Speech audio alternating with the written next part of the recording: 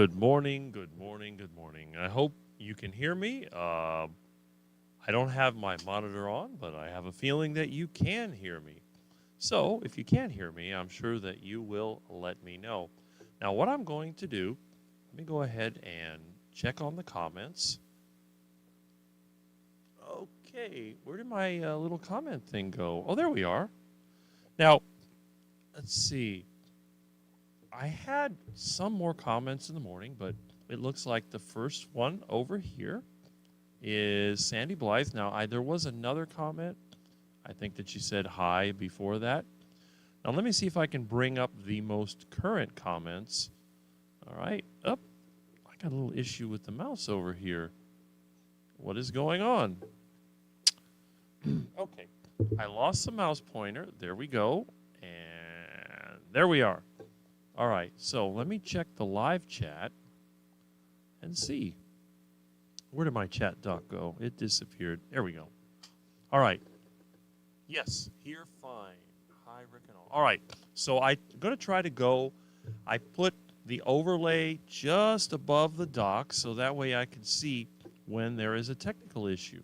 And hopefully there won't be too many technical issues.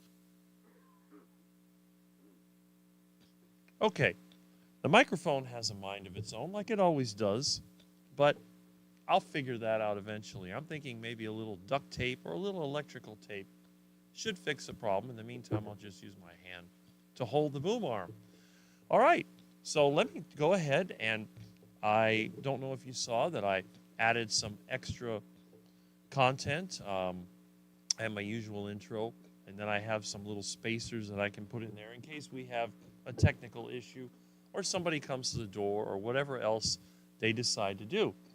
Now, it looks a little messy. Hold on a second. We'll move this over there.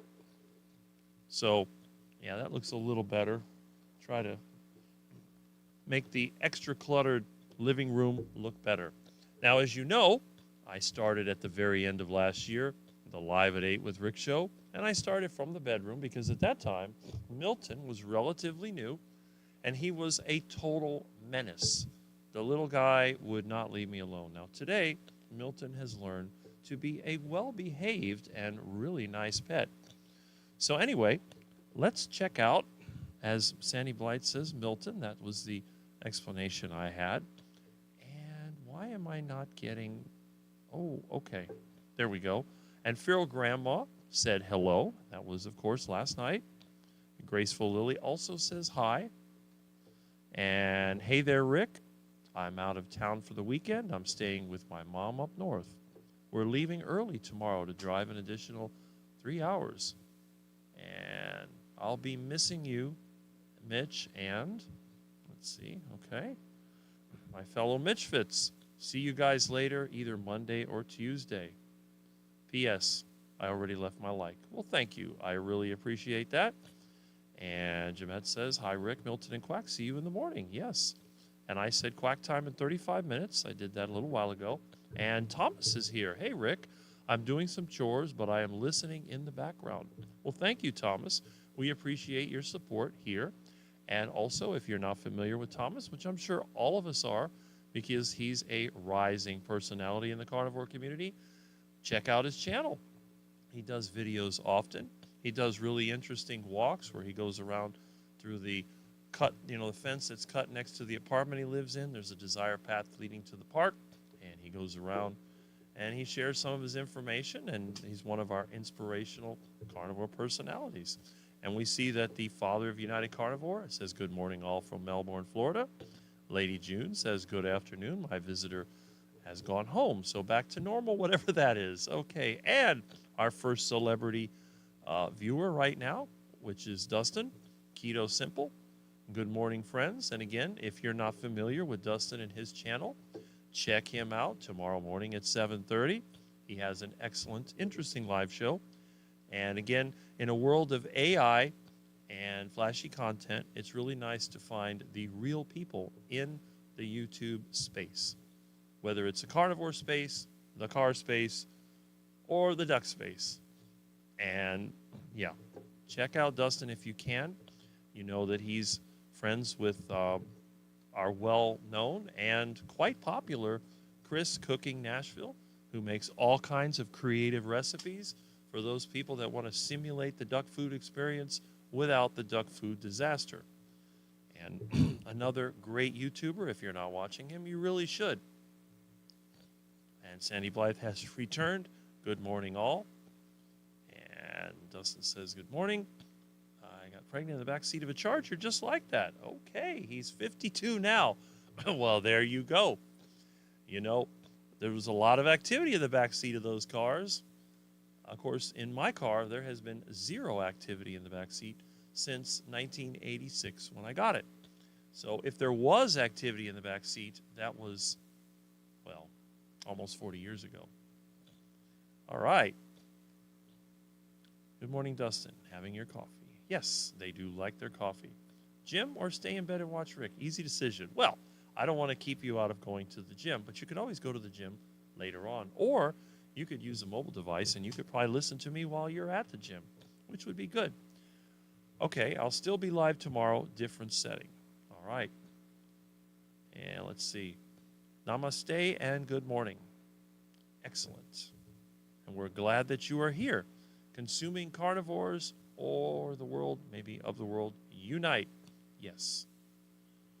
All right. Okay, so let's see here. All right. Okay, let's go down the list, and the list is coming in here and strong. It says here from Clearwater, Florida. All right. For the beginning, then try to listen at work. Well, there you go. Howdy, quackers. Yes, Josephine. Next. Neat. We are the Ricksters. Well, there you go. When you're in the quack pack, you never know what you're going to find. And the like is up. Yes, here fine. Good. Hi, Rick and all. Hello. Like the last place I stopped at a road trip here down under. Well, you never know. There's still a few interesting places left. Where's Milton? Milton, I believe, is in the kitchen. I gave him some food, although Milton's tummy got upset. I think he ate a roach or a lizard. He threw up on the floor of the living room, so that's something I have to clean up. Hopefully he doesn't throw up on my bed, but I'm going to be washing clothes anyway, so if he does, we'll clean up that mess. And Smoothie 420 says, good morning, Rick and Milton and all the quackinators. Well, good morning. United Carnivore says, greetings from Tampa Bay. And Dustin again says, morning all. Duct tape. There you go. Quack tape. Yes, if I could get this microphone to stop moving. The problem is the stand that I use is not fixed. The stand is extremely old. I picked it out of, well, the dump. Where else do I get everything from? And cool, we're now the quackinators. There we go. Love it. That's right. Good morning, everyone. From Carnivore Whisperer. Good morning. Again, check out their videos. Their videos are quite interesting. Let's see. We have Jiffy here. Good morning, Rick. And Gary No Slow says, good morning, Rick. You could turn up your volume a bit. The music was much louder than your microphone. Okay. Let's see. If I turn up the volume on the microphone, hopefully it's not distorted. There we go. It's still within range. Milton did not mess with the sound settings, so that is good. Hopefully that is better. And No Slow, then yes, the name is back. He's been back for at least a week. And I was catching up on your live with Cindy. Really enjoyed it. Okay. Great to see you on Cindy's channel last night. All right. And let's see. I had a good time on her show. I really never knew what to share, but thank you, Sandy. Excellent. I've not had coffee yet. I'm going to be taking it time. I go to the dealership to get my tire fixed. Well, believe it or not, I have a tire machine in my living room. I actually mount and balance my own tires. But then again, when you're a quack, you do some really whack things. Hi, Dustin. Thanks. I had fun. Yes. And Mudbone Larry says, good morning, everyone. And I say good morning from Rick the Quack Zone. And Rockin' Keto Amy. Hi, Rick and friends again. Check out her channel. I've mentioned her many, many times. She is also a heart attack approved chef and has some very interesting information. She's been on the keto diet for a long time, but has gone full carnivore for about a month now. So that is extremely awesome. And Dustin says hello. And she says hello back. And she says, I made heart attack chicken yesterday, and today I'm making heart attack duck skins. That is great.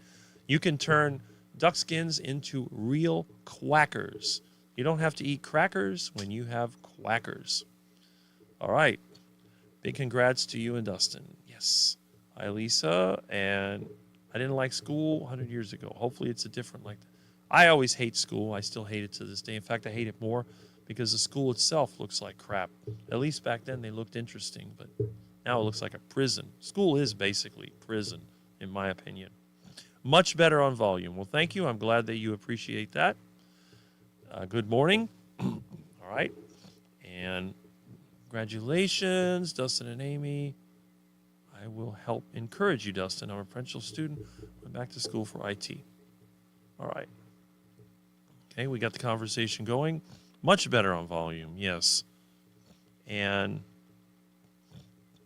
that is the most Rick thing to have in your living room. Well, there you go. You know what's going on. Good morning, Rick. What's a quacking? Well, Broken Carnivore, I'm here, and I'm quacking away. And I have caught up with the comments. Now, one of the great things about having a relatively small YouTube community is that I can keep up with the comments.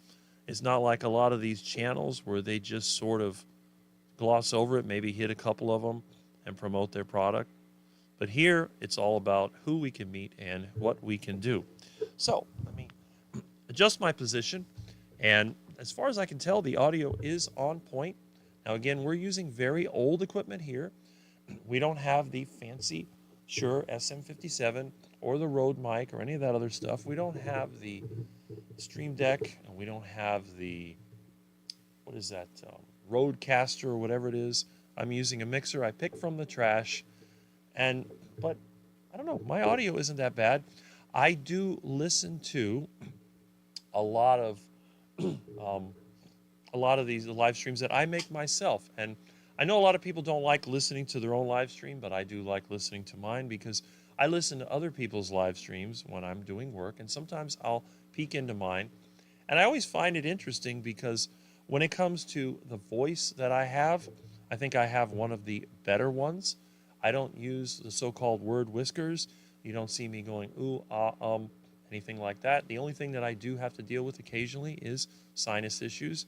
But I do believe wholeheartedly that the sinus issues are actually a major protection for me. And I can give you several examples of that. But before I start blabbing away, let me hit the other two comments. And did you go meat shopping after getting paid yesterday? No, I did not. I got home around 8 o'clock, and Mitch was having his 3-year carnivore anniversary live stream. So I was going to go, and before I took my bath or did anything else, I put my food in the kitchen. I had basically pork shoulder. Some of the stuff that I got was 69 cents a pound when they had it on sale at Winn-Dixie. So I put that in a pot with water to boil it up. I cook from frozen. I don't use the air fryer. I really don't like things that are too cooked. In fact, I have a couple of pieces of bacon that are left over from when I was having bacon this morning. I overcooked part of my bacon because I was tinkering around with a computer, and I gave it to Milton. He didn't want it, so that went outside. Hopefully a duck will get it. It was like 2 or 3 pieces. Most of it was pretty good. So I have a couple of more pieces I put in there just to kind of heat up. But anyway, all right, let's see. Okay. And Dustin says, Rick, Amy and I were accepted into the first Dr. Berry Proper Human Diet certification class. Well, that is great. I sure hope that you don't have to pay all the money that he's trying to get out of people.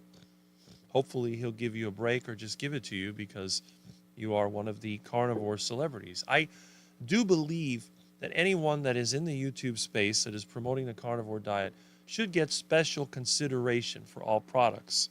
If you are selling a carnivore product, you should have a special rate for us YouTubers, or just give it to them for review. And if you're going to be offering some type of class or certification, you should give it at a reduced rate or just give it complimentary. Think of it as like a scholarship. If you are a star, let's say that you are a very good student, most universities will give you a scholarship. That's how I went to college. So charging people money, in my opinion, would be wrong. if they are a personality in this community. But then again, that is up to you. As for me, I am too poor to pay for any certification, and it really is ironic because I consider myself sort of the original carnivore on YouTube, although I didn't start doing carnivore videos until a couple of years ago. And Dustin says that he has a Rodecaster Pro 2 Stream Deck, but I barely use this. Yes, I am way too poor to buy that overpriced stuff, so I use the junk that I can find, stuff that I just accumulate. Look at my mic. I mean, look at this thing. It's a Shure 55S.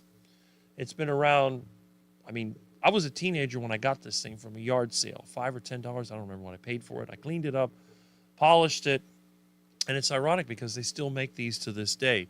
I've been wanting to get a hold of the cheap Chinese imitations and see how they compare to the original. I couldn't get the rubber mounts for this, so I actually made it out of tire patches using a soldering iron. It's a long story, but I think it sounds pretty good for what it is. I do get a hum now and then, but I think that was because of Milton and his affinity for XLR cables, which, by the way, he seems to have grown out of. So thankfully, little Milton is awesome. Okay, and Rockin' Keto Amy says, I just bought a fancy mic like yours, Rick, but mine is not antique and cool like yours.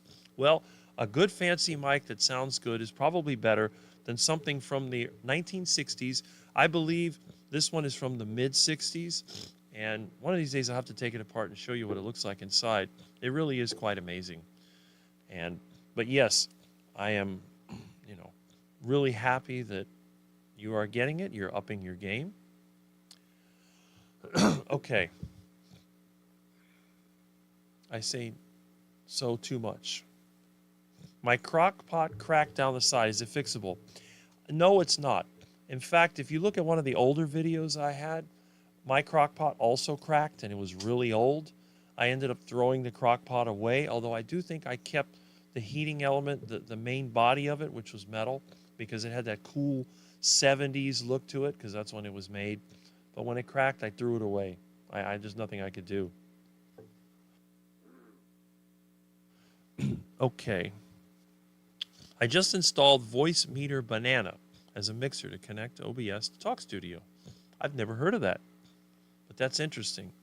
I'm doing it through a Capture USB, and I'm doing it manually. So, okay. Let's see. Yeah, it's $3,500. We're not cool enough to get it for free. If I had $3,500, I think I would buy another truck. Or maybe two, if I could find a junky enough one. But I hope that you can get something out of it. Again, I don't know Dr. Barry. I've never been able to communicate with him. He's one of the few people in the carnivore community that is too out of reach. And honestly, I don't watch his videos because why would I? You can't meet anybody there. I may have watched it. My friend, when he was alive, was really into the Dr. Barry Club, but he never got any comments either. I would much rather stick with the doctors I know, like Dr. Chafee, who actually does respond to me, and even Dr. Baker, who has responded to me. Those are the two I really want to meet, Dr. Chafee and Dr. Baker. Dr. Barry, if I see him, great, If he says hi to me, it would be really nice if he would take the initiative and look and say, there's only one 6'6" guy at one of these events. I'm going to say hi to him. Hey, Rick, if anybody doesn't know who I am in the carnivore space, either they have a really forgetful mind or they're probably not a great person. All right, so let's see here. And Carnivore Whisperer, everyone have a great day. My grandsons just got here. Well, I hope you enjoy time with your grandsons. It's very important to spend time with family if you have one. Dr. Barry doesn't know who I am. Yes, of course. Enjoy Lisa. Same Amy. Lisa, have fun. Yes. I imagine the mic is worth a bunch. If it was a Shure 55 and not a 55S, it'd probably be worth a few $100s. But 55S, maybe $150 is probably all it's worth. I don't think they're really worth that much. And the reason is Shure actually still makes this microphone, believe it or not. But I think they make a 55S, which is similar to this, but it has a different, it uses, I think, the same capsule as their, what is that, 57, I think it is, the one that has the ball on the end of it. And then they make another one, which is like the high-end version of it, which I think they call the beta mic. But Shure does still make these mics, and there are a multitude of cheap Chinese knockoffs that used to be anywhere from $10 to 20-something dollars. I don't know how good they are. They're probably not very good, but that's okay. That mic is cool. Mine is pink because I like pink. Well, I know a lot of people have the Rode mics, and they use the pop filter, which mine doesn't have. That's why my sound can be a little bit on the plosive side from time to time. The mic is from the TV series WKRS, isn't it? I don't remember if they had a Shure or not. And Bacon Baby says, hi everyone, quack. Hello. Oops. I have a present for you, Rick, when you visit my live stream next. I hope you like it. Well, I appreciate that, and I will make the effort. I think it is on Sunday, and I believe that Bob is not having a live stream at that time, so I will definitely check it out. I cannot keep up with all the live streams, but you'll notice I don't spend a lot of time in the really popular ones. I mean, I do go into Dr. Chafee's live stream because it's on Sunday, and I'm usually here, and I'm moderator in that group, so I do try to get to everyone. Last week, my internet was out, so I wasn't there. But I try to hit these smaller YouTube creators because, again, my goal on YouTube was not to be popular because I never will be. And it was not to make money because even if I did make some money, it would be very little. It was to meet people. That was the whole idea because that's really all that matters in the end. I've been completely unsuccessful, well, almost completely unsuccessful. I did meet our friend Russ Mitchell. So he is the exception to the rule. And he was the very first YouTuber that ever gave me anything. He took me to the Brazilian steakhouse, and I showed him how much I can eat. And he also sent me a nice package of meat, you know, after Thanksgiving, so that I could enjoy that. And I enjoyed that for several weeks until that was used up.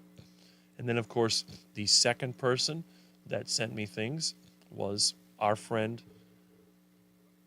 Well, I guess he's our friend, right? He may offend some people, but Kurt, the meathead, and he's a good guy, and I really appreciate him sent me some tools. He sent me, you know, some delicious meats.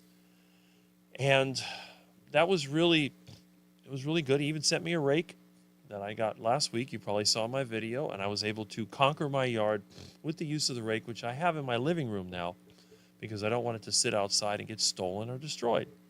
Then, of course, we have Gary, and we have our wonderful, you know, fake Carrie that sent me delicious meats as well. And again, I made a joke about it, which I think offended some people. It was not to offend anyone. I just said that the fake Carrie gives you stuff, which I think is nice. And of course, someone took it the wrong way. But there are a lot of people out there that get offended easy. And I have to remember, Rick, calm your sense of humor, because if you don't, you're going to make way too many enemies. And you'll notice that in the carnivore space, absolutely none of the 100K plus YouTubers ever have me on their channel. Well, I take that back because Dr. Chafee and Baker did, but at the time, I mean, you know, I was still relatively one of the oddballs, but now you don't see any of the really popular channels ever mention me at all. The people that mention me the most are the, you know, under 50K.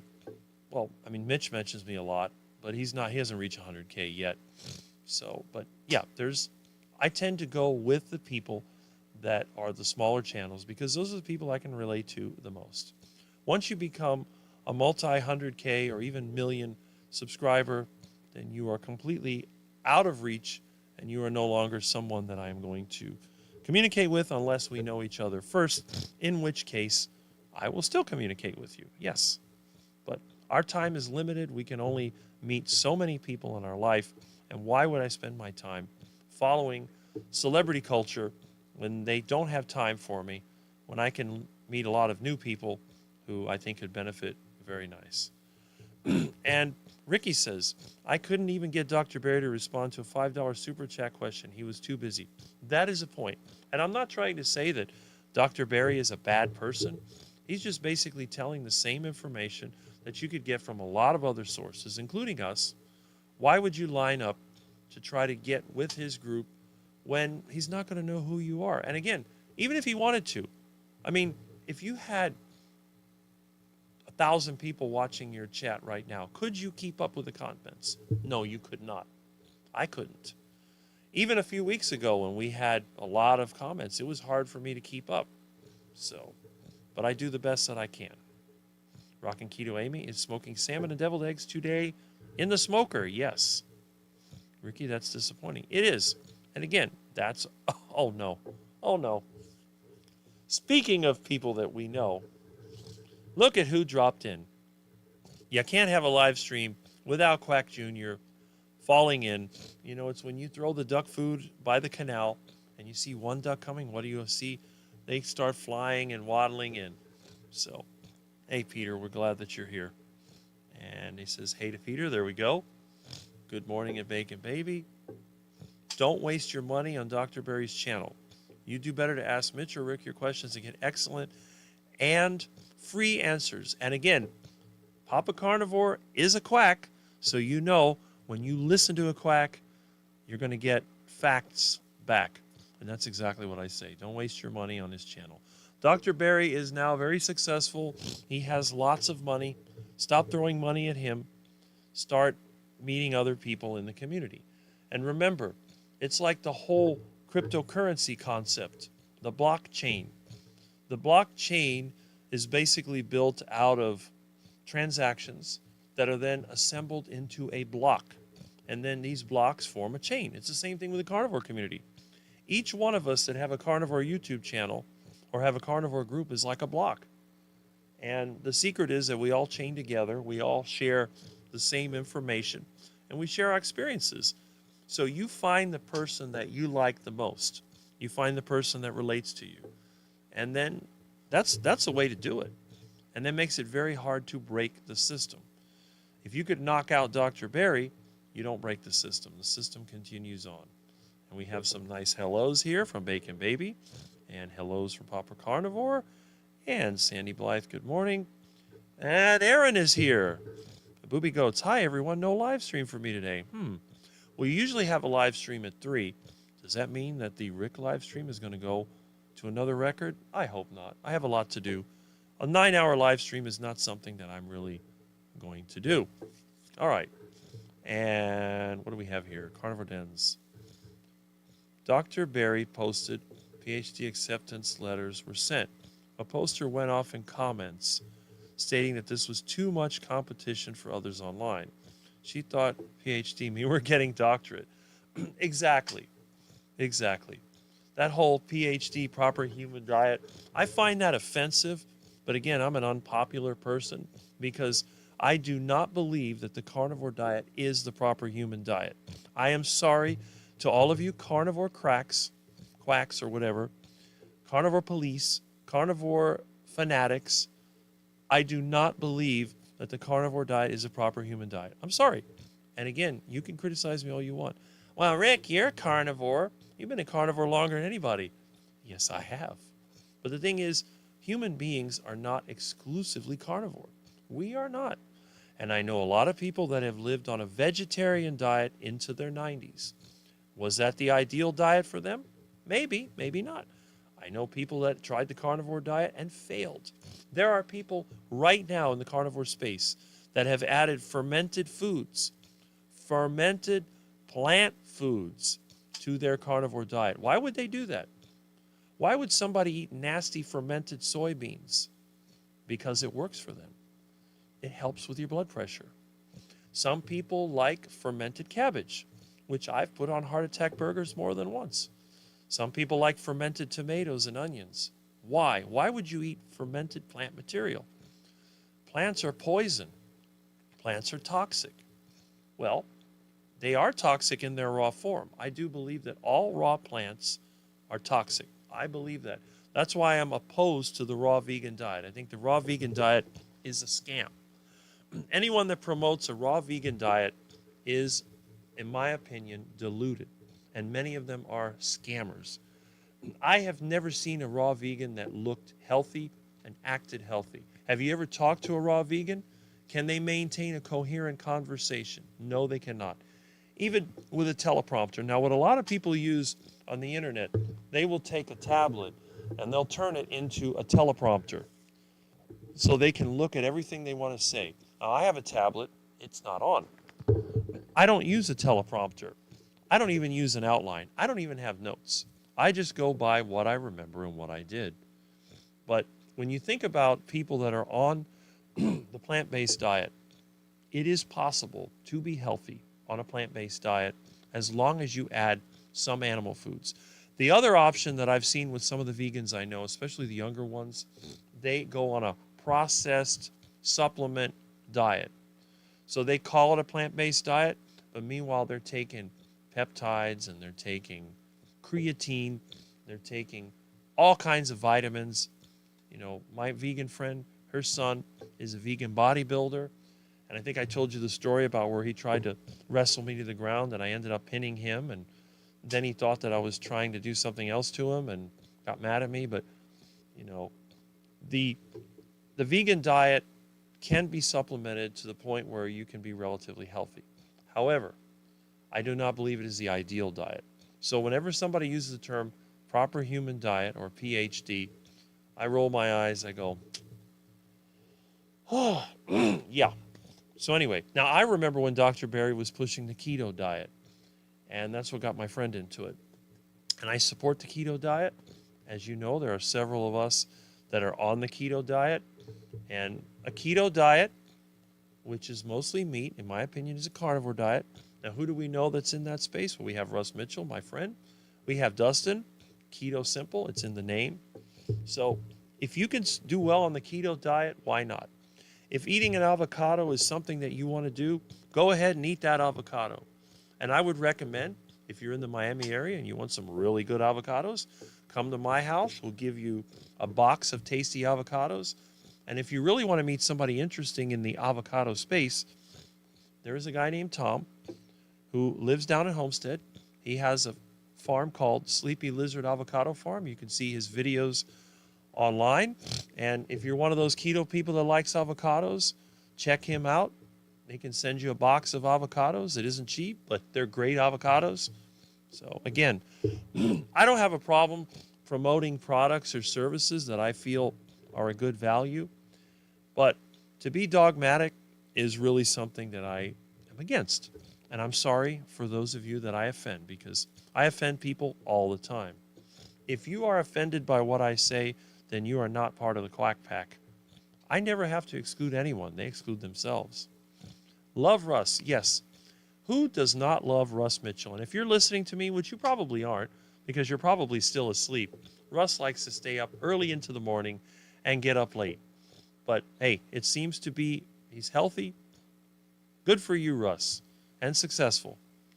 And thanks to our friend Russ Mitchell and some of the other friends in the carnivore space, I should be able to go to the Hack Your Health, which again, I wouldn't pay for it if I had to use my own money, but they are going to make a way so that I can go there. So if any of you are going to be there in November in Tampa at the Hack Your Health, you know, look around.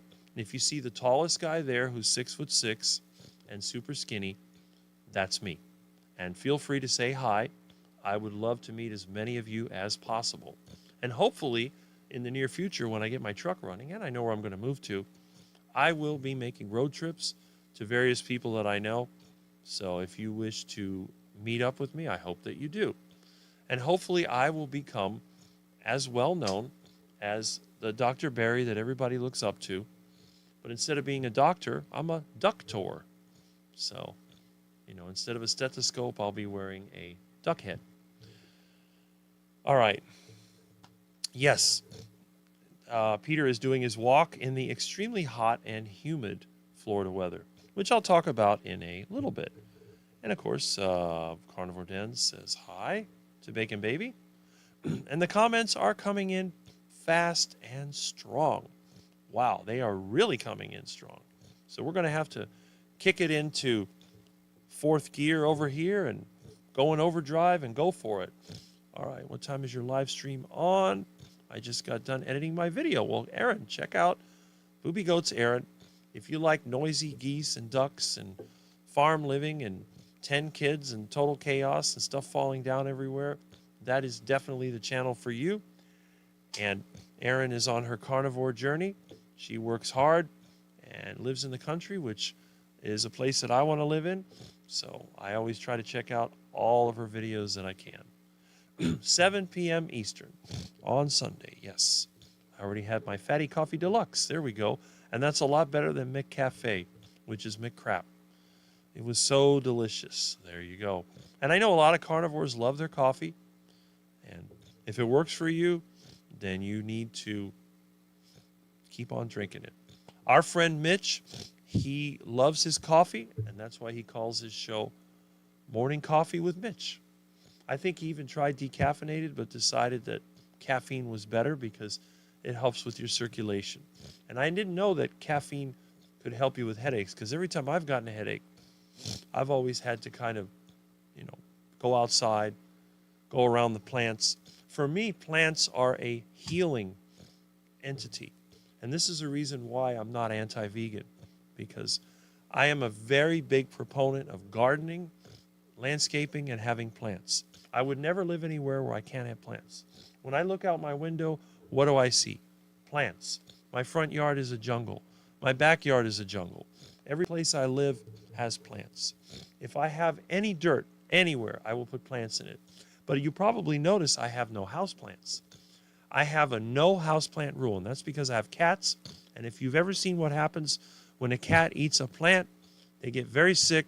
And I know of people that their cats have died from eating plants. I almost lost one of my cats that ate a tomato plant. So while cats will eat plants, it is terrible for them. And that's why I believe in my heart that all raw plants are toxic in one way or the other. If you're going to eat plants, you need to eat the roots, not the roots. Don't eat the roots. You need to eat the fruits. If you eat any other part of the plant, you're going to have to soak it, cook it, ferment it. You're going to have to do a lot of things to make it edible. And plants are never the ultimate food source. They are simply a survival food when meat is not available, or a supplemental food when your body is damaged. You need some kind of medicine. Plants can be very potent medicine. If you get parasites, plants can kill parasites. Plants can kill infections. There are a lot of things that plants can do, but they have to be used responsibly, because plants are like dynamite. You could use them to build a canal or mine for gold, but you could also blow yourself to pieces. So using plants is something that you need to learn. And for most people, if you can avoid them, just avoid them. Couldn't sleep from all the excitement yesterday. Oh, okay. I first saw you on Kilby Life. I don't know if you were, talking about me or somebody else, but yes, when he used to have his live chats, I would drop in. I think he'd look, oh no, there's that Rick again. But yeah, he was active for a while, and I guess he sort of fell out of the space like a lot of people do. I woke up dehydrated. It was so hot. Drank enough water. Had a terrible headache. And I'm going to talk about that. I had a headache as well because of what I was doing yesterday. So let's try to catch up with some of these comments. Are you okay now? 45 watching. Only 16 likes. Let's help Rick make $1 this month. There we go. Let's get those likes clicking. Come on, people. Don't be stingy. It's free. If you can't afford to give me something for free, that's pretty sad. And look, Cindy is here. Good morning, everyone. Better late than never. You're not late. You can drop in and you can drop out at any time. This is the great thing about my live stream. And Dustin says it's hard to keep up with like 40 or 50 people, let alone 5,000. Exactly. When your channel gets too big, it's time to let somebody else get some of it. All right. Awesome live with Lisa. Yes. Juliet always calling me out. I hit the like. There you go. Nice. Or elevator music for Rick. Rock and roll time. There you go. Yeah, Dr. Kiltz always talks about being a rock star, and I always say no. I'm an elevator music star. I would be more likely to be found. I don't know if you remember this show. It was called, what was it called? Sing Along with Mitch. Not the Mitch that we know, but there was another show called Sing Along with Mitch. And they'd put like the words and he had a little bouncing ball. If you want to get a laugh, look it up. Look for Sing Along with Mitch. I was just thinking about it. I always think about that song, Hot Diggity, Dog Diggity, What You Do to Me. I think, who was the one that used to do that? Dean Martin? I don't remember. Morning Cindy. Great video with Lisa. See, I'm missing a lot because I've been so busy. And we got some hellos and more hellos. And I have a hard time on open mic discussions because they're guests. I'm listening to them and having a hard time reading the chat while they are talking. Yes. Same thing here when somebody calls in the old telephone. Okay. Morning, Tanya. And we got this here. Like police. There we go. Yeah, morning. Hi, Cindy. Morning. Amy. Dustin. Going through. I like to click every one. Loved your Milton twin cat. Oh, she's got a cat too, huh? A black one? You and Mitch changed my entire mentality about carnivore YouTube channels. I used to flock to the popular channels, but I realized I could personally interact or help anyone there. Well, that's right, Peter, that's right. You're better off in the smaller channels. Plus, since you're in Florida, you need to contact the Floridians. Mitch is a Floridian. I'm a Floridian. Now, I know the Dante guy upstate is a Floridian, but he's sort of crossing over into the celebrity group, although he's not there yet. So try to catch him while you can. Once he hits the celebrity group, he's out of range. Aaron getting things done. Mine doesn't have a tail. Oh, okay. Must be a Manx cat. Congrats again. I was up at 2 a.m. To pee, I won't be awake long. Okay. And Annabella says, hi, Rick. Well, hello.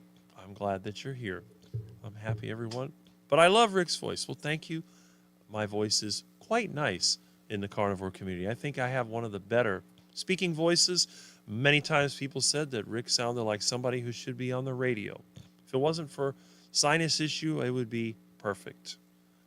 I think the proper human diet starts with whole foods. Yes, giving up excess sugars, grains, and processed food, which I haven't eaten that since I was a kid.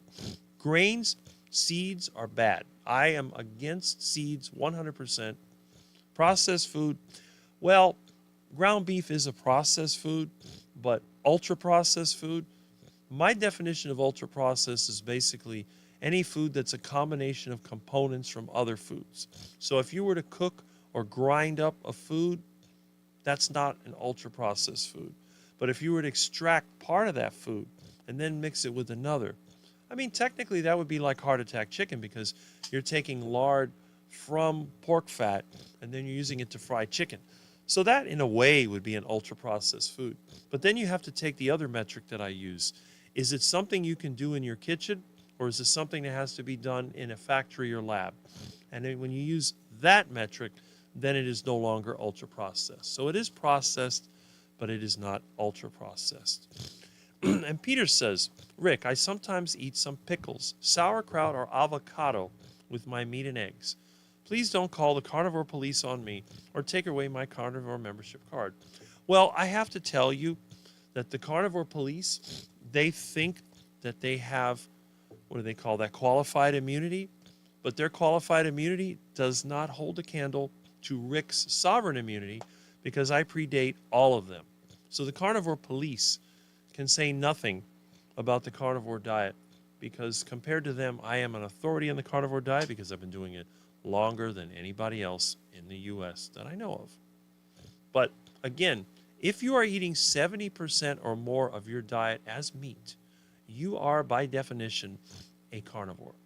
If you want to have seasonal avocados, go for it. You want to have sauerkraut on your heart attack burger? Go for it. It's not going to hurt you. Remember, to be on Rick's heart attack diet, which is the ultimate carnivore diet, you eat no raw leaves, stems, roots, or seeds. And in fact, you eat no seeds at all. You avoid anything plant-based other than fruit in season And if you are able to ferment or otherwise properly cook, you can do that, but it can never exceed 30% of your diet, and it must be seasonal. If you are eating avocado every day, you are not a carnivore. Why is that? Because avocados grow in a season. They start around June or July, and they usually end by November. There are no avocados available after November here. So if you're eating avocados December, January, February, March, April, May, you are not seasonally eating, and therefore you are no longer qualified as carnivore. That's my opinion. Okay, made meatballs with chopped onions. Oh, Lord, did not agree with me. Now, see, onion has a really bad effect when you're a long-term carnivore. I can tell you from experience. Raw onion will destroy me. I cannot eat it. The only way that I can eat onion is if it's fermented first and then cooked along with the rest of the sauce using lots of animal fat. Yes, Rick's voice is so professional and so thing calms me. Good. I'm glad that you like that. And I've been carnivore. I use my tablet to read bullet points, but I had a lot of brain fog and fatigue lately. It's getting much better on carnivore. Well, again, you have been on the keto diet for a while. It's interesting that the carnivore diet would have that effect on you, and that's really good. I'm happy that even someone who's been long-term keto and looks great from losing lots of weight, getting in shape, and even then, even a person like that can benefit from the carnivore diet. Awesome. And Jerry says, good morning from Ponte Vedra Beach, Florida. Like those decorative pillows. Well, thank you. These are things that my mom had. I've had people tell me that they love my virtual background. I'm like, virtual background? And I reach back and I pull out an encyclopedia. And then they're like, wow, it's a real background. Because I had somebody that doubted that this was a real background. Now, last night when I was on Mitch's live stream, the camera was real clear. Today it's a little bit on the blurry side. So I don't know if it's because of the outdoor lighting. I have no idea what I did. I think the thing kind of autofocuses. Maybe if I do this and slowly go back. Yeah, I don't know. Maybe one day I'll get a better camera. But in the meantime, we're good. You can see that I'm here. And you can call 911 when I have my heart attack. All right? We got some hellos over here. We'll skip through those. I was keto for a long time, and it worked great. See? The carnivore took you to the next level. Pickles, me too. Well, there you go. Some people love pickles. You know? My goodness, look at all these comments. Amazing. All right. Let's get back into overdrive, and let's hit these comments hard. All right?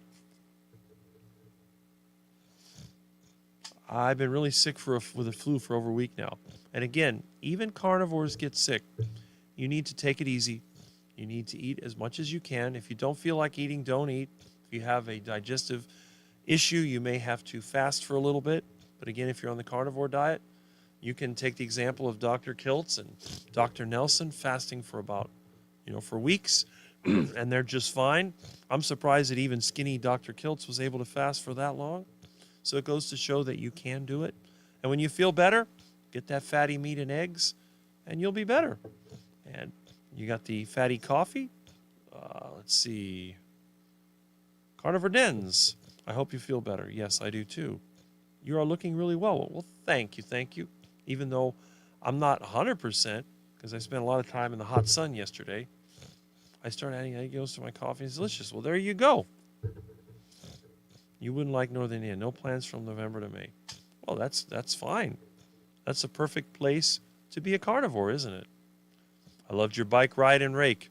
You're riding that bike like a pro. Well, I've been doing it for a long time, so I guess I have been. I carried a gas can on my bike, which a lot of people were kind of surprised by, but I do stuff like that all the time. Please pray for my sister. Her mental health is suffering right now. Oh, Alexis, I'm sorry about that. Maybe she'll learn from your example.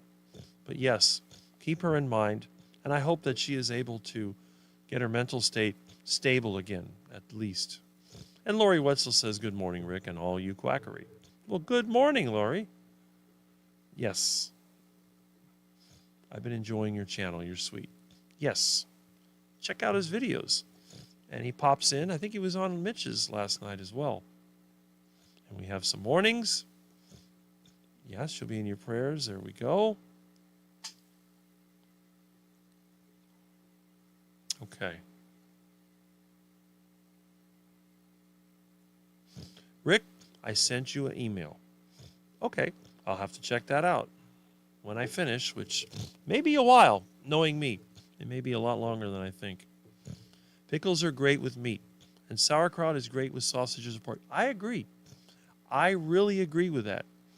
When I have to go, and when I don't have enough beef, which is probably going to happen the way the economy is, I find that mixing sauerkraut with pork really brings it up to the next level. Because when you eat pork for a long time, it's not an ideal meat. But I think when you add sauerkraut to your pork, now if you're one of those rich people, let's say you're like Dr. Barry that's got lots and lots of money, and you can eat ribeye every day, and you eat beef, okay, that's great. As he calls it, the panda massage grass-fed beef, fantastic. But as he also says, maybe you have to eat the lower-end meats. And pork is a lower-end meat. But then again, if you mix it with something like sauerkraut, it may be a benefit. Something to think about. And pickles, most pickles, I think they use vinegar. I don't like vinegar. It does not agree with me. It's one of those things that it just gives me a stomachache. Vinegar will give me a terrible stomachache. It does not agree with me. Acetic acid. But on the other hand, if I ferment the pickles myself, I take the cucumbers, I put them in salt water, and I ferment them. They don't bother me. So that is kind of interesting. Now, I've used vinegar on my skin to try and get rid of insects, and that doesn't hurt at all. It doesn't bother me. But for some reason, eating it, drinking it does not agree with me. Okay, and Thomas has returned. I'm here now, just finished mopping the kitchen floor. I'm putting tint on my windows. Well, good. I guess you're trying to keep that sun out. That's a great idea. I don't have to worry about that here because I have a yard and trees and everything, but it works a lot for some people. Prayers for your sister. Yes. I felt like eating fruit tonight. My tummy's been really sick. Well, if you feel like eating fruit, try it and see what happens.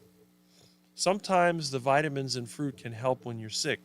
Maybe an orange, maybe a lemon. Don't be afraid to use plants as medicine when you're sick.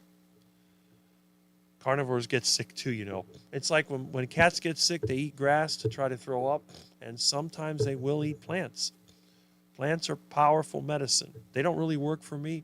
They do work for a lot of people. Yes, I've only gotten sick once. I get the flu about 3 times a year. It's usually pretty minor. We got some hellos. Okay. My girlfriend gets sick a lot.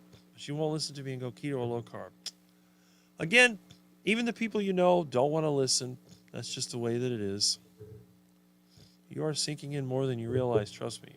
I've had people come back to me and I decided to go keto or carnivore because of my progress. Well, that's good. No one ever tells me that. Getting an ultrasound x-ray next week. Hopefully I'll be better soon. Yes. Dante's been dealing with his mom's death. He's starting to do videos again. Okay. that explains where he is. But he will, obviously, Carrie thinks very highly of him. And since Carrie has crossed over into the carnivore celebrity class, he'll kind of pull him along with him. I expect Dante's channel to get over 100K by next year. Subscribers, it's only a matter of time. So, and again, he has a compelling story of being sick and obese and then getting in really good shape. No one's going to listen to someone like me who has never been obese and never became muscular. I'm just sort of the oddball in the community. Okay. I will, try to listen. Right. Well, that's a good question. Okay. Looking forward to watch your talk with Lisa. There you go. Cindy does some excellent interviews. Yes. I remember when she did the interview of Caleb. Haven't seen Caleb in a couple of videos. I hope he's doing all right. I hope he's still out there threatening people with his arm wrestling table. Fasting is the best thing to get over the flu. It is at times. Yes, it is. Okay. Girls were watching my channel. Oh, wow. Some of them started eating more meat from being a vegan for years without ever discussing it. I guess you do have effects more than you expect. I hope you get better so you can be even happier. I agree. She's on keto, fortunately, but she's been slacking lately. And now, see, that's the problem. You fall into the duck food, you're going to start waddling and quacking. Stomach issues. Intermittent pain on the right side of my stomach. Having an ultrasound the end of September. Well, there you go.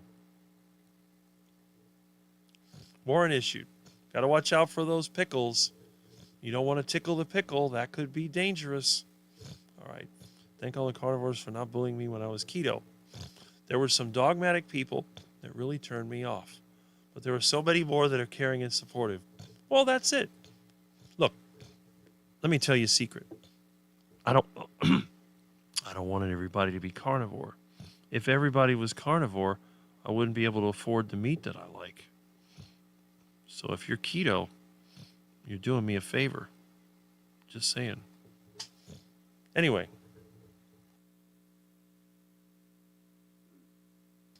Thank you, Cindy. Hope your scan goes well. I agree. You are doing great. That is so cool about your daughter. Okay? Having met so many on the lives, it is the few that make it bad. I've only come across one that was quite rude in the chat. That's very good. I'm glad. Now, again, I may be direct, but I think I'm pretty respectful to most people. I envision being carnivore for a long time with an occasional sparing keto treat. I'll need to show how that feels first. Okay. I just don't understand the concept of a treat other than meat. But to me, meat is a treat.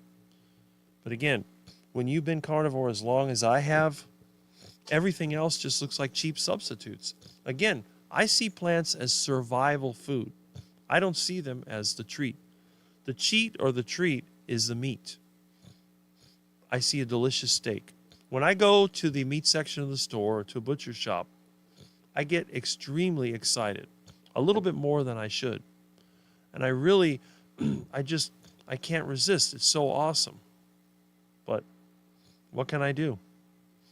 You know, I can't afford all the delicious meats. Some of them, yes. But when it comes to stuff like fruit, it grows out of my yard. It's free stuff. If I have to eat it, I'll eat it. But I choose not to. I'd rather give it away to other people that enjoy it. I see my phone is ringing, but it is the other line. And I'm not taking any work calls at this point. I disconnected the phone system. Okay, we have a voicemail from somebody. Okay. Hi, Rick and the Saturday Quack team. Well, hello, BK Belgian Carnivore. I'm happy that you are here. All right. And I have fallen way behind. Your real background is great. Well, thank you. My computer cannot run the virtual, and I hate virtual backgrounds. I hate them where you got like pixels around the head. You have things that disappear. You will never see me doing a virtual background ever. And I have a big cockroach on my ceiling. Look at this.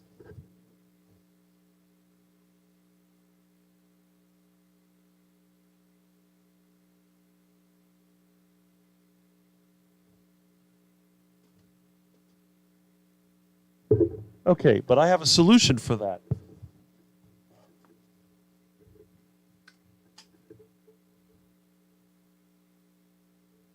Okay, Mr. Roach. Gotcha. Got it. All right. Look at that. That's a great carnivore shot. Where'd the roach go? Here it is. We got the roach. We got the roach. Got a disgusting cockroach. Oh, shit. Here it is. Where'd the roach go? Oh, my goodness. Oh, well. Anyway.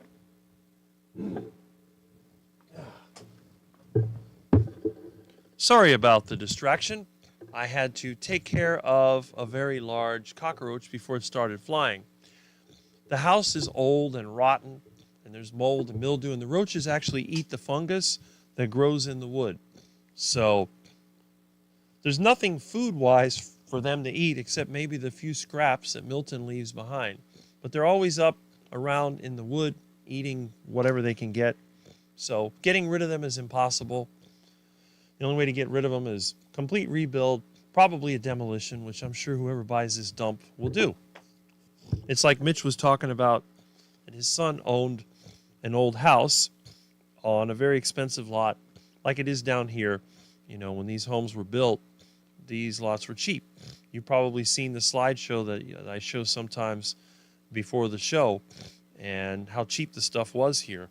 But once the idiots came and bid up the price, all the idiotic New Yorkers and foreigners and whatever that had more money than brains, they drove everything to the stratosphere. So the few old homes that are left are just basically demolition by neglect until somebody else either completely redoes it or tears it down.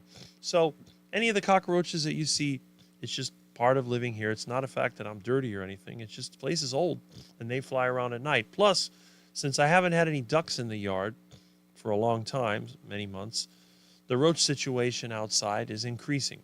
If I ever do get my duck flock back, the roaches will disappear because there's nothing that a duck, to them, that's a treat. When they see a cockroach, they get excited, they stamp their feet and they run and they compete to try to get one because that's like duck treats. That's why I always had a roach farm when I had my ducks.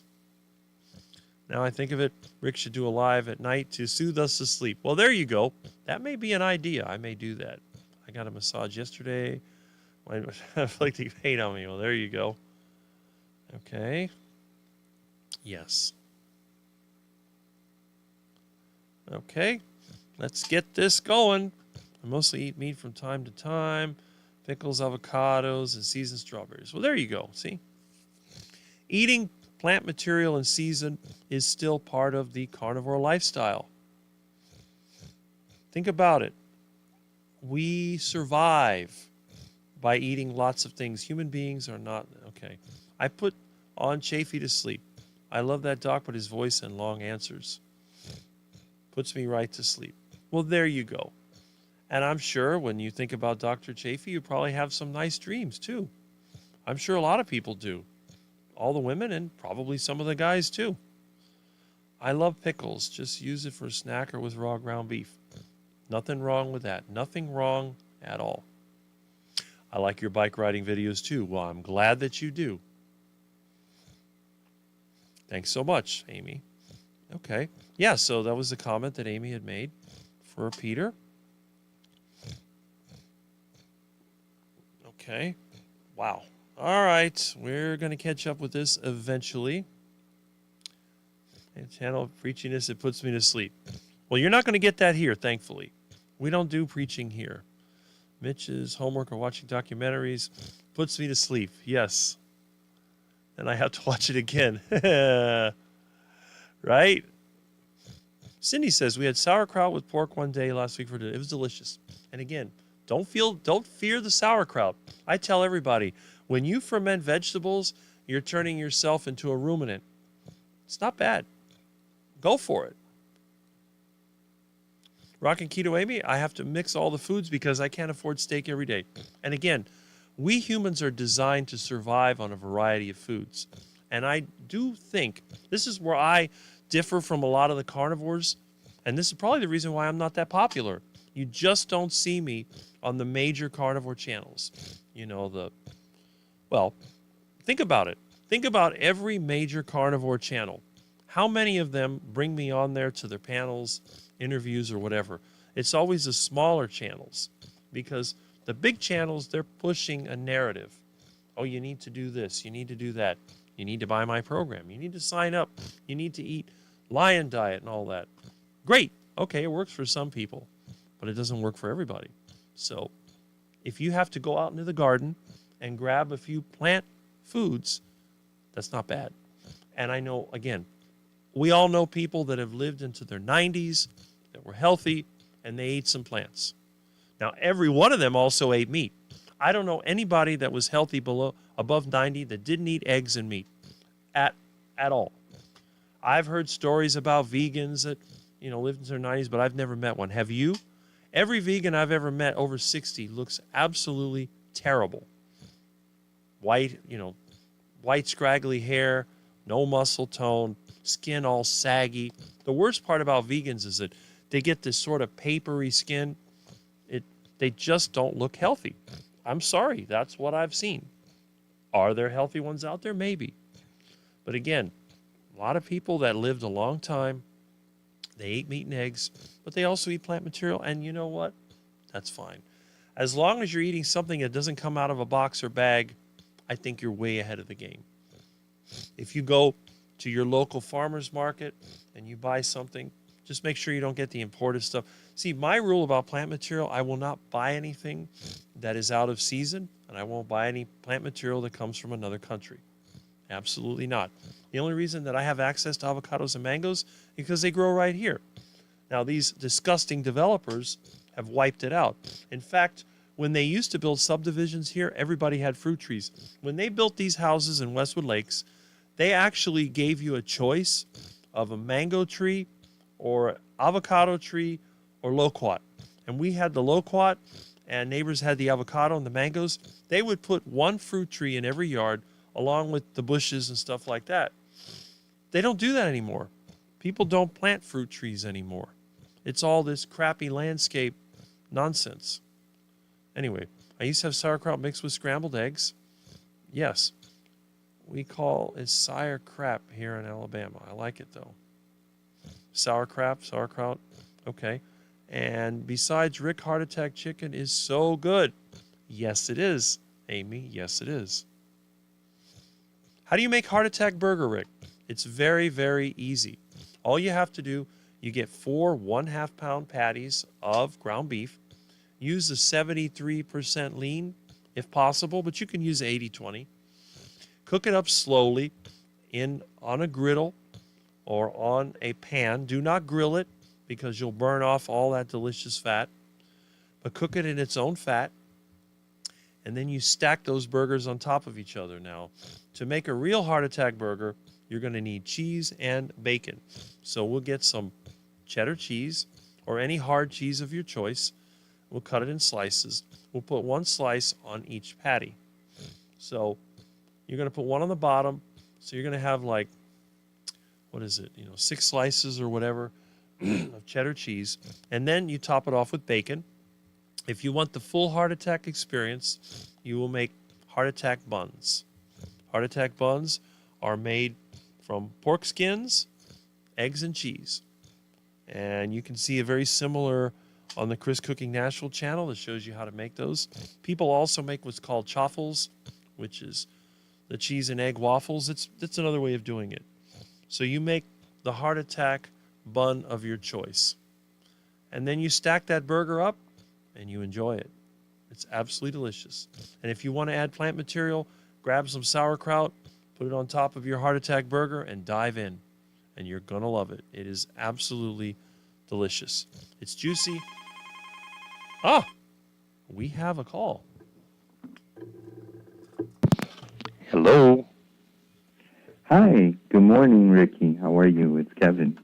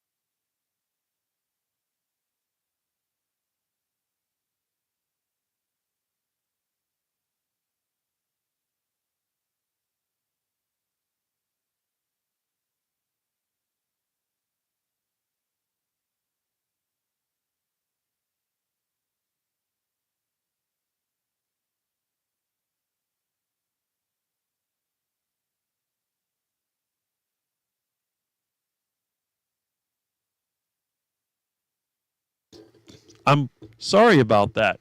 That was actually a friend of mine. He was giving me some personal information, so I disconnected from the. I turned off the live feed. It's about a friend of ours that's actually feeling better. He was in the hospital and he is feeling better, so that is good. It was a health scare, and even young people can have health scares. So maybe you never know. People have a health scare. Maybe he might decide to change the lifestyle, which would be great. Anyway, let's see. What is Mitch's homework? Okay. I get pickles. I get the cleaner ingredients. The ones that have no, they put dye in pickles? Really? I thought you just make pickles in a jar with salt water. You go back to school, or you're allowed to share what you're learning along the way. I go back and forth with occasional pickles, sauerkraut, avocado. When I'm at my girlfriend's house, keto because she makes salad and sweet potatoes, some berries, no biggie. Oh, there we go. Share bits and pieces of material. And saying hey to Thomas because he returned. Meat, eggs, butter, and seafood. There you go. Recommending some documentaries. Yeah, sugar or that sugar film or whatever. Okay. Yeah, I know what you mean. Okay. Let me see if I can catch up. All right. Okay. Let me go back. We're going to get this crazy. Oh, my goodness. Yes, Mitch, I see what we're dealing with here.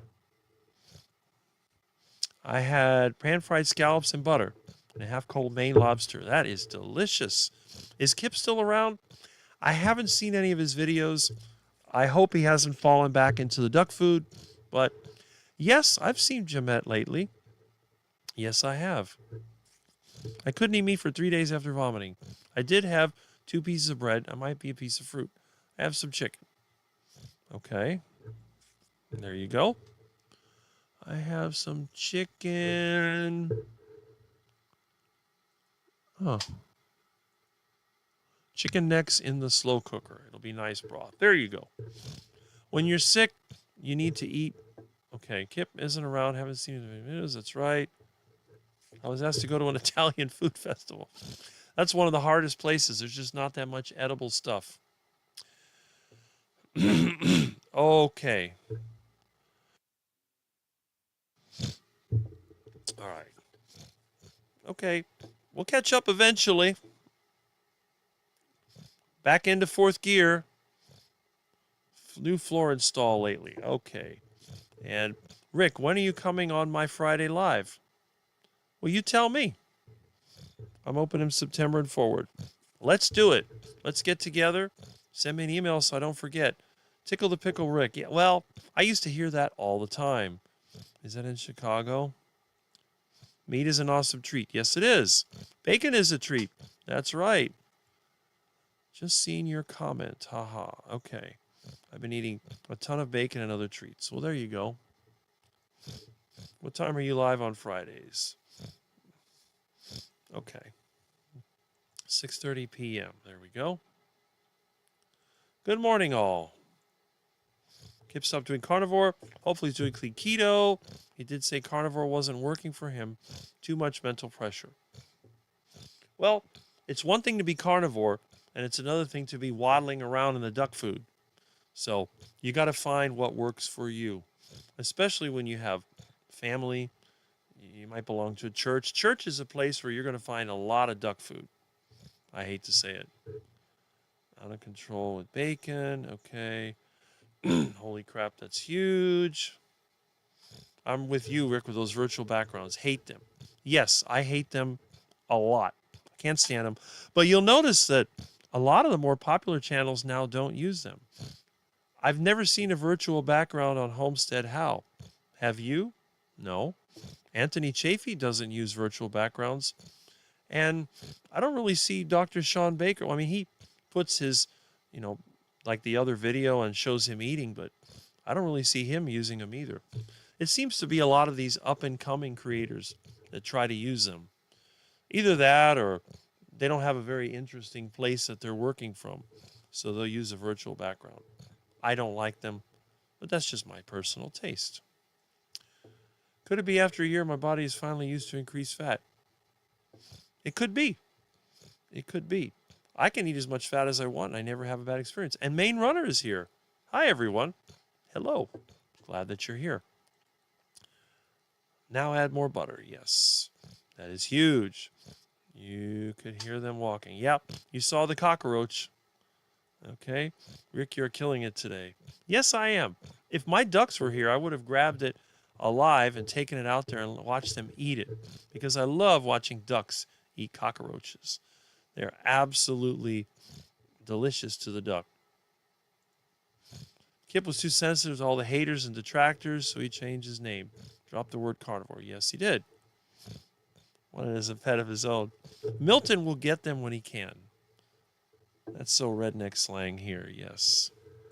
I'm out of control with bacon and butter chips, too. Giving myself grace because I'm not gaining. Well, there you go. All right.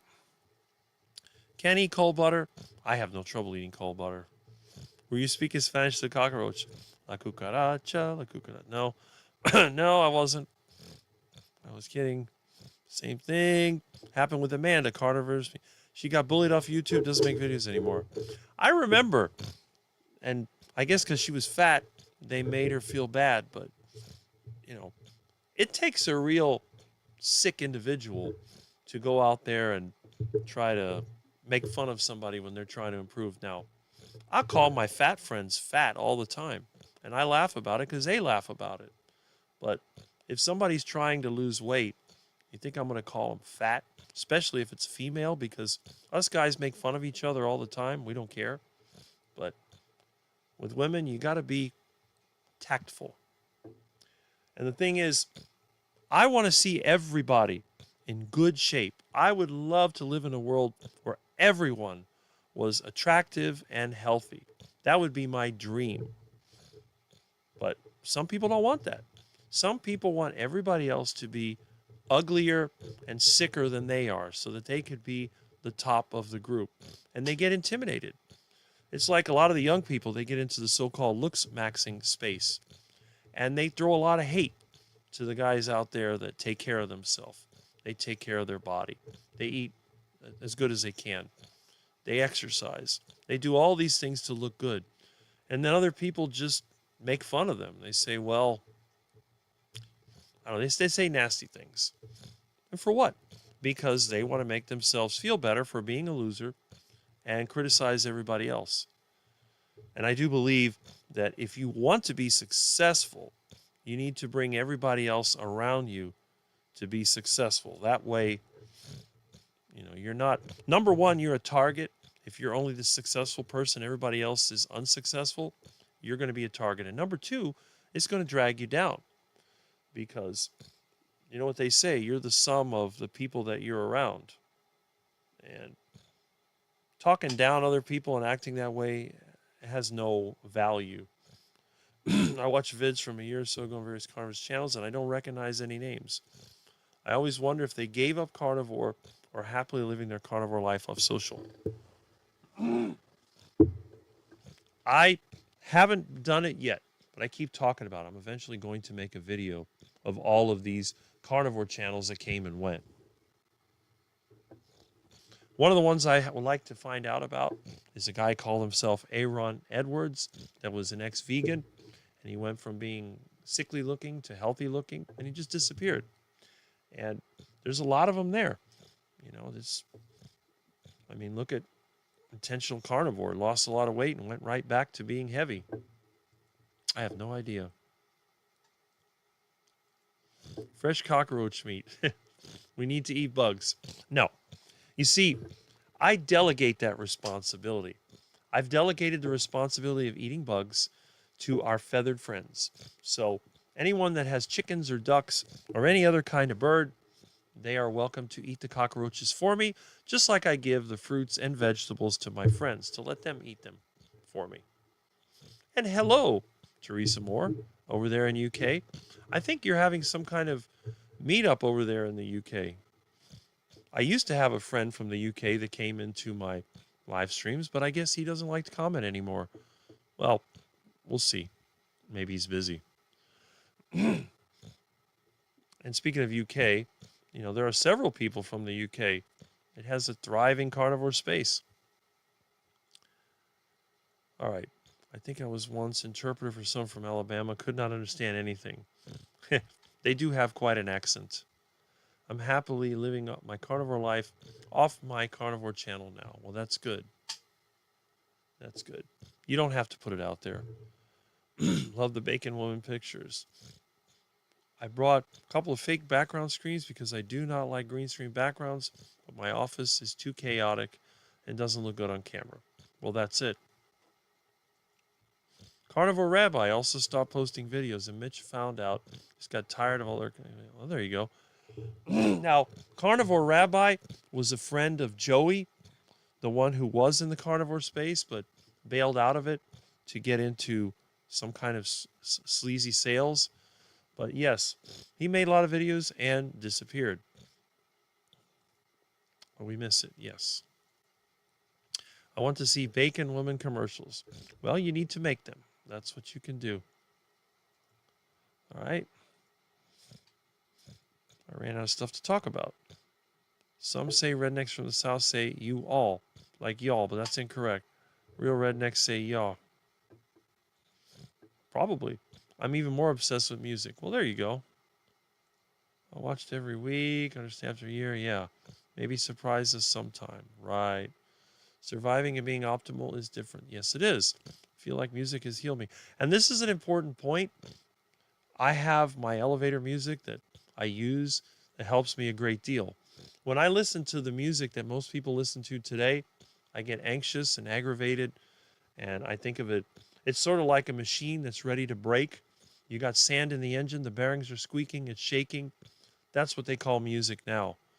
But what I like is more on the soothing side. It's like going out into nature. When you're standing next to an air conditioner, the sound is annoying. But when you're standing next to the beach or next to a forest with the wind blowing, that sound is fine. It doesn't bother us. Can't understand the Ozarks. Yeah, they have those regional accents. Are you interested in coming on my lives? I'm sure she would. Why not? If they cut out the dang plants, they might have lived until they were 150. That's funny. Talking about the people that lived that long. I think from 1900 to 1970, human diet was perfect. I don't know. They had a lot of junk food back then too, but people weren't as lazy as they are now, and they weren't as damaged. I think as we go from generation to generation, that the genetics become damaged. You should, Lexi. Cindy is great. I'm sure she will. Thomas recommends her. My family's from New York. We like to say "yous guys." Yeah. Reminds me of that show we had as a kid, the Electric Company. Hey, you guys, or whatever it was. What was her name? I forget. I saw your younger picture in one of the videos. I thought you were like 18-year-old there. I mentioned that you were 30 in the picture. Do you think it's a carnivore diet or your genes? Well, I have to show you pictures of my parents. My parents did look a bit younger than other people, but I don't think it was as much as with me. I think it's a combination of genetics, carnivore lifestyle, and low stress lifestyle. By not being materialistic, by not worrying about things you can't control. I guess not being married is part of it. Who knows? There's a lot of things that come together. I don't think the carnivore diet alone would make a person look younger. Now, some people have looked younger. I mean, you remember, speaking of the UK, you had, what was his name? Alex Cannon, that it went by Carnivore for Life. And he started off looking like Kim Jong-il, and then he looked younger. But sadly, the genetics won, and he died of a heart attack. So those things happen. But yes, there are limits to it, but hey, you could do that. All right, let's see. The comments are getting away from me to the extreme. People say that here too. They need to call Liberty Cabbage. They used to call Liberty Cabbage. And Kurt is here. Good morning, Meathead. Glad that you're here. I was talking about you earlier, as you probably know. And I probably only got in 15 steps. I don't think I've gotten 15 steps today either. Don't know or remember your name unless it's maybe Tanya. Got to make a database. I rarely eat steak. I have a variety of meats to lower price range. I eat beef mostly, but it's ground beef and burger patties. But I'll have to try sauerkraut and pork. You should. See what it does. Ain't going deaf. Am I going deaf? No. I turned it off. No sound. Yes. I know. And what I did, I pulled the plug. This is the plug that connects to the phone. So when I pull that out, that's it. We're using old technology here.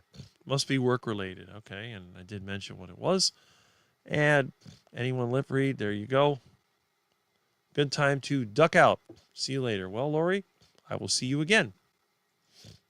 Can you fry heart attack chicken and bacon fat? Yes. Yes, you can. Bacon fat is just basically flavored lard, and you can do it. Peach fuzz inside. Huh. Probably going to have to take the prednisone. You must be having a reaction. Yep. Who's calling you? Rick is under vegan hackers, I guess. Okay. Yes. All right.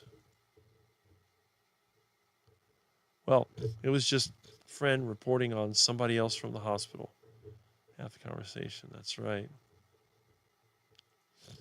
Heart attack, chicken, and bacon fat. Yes, it is. I can see Rick cursing about that. That is funny. Ground beef brisket. Yes. Rick will be back soon. I could have put on one of these if I wanted to. I could do this.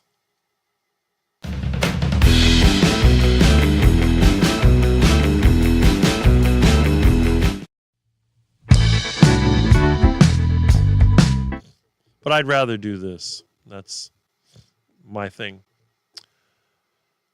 Okay, let's see. We're getting there. We're getting there. Butter on your vids. Yes. That's right.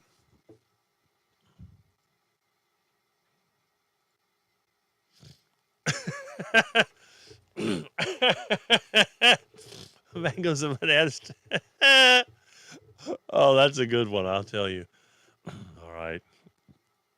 Okay. Watch those videos. Yeah, you should, if you get the time for it. I won't see you guys on the channel tomorrow. I have a race in the morning. Well, there you go. Time to go and expend that energy on a run. I sent you an email for interview. You will get an interview with me. I worry about Kip. His meetup was the only meetup I've been to, the best, because he's a barbecue pitmaster, and that's it. I think when he started his channel, he called it Carnivore Kip, Cast Iron, and Barbecue or something like that. And we have a question from Josephine. What is your favorite type of ducks? Well, that's obvious. It's the turkey duck, vulture duck, or otherwise known as Muscovy duck. If you see them in my videos, Muscovy duck is delicious. I always say, Muscovy duck. And I see the email just came in. It's one thing to be carnivore. A regular person with a thin skin being carnivore YouTuber is another level. Yes, it is. Russ uses a Tennessee background, and I give him crap about that. Well, there you go. And Russ does use the virtual backgrounds, because I don't think his regular background's good. I don't like the virtual backgrounds. I don't either. And, okay. I'll report back on Monday. There you go. Calling a woman fat could get you slapped. Yes. Although they would have to reach way up to try to slap me, and I'd probably block them by reflex, because the last time somebody tried to slap me, I did block her, and she got mad at me, and then I grabbed her hand, and I said, don't even think about it. And she stopped. Of course, then she was complaining that her arm turned black and blue, and I assaulted her or whatever. But everybody saw that she tried to slap me, and when I went like that, that was it. And I don't get mad. But the thing is, it's like a defensive move. When I'm in my house, which is full of clutter, when a piece of clutter falls, I instantly block. It's like a reflex. If I slip on duck poop, I have my hands out. If I crash my bike, I always do that reflex, and that helps me avoid getting really hurt. I think it's just part of my nature, just something that you do. Okay. My husband was fat, always told me I was beautiful because he wanted to sleep at night. Well, there you go. Some of them give up YouTube. YouTube, yeah, it is. You can waste a lot of time. Be careful, you're still smoking. Okay. Have you ever thought when they laughed when you called them fat? That's their defense mechanism, even though it really bothers them inside. I just call it like I see it, Rick. Yes. And I agree, Kurt. I agree. That makes sense. But Rick, like Mitch says things, like Mitch says things as he sees it. He just doesn't have a trapdoor to stop the offhand comments. That's just Rick, and Mitch is much the same. And I agree. We are very much the same. It's like an older version of Rick. Amy last weekend gained some weight. She looked fat. Okay. She laughed. Couldn't notice any change in her weight. People get tired of all the take work videos. It's due to trying to overdo it. Just record a video with a cell phone, and that's all you need. And that's all that I do. I don't do any editing. I will do some edited videos, but at this point, my goal is not to be popular because I know I never will be. I will never be a celebrity because that is not the kind of person I am. I am not shallow enough to thrive on all the attention. I would much rather be the quack that I am and do things the way that I want. When you're a celebrity, you become a slave. You have to do everything that people want or they will ignore you and you will fall back into a nobody. So I'll stay a nobody and I'll do what I want. Okay. You must have got punch you. There you go. You feed her steak, you are husband material. There we are. So we got these. Marriage, Peter. You're going to propose. So we got some great conversations going here. Okay. Heart sardines. Squats are hard for me. And again, if an exercise hurts, don't do it. Email sent, Rick. All right, good. For Belgium. All right. We're catching up. We're catching up. We're on the home stretch. All right. There we go. So these are all comments between each other. Okay. Yes. I can see the end. I can see the end. All right. And we have reached the end of the comments. Excellent. Okay. Now, let's talk about the microphone that just keeps wanting to come to me. This thing is like magnetic. I mean, what is this? Why is it? This must be out of balance. I don't know. Oh, let me move this stand. Sort of like a law in physics. I could stick something in there. What can I stick in that space? Oh, my goodness. There we go.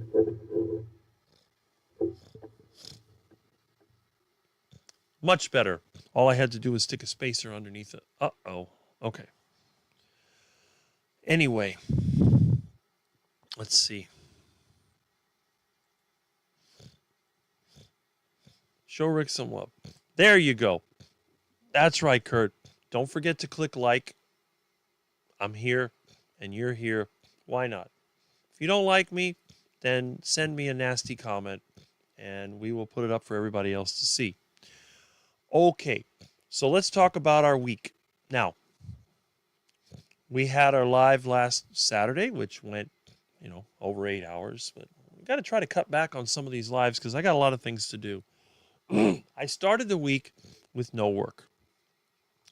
July, I've had less work than any other month. I made, in terms of take-home money, for the entire month of July, about $500. That's it, because there wasn't much work and there were expenses. So $500 will cover my living expenses, except for property tax, which is more than that. That's more like $600. But the $500 will cover my $150 electric bill. It'll cover, the food that I did get. Now, thankfully, I had several people send me delicious meats. So that really helped. And that's why I've been able to survive without too much trouble. Now, on the other hand, I had to do less bike rides, which I guess was good, but that's okay. But yeah, so I started Monday with high hopes of really getting stuff done around here. And then Monday, if I remember correctly, we had some kind of flaky weather. It's been really dry, but I start hitting my garage and guess what? It rained out of nowhere. And then I started trying to keep up with some of the YouTube comments and chats and all that. And then, of course, you have the Dr. Kilt's Zoom. And then I actually had to talk to one of my old customers at night. So we kept going and going and going. And so Monday, I got a little bit done, but not a lot done. Tuesday, I hit the garage again. I was going to get the engine out for the parts. And again, another freak thing happened. We had a pop-up storm over the Everglades. It didn't really rain here. There was a lot of lightning and the power went out. And then the internet went out. And then I had all kinds of technical issues. When the power came back on, the internet wasn't working. So I had to waste time in the stupid, what is it, Comcast. I wasted over an hour before they finally realized that the problem was on their network. And it was more time before the internet came back. Well, it came back in time to watch Russ's keto cookout. And then, of course, wasting time on the phone with Comcast. And I did a little bit in the garage. So Tuesday was kind of a lost day. Wednesday was a day when I made a lot of progress. And I got up to where my engine parts were in the garage. So I was super happy. So I had another engine right there that I tried to pull out. So I took the Bobcat, I put a chain on the engine, I started to lift it. Well, the pile in the garage got destabilized. So I was afraid that everything was going to fall down. So I left the engine there and I went back and I started working on the garage again. And guess what? Another rain scare. Thunder, lightning, a little bit of rain. I had to put everything back in and shut the door. But I worked inside the house. It barely rained. Thursday, I made a lot of progress, and I got, basically got through, and I started working in the yard to clear a path so I get the Bobcat through. Threw out a bunch of crap. I had a lot of stuff because on Wednesday, I put it all in the garbage can. The garbage man came on Thursday, and I said, you know what? I'm going to take time out and do some yard work. So I went through the yard. I got rid of all the junk, the trash that was on the patio, everything. And I found my extra toolbox that was missing. It was buried under some junk. But then I got a call from a friend of mine that's trying to finish a landscape job. And the funny thing is, the landscape job, he wanted me to help with it. I'm like, yeah, it's like record heat. I don't want to deal with it. So I decided, no, I'm too busy. So I worked on this. My neighbor's putting in a new fence. So they gave me some stuff from that, which I did. And I did a few other things around the house, but I made a lot of progress in the yard. I got all the junk out of there. And I got another garbage can ready to go. Plus, I'll probably have a second one for the garbage pickup on Monday. And I worked in the backyard cutting up scrap metal. I put that in there. So I've been busy at the house. But then they called me at night and said, look, we got so much work done. The Mexicans, they don't work as hard as they used to. And, there's a lot of things going on. And the problem is one of those landscape jobs where you're in the rich, what I call the nouveau rich neighborhood, which is Miami Beach. These are homes that used to be upper middle class that are now selling for $5 million and up. They have like a 3-foot side yard. It's like a 60-foot wide lot that goes back maybe 100 and something feet. And they build this massive house in this tiny lot. And they're typically 2 or 3 story. And then they often have a little guest house in the back. And they have the typical long, narrow swimming pool, which I don't know what anybody does with it. Usually has like a little jacuzzi thing, whatever. And it's just, they wanted to replace the hedge in the back. It was hard to get to. And they dug the holes. So I had to help him finish, plant 3 of the bushes in there, and then do the cleanup. Pick up all the dirt that was overflowing, rake the rocks, do the details, all that stuff. So we did that. And of course, it was extremely hot. And then we had to take time out to go to Home Depot to get some plumbing supplies to fix the sprinkler system. And then there was some electrical to do a little things, not a whole lot, but, you know, and, but we did get it done. And it was interesting because we went to Home Depot. I actually got to see somebody that was about my height, that was in good shape. And anytime I see somebody that's tall and good looking like that, I got to talk to them and see what they're doing for exercise or for diet or whatever. But since my friend had his dog with him, and he had the dog in the Home Depot, which I didn't know you could do, I was holding the leash. And this is a massive dog. It's pit bull mix. And he saw another dog and was trying to go after that dog. So I'm holding this thing. And I'm like, stop barking. But I wasn't able to talk to the guy. But I always joke. I say, you see at least one good-looking person in Miami every year. And I saw one at Aldi last year around October. And I was talking to him while his girlfriend was looking at me and seemed to be afraid, which usually what happens when I talk to people. They look at me and they're like, what is this? But you see somebody that's tall and lean. It's very rare. So I have to talk to them. And that's just the way that I am. But, anyway, we did finish the job. I didn't get home till 8 o'clock. And then Mitch had already had his 3-year carniversary. So as soon as I got my food cooking on the stove and I had some time, I popped the microphone on and the camera and I dropped into Mitch's live stream just to say hi. And I'm glad that I did. There was some good people there. It was very interesting. But anyway, let's see what we have here. That's what I did. Now today, depending on when I finish the live stream, I would like to finish this project, although I may have to go over to my friend's place to try to get his truck started. So we'll see. But let me go back to the comments, which have... Okay. It's your magnetic personality, Rick. That mic is attached to you. It seems to be. Now for more comments. You got to catch up again. Yes. You had gotten up to 60 people watching. Not bad. Your channel is growing. Well, I hope it is. I hope that... I notice that I get more subscribers. I'm not losing... I may lose 1 or 2, but I gain more than I lose. And I had double the number of subscribers, okay? That's crazy property taxes. The problem is the property tax here is 2% of the assessed value.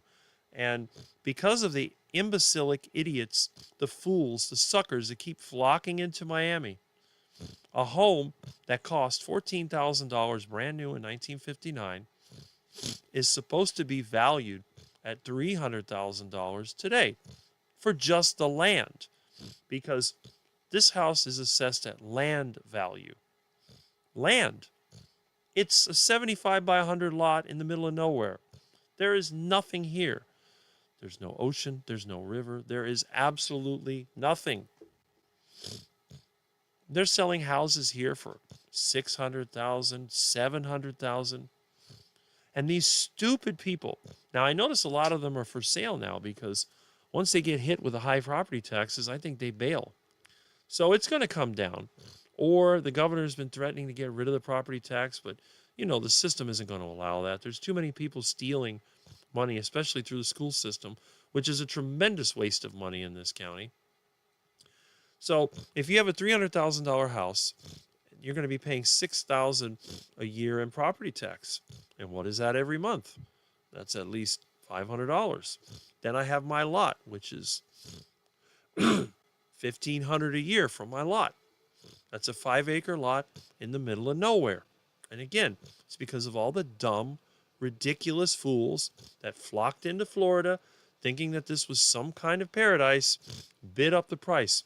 I've spent more money in property tax over the years on my lot than I paid for it in the first place.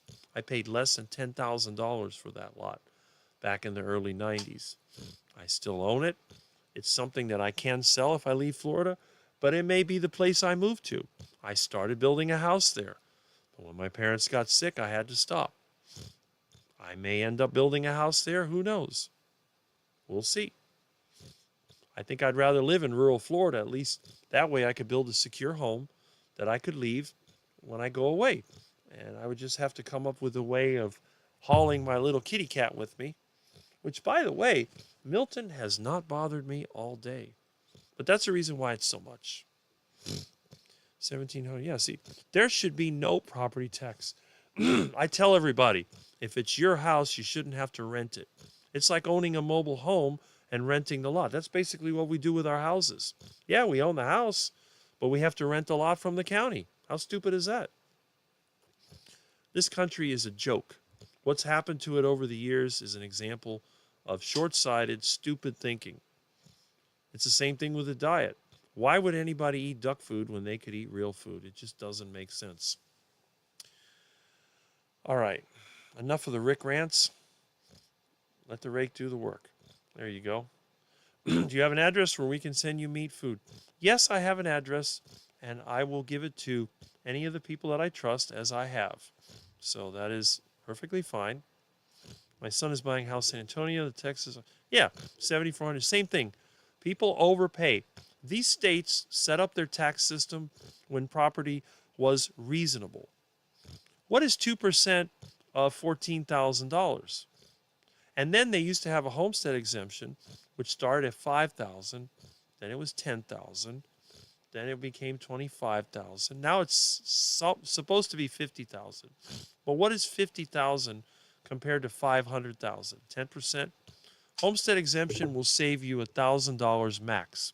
Now, if you've owned a property long enough, they restrict how high they can raise it to the rate of inflation, or 2% a year. However, that just means that every year your value goes up by 2% until it reaches the inflated amount. And as long as the Federal Reserve keeps pumping real estate bubbles, because they have to do it to keep their billionaire friends rich, we have to pay for it. So basically, all that property tax that we're paying is going straight to the billionaires through the county.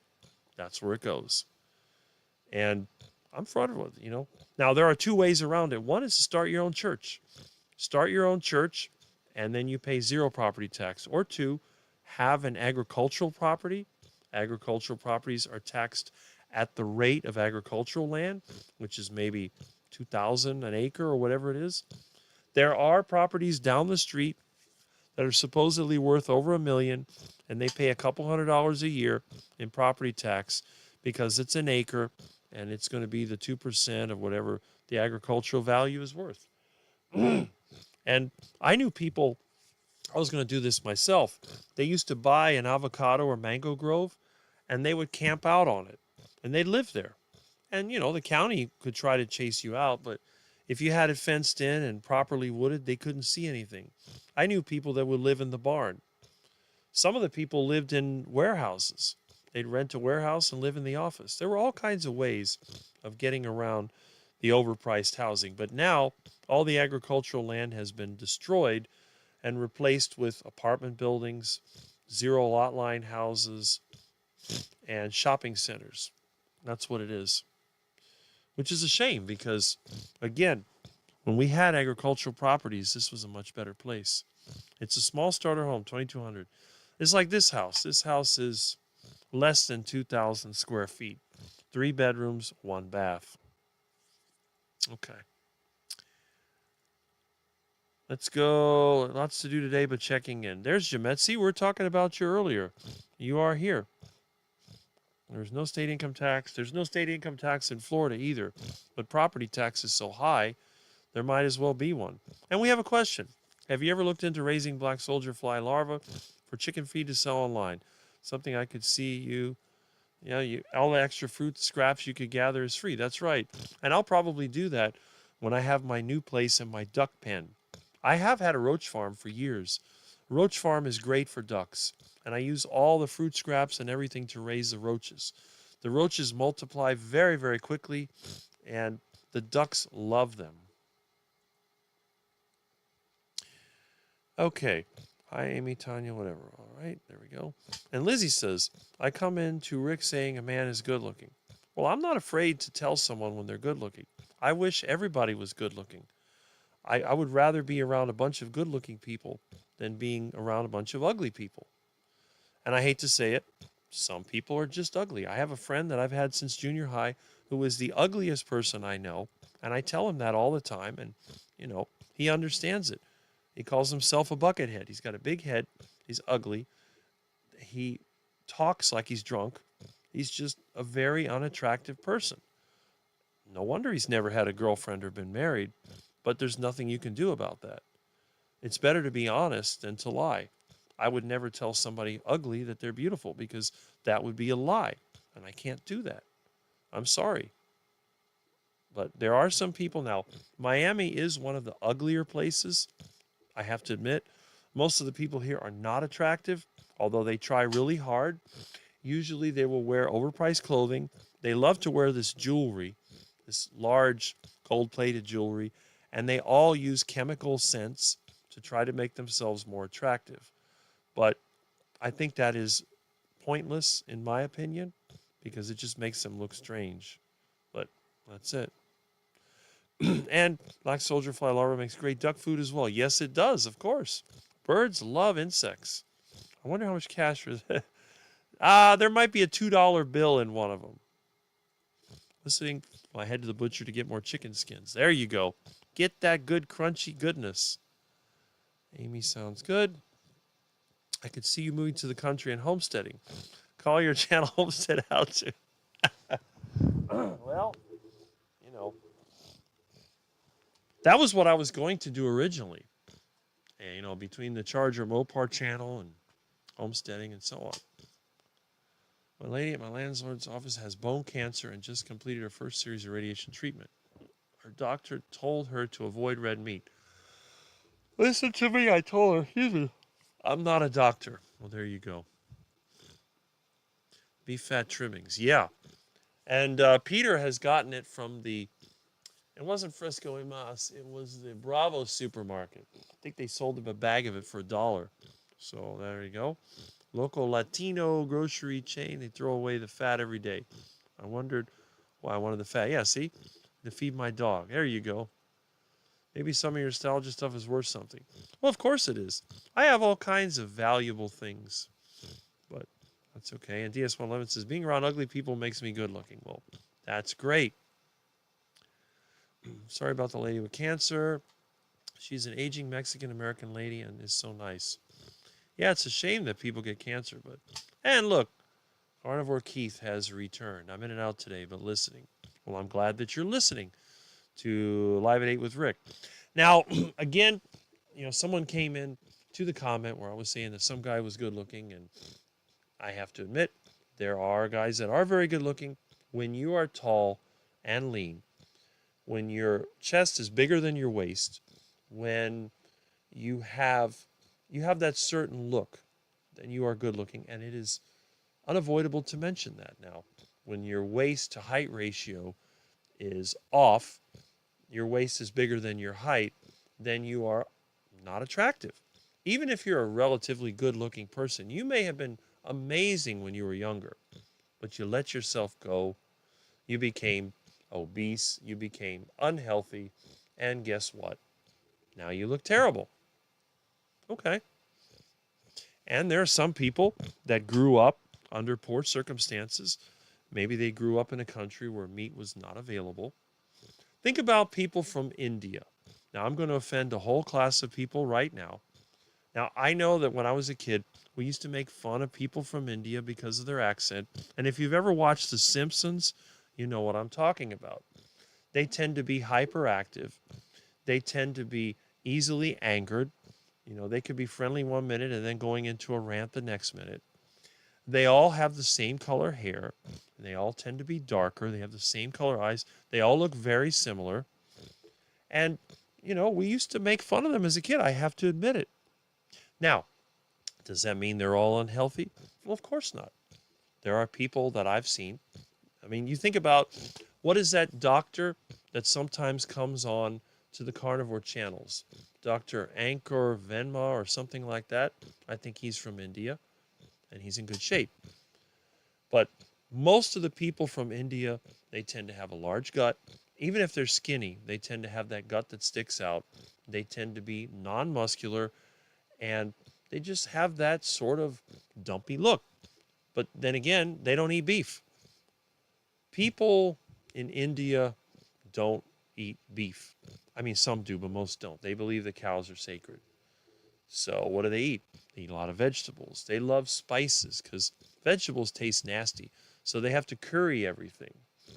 And that same culture can be found in the Caribbean islands. A lot of Caribbean islands, they use a lot of spices, and they use like curry. Curry is a very popular thing. I absolutely detest curry, but I have seen the people from the islands make iguana curry. And I took a bite of it and was like, ugh, you ruined the iguana. I would rather have plain boiled iguana than iguana curry, but some people love it. But again, if you look at people from India, you'll see that most of them are out of shape. And I think a lot of it is the diet that they eat. Plus, growing up in a poor country, you tend to be stressed out all the time. And I do believe that chronic stress is a very, very difficult thing to deal with. It's like anything else, you know. It's like if you stress something out all the time, it will break. But stress can be a good thing when it's a motivator. For example, if you're sitting on the railroad track and you feel the vibration on the track and you hear the train horn, your cortisol goes up, your adrenaline kicks in, and you get off that track. And the train goes by. Instead of being a freight train, it was a bright line. And the thing was traveling 80 miles an hour. But what would happen if you didn't have that stress? Well, you would be flat, probably cut into pieces, and scattered all along the train tracks. Like some people are. How many people are stupid enough to park on the train tracks and then have the bright line train destroy them? But again, short-term stress is also good. It's like if you go to the gym and you work out, you're constantly stressing those muscles. If you work out every single day for a long period of time, you're not going to get any bigger. You might get smaller. But if you work out strategically, then you rest, you get plenty of good nutrition, and then you go back to the gym after a certain period of time, you will grow stronger. It's like the plants in the yard.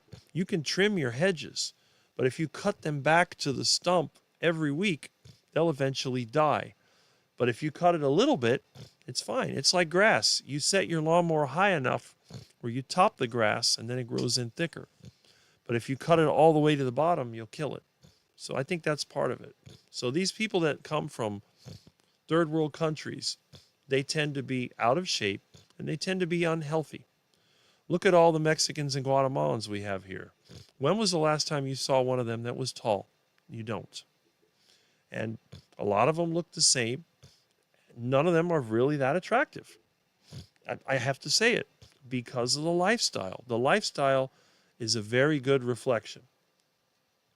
Now, you go to somebody from, let's say, a Midwestern farming community. Generally, when they're younger, they tend to be in good shape. The gals, the guys, they tend to be lean.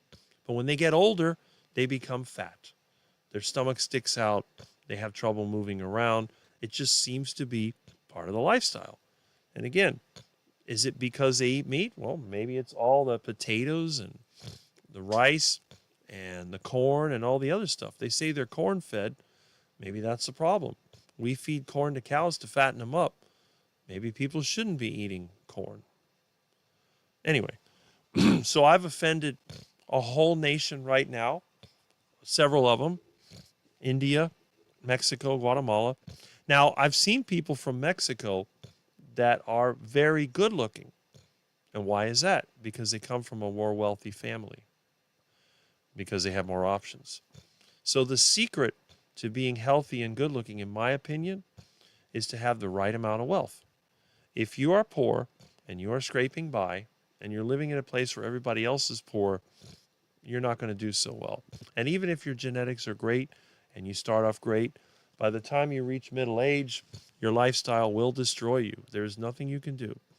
If you are an attractive person, you see a lot of celebrities in their teens and 20s, very attractive. What do they look like in their 50s or 60s? Not so attractive. And that's it. And the outside appearance is only part of it. The inside is even more important, but we'll talk about that in a little bit. Okay. Now, let's see. And by the way, None of my friends are physically attractive with one exception, the one that moved away. Everybody else is average or below average. So don't think that I discriminate, because even though I would like to see everybody attractive, I don't use appearance as a criteria for making friends. Same thing with intelligence. I would like to be around very intelligent people, but most of my friends do not have an IQ over 120, but that's okay.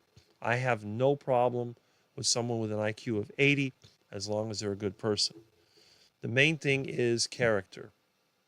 And believe me, I am a character, as everybody knows. All right, let's hit the comments. Let's keep this going. Yeah, look at all the good comments.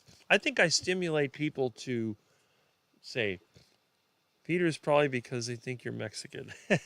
Okay. That's sad. Cannot believe they say no red meat. If I had cancer, I would not want radiation or chemo. Well, for some people, the interventions do work. And I think if you are circling the drain, you may have to get some type of surgery. I don't know about the radiation. I think most people that I know that have had it didn't do so well, but it may be because they only offer that to the people that are really sick. I really don't know, but I'm not a doctor and I don't pretend to be one. Okay, let's see here. Try telling you to avoid problems. Shuts me down. Yeah, they do that, don't they? You're full of fun today. Gotta love a sense of humor. There you go. And Kurt says, physical attributes don't account for a person's character. Inner beauty, yeah, it's greater than physical. Exactly. There are a lot of people that are beautiful on the outside that are total crap on the inside. But the funny thing is, every one of those, if they live long enough, falls apart. Because those people are all smoking and drinking and doing all the bad things. And by the time you get older, once you reach 50, I think a lot of your outside appearance is going to reflect the inside. There's no way around it. It's one of the great things about dealing with entropy. Eventually, it catches up with you. You can see it on the expression on their face. Thanks, Rick. Okay. First symptoms of bone cancer were pain in her femur because of undetected small fractures. Oh. I'm serious, but you could either write a book or make content of a course focusing on suburban survival. Yes, I could. I'm actually very good at it. Maybe when we get a hurricane, I'll do a video series of how Rick survives a major hurricane. I'm outside waiting for my grocery delivery. Nice. Nice. And Kurt says, majority of India is vegetarian. There's some regions where they eat meat. Yeah, that's what I've heard. And you can see the result that it's had. Indians don't live longer than everybody else. In fact, I think their lifespan is shorter than some nations. So it goes to show that plant-based diet isn't a cure-all. If a woman has a very beautiful face but hideous feet, I might still be out. That's interesting.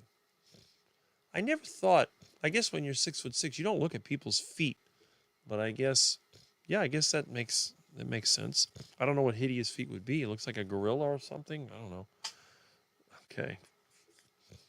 I'm making the best of these allergies I have right now. Same thing that I do, The sinus issue, hey, it's not a big deal. It doesn't bother me. It bothers other people more than it bothers me. Cancer sneaks up. There should be a cure after all these years. I don't think there is a cure. I think that cancer is a generic term, and I think that it affects different people differently. It can be caused by different things. But I think starting with a good diet and reducing stress, having a good lifestyle, people do live longer in certain communities where they have personal relationships with others. I think that is very important. Proper human diet is probably it, yes. My Indian doctor tried to get me to eat tofu. Yeah, right? Yeah. Tofu is disgusting. Seem worse in people, but happy you can laugh. Well, there you go. I'd rather have physically unattractive friends and partner with a great heart than attractive friends and partner ugly. That is true. I agree with that. And that's what I was saying. Maybe they can try her on carnivore. It couldn't hurt. That is very true. There's several people in the carnivore space that have been able to manage or even send back cancer. So that's good. Her mind closed when I mentioned eggs and meat. No, that's true. Okay.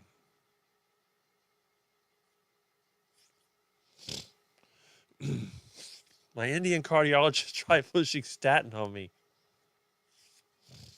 Amazing. Absolutely amazing. Meathead, so did my doctor. She tried to get me to take out a stat too. I said no. I have good-looking friends that can be bitchy. Yeah, exactly. Matters not what race. That is correct. That is very correct. My son-in-law is Indian but Christian. Eats lots of beef there and everything else and can't gain an ounce of muscle or fat. That sounds familiar. He's 5'9" and 130. Well, you know what? If he's eating a lot of beef and everything else, it's only a matter of time. But that's good. As long as you're not getting a big fat gut, I think you're doing well. Low average, but refuse to get plastic surgery. Plastic surgery is unnecessary because I think it actually makes people look worse. Unless you've had a disfiguring accident or disease, I don't see the point of it. You're better off going with what your natural setup is.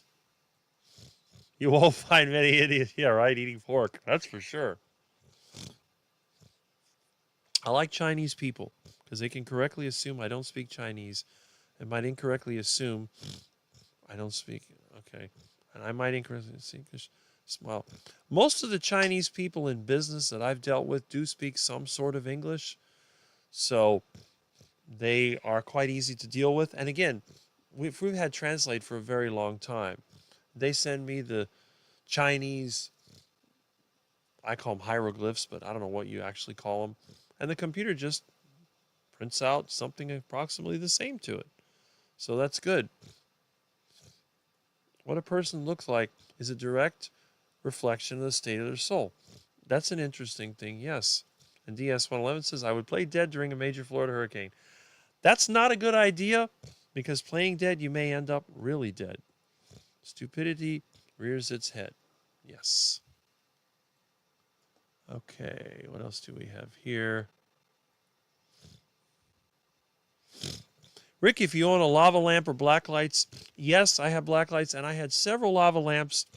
Sadly, all are broken.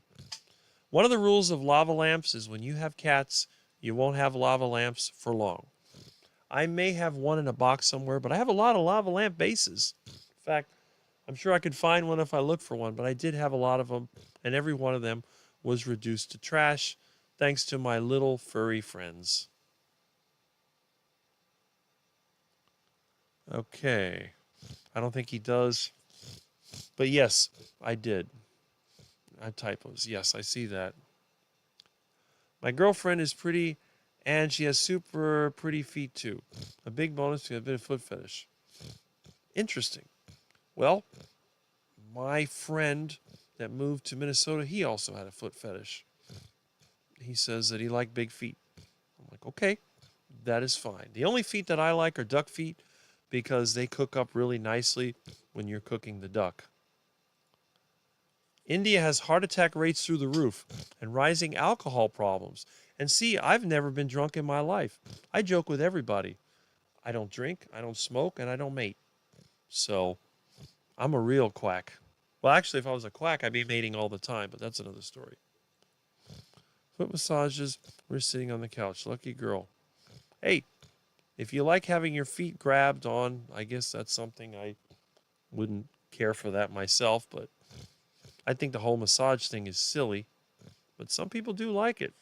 Milton, where are you, little cutie? We love you. Where is Milton? I could probably look for him, but Milton will come here when he wants to. In fact, what I might do, I might go ahead and just walk over to my room, see if Milton is there. Try not to wake him up, because if I do wake him up, he'll be in here climbing all over my head. So let me go ahead and let me put to use with some charger stuff. And I'm going to check on Milton. I'll be back.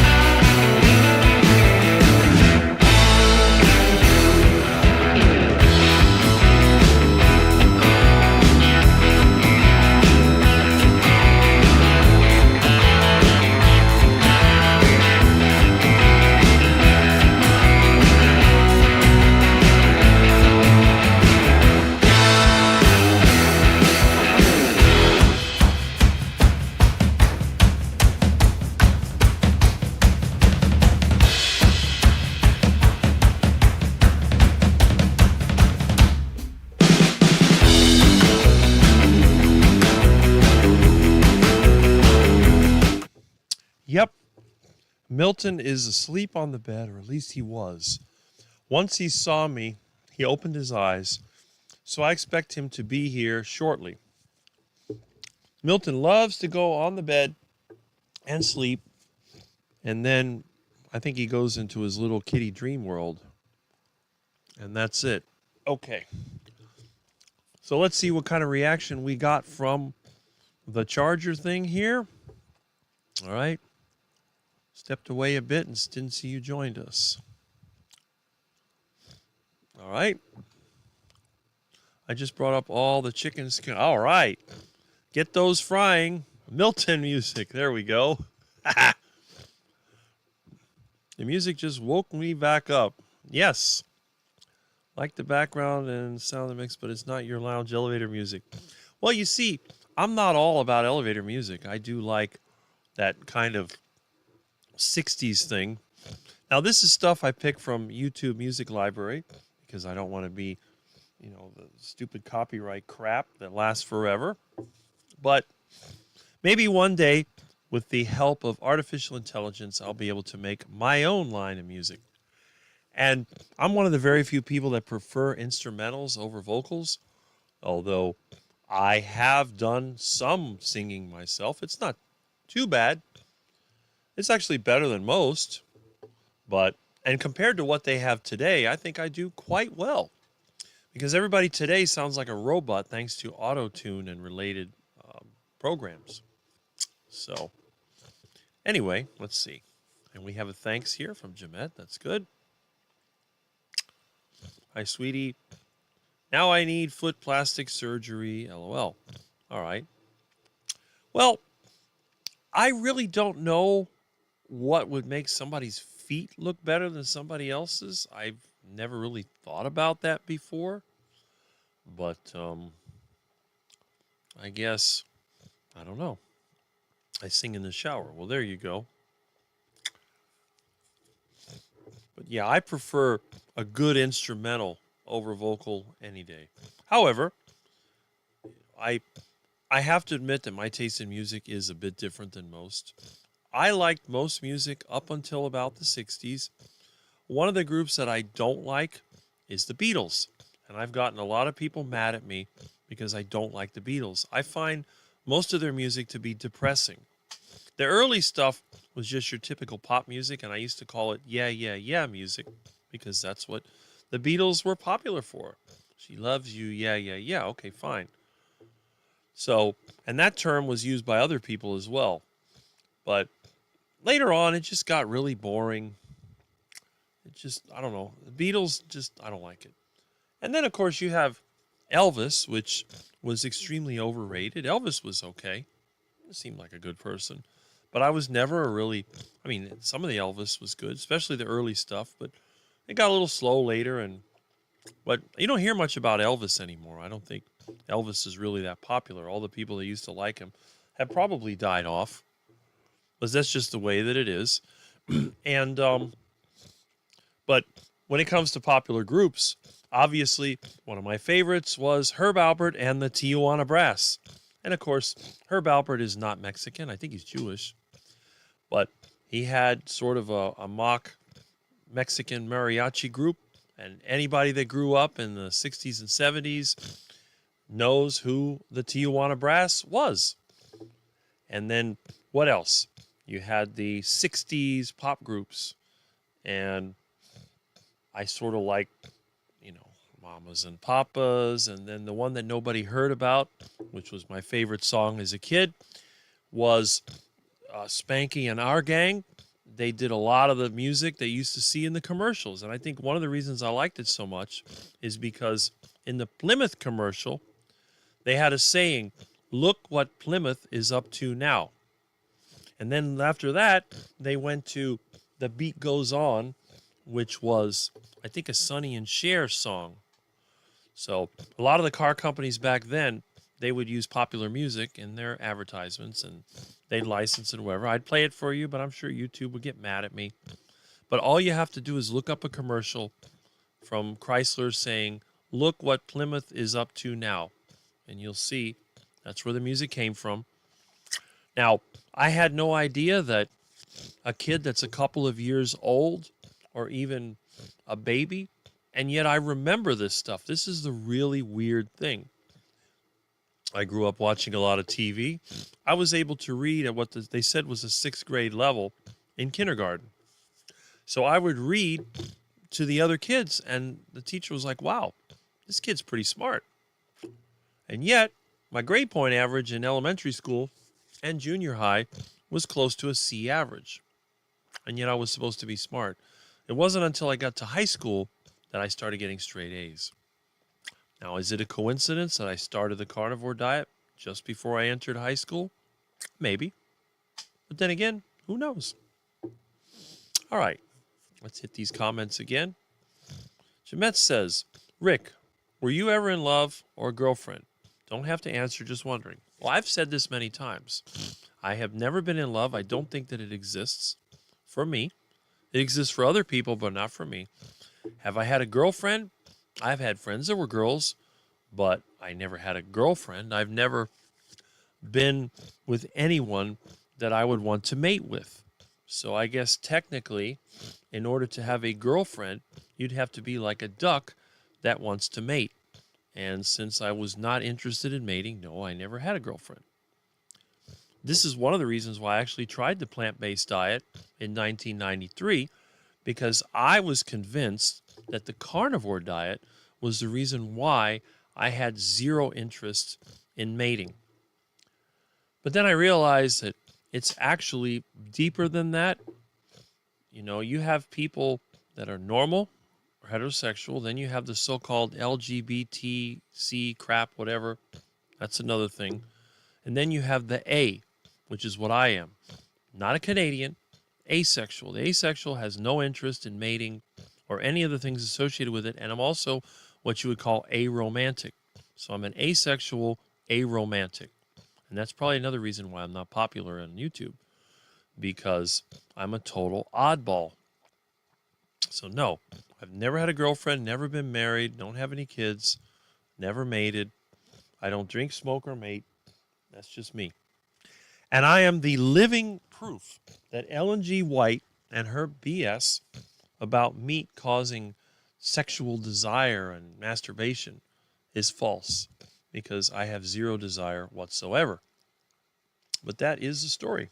And we have some Beatles fans over here. She said, yeah, yeah, yeah, yeah, yeah. We said, yeah, yeah, there you go. There was another one. What was it? Funny Money or something like that? Moni or whatever. They said, yeah, yeah, yeah. That was popular for a little while, I think, because the Beatles started it. Okay. I like all people except jerks. I don't like jerks. Well, there you go. I don't either. All right, so let's see. How are we doing in terms of our time? We have, it shows 49 people watching now. Okay, that's pretty good. That's great. Let's see. You have never been kissed. I have been. In fact, as strange as it may seem, I think because of the fact that I didn't chase after girls, the girls were often after me, especially in high school. And I really don't know why. I thought it was all a joke. But a lot of the girls in school, I guess when you're the tall kid, and everyone would say, do you play basketball? No, I don't play basketball.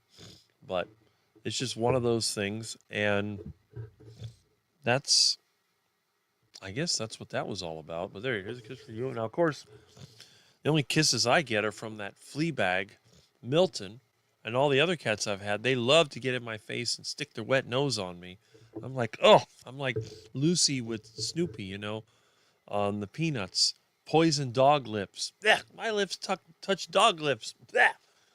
I'm sure you've seen that. I said, oh, poison cat lips. Cat was licking his rear end one minute, then he's sticking his nose in my face. I don't know. They're crazy. Animals are crazy. Then again, I've had friends, they think there's some kind of animal, and they're doing mouth-to-mouth recreation, and they think that that's great, and I'm looking at it like, that's about as exciting as duck food, honestly, Okay. Don't mate made me laugh. Well, there you go. LOL. I'm going to use that. You should. Maybe it'll go viral. Me too.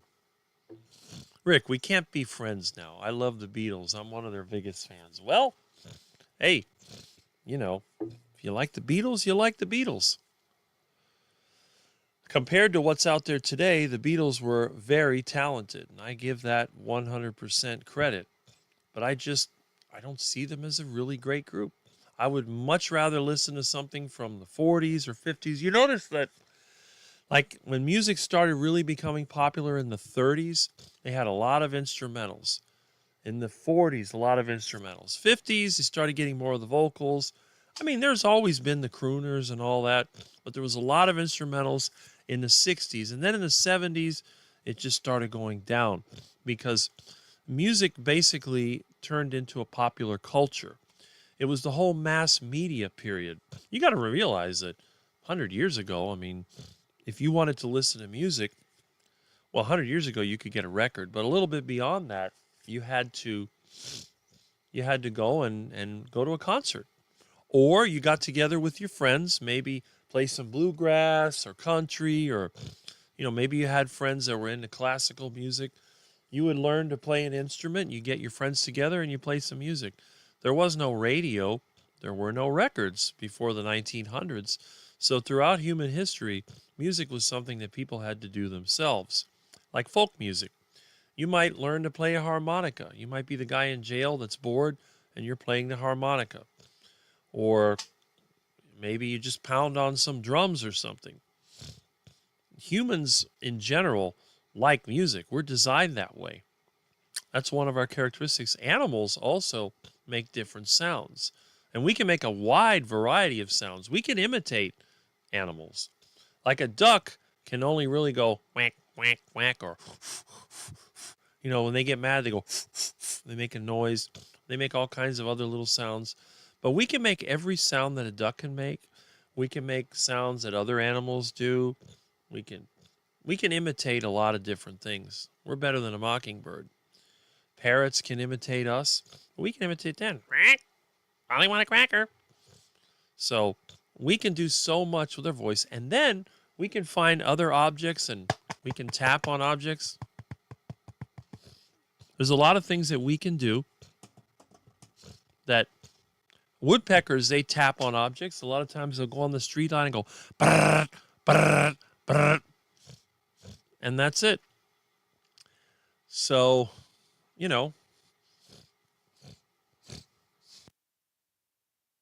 we have to sort of take the good and the bad, but, some people have no talent, but we all have a little talent, I guess. Some people are just talented to be untalented. All right, let's see. Look at all this. Segs is too base and primal. Rick is too smart for that. Or he was abducted. Just a theory. Well, I know you're trying to avoid the YouTube algorithm, and that's smart of you. Too base and primal. Yes. I don't know. I just don't see it as anything that I would want to spend my time going after. I would rather do something more productive than engage in mating. If I was trying to reproduce, and let's say I lived on a farm and I had a nice farm, wife, sure, I would find a way, even if I had to use a turkey baster. Hope it wouldn't come to that, but I'd find a way to reproduce and raise my own little ducklings so that way we could work together. Because when you live in a rural setting, or maybe you have some type of trade, and having children is great because it'll give you people that you can teach, people that you can relate to. And then when you get old, you have someone take care of you. In today's world, they'll just stick you in the nursing home. So in today's world, you got to go with the heart attack method, like I am.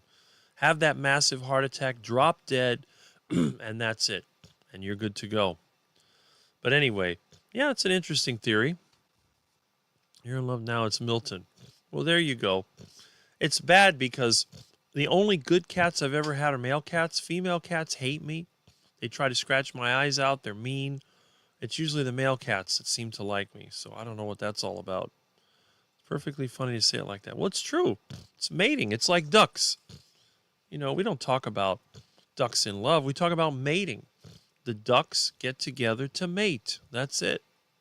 They're not over there sending flowers, and you don't see the duck bringing flowers to the female duck. I'm going to take you out to eat. We're going to go to the canal, and we're going to have some duck food, or we're going to have some little fish, or we're going to eat cockroaches. No. It's not like that Raid commercial. I don't know if you remember. They had a Raid commercial where there was some roaches in the garbage can, and then the one roach, the lady roach, says, "You spoil me rotten." And then the male roach says, "We're dining at Chez Garbage. You spoil me rotten." It was so funny. I used to love those Raid commercials. The bugs would be running all around the house in the kitchen, and all of a sudden, here comes a can of Raid, and they go, "Raid!" And they all run in different directions, and then when they spray them, they blow up, or they turn into tombstones. That was really funny. And now, Raid doesn't have anything. There's no good commercials anymore. It's all boring crap. Everything's gone into the BWG, the black, white, and gray era. Boring, boring, boring. Okay. The Beatles was a three-chord band until I watched the anthology in the 90s. Really got turned on to them. Well, there you go. Now, Beatles and Beach Boys. Now, the Beach Boys I like. I enjoy the Beach Boys. Yes. Good Vibrations. That's a good song right there. So, yes, I like the Beach Boys. The Beatles don't excite me. I'm not saying if you're a fan, great. I'm not going to complain if you play Beatles. I just don't find it exciting. I don't know. It's sort of a mindset because the whole Beach Boys thing kind of goes with the car culture. But the Beatles, you had, what was that really strange looking guy? The one they killed, 1980, I think it was. John Lennon, I think is his name. And he had this wacky looking girlfriend or wife or whatever it was with a weird name. So yeah, the whole Beatles thing just did not excite me. I see the Beatles as sort of like the beginning of the end of good music. It just went downhill. But again, the Beatles were talented. Vocals were good. Instrumentation was good. It's just, there's a few good ones. Like, what is that? I Feel Good. There's one with the guitar. They had some good stuff. But as time went on, it degraded. And then they fell apart. And then I think McCartney had his own group, Wings or whatever, and it fell apart. But I guess that's true in general, the music industry. It's like I have a lot of friends that listen to country music. I hate country music. Hate it. Hate it. Now, does that mean I hate all country? Of course not. I used to love country music. For example, Waylon Jennings. I enjoy Waylon Jennings. And Hank Williams. I like that too. That country and western, I love that. The country and western, I enjoy. The bluegrass, I love bluegrass music. Dueling banjos with Earl Scruggs and Lester Flats, I love that music. But what they have now for country is a cult of personality. And this is where you try to get the really good-looking people and you make them sing and you give them the electronics. And as Kurt said, character is not based on looks. Some of the best musicians were not attractive people physically. Think about Roy Orbison. Have you ever heard a Roy Orbison song? It's impressive. Roy Orbison, amazing. But he died young. He was not that attractive. He was unhealthy. But boy, could he sing. And that's the thing. So, I'm sure everybody's heard that song, Pretty Woman.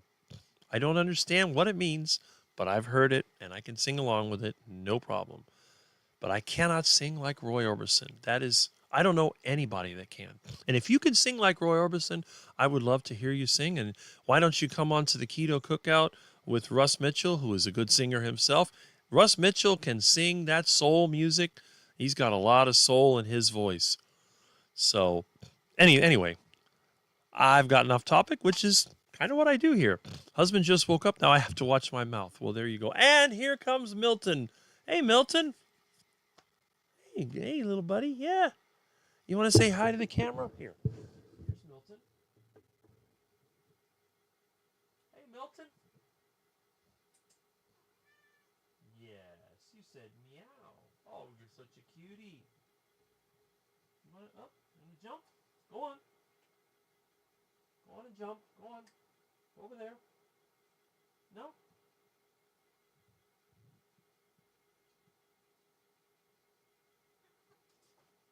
There he goes.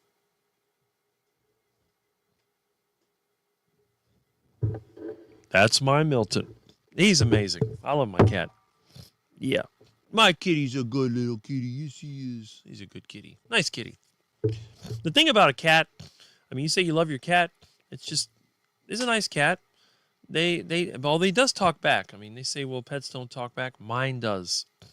He can be very, very difficult at times, but other times he's pretty nice. And the microphone is now okay. This thing has got to be like one of those rods where you look for water. It has a mind of its own.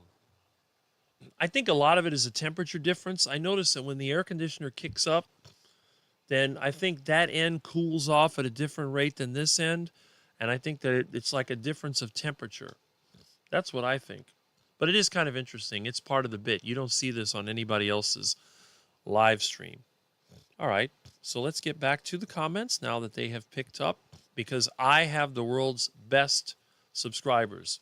Again, I don't have hundreds of thousands, and I'm kind of nice. It's like that parable that was in the Bible about when they were trying to get an army together, and they had them go to the river and see who drinks with their hand and who puts their head down. So they weeded out everybody to get the smallest possible group to go there and bring down the walls of Jericho. And I think that's kind of what this is. I'm not trying to cast a wide net and attract everybody. I just want to get the best. And that's what we have, the best. What is that? Interesting. Had a weird noise. You know, my outside cam, I think Milton knocked it out. I need to hook that up. Okay. Rick, did you go to acting school for your role in Bates Motel? Well, no. I learned by doing.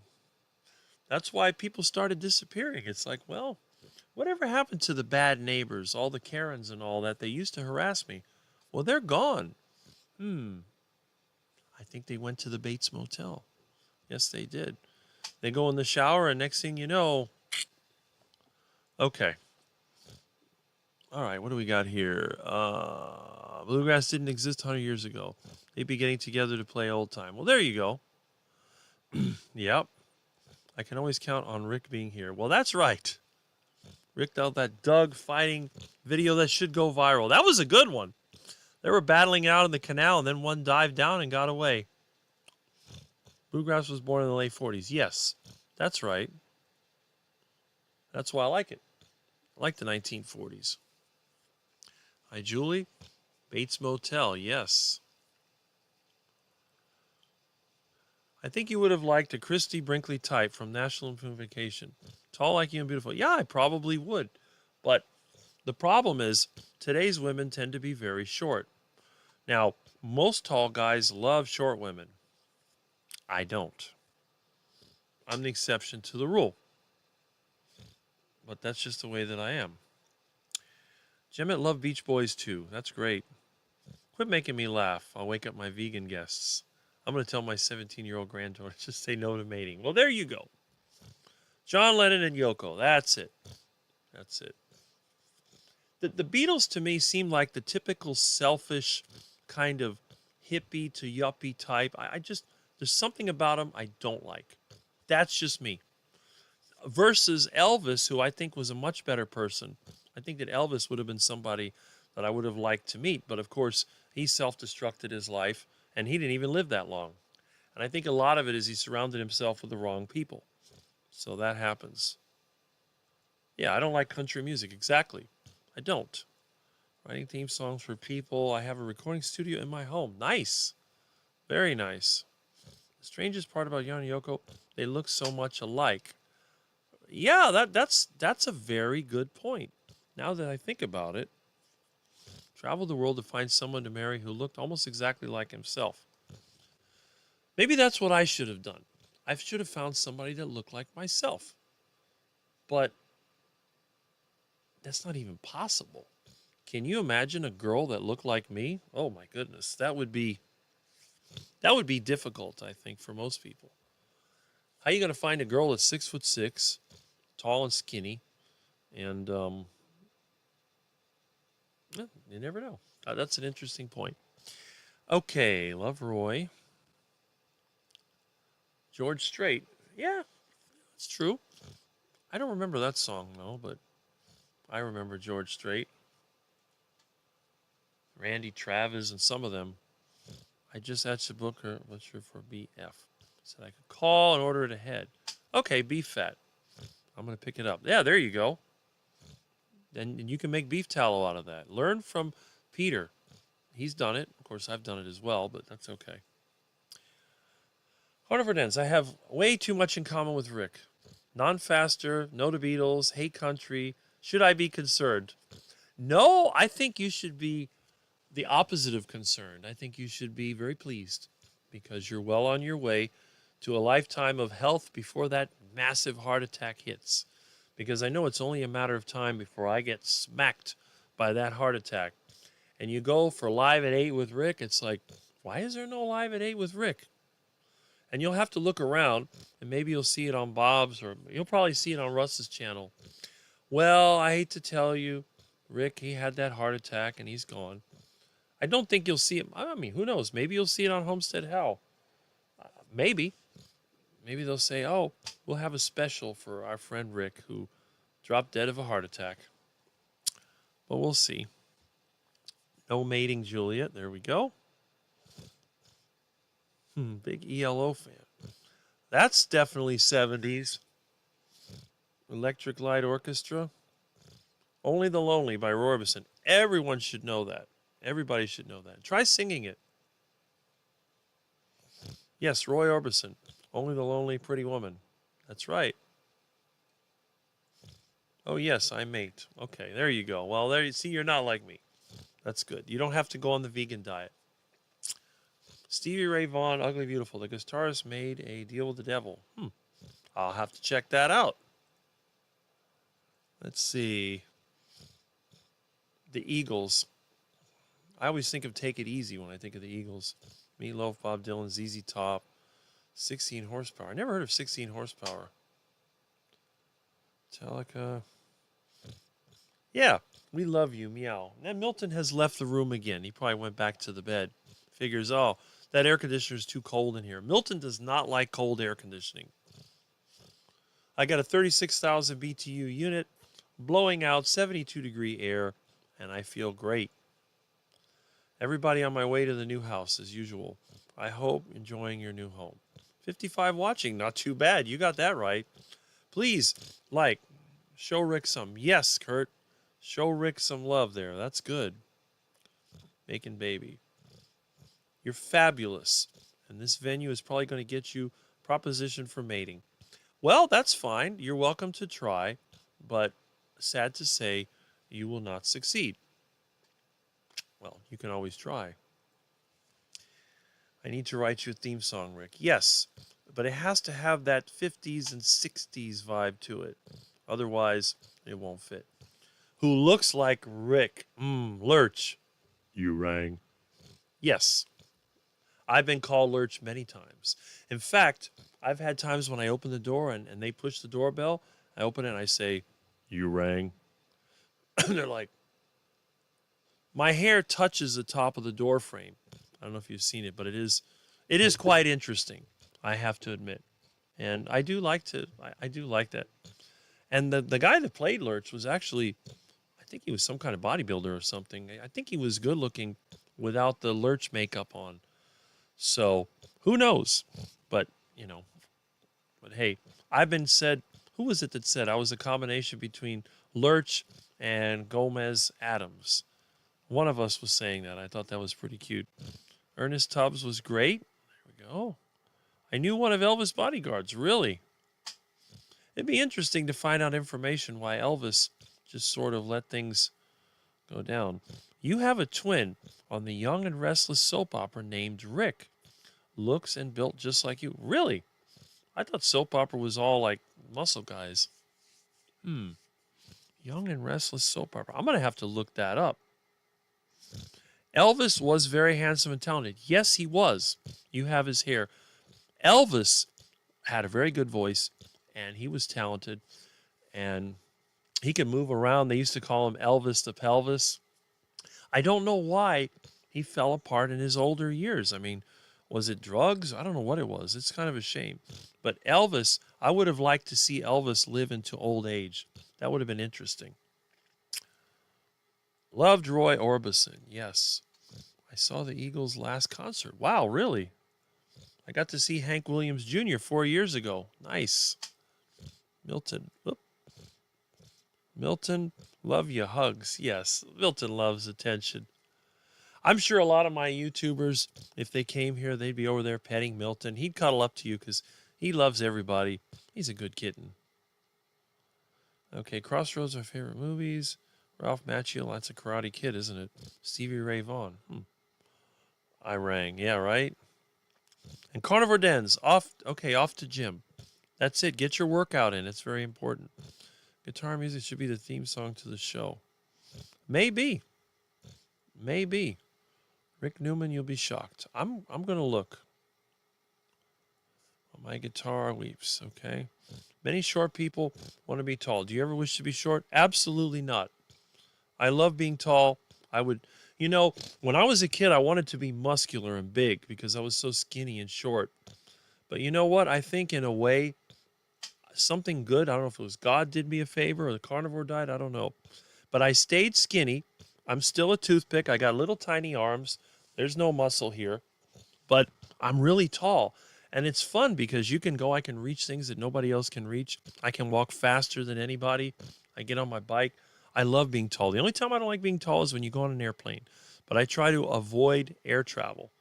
But I love being tall, and I'm so grateful that I was able to get to be tall. I'm the tallest person in my family ever. My parents were nowhere near as tall as me. I'm the tallest of all my friends. I would never want to be short. Now, that being said, most of my friends are shorter. The most attractive person I know is my friend that moved to Minnesota. He's only 5'10", which is not really short, but to me it's short. And we always used to joke about each other. He says, well, his husband is 6'9", which is taller than me. So he always says, compared to him, you're short. I'm like, yeah, I guess I am. But I'm still taller than most people. And I'm a good height. The other thing about me is that even though I am tall, I'm not like abnormally tall. Most tall people my height have a tall person's voice. And if you've ever wondered what a tall person's voice sounds like, all you have to do is look up the motivational speaker, Anthony Robbins. Have you ever heard the way that he speaks? Well, that is the kind of voice that you get with a condition known as acromegaly, which is where your growth hormone is messed up and your body grows a little bit irregularly and it makes your voice sound different. It has sort of, I don't know how to describe it, but if you've heard it, you'll know what it is. But no, I'm very happy and I'm very grateful that whether it was God or whether it was the diet, lifestyle, or my parents or what, I don't know what it is. But whatever allowed me to get this tall, I really appreciate it. And I think that it's made me what I am. So no, I would never want to be short. Would I rather be short than dead? Yes. But if I could stay tall, I would definitely stay the way I am. I like the movie Elvis 2022. Like a different side of Elvis and that movie told. I haven't seen that. I've seen Willie Nelson. Elvis did eat meat, but unfortunately peanut butter and banana sandwiches and sadly drugs. Exactly. And that's the one thing. I have never deliberately taken any substance to get high. Now, I have been high by accident. As you know, I was a kid that was always rebellious, and marijuana was considered to be really, really bad. So I remember one time in school, in 6th grade, they showed us this movie about the dangers of marijuana. And I remember also that at Riviera Junior High, there were those marijuana plants growing where the bleachers were. So right after I got out of the day in 6th grade. I went all the way to Riviera Junior High on my bicycle, and I picked some marijuana plants. I put them in the backyard in my garden, and I started to grow them. And I grew these things for a long time. Nobody ever noticed it. My parents didn't know what it was. As far as I knew, it was a weed. And then, I found out I hate the smell of smoke. I think smoking is stupid and always made me sneeze because of my sinus issue. But I thought, this plant is considered to be so dangerous, and yet I'm over here growing it, playing with it, whatever. And I figured since I was a kid, they're not going to arrest me. They might try to scare me because I figured out a long time ago that, kids can get away with a lot. And I gave it to some of my friends, and of course, one of them became a pothead. I know a few potheads to this day, and they would smoke pot. Oh, you want a joint? No, I don't want to touch that stuff. Yeah, but you grow it, whatever. And then I learned you can cook with it.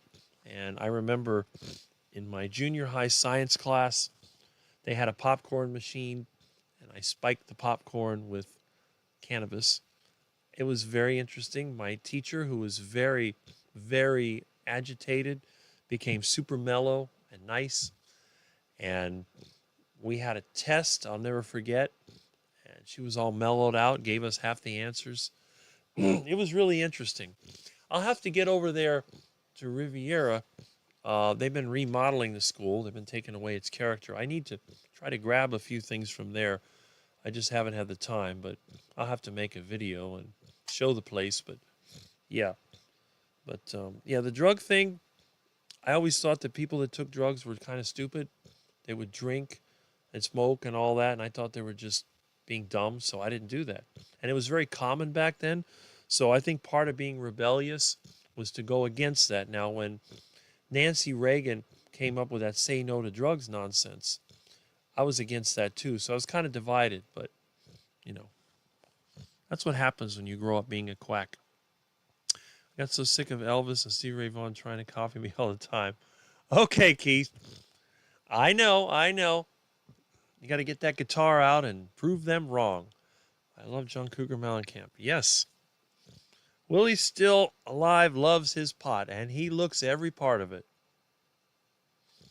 Cats love routine, and mine is avoiding me today because I was doing housework the last 2 days, vacuuming and moving. They don't hold a candle. That is very true. That is very true. Yep. Get that guitar out. Jack and Diane, it hurts so good. And Keith even made a duck food song, which I thought was really funny. The duck food. Okay. Me too. I stood next to him at a Bob Dylan concert. Yes. I remember a rap song from a short that wanted to be tall enough. I can't remember what artist sing it. Okay. I don't remember that. Of course, I don't like rap. I remember a joke, 6th grade music class. Teacher meant that Elvis was known as Elvis the Pelvis. Yes, that is correct. I said to the class, good thing that name wasn't Enos. Like on the Dukes of Hazzard, Enos Straight. What kind of name is Enos Straight? Enos the Straight something. Rick, you are so smart. Well, I appreciate your opinion.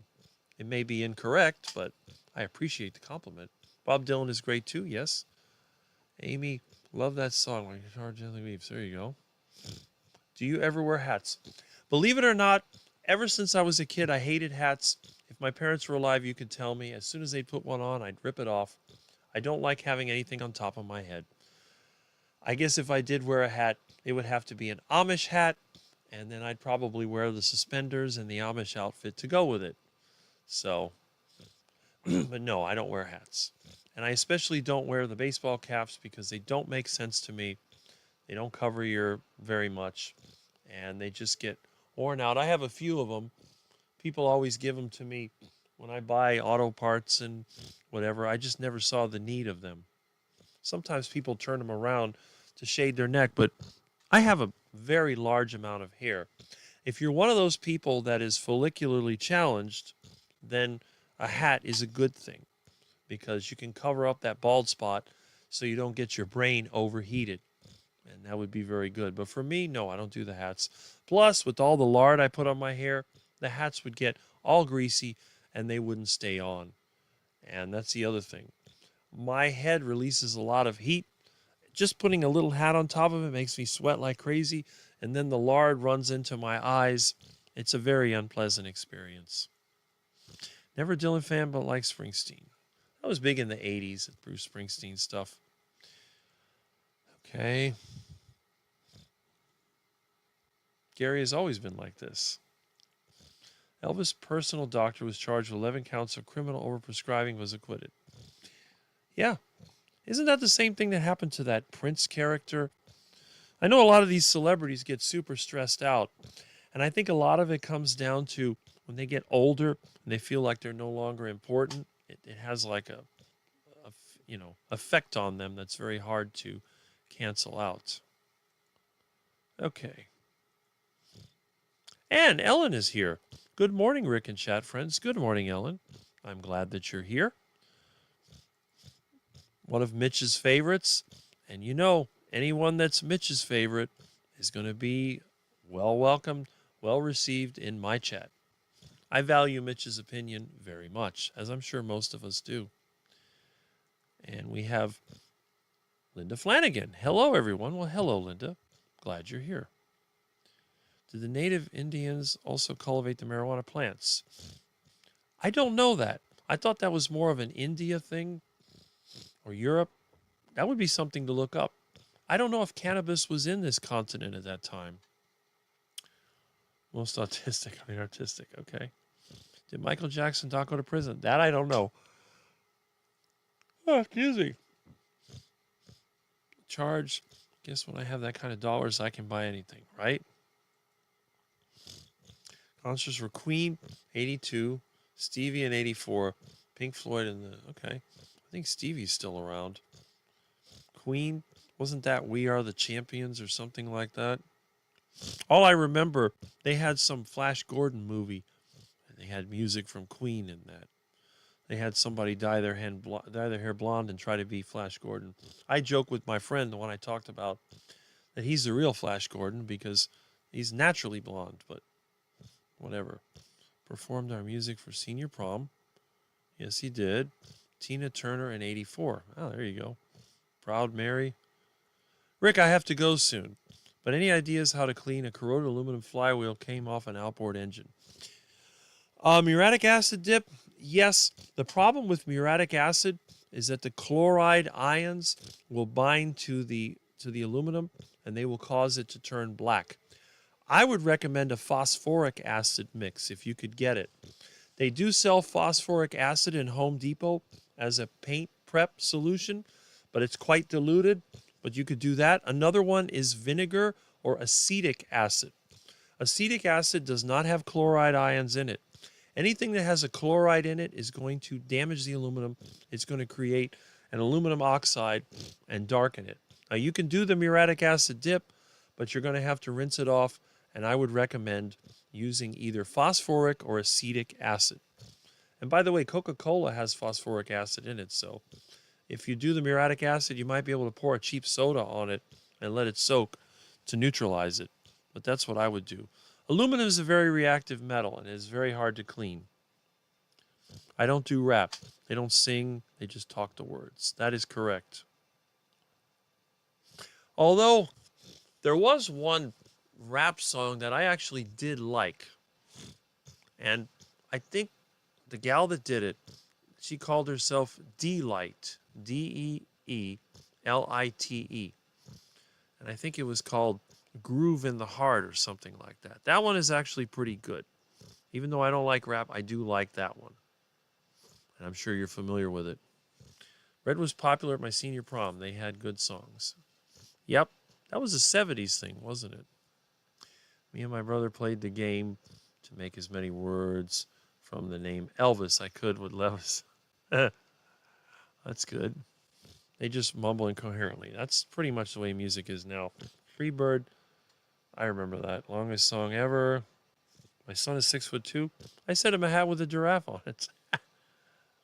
Mumble words, mostly swear words. Yes, that sounds like rap. Savior of the Universe. I love that song.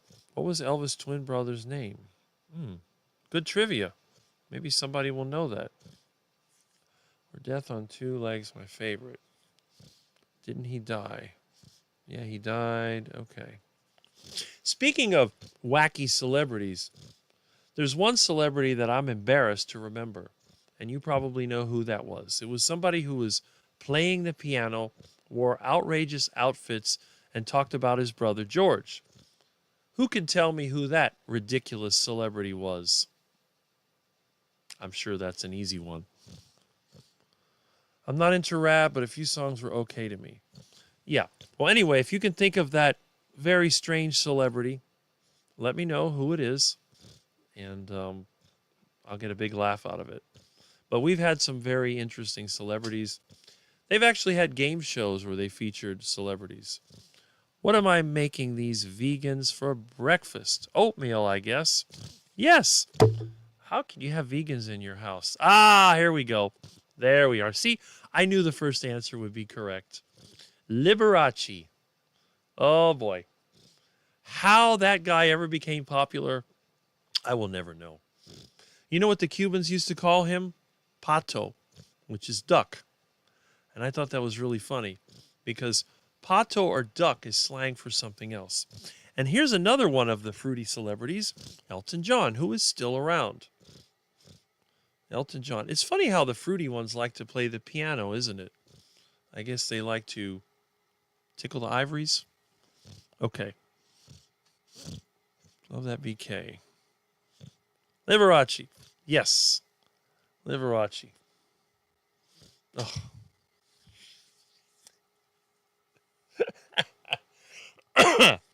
Didn't Liberace get AIDS? That's what I think it was. Whatever it was. He even had a museum at one time, but I think it got torn down and turned into a condo. And the funny thing is that women love Liberace. And Michael Pregler says, that was my mom's favorite. You must be referring to Liberace. Or I used to call him Liberace. Liberace. Yay, we got it. Yep. Fruity like the gum. There you go. My grandpa. Your grandpa loved Liberace. Really? I thought only women liked Liberace. I met Engelbert Humperdinck. Didn't he have that song After the Loving or something like that in an alley in L.A.?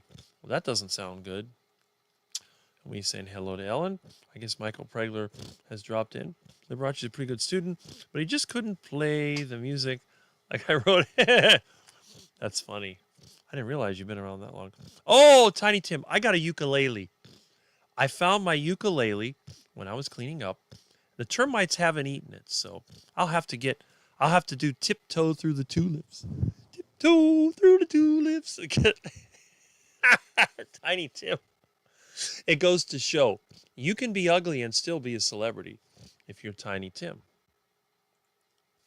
You've seen some good concerts. Yeah. Whoops. Elton John was pretty cool. Well, there you go. The Piano Man. What was the Elton John song? Dun, dun, dun, dun, dun, dun. I'm trying to remember. Oh, I don't know. Piano Man was somebody else. That was, or maybe it was. I really don't know. Turns out they were all posers. Yep. I love my music. I took my mom to a Tom Jones concert. She wanted to meet him. Tom Jones was a real big, popular celebrity for a while. What was that song he was really popular, was really famous for? It's not unusual to be. That's the one. What did I win? No ringtones. Well, I got a ringtone, but it's a bell. And let's see. Oops. Okay. I don't know who Liberace is. Sorry. Oh, well. If you don't, it's a Google search away. Debbie Gibson was my neighbor, and she had a Liberace piano. Really? She got a Liberace piano, huh? Liberace put all kinds of gems and they wore that ridiculous outfit. And then I told my mom, I think he's a F-A-G. Oh, no, it's just part of the act. Really? Oh, there's the one. That's an Elton John song, Crocodile Rock. Yep, I remember that. Ellen guessed too. Elton John and Billy Joel together. That was freaking awesome. Billy Joel was the piano man. That's the one. Yeah. Hi, Ellen. Belgian Carnivore. Benny Hill wasn't a beauty too. Da, da, da, da, da, da. And you know, that was Boots Randolph, the saxophone. I got his record. I always liked that. And they put that on Benny Hill. They also put Beethoven, for release. They'd speed that up for the Benny Hill music. That was pretty good. Yeah, Benny Hill. Always with the Benny Hill girls, and then the little man, he'd tap him on the head, you know, and go, go, go. Yeah, Benny Hill was a riot. Benny Hill was actually in that movie. What was the movie that they had? Chitty Chitty Bang Bang, I think it was, where they had the old car that flies. They used to have some interesting stuff. They don't have anything like that anymore. Now it's all special effects and overpriced crap. It's not unusual. Tom Jones, yes. Billy Joel, the piano man. That is right. You must look him up. Yes. If you really have not seen Liberace, you can look him up. When you talk about fruit, Paul Saladino's got nothing on Liberace. He takes fruit to a whole new level. Madman Across the Water was a good Elton John album. One of my aunts liked Liberace, but the others were quite sane. Tina Turner, okay. That's good. Let's see. Good morning, Peter. Yes. Peter was here earlier, so he pops in and out. Billy Joel, great songs. Uptown Girl, I remember that too.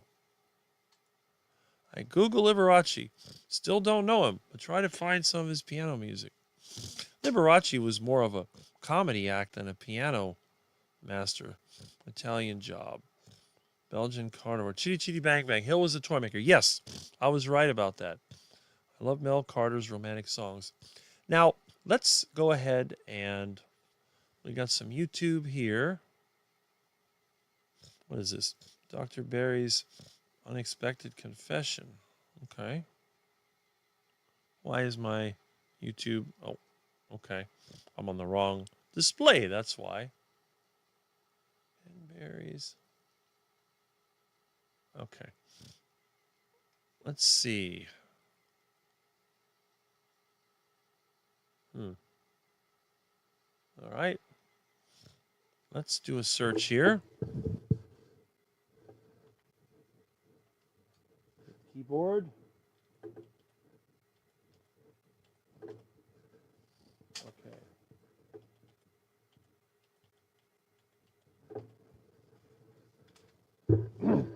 All right.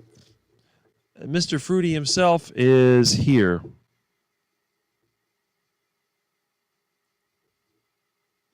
And there he is.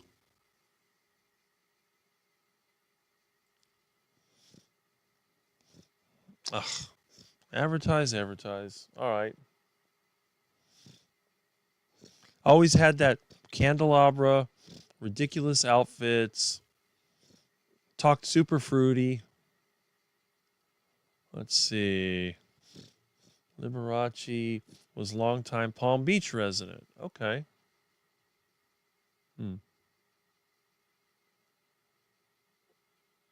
Palm Springs, California. All right. Well, there it is. And that is who we are talking about. I don't play the music because YouTube will fuss, but if you don't know who that is, that's who it is. Okay. So, yeah. Very interesting. We haven't had any technical problems today. There's something wrong. I don't know. I guess it's only a matter of time. Just woke up from a 2.5 hour nap. Well, we've been on for 9, 10, 11, 3 hours and 10 minutes. Benny Hill comes on through the antenna. Okay. I haven't seen Benny Hill in a while. I will look that up. Only the Good Die Young was my favorite Billy Joel song. All right. You wake up grouchy or nice. Still rock and roll to me. Yeah, I remember that too. That was 70s, wasn't it? Quite talented, great piano player. Right. Bacon Baby. Okay. If oatmeal has weevils in it, is it still vegan? That's a good question. Maybe not. Is eating the bugs vegan? I don't think so. My mom wouldn't let me watch Liberace on the TV. Really? I wonder why. Huh. Okay. Liberace. Actually, even Bugs Bunny parodied Liberace because when he had the monster, that orange monster, he went to play the piano and he put the candelabra on there and said, "I wish my brother George was here." So it was a joke for a long time. Okay.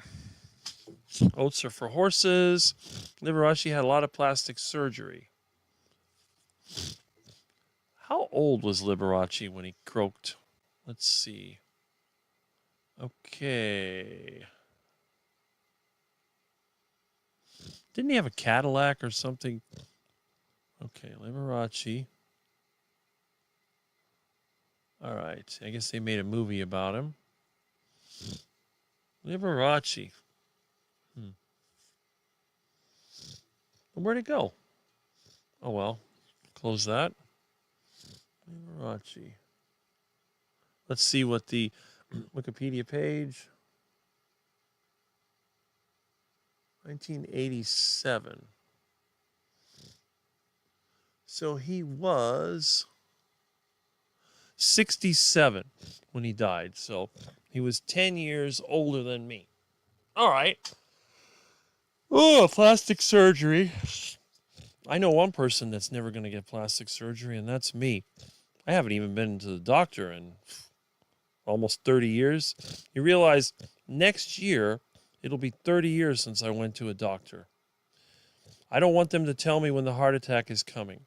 I want to be pleasantly surprised. All right. This family musician. Okay, so they give the whole story there. That is quite interesting. He was a pianist. No wonder he was so interested in pianist. Okay. What in the world is that?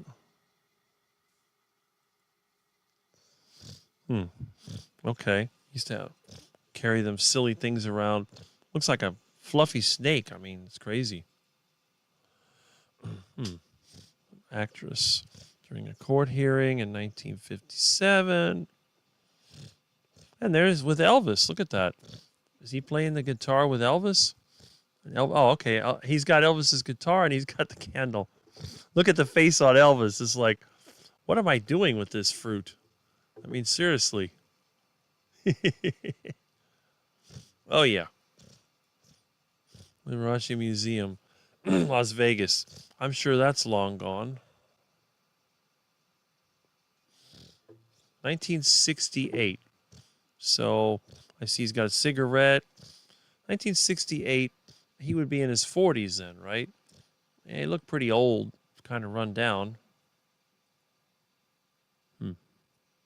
Oh, boy. Okay. Interesting. All right.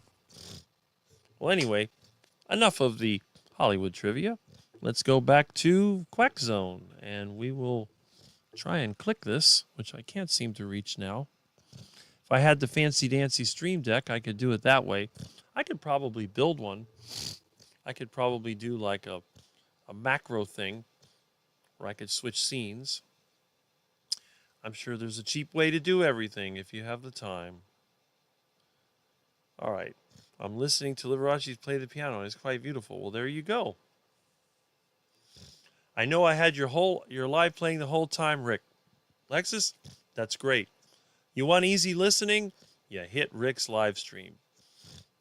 I think that compared to a lot of the live streams out there, I'm pretty soothing.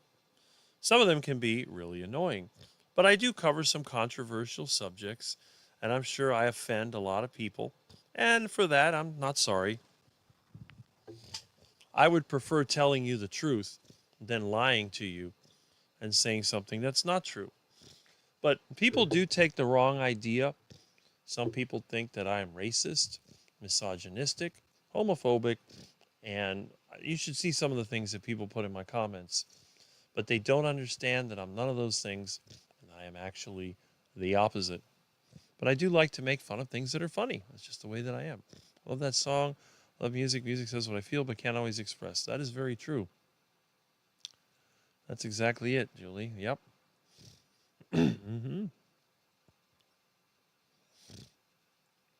See? Crazy carnivore is kicking in. Now I got to do all these things. There's a lot of things I want to do, but I'm kind of stuck here at the computer. But, excuse me. I will do that. All right. So we're caught up with the comments again.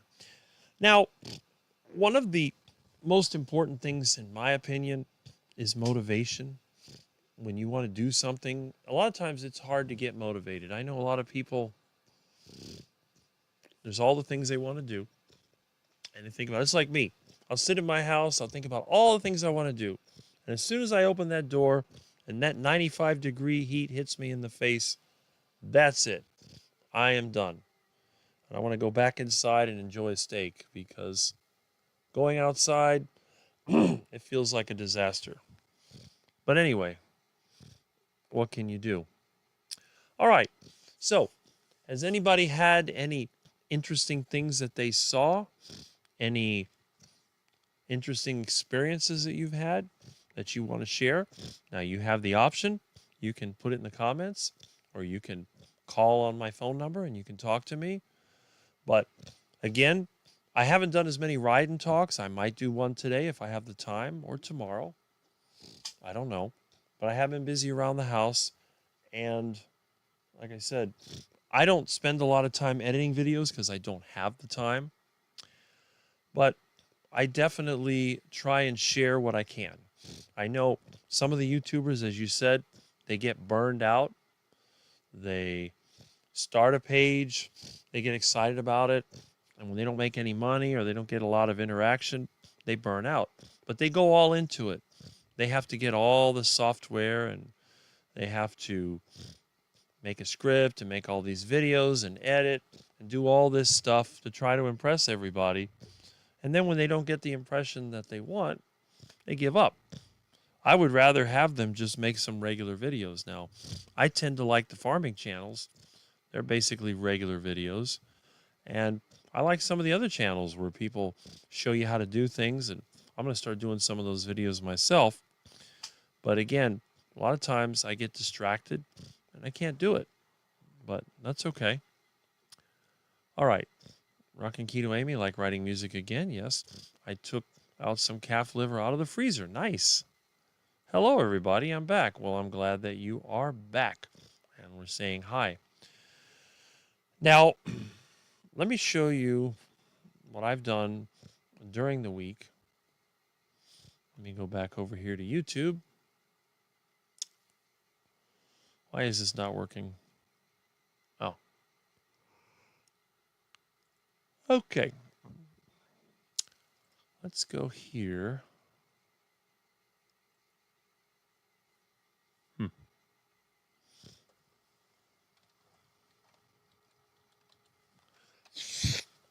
Okay.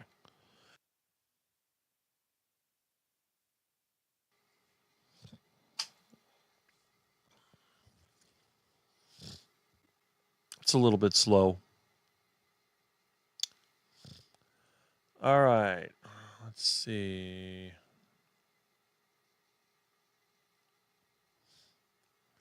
All right. Corporation for Public Broadcasting announces it's going to close. All right. Here's another guy that I watch his videos at 71 years old, works out, not on the carnivore diet, but taking some TRT and eating natural diet. Looks pretty good, seems healthy. I tell everyone I would love to see all the older people doing good. You know, if you're 71 and you look like this, that's pretty impressive right there. Your typical 71-year-old has a gut so big they can't even see their own whatever. But you can do it. So what do we have here? We have, oh, okay. Live chat on the 2nd. What time is that?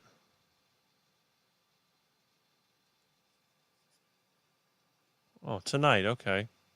So Carrie's going to talk about his marriage. That ought to be interesting. So that might be something to check out tonight. I'll see if I can catch it. Let's see. Let's go back. My display seems to be a little off scale. I may have moved it by accident. Let's see.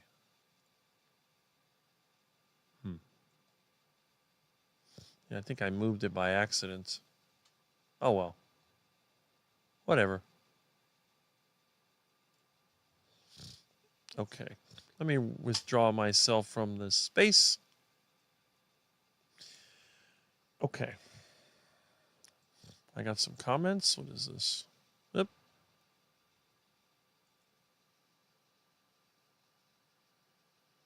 Okay.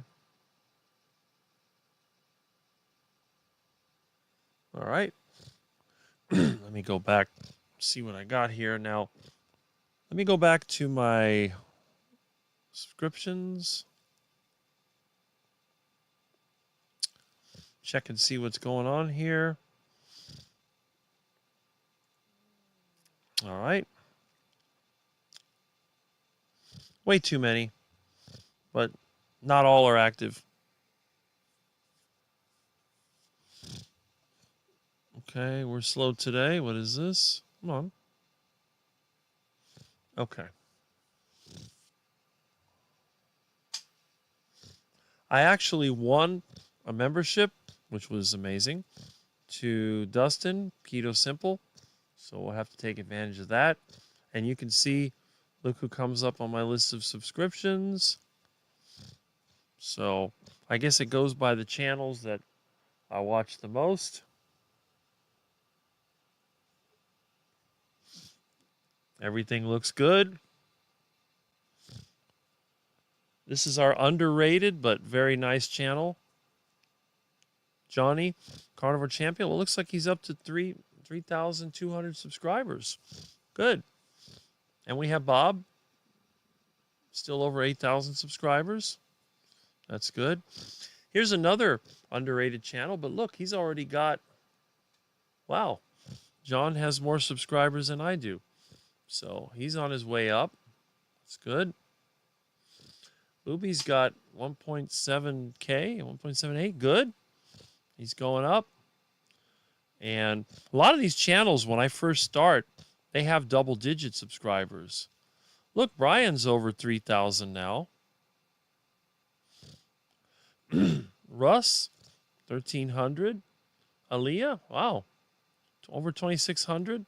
I guess since she's been with Dr. Kiltz, she's getting more to her channel. She interviewed me a couple of years ago. One of the great carnivores, in my opinion. And let's see. Chris is over 138,000. DC, he's only got about 1,700. Hopefully we'll get him up there. And let's see. Oh, Adam's got over 15,000. That's interesting. Tony, he has a live at the same time that John does on Sunday. And he's got... So everybody's going up, definitely. Let's see.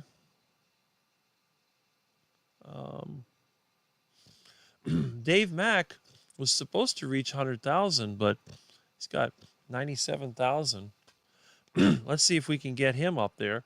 If you're not subscribed to Dave Mack or No Carb Life, why not subscribe? Okay. Bill Knott, he's got almost 27,000 subscribers now. I remember when he had, 100 or less? I subscribed when Carrie wanted us to subscribe to him. I see Jonathan is over 15,000, 16,000. Okay. Jonathan doesn't come around anymore. I guess I offended him somehow. It happens. Let's see. Baker. Wow. I remember when Baker had less than 100,000. Let's see. Even the raw vegan has 54,000. I like to laugh at this guy's videos. It's so comical.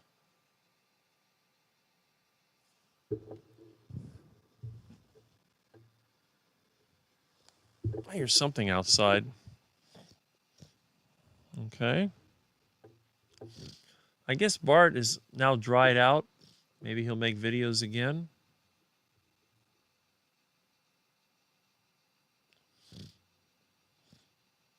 My friend Ray still got about the same subscribers. These new farm channels, they're starting to get more subscribers. That's good. Let's see. Carnivore Brothers.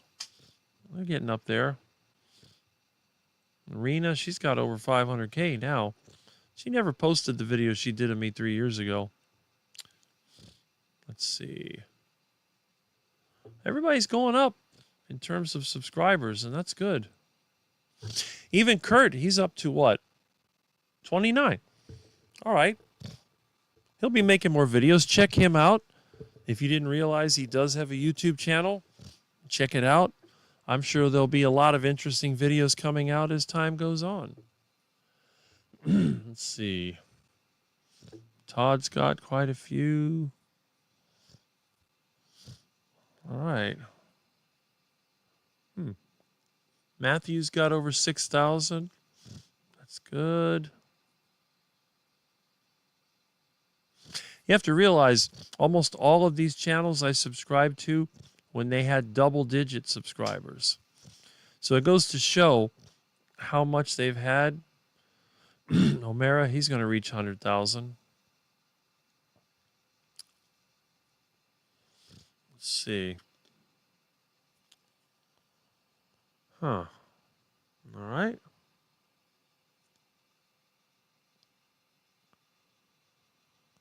Okay.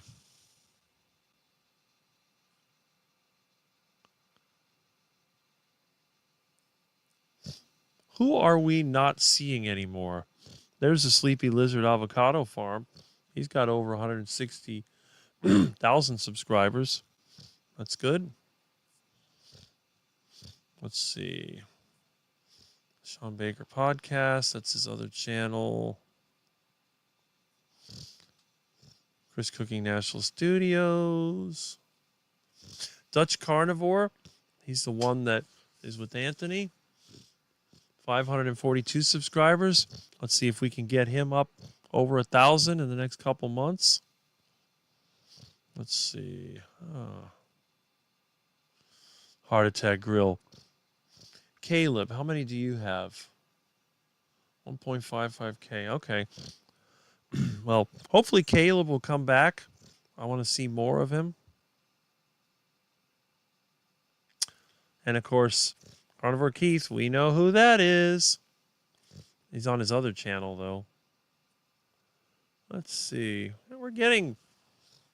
Just trying to see who I haven't seen in a while. Nia's doing good. Yeah, Carnivore Rabbi, I haven't seen him. He seems to have dropped off. Evan, he stopped making videos. Who else are we missing? Whatever happened to Who's Your Carnivore? I don't see him anymore.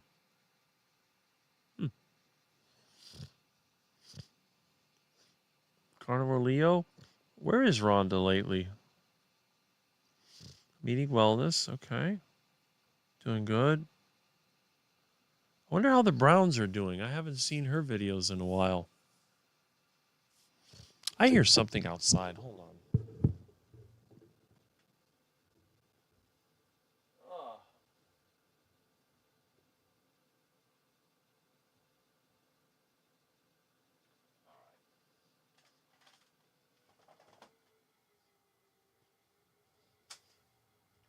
Okay. Where is my power supply? I'm going to connect the outside camera. Here we go. Plug this in. Okay. That one. Here. All right. go. Plug this in. Let's get this plugged in. Okay. Oh, wow, that hurt. Okay. All right. I guess Milton unplugged my outside camera. I can't see what's going on out there. But I will. Let me see if I have one here. I'm going to set up another camera. Let me put one called outside. Hopefully it doesn't crash.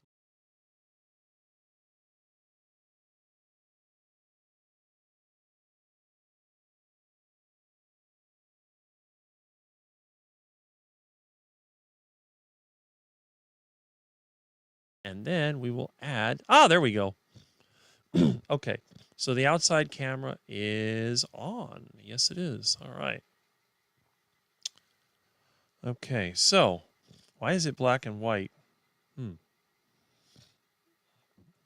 Okay, there's the outside camera. That way I don't have to strain to look in the window. But it looks weird. Anyway. Okay.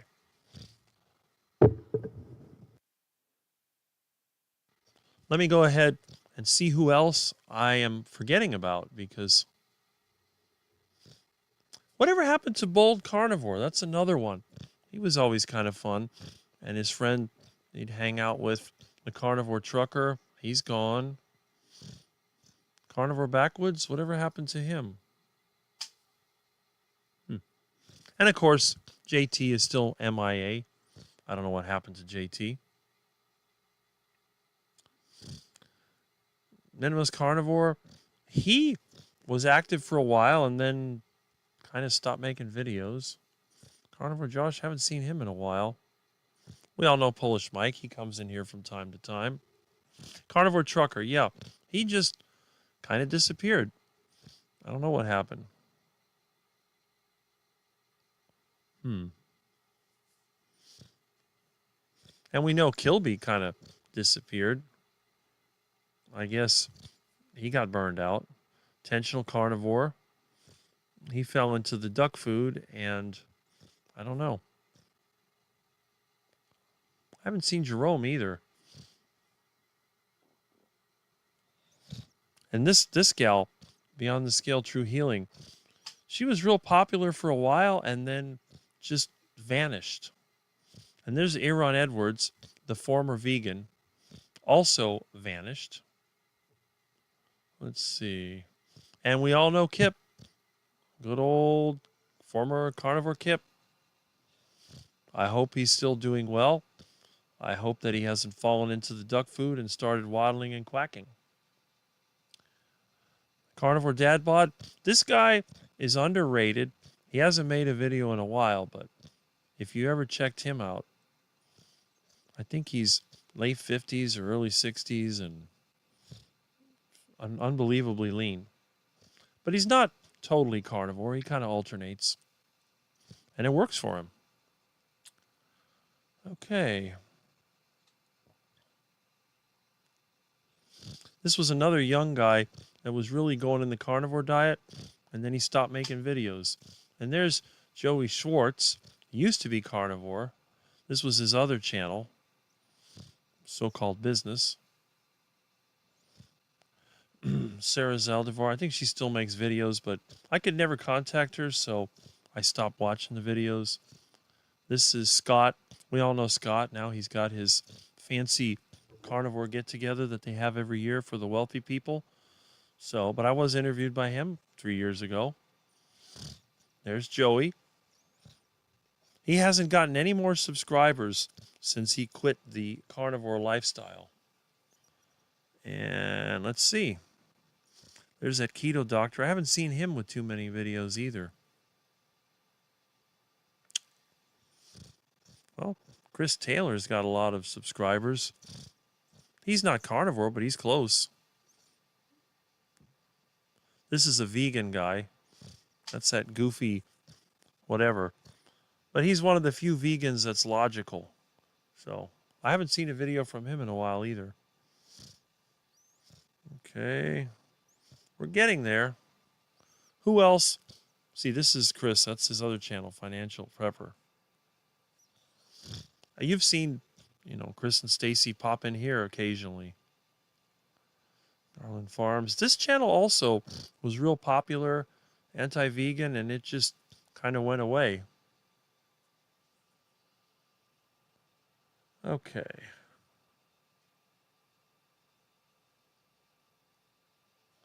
Let's see. I don't see any more carnivores. All right. You notice there's a lot of farm and cattle related channels in my subscribers. Farm, finance, and carnivore. You see a lot of it there. That may be all of it. Let me see if there's any more. I don't see it. Okay.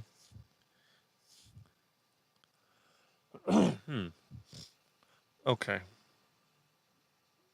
Yeah. I guess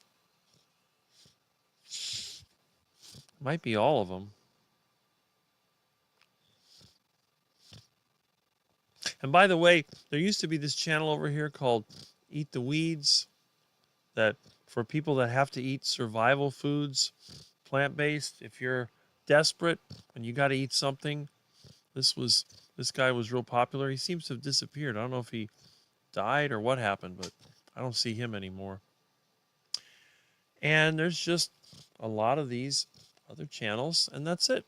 So I just like to go through them from time to time to give everybody an idea of who was where and what happened and so on. So that's actually pretty nice. But anyway, I just wanted to do a little review. If you can think of any channels. Okay, let's see.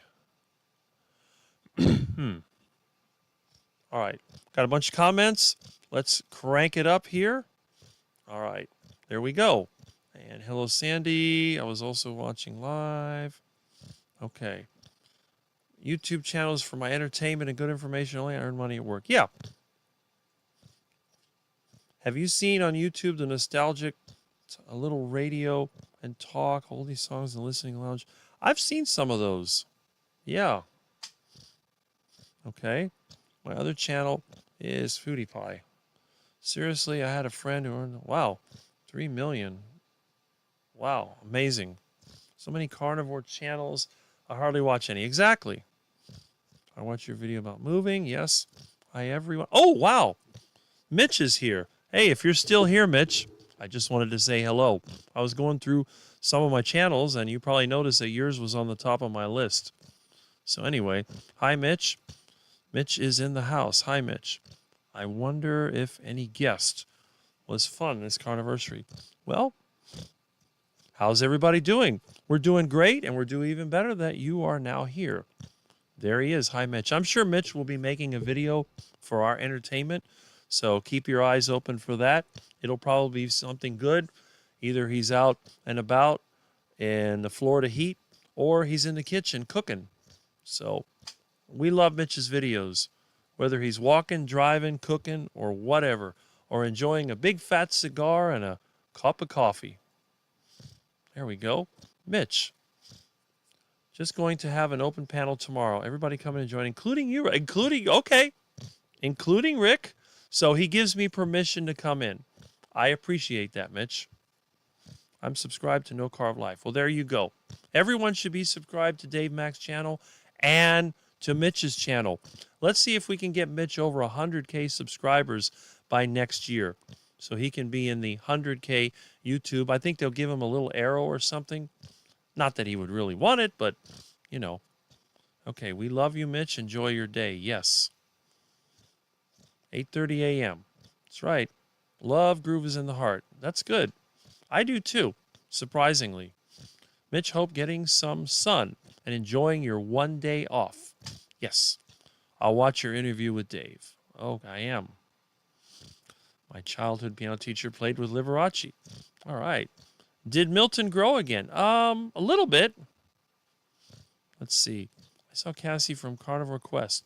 Yeah, I was going to watch a video, but I just didn't have time. She may be pumping in more. Okay.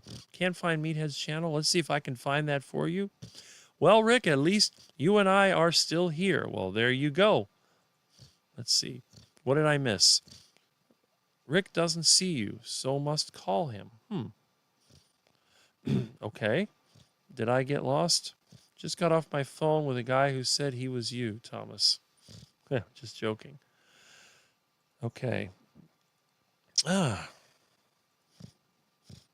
about charging $2,000 a ticket for meat stock, asking less famous speakers to talk for gratis, pay their own. There you go. That's not right. You know, if you're going to invite the famous people for free, everybody else should be free. That's not right. Because you know it is about marketing. They want the famous people there to attract the paying customers. Okay. All right. I do videos and posts, the most views, grilling hot dogs. And Mitch says he's still here. Excellent.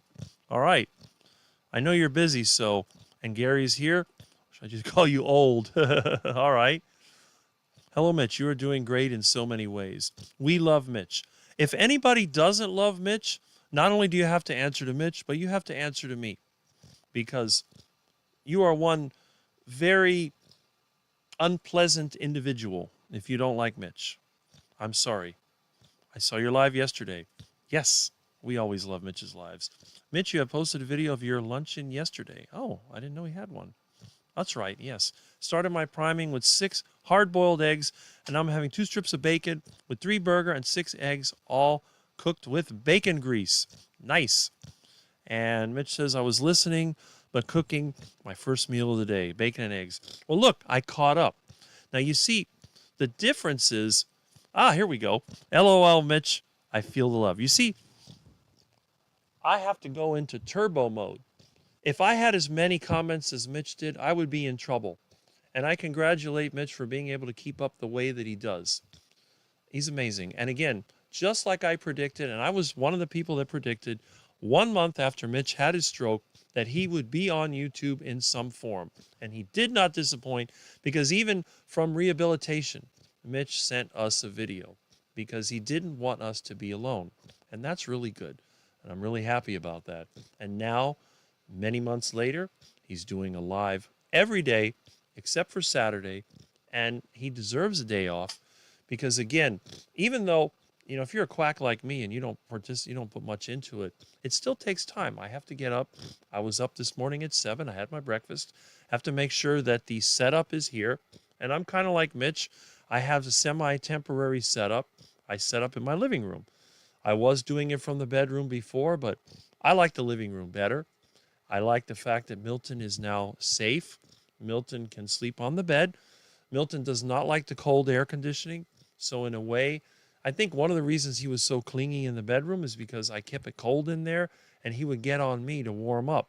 I think that's what it is. But now that I have the air conditioner turned off in the bedroom, although the door is open, he can go in there and sleep on the bed and enjoy himself and be upside down and really enjoy. So anyway, so let's see. And I see once Mitch came in the live stream, it just livened it back up. It's that carnivore energy. And again, if you don't like Mitch, you need to, let's just say you need to eat more meat. Listen to what Mitch says. Take the day off, take the rest of the day off, and eat meat. And I think if you did that, you'll like him more. I just watched Old Guy Carnivore latest video on my phone, but had Rick's live on my laptop. Well, there you go. I should put it on the tablet. I could put it on the stream, but I'm going to let you need to watch it from Mitch's channel. So that way Mitch can get the likes and he can get the attention that he needs, because the more people that watch your video, the more YouTube will recommend it. And as long as Mitch is here with us, and hopefully it's going to be for a long time, we want his wisdom to be in the carnivore community, because unlike the carnivore celebrities, Mitch interacts. And I love that. I think that's great. You know, a lot of the carnivore celebrities, they only interact with certain people. But Mitch's channel, it's an equal opportunity to get put in your place. All right, I did post a video from my lunch yesterday. Good. I need to watch that. I'm going to watch now. Thanks. So there you go. Feel free to leave my stream at any time because all you're going to do is see me and hear me talk. So there we go. And look at what Thomas says. Anyone who doesn't like Mitch, let me know so I can call the men in the white coats. That's it. They'll bring the van and they'll put a special jacket on you and they'll stick you in the van and you'll be in a padded room. That's the funny thing. Okay, so the comments are coming in strong because we have the best commenters on YouTube. Yes, we do. The Quack Pack and the Mitch Fits are almost like a team. You have to call Rick, CB Carback. I'd love to hear that Alabama talk. Well, the phone sits there. You are willing to call at any time you want. You can call in and we can have a conversation. Broken Carnivore, I'm here just listening, doing laundry, and editing my next video to be out later today or tomorrow morning. Well, we need to look for that. And again, I am subscribed to your channel, as you can see from the list. I will hopefully YouTube recommend it. Otherwise, I'll have to look for it.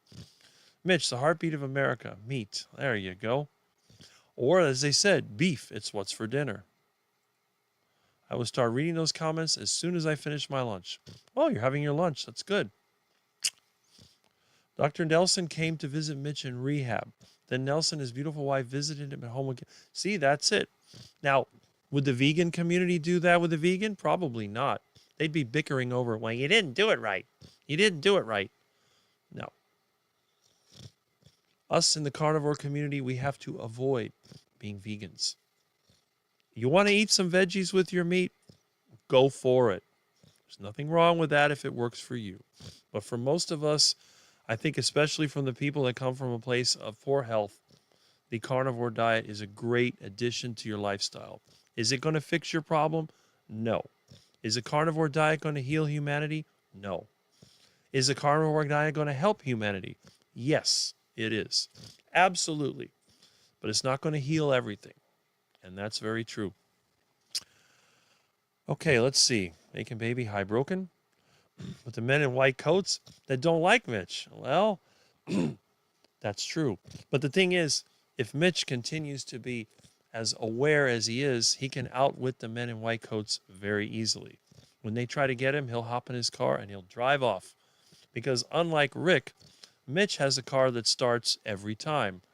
My car, well, you turn the key, it may start or it may not. But that's when you keep a little special piece of hardware under the seat in your truck. So that way, when the white coats try to get you, you simply show them that piece of hardware and they will leave you alone. Or else you have to use it. I have been on Rich. Yes, you have. Rick's Live before. I'm going to cook, then eat, then go to town. That is it. All right, let's see. Comments. Who do you think you're trying to fool, Rick? We all know Milton does all the work. He told us so. Well, that's probably what he's doing right now.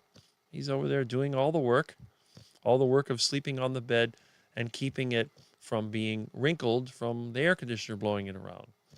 Mitch will watch your lunch video. Yes, you should watch Mitch's lunch video. CB, next time.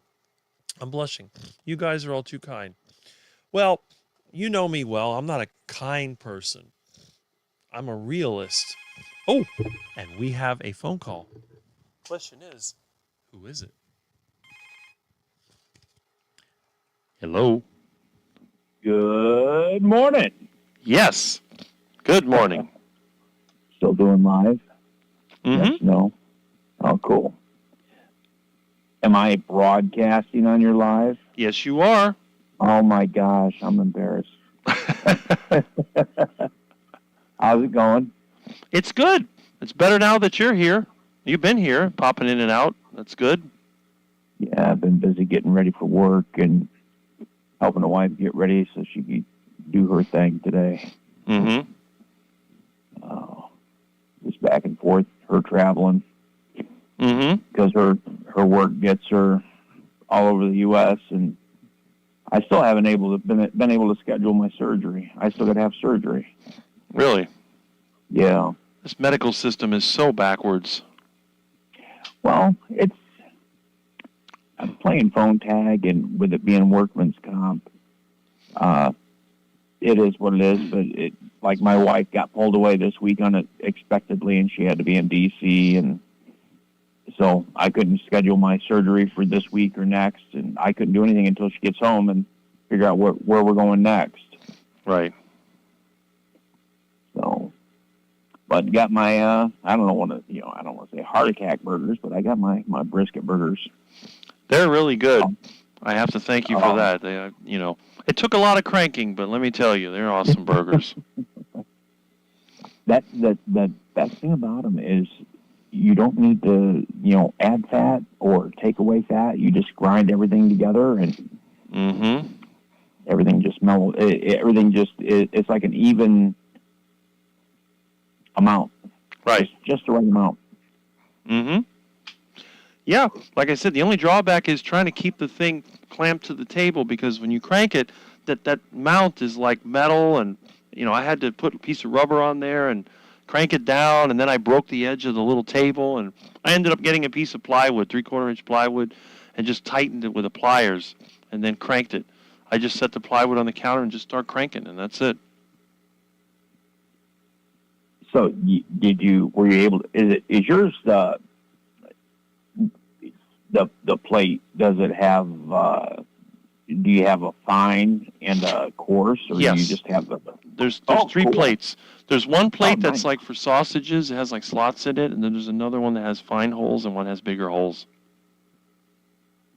That's great, yeah. Mhm. I mean, the coarse cut is pretty good. Yeah. It's better for sausage. Right. But yeah, in fact, it just, the weather here, I am so grateful that it's cooled down, because I just got my electric bill, $200. Well, mine's about $140, which is a miracle, because I have no insulation, and it's always over 90 here, like 6 months out of the year. Dang. It was crazy hot here in the hundreds. But the funny thing is that I didn't have a problem when I got in the car. I rolled the windows down. I rode to work. I sit out in the parking lot for half hour or 45 minutes doing YouTube, listening to music, whatever. It didn't bother me. Right. But in the house is where it got bad. Yeah. It's like an oven. Oh, yeah, could be.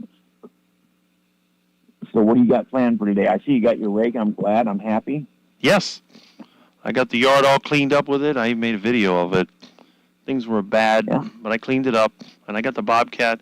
Well, I got to move a banana tree with a bobcat so I can get right to my truck, and then I moved the other one by hand, and I planted some stuff and did a little bit of Rick's landscaping. And then I had to do regular landscaping yesterday for my friend, because the Mexicans they were too burned out. They got overworked, and they didn't want anything to deal with it. It was Friday. It's time to have some Presidente or Modelo or whatever beer they drink. I think it's usually Modelo. Modelo, yeah. I find all kinds of beer bottles in the equipment I work on. I guess they drink on the job. Well, you can go outside in the parking lot, and that's why I'm scared to even park in the parking lot, because you find all kinds of booze bottles. Yep. Well, that's a good thing about the bicycle. You can avoid them. I ride around bottles all the time. When I'm driving the van or truck, you don't always see them. I actually had one car hit a bottle, and it rolled. They caught the corner of it, and I ran over my truck, and it blew the tire out. Dang. Yep. I had to take the tire off and patch it. I was able to save it, but what a pain. Yeah, I gotta take a picture of my mom's rake and show you. Well, I mean, this thing is, we had this since probably 1975, 74. Yeah, and it's still going. Yeah. It's the fingers are all flexible, but everything's steel. Even it's the original handle too. Right. Well, I got the one right here. Hold on.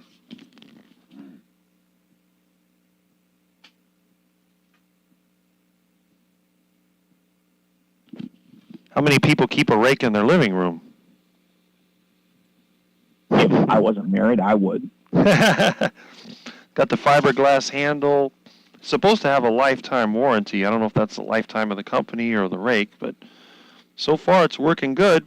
You know, I'm impressed. Yeah, see, that's the thing that, I used to go on based on, wow, it's got a lifetime warranty. I'm going to buy this. Mm-hmm. But then 5 years down the road, the company's out of business. Mm-hmm. Right. Where does that leave you? Yeah, like all my Sears Craftsman tools. Oh gosh. do not, whatever you don't do the trade-in, because the older ones Mm-hmm. are better than the new ones. Right. Nope. I got some Craftsmen here that I even though they're pitted, I had to sandblast them. They're still good.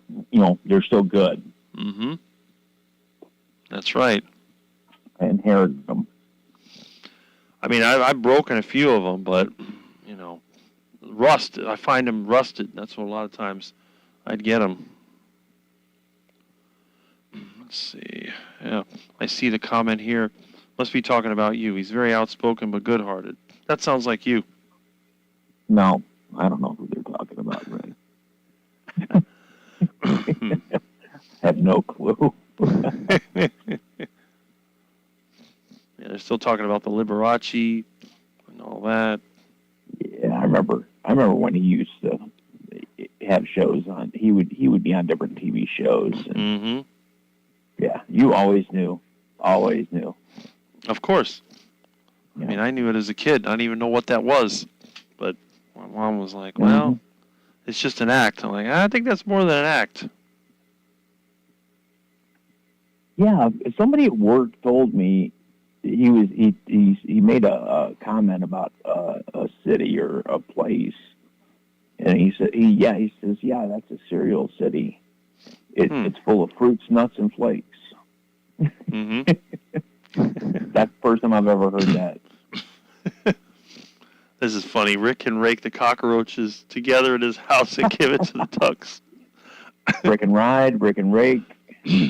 I used to have a pet duck, Daisy. I'd put a towel on her as a diaper and let her loose in the kitchen. She'd go into the cabinets and the walls, and she ate so many roaches until she got stuffed. And then she'd just want to sit around all day. But I'd put her outside because once the roaches came out the other end, it was all nasty black stuff. Oh, my gosh. They love roaches, though. They gobble them up. Oh, I bet. It's like it's the thrill of the chase. Right. And the roaches here, they fly. They're big. They're 2 inches long. Wow. I'm just thinking about, with my thumb and finger. Wow, that's quite a bit. Mm-hmm. They'd make a nice meal. Protein. Mitch says he's cooking burgers, so that's good. Yeah. Mitch cooks some good stuff.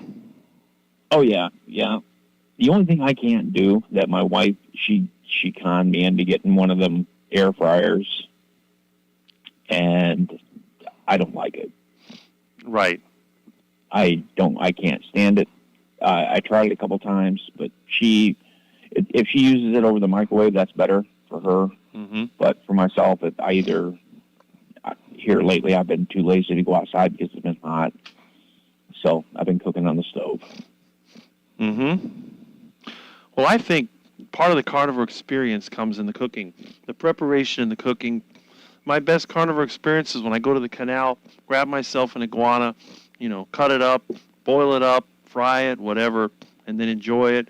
Or I go to the store, get a big primal cut, like a chuck roll or something, and cut it into steaks, put the steaks on the stove, or get out the old hand grinder, grind it up into beef patties, and form the patties and cook it up. It's all part of the process. It's hard for me to imagine eating without preparation, because while I'm preparing the food, that's when my hunger, I don't get hungry otherwise. I never get hungry. But when I start preparing the food, then I get to the point where I'm ready to eat. And then when I eat, it's satisfying. And I ate late last night. I didn't eat till 10 o'clock because I was so busy working. And I slept like a baby. I don't have a problem. I never get indigestion. I think it's because it's part of the process. Yeah. I would have to agree with you. Mm-hmm. I would. Because right now, yesterday and today, I've been eating brisket burgers all week, but it's just the fact that I cook it up and it smells good, and I'm looking forward to when I get to work. And I've been too lazy, but last night was the best. I had like 3 pounds of brisket burger, but I took all the fat and poured it over that, and I ate that. People at work were like, "That's nasty." Nasty? Huh? Huh. It's the best part. It's nasty, but I'll eat it. Yeah, it's good. Yeah, and then I had natto on top of that, and they're like, "God, that's so disgusting." Well, I hate natto myself, but let me tell you, I was talking earlier about fermented foods and the benefits, and sauerkraut with pork. Somebody had mentioned that, and I love sauerkraut with pork.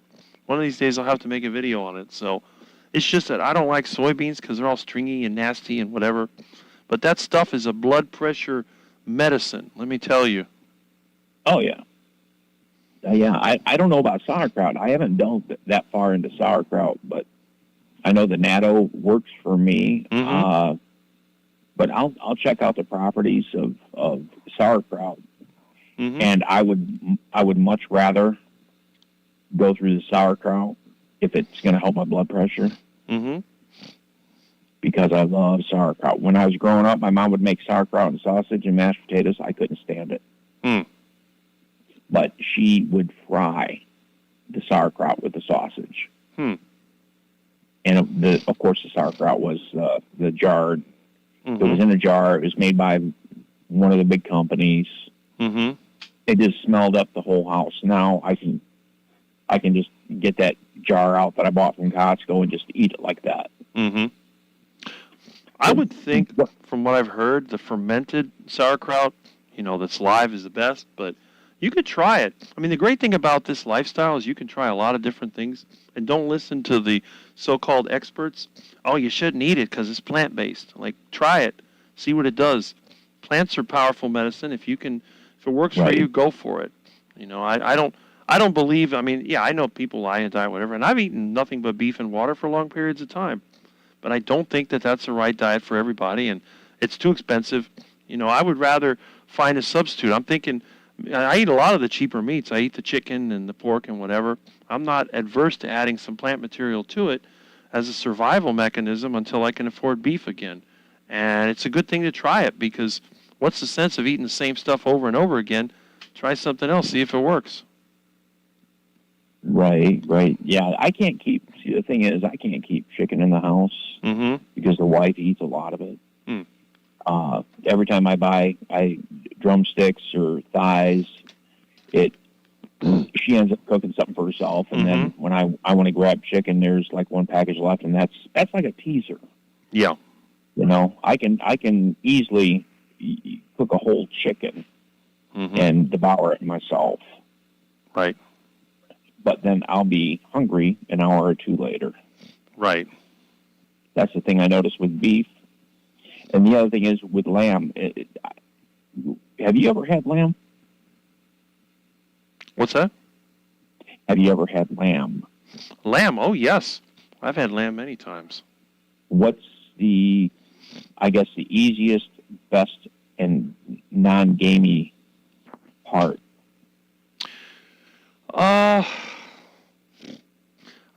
Most of the time, leg of lamb is going to have the gamey flavor. Okay. I'm trying to think. If you can get the lamb ribs, they're actually not that gamey. And it all depends on the way they're raised, too, because the lambs that are free range are always going to have the gamey taste because of their diet. But if you get the ones that are fed, a combination feed, not just the grass, but some of the other seeds and stuff like that, the gamey taste goes away. That's kind of the thing. But you can get rid of that. You can cook your lamb with milk, or, you can try to. The fresher you get it, it depends on the animal. Sometimes it's actually less gamey when you get them fresh. When they age, they get more gamey. So you can usually smell it when it's raw and know. Well, I bought lamb cubes from, I don't remember if it was Sam's or Costco. I had a box of them, but it was so gamey. and I finally, I was wasting like a gallon of milk because I would let it sit in there for 24 hours before I cooked it. Right. And it helped, but you're talking a whole gallon of milk.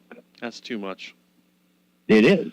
Well, I mean, I ate a ton of it when I was eating it. It was a 50-pound box. I know that the carnivore police are going to hate me for this, but I found sour orange juice is the best for getting rid of the gamey meat. Gamey meat tastes like in ducks and stuff. When you get a fresh canal roadkill duck, I've used sour oranges to marinate it overnight, and it eliminated that taste. Sour oranges, like what? I guess what species? It's like the wild oranges that grow here. They're like seed grown. Anything that's sour in the citrus family. I guess you could use lemons and limes if you had them. You want to soak the meat in there. I forget what the actual substance is in the meat. I don't know if it's myoglobin. I don't know what it is, but there's a substance in there that gives it the gamey flavor. It tastes like dirt. And the sour oranges seem to do it. Because a lot of times people use sweet orange, but then you're putting a bunch of sugar in your meat, which you don't want to do. But there's still sugar in sour oranges. It just is very acidic. It seems like the acid breaks it down. Right. I wonder, I'm not opposed to, what about apple cider vinegar? Try it. Vinegar is acidic. It should do the trick. Apple cider vinegar with some water. Mm-hmm. Yeah. I'd be interested in doing that. Mm-hmm. It might do it. Because it's just something to break down that structure that gives it that flavor. Right. It would tenderize the meat as well as give it a different flavor. That's correct. Okay. But the one thing I don't use, I stopped using, and I've seen some other carnivores use, and I mean, it's each, it depends on what you're wanting. If you're in maintenance mode, that's great, but if you're not, you're like me, black pepper is off the table for me because it's been shown to block nutrients because they mix it. What was it? They were talking about a hot chili pepper or something, and you mix it. You do like black pepper with it, and you're not gonna. It's not gonna affect you the way a raw chili would, right? Because it blocks a lot of the receptors. Mm-hmm. And you're not going to get, like some chilies are supposed to give you health benefits. Right. But it's been proven, and that's I'm just putting that out there. Something that come to mind. Speaking of putting it out there, did you see the question that Ellen put on the chat? It's for you. No. What was the question? It says, Kurt, what don't you like about the air fryer? People seem to rave about them. I don't have one. The air fryer, it's okay. If you're all about convenience, that's fantastic. It's your mileage may vary. I don't mind cleaning up the grease splatter, the oil splatter on the stove. I love cooking on the grill better because I don't have to clean squat. Mm-hmm. I just grill it and go. Mm-hmm. That's more convenient for me. I like the hands-on versus just set it and forget it. Right. I don't like microwaves. I don't like a lot of that stuff. Like my coffee. I used to buy ground, and I bought me a coffee grinder. I dial in my grounds, and I tell you what, I am not looking back. I buy beans now. Mm-hmm. It's more work for me, but I enjoy the flavor a lot more. Right. So it's for everybody. It just depends on what you want. If you want convenience, you can do an air fryer, but air fryer is not for me. Right. That makes sense. What about you, Rick? I don't like, I call it a convection oven because, first of all, it's electric, and I don't want to use electricity to cook my food. So anything that's electric, I guess I'm part Amish, I don't know. I don't like using electricity to cook food. I like to use gas. So I cook on the stove, and then the air fryers typically have a lot of plastic in them, and they usually have some kind of coating, which again, I'm 100% against. I won't cook with anything that has a coating. So, and I have a convection oven, but it's one of the older style that has a porcelain coating, which is like the old glass finish they used to put on the old pots and pans, and it blows air from the top. I don't use it, but I used to use it for my mom for making things. But I'd rather cook on the stove. I mean, I don't see the point. And the microwave, I never use that. My mom used it a lot. I use it as a storage. I put paper towels in there and some spoons, and that's it. It's just never been plugged in. When my mom died, I unplugged it, and I never used it. So that's kind of why I don't have an air fryer. Yeah, I think that's my thing too. With another thing, the coating and with it, what it's made out of. Because the only pan I cook on the stove with is either cast iron or stainless steel, but preference goes to cast iron. And my grill, everything's cast iron. My pan and the grill grates. So, that's just how I roll. Somebody asked a question about, will pet iguana eat your insects? And iguanas do eat insects, but not often. But I have seen them eat cockroaches and beetles. And I think as time goes on, they eat more and more insects. They were saying that iguanas were becoming more carnivorous here in Florida, so that's kind of interesting. That's scary. Yeah. That's gonna taste different. That's true. But you know what? You could still catch them. I'll have to do what I do with the ducks. Catch them and stuff them with tropical fruit.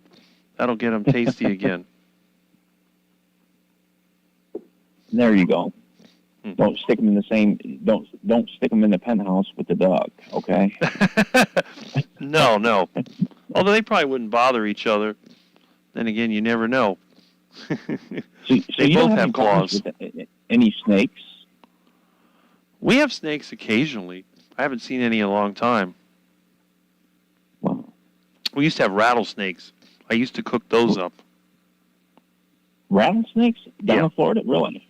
Oh, we had a lot of rattlesnakes here. We had all the pine trees. They were all over the place. Then we had a 6-foot rattler.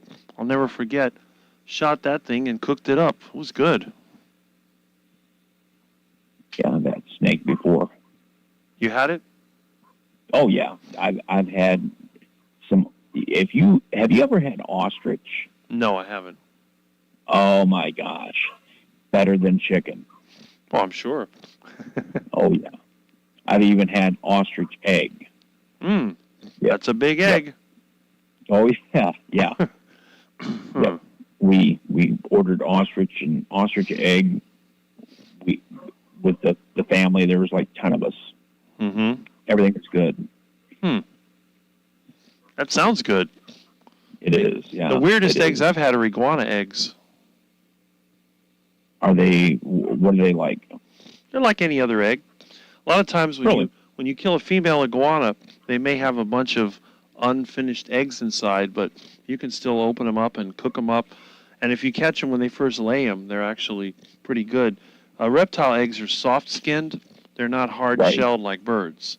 So you just cut them open. Yeah, because they had that little tooth in the front of their mouth to break that skin. Right. That's it. They're not like chickens with a hen tooth. Right. It's kind of interesting. I told you, Rick, I did my herpetology when I was a kid. That's right. You're a reptile expert. I wouldn't go as far as to say that, but I know a little bit about reptiles, yeah. I know alligator tastes good. It does. Reptile meat is good if you cook it right. That's the secret. Oh, yeah, definitely, yeah. You can easily overcook alligator. And I don't like when they bread it. Right. Yeah, that's no good. No. I prefer my alligator meat steamed. That's just me. That would be something to try. It's good. Would you worry about parasites if you ate it like sashimi? That's a good question. I mean, they say that like iguanas are supposed to have parasites, but I don't have a microscope, so I really haven't been able to tell. I've never seen any macro-sized parasites in the meat, so it might be over exaggerated because reptiles generally don't carry that many parasites, from what I've seen. Well, you figure they don't. They're like some parasites that attach themselves to the outer, Right. and they don't have outer skin or shell. Then you have the skin conditions. If you have something with a skin condition, I wouldn't try it. But Right. typically what you're saying is when you get an iguana Mm-hmm. and it looks clean, I would try raw iguana. You could.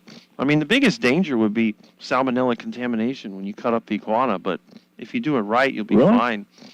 Yeah, because How would you get? Why would you get salmonella? it's in the internal organs. I mean, you have intestines and all that. I mean, if you cut the legs and tail off, you shouldn't have a problem. Wow, I didn't know that. Yeah, but I've never thought- gotten I sick. thought- I've eaten a lot of iguana. I haven't had it raw, but I've handled and eaten a lot of iguanas. I've never been sick from it. Right. I think salmonella is overrated when Yeah. it comes. You've seen all these bodybuilders and eating raw eggs. Mm-hmm. It's just like with the raw milk. You Right. know, they blow it out of proportion. Right. So, yeah. I'd roll the dice. I don't care. It See, wouldn't bother me. Feral Grandma says she's used water with apple cider vinegar for gaminess of the North American speed goat. So there's Oh, there another we go. idea that you mentioned. Yeah. Yeah, I appreciate that, Feral Grandma. Mm-hmm.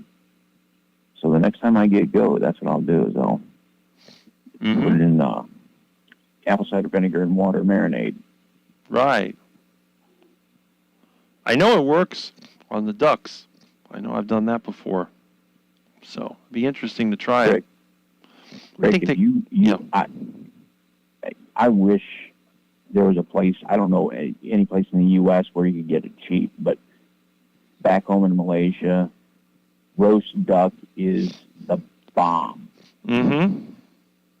It is fantastic. Yes, they do use seasonings, but the flavor and the skin is just outstanding. Mm-hmm. Yep. That's the one thing I miss back home is eating all the funky stuff they don't have here. Mm-hmm. We had a soup. It's called bakute. It's a herbal soup, and it's cooked with all the meat. It's cooked with pork and intestines and Mm-hmm. stomach of the pig. Yeah. And when I first got there, my wife was telling me about it. This is what you need to have. Try this. And I'm like, no, that's gross. It's disgusting.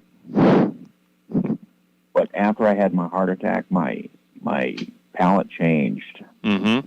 back in 2014. And yeah, you give me any of that stuff, and I'll eat it. There you go. Yep. But I can't have bakute anymore. No? Because of all the stuff they put in it, plus the chakwe, which is the long. It's like a donut, but it's long, and you cut that up in small pieces and dip it in the broth. So no, I can't have any of that stuff anymore. Mm-hmm. I see. So what do you got planned for today? That one's got a question about cleaning. I'll have to make a video on how I clean my kitchen, but it's not that difficult.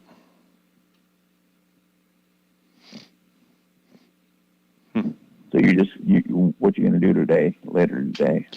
Well, whenever the live ends, I need to get back outside and try to pull that other engine out of my garage so I can keep going. I started to take it out, and the pile started shifting, and I said, nope, I better not do that. It's life-threatening. You pull out the wrong thing, it's like Jenga, it'll all come crashing down. Yep. There's a lot in that garage. You actually found your motor finally. Yes, I found it. Cool. I was trying to pull it with a chain in the Bobcat, and everything in the garage started shifting, so I had to start taking more out. I need to go out there and just keep moving the stuff into the yard, then take the engine out, then put everything back. It's probably a 4 or 5 hour job, but I'll have it out of there. Then you'll be able to start making your engine videos. Yes. What I'm going to do is, once I get the flywheel on there where I can put a starter on it, I'm going to spin that engine and then see how much compression I have. If the compression is good, it's going to be pull the oil pan, clean it up, valve covers, change gaskets, crankshaft seals, all the basic stuff, and then get it ready to install in the truck. Awesome. Now, you did those air guns.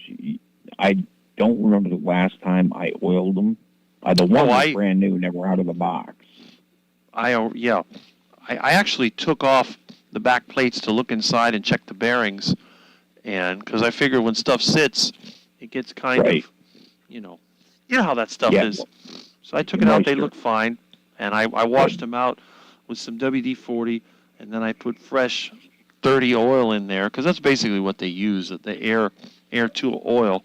Put it in there, and that's it. I have an oiler on the main connection in the garage, but I took it apart. I got some Chicago pneumatics that are really old that I fixed, and they work fine.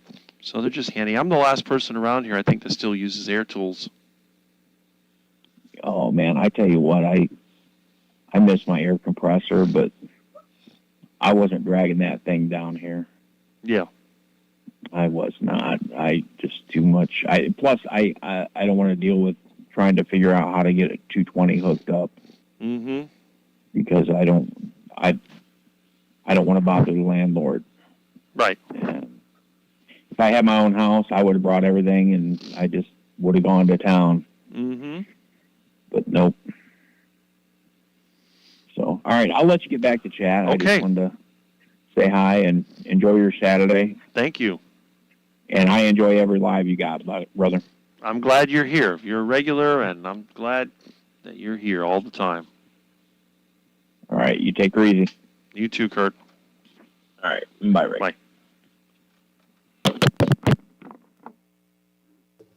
Okay, so got a good phone call from our friend Kurt. Excuse me. Wow. I may have to get myself some water. Yeah, it might be an idea. What are we? 12:30 almost? Let me go ahead and I'm going to get myself, my water glass is empty, and let me see if I can put some of my pork that I'm cooking on the stove. I'm going to take a short break, and I will hit you with another one of these scenes, and I will return very shortly.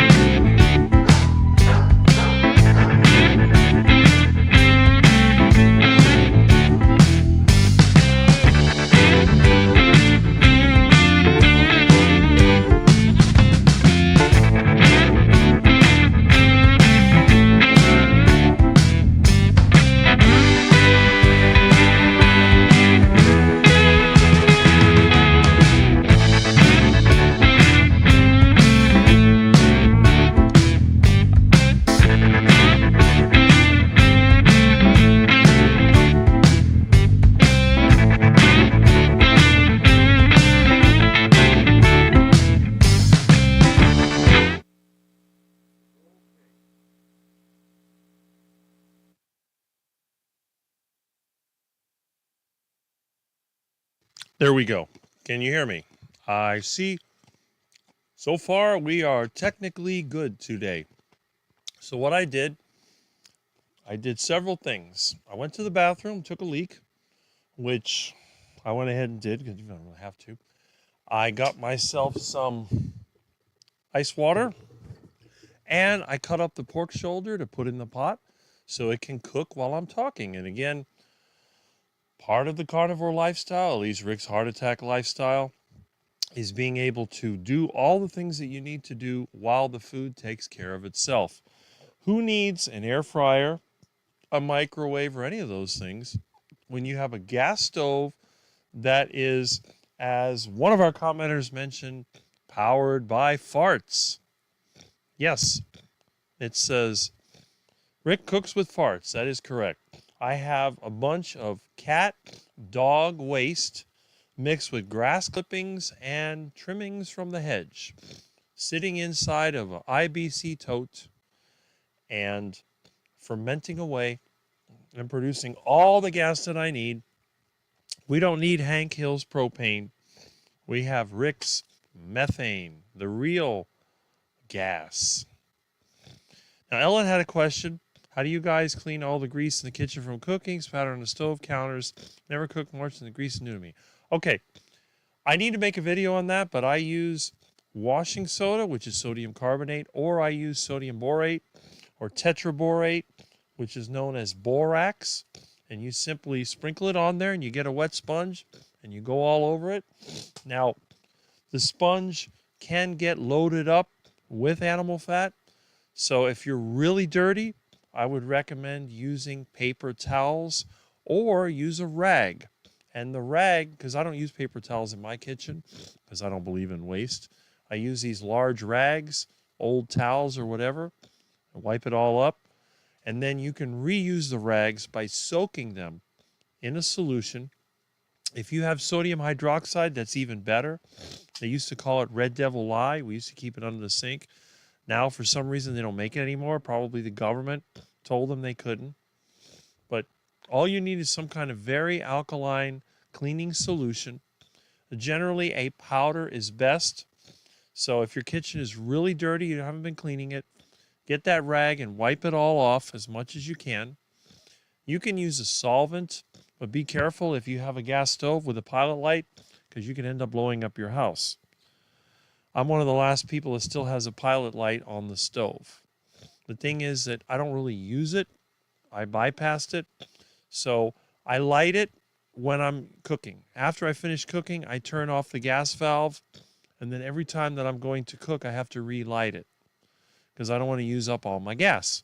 Now, when I produce a lot of gas, I just let the pilot light run because why not? And when I make yogurt, the pilot light in the oven is enough to maintain a perfect 100-degree temperature that allows me to make excellent yogurt. Cast iron pan. Yeah, real butter to fry my meat. No air fryer for me. There you go. I get grease all over. Clean out the hood filters over the stove. I never do. Well, again, if you're going to be cooking in shallow pans, you're going to have more grease escaping. The higher the temperature of your animal fat, the more will vaporize. If you low temperature cook like me, you almost never, I rarely, if ever, get fat in the ventilator. Now, I kind of wish that I did because my mother for many years used seed oils, and seed oils are corrosive, and that hood over the stove has gotten really corroded over the years. But I did repaint it once. I may have to do it again if I ever do fix the kitchen. I'll probably end up taking it out and taking it with me when I redo the kitchen. I'll put something more modern. I'll put cheap particle board because whoever buys this place is just going to tear it all out anyway. Team cast iron. There you go. I know what you mean. Hot water and dish soap works for me. That works. Curry ketchup sounds good. Oh. Is that something you make? That's interesting. Wipe everything down, require cook. Yeah, once or twice a week. I use Dawn dish soap. There you go. Clean up more thoroughly. Peacock eggs are pretty good. And I've never been able to find a peacock nest. There are wild peacocks in certain areas, but I've never been able to find their nest. If I do, I will let you know how the eggs are. You can find it pre-made. Okay. Didn't know if there was anything better. Oh, what my mom did. Yeah, that's right. You can also hover over your skillet unless agreed pathology of MS. Or you can, as mentioned before, buy the screen that Mitch sells in his Amazon list. That's how I learned it, watching Mom. Yep. Liver cheese, unbelievable dish. I noticed that Barkham Pim suffered from a flood that did significant damage to his property. I haven't seen any of his videos, but I hope he puts more out. It was a shame because he moved out there to the farm and they had all the ducks and all the stuff, and then they had to get flooded out. I mean, life is not fair, but that's just crazy. Prepped his own fish, said they always had parasites. Well, that's it. If you can see the parasites and you need, obviously, I've gotten a lot of fish and I don't really see that many parasites, but it depends on where you're getting them from. I'm sure if you get them from the canal, they probably do. In the ocean, not as much. Do you like liver? Okay. Steam, moisturize my skin at the same time. That's funny. Okay. Let's see. A lot of comments. Fantastic. Wow. Okay. I fried in bacon grease. Speed goat is pronghorns and is so good. I'd never heard that term before. Do you hunt that or can you buy it in Texas?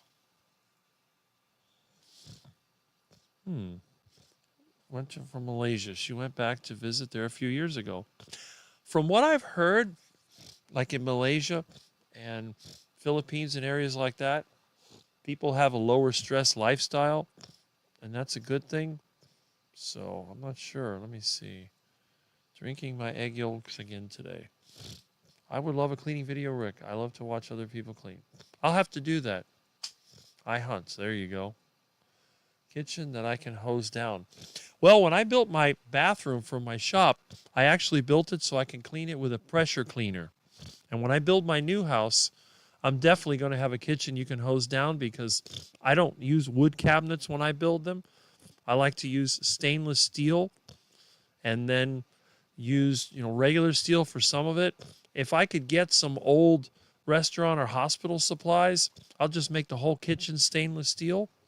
And I build all my walls out of concrete block or at the very least, mortar over a wire stucco. I don't use any drywall in anything I build. I'm highly allergic to drywall dust. And also when the drywall gets wet, it breeds mold and mildew. In the shop part of my house, which has had a leaky roof for years, there is no mold or mildew because it won't grow on the concrete. So definitely a kitchen that you can clean with a hose or pressure washer would be great. I would simply put ceramic tile on the walls, terrazzo or tile floor, and just use a pressure cleaner. And if you blow some of the grout out, you just re-grout it. No big deal. Makes sense.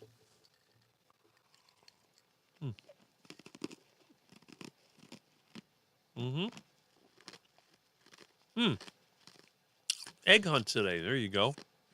I guess you got some chickens or ducks. Yep.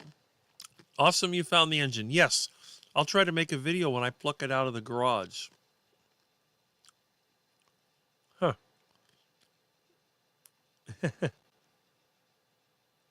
Kurt ever like durian? Durian is nasty the last time I've seen it. That would be a good question.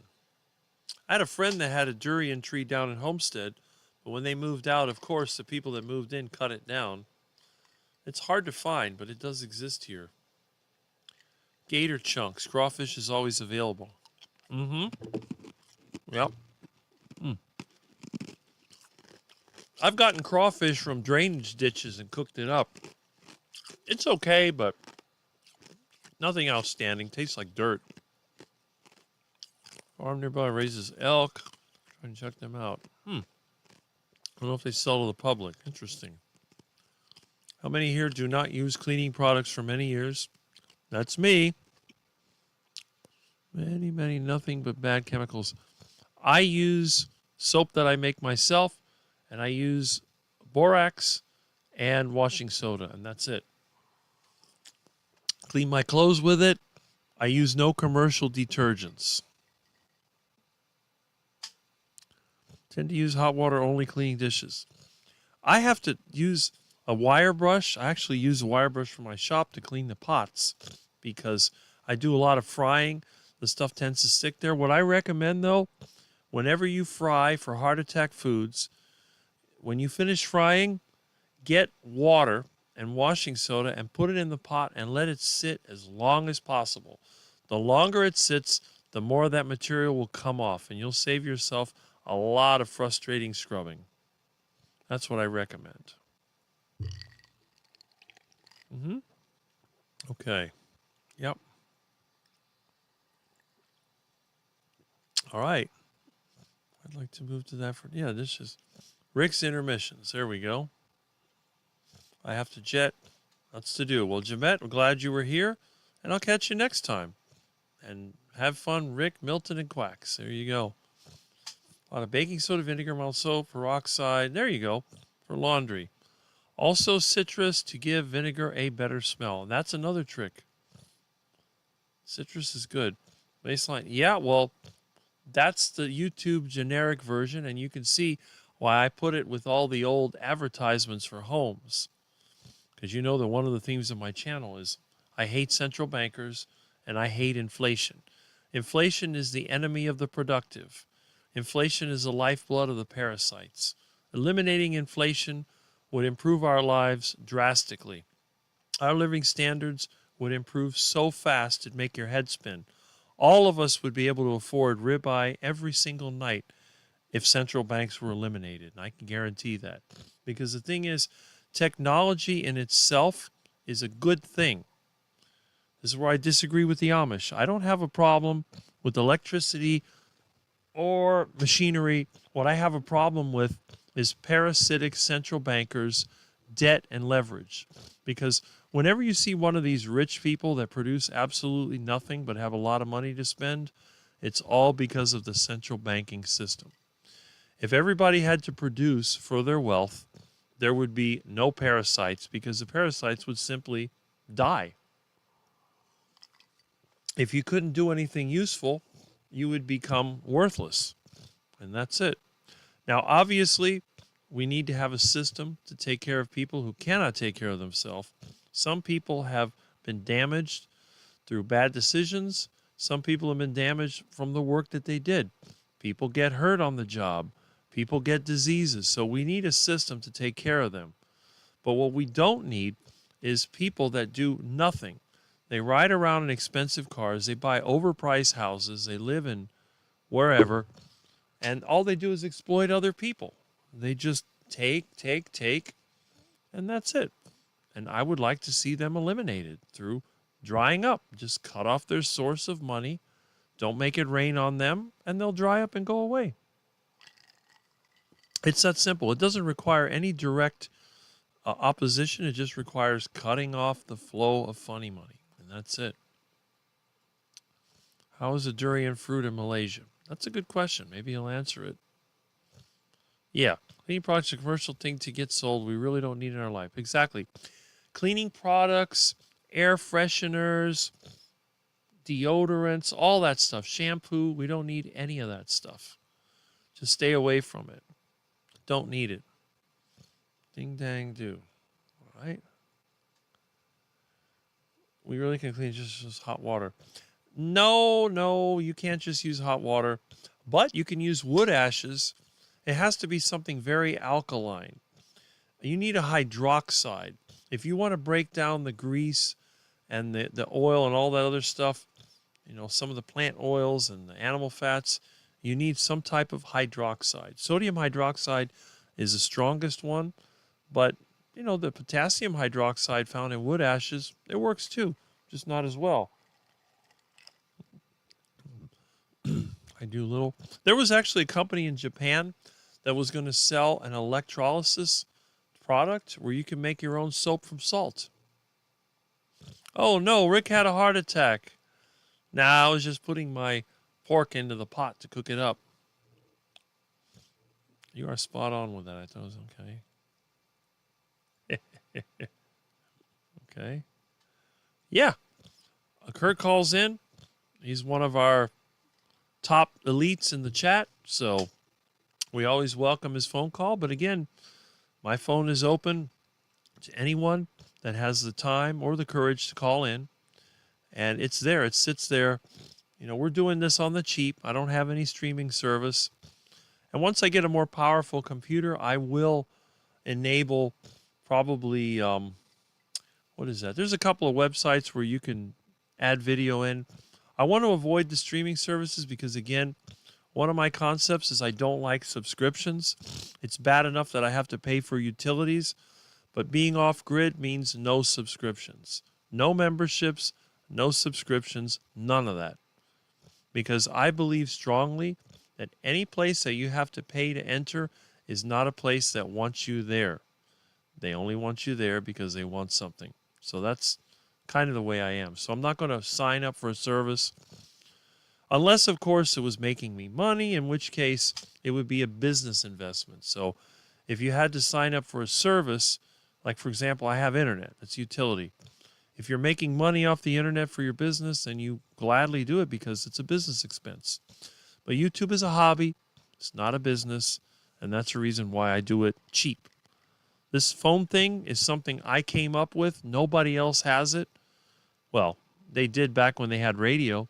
I was trying to imitate a radio show. That's why my friend made that intro, Live at 8 with Rick, to look like a radio station. That's why I use an old microphone. That's why I use a telephone. You know, when you call into Rick's Live, now I'm using the other phone that's not a rotary phone because it has a condenser mic, and it sounds a little better. But I've used a rotary phone. When Carrie called in, we talked on the old rotary phone, the Western Electric with the multi-button phone that I got from high school when they changed their phone system. All right. And maybe one day, when Live at 8 with Rick becomes more popular, all this stuff is going to be memorabilia. And when I get to the point where I'm ready to kick the bucket, I'll be giving it away. We'll have maybe some drawings where everybody can get a little bit of Rick's nostalgia. There's all kinds of stuff here that'll go to all kinds of people because whoever gets my place, I'm sure, is going to want to build a gigantic apartment building wherever I go. Even if I go to the boondocks, by the time I have a heart attack, they'll be lining up to build some crappy apartment building and bring in a few hundred people from who knows where.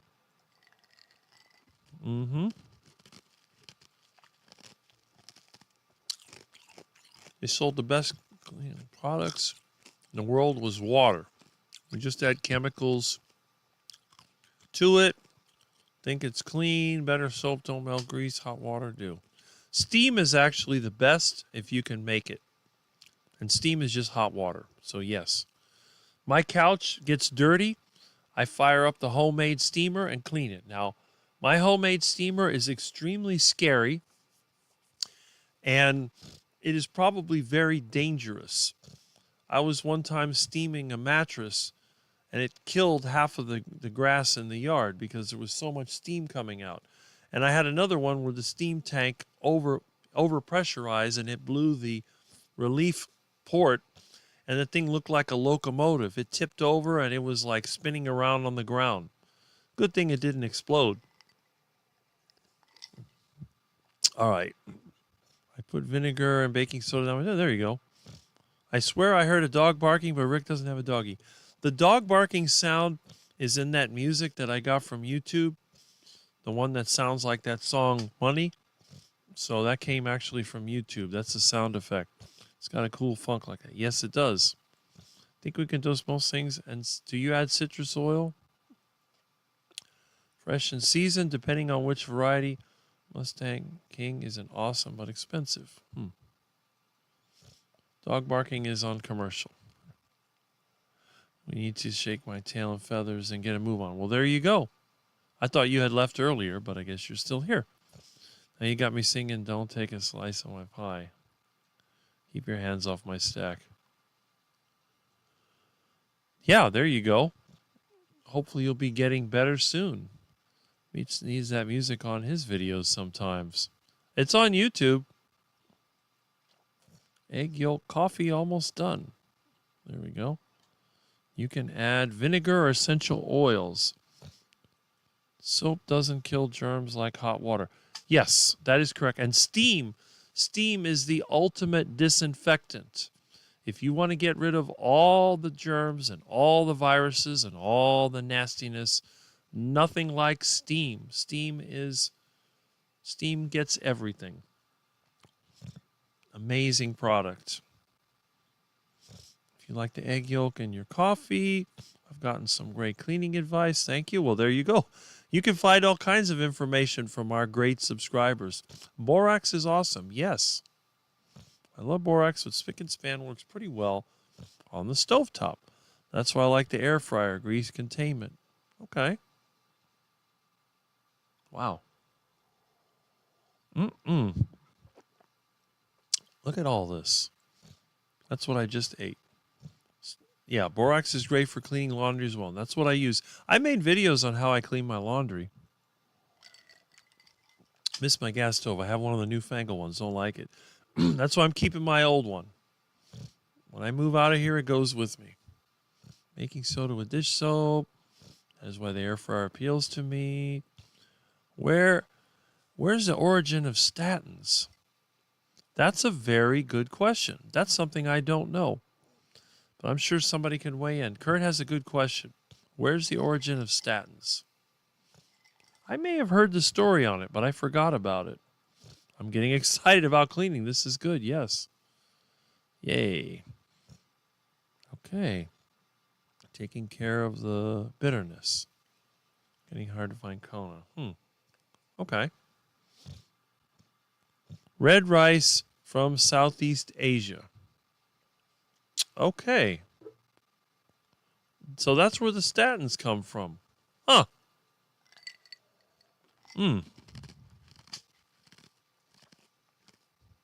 Wow. That's weird. Make the meat in the pan. I don't even know what red rice is. Interesting. See, Kurt's got a lot of knowledge, you know. But then again, on this live stream, that's not a surprise. Vinegar works well. I'm not crazy about the smell.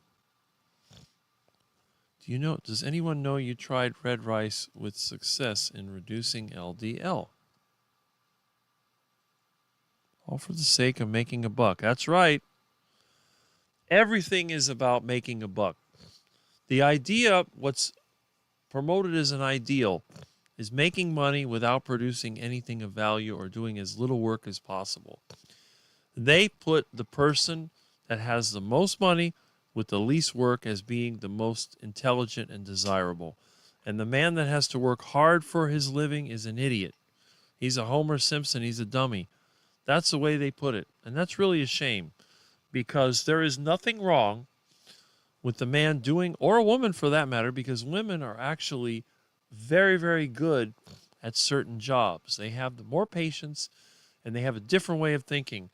And that's why we're different. That's why men and women are made differently. Neither one is better than the other. They both have their place.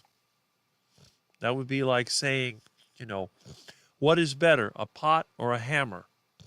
One has one job to do, or multiple jobs. The other one has a job to do. You can't cook with a hammer. You could hammer with a pot, but it wouldn't go well. So, anyway. Statins are based from red rice. Well, that's a fact that we need to keep in mind. I don't know where he was fishing. Great discussion. Citrus is key to toning down vinegar odor. Yes, it is. That is another tip. That's like, that sour orange juice is very effective at that. I used it before I knew how. Wow, I knew not to lower cholesterol. Huh. Okay. I have a tilapia pond in my backyard. Yeah, well, I think that's pretty common. I've heard about that. That's one of the reasons why tilapia became popular, because they're fish that can live almost anywhere and eat almost anything. That's a convenient source of protein.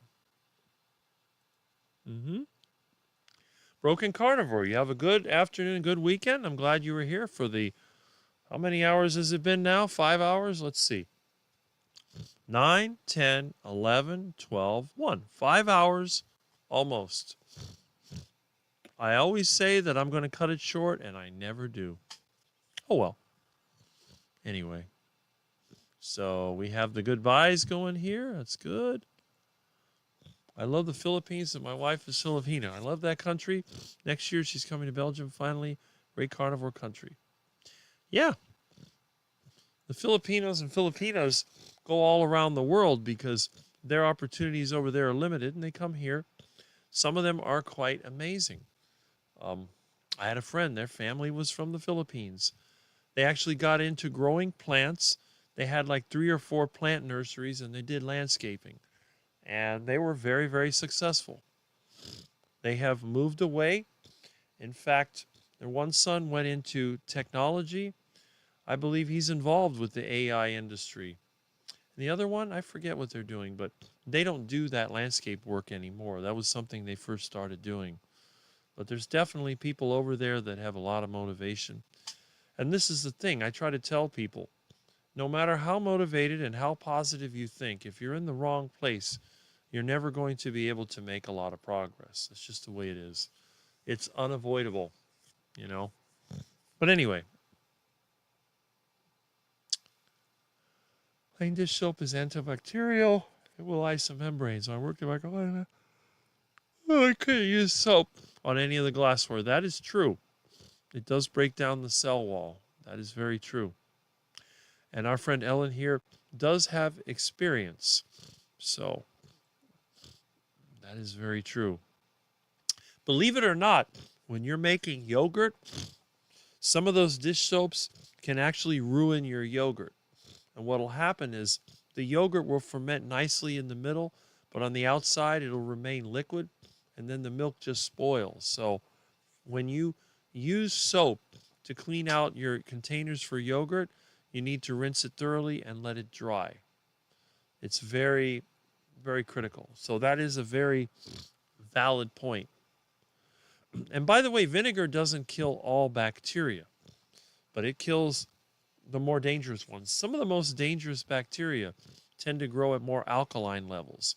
When things become very acidic, most of those harmful bacteria go away. That's why sauerkraut, kimchi, and pickles are a thing. Because if you were to put some cucumbers and let them rot, they'll have a bunch of nasty bacteria that'll make you really sick. But when you ferment them in salt water, that's when you get the lactobacillus and the other acid-loving bacteria. Durian tastes nothing. Yeah, durian tastes like crap, in my opinion. But then again, I don't know. It's like the jackfruit. They say jackfruit tastes like meat. It doesn't taste like meat. I have a jackfruit tree. I don't like it, but I give it away. Durian have a challenge video.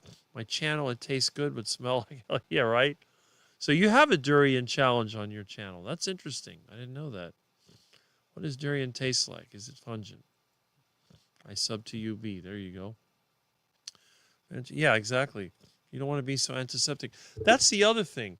Because if you think about it, if you were to kill all the bacteria on a surface, sooner or later bacteria will return. And usually it's like if you free your yard of all weeds, you pull out everything. You clear your whole yard of all weeds and grass and everything. What's the first thing that's going to grow back? The weeds and the nastier ones. So if you clear out your garden, you're going to get more weeds.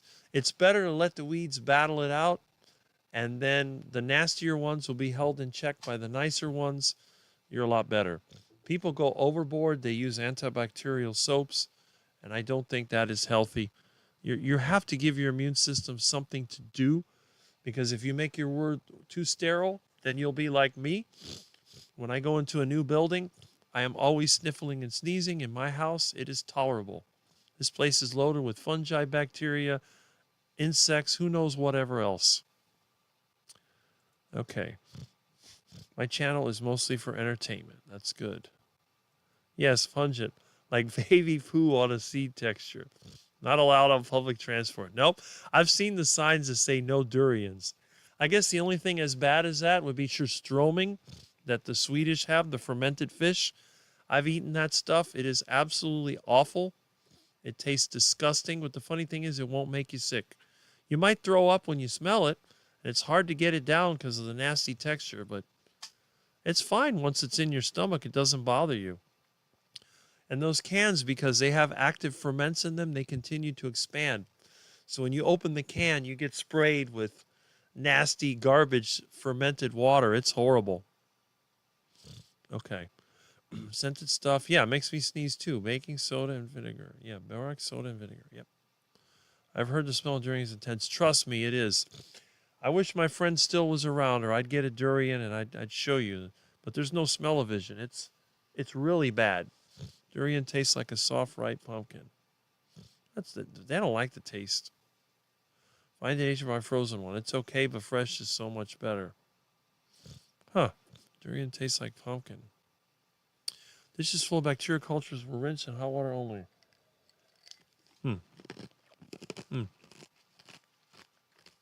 So much plastic disposable. Yeah, exactly. All those Petri dishes used to be glass. You sterilize them by heating them. Smell super bad, like 3 days or more to get smell out of car. Frozen durian is much better. And to think there's a vegan that goes by the name Durian Rider that rides his bike and tries to scam people with their vegan nonsense. Okay. What do you guys use for laundry? I made a video on it.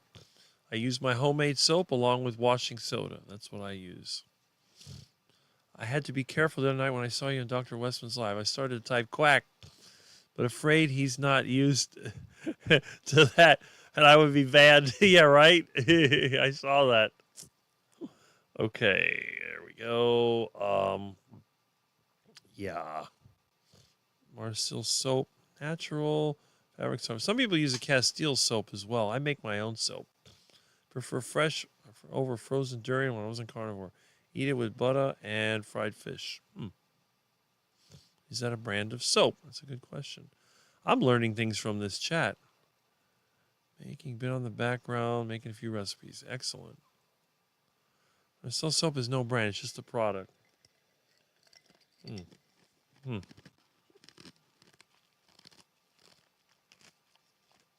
My honey and older grandson have been fed. Daughter and 15-year-old might be another. Okay, another hour. There you go.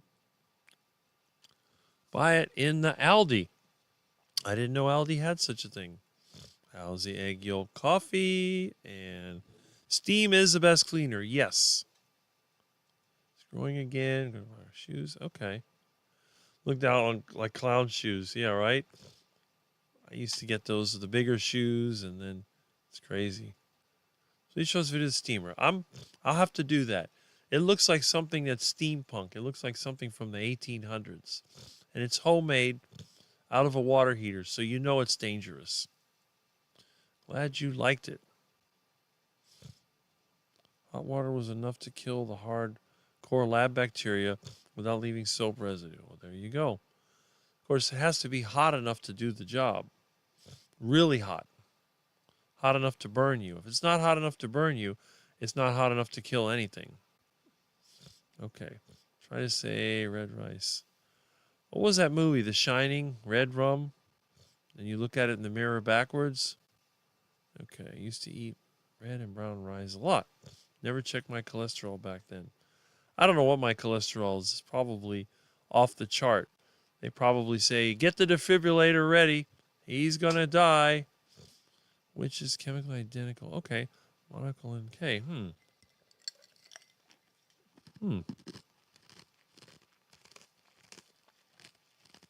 Cholesterol levels. Huh. Wow. Okay. Is Kurt still on? He's here in the chat. And he called in for an excellent conversation as always. I love the dose of reality. Japanese researcher trying to make a crime chem warfare product, but it didn't work fast enough. So drug companies are using it now. Okay. Yeah, soap residue mess up a culture, so is banned. Exactly. It'll mess up the yogurt culture. Huh. Feral Grandma. I like my fermented garlic and pickles, and sauerkraut is easy to learn. Great way to add salt to my meal. Agreed. Don't be afraid of the fermented foods. And look at Kurt with his natto. It works for him. Are you going to tell somebody that they should give up something that works? I mean, seriously. Plants are not your enemy. They are something you have to work with. Let's put it that way. They can kill you, but if you know how to use them, they can really help you. And I believe being around plants is one of the best therapies for me. With my sinus issues, when I'm around certain plants like my tropical oregano, it really helps. So to tell me that plants are all deadly, I think is a mistake. Would I eat them? No, I'm not going to eat them. But fermenting and eating first, maybe. You never know. Shiny silver, gold, brass, lead, and zinc. Nice. Yeah. All this talk about microbiome and selling probiotics and products. Best thing is exposure to local dirt via gardening, mulching things in nature trees. Sounds like my yard. See, gardeners live longer. That is a fact. It's been proven for decades. If you're a gardener, you'll live longer than a non-gardener. So why not? What's wrong with gardening? Digging in the dirt? Oh, you're going to get a parasite from the soil. I've been digging in my dirt for years. I've never gotten parasite under the fingernails. I don't use garden gloves. And the thing is, if you don't use harsh chemicals in your garden, you're probably safe. I work with landscapers all the time. They use glyphosate to spray weeds in concrete. I won't do it. I refuse to do that. That's one job I will not do. When we do landscape work, I let them do the spraying, and I stay away from the area. I don't do it. I'll do the other jobs, but I won't do it because I don't think putting chemicals in the yard is a good idea. Now, if I need to kill weeds, that's what vinegar is for. You can dump vinegar on weeds and kill them. Or you can use bleach. Sodium hypochlorite is very effective at killing weeds. And the way I do it, I prefer mechanical control. You see a weed you don't like, you pull it out. Or you hit it with a weed eater. That's all. There are no weeds in my yard anywhere. But that's just because of all the mulch and shade. I'll look for that video. I greet Ellen and occasional zinc penny to add to the lead when casting balls. There you go. Replica Kentucky long rifle. Well, that sounds neat.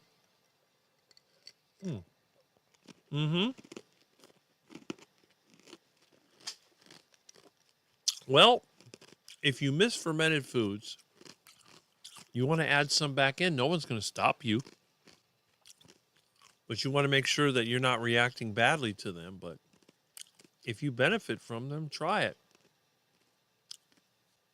I don't believe in being super strict unless you have to be. But voodoo fermented fish. Fermented fish is very popular in many areas, but it's pretty nasty. The smell and the taste, ugh. However, if you ever study history, the Greeks and Romans, they had their own version of ketchup, which they called garum or whatever it is. And that's made from fermented fish. In fact, they say the original ketchups that were used were based on fermented fish. And we humans, I know most people like a sweet taste, but some of us enjoy that sour taste, especially with that fermented acid taste. I eat yogurt every day. I love the taste of yogurt. So, and that's a fermented food, which is fine. Okay. And this is a good description. Jackfruit tastes like avocado, only worse. I agree with that. Durian is okay, but durian ice cream is really good. I haven't had any before. Huh. Durian ice cream. I'll bring some when I visit Rick. There you go. Jackfruit is yummy. Some people like it. I don't really like it. What about toilets? I love the cleaning info. Same thing. It depends on what's on your toilet. If you have rusty water, use acid. Muriatic acid does the best job. You could use vinegar, but it's a little bit on the weak side. You need to get the distilled acetic acid, but I use muriatic acid in the toilet. Washing soda or borax for general cleaning is fine. Thankfully, my toilet doesn't seem to be as nasty as it was when we were on the regular diet. When you have all that splashback, it can be really bad, and you get that ring around the toilet. I don't really get that, but I do use those products to clean it. I don't use the blue stuff. I think that stuff is silly, putting blue dye down the drain. First time I disagree with Kurt. Okay. About the fermented foods, pomelo is good, but P2P, all right. You're not kidding. Too much trouble to bother with. Reason to ferment. Don't have the 3-inch cecum to break down fiber in the fermentation lets the gas out, so we aren't as farty as vegans. Well, there you go. And I think for people that have a plant-eating background, there may be some benefit to it. I don't really use that very often, but I have friends that love fermented foods. Okay. How is life? When you have fresh and seasoned tropical fruits, yeah, they taste 10,000 times better than frozen ship. Absolutely.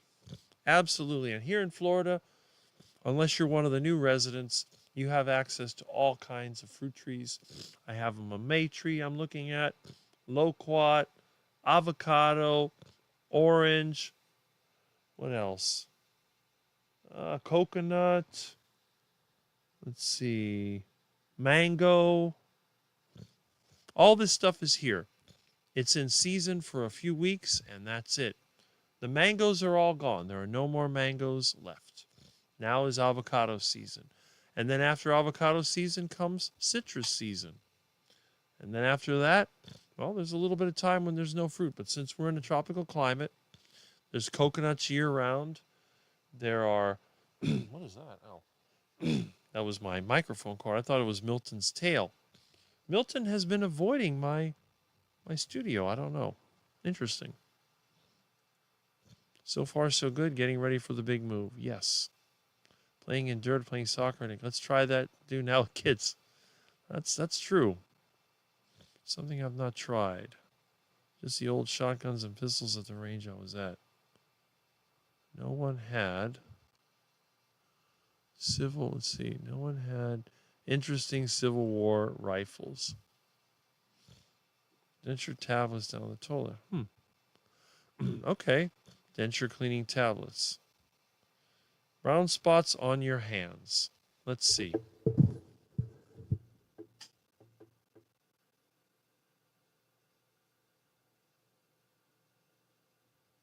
The only thing I have on my hands is some hair and skin, and that's it. I don't have any brown spots on my hands. Wife cooking versus ex-girlfriend. Homemade when your wife cooks, but it's homemade when your ex... It's homemade. Is that like Homestead Hoe? Homemade when your ex-girlfriend cooks. Okay. Somebody's trying to be funny. Fermented fish is Candida Filipino. They love it. Oh, they love that stuff. I can't stand it, but they do love it. I can eat it, but I don't like the smell of it. Yeah, I did not like it. Exactly. Colt Navy early revolver. Rebuild, make a lever to load the powder and ball in each space around the cylinder. Nice. Love them antique rifles. Love fermented duck egg called balut. Yeah, well, I guess that's what they call it all over. Balut is on my bucket list. I guess we're going to have to go to the canal and get you some balut. I know where there's a big nest full of eggs ready to hatch. And Peter has returned. I am back. Missing the Philippines coconut. Well, Florida coconut's pretty good too. I got coconut trees all over the place. Missing the Philippines. Rick is still going. Yes. I need to eat a coconut on camera. Rick is still going. We do have a 3-inch cecum. We call it an appendix. That's right. My wife buys it at Asian markets. You can find an Asian market, may get it from time to time. There you go. Gorillas have 3 feet of one. That's right. They got to have a place to ferment all that plant fiber, which we can't do. We cannot. That's why if you're going to eat plant material, you're better off eating the fruit, which does not have a lot of fiber. I mean, how much fiber is in a banana? Not much. How much fiber is in an orange? Not much. That's not hair on Rick's hand. It's a bush. Well, you don't want to see the rest of me, thankfully. So we'll keep that off the internet. All right, LB. I have made sauerkraut and been successful the odd time. A jar would last a year or so, yes. Decided I may not need it, and seems I don't. Well, you don't need it. But if you like it, it's not going to hurt you. A few fading now. There we go. Nice hands, Rick. Well, thank you. I'm not like the Palmolive commercial. You know, my hands are used constantly. They're rough. I was digging holes yesterday. I don't wear gloves. If I wore gloves, my hands would probably be softer with nicer skin, but, you know, and I'm skinny. But I'm not that skinny. That's a good thing about me. I'm not like vegan. I mean, I'm 57, and I work outside. I mean, I think I'm doing pretty good for somebody that's 57. I love balut. Also got the balut challenge. Tastes good like a boiled egg. I look at that, I'm like, I'm not going to eat a half-hatched duckling. I'm going to let Ducky hatch, and that way I can have cute little ducklings that I can then fatten up. And then when Ducky becomes a big, fat Ducky, delicious. Love duck. I've been craving duck seriously lately. I've been thinking about going back to the canal with a net, but I can't. I don't have, my duck pen is temporarily disassembled until I finish cleaning the garage. Once I clean the garage and fix my truck, I'll put everything back in the garage in an organized fashion that will empty the duck pen, and then I will be able to catch a duck. Because remember, it's not a matter of, you know, just hunting a duck by the canal. That's not, first of all, that'll bring the neighbors out, the police out, and all the other stuff. So I use a crossbow on the iguanas because I don't keep iguanas. I catch and cook. But on the other hand, I will grab the duck, and you know me, I'll go, hey, Mr. Ducky, you're a cute little ducky, and I'll cuddle up to the little ducky, and Ducky will look at me like, what has just happened to me? I'm in big trouble. This tall guy, I don't know.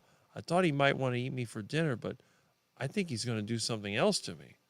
But then when I bring him here to the special executive suite, and I put him in there, he's got his own little duck pond. He's got plenty of delicious duck food. He gets the pick of the roach farm. He gets delicious fruits and vegetables, everything that Mr. Ducky could ever want. Even some nice grass to chew on, because they love to eat grass. And then for about a month or maybe longer, Mr. Ducky thinks that he's living in the lap of luxury. Not only does he get to eat whenever he wants, but he gets selected mating times where he can stimulate the ducks to lay eggs. And some of those will turn into adult ducks. Until one day, Mr. Ducky sticks his head through the duck feeder, and the latch has moved twice, and then that's it. The light goes off in the living room. The bell rings. I hear ding, ding, ding, ding. The water's already boiling. So as soon as Mr. Ducky stops moving around, I grab him by the tail and plunge him into the hot water. And after his feathers are removed, his insides are removed, and he's ready to go for a special trip to my refrigerator. And generally, I will do it about this time of day, so he gets a chance to relax in the refrigerator for a few hours. And then around between 5 and 6 o'clock, I have the hot beef tallow melting on the stove, and Mr. Ducky is being sectioned up, and turned into absolutely delicious duck legs, duck wings, duck breast. Delicious duck. I love duck. Anyway, let's not get the cravings going. The cravings would be a bad idea. Okay. Real and fresh coconut is so much better than we have here. Yes. That's why I kind of hope I can stay in Florida. I'm thinking if I move to where my lot is, I mean, I don't have, there's still some agriculture there around the Lake Okeechobee area. I don't think that the Miami idiots are going to destroy that just yet. And if we have a hurricane, that may, who knows what will happen. But if the Federal Reserve is prevented from printing the $20 trillion that I think they're going to, it could lead to an economic crash, and it could lead to a mass exodus from Florida, which would be very good. If we could get rid of a couple of million people from this state and have them move somewhere else, I think we could bring back the agriculture. It started to happen in 2008, but the Federal Reserve made $8 trillion of quantitative easing, and they stopped the progress. And we went back to building apartments and shopping centers and all the other crap. Apartments and shopping centers are unnecessary. They are a waste of space. They are a complete destruction of the environment. And these zero lot line houses with tiny yards are just as bad. We need to have homes with much larger yards and have people grow plants and have them raise animals. We need to have more agricultural areas.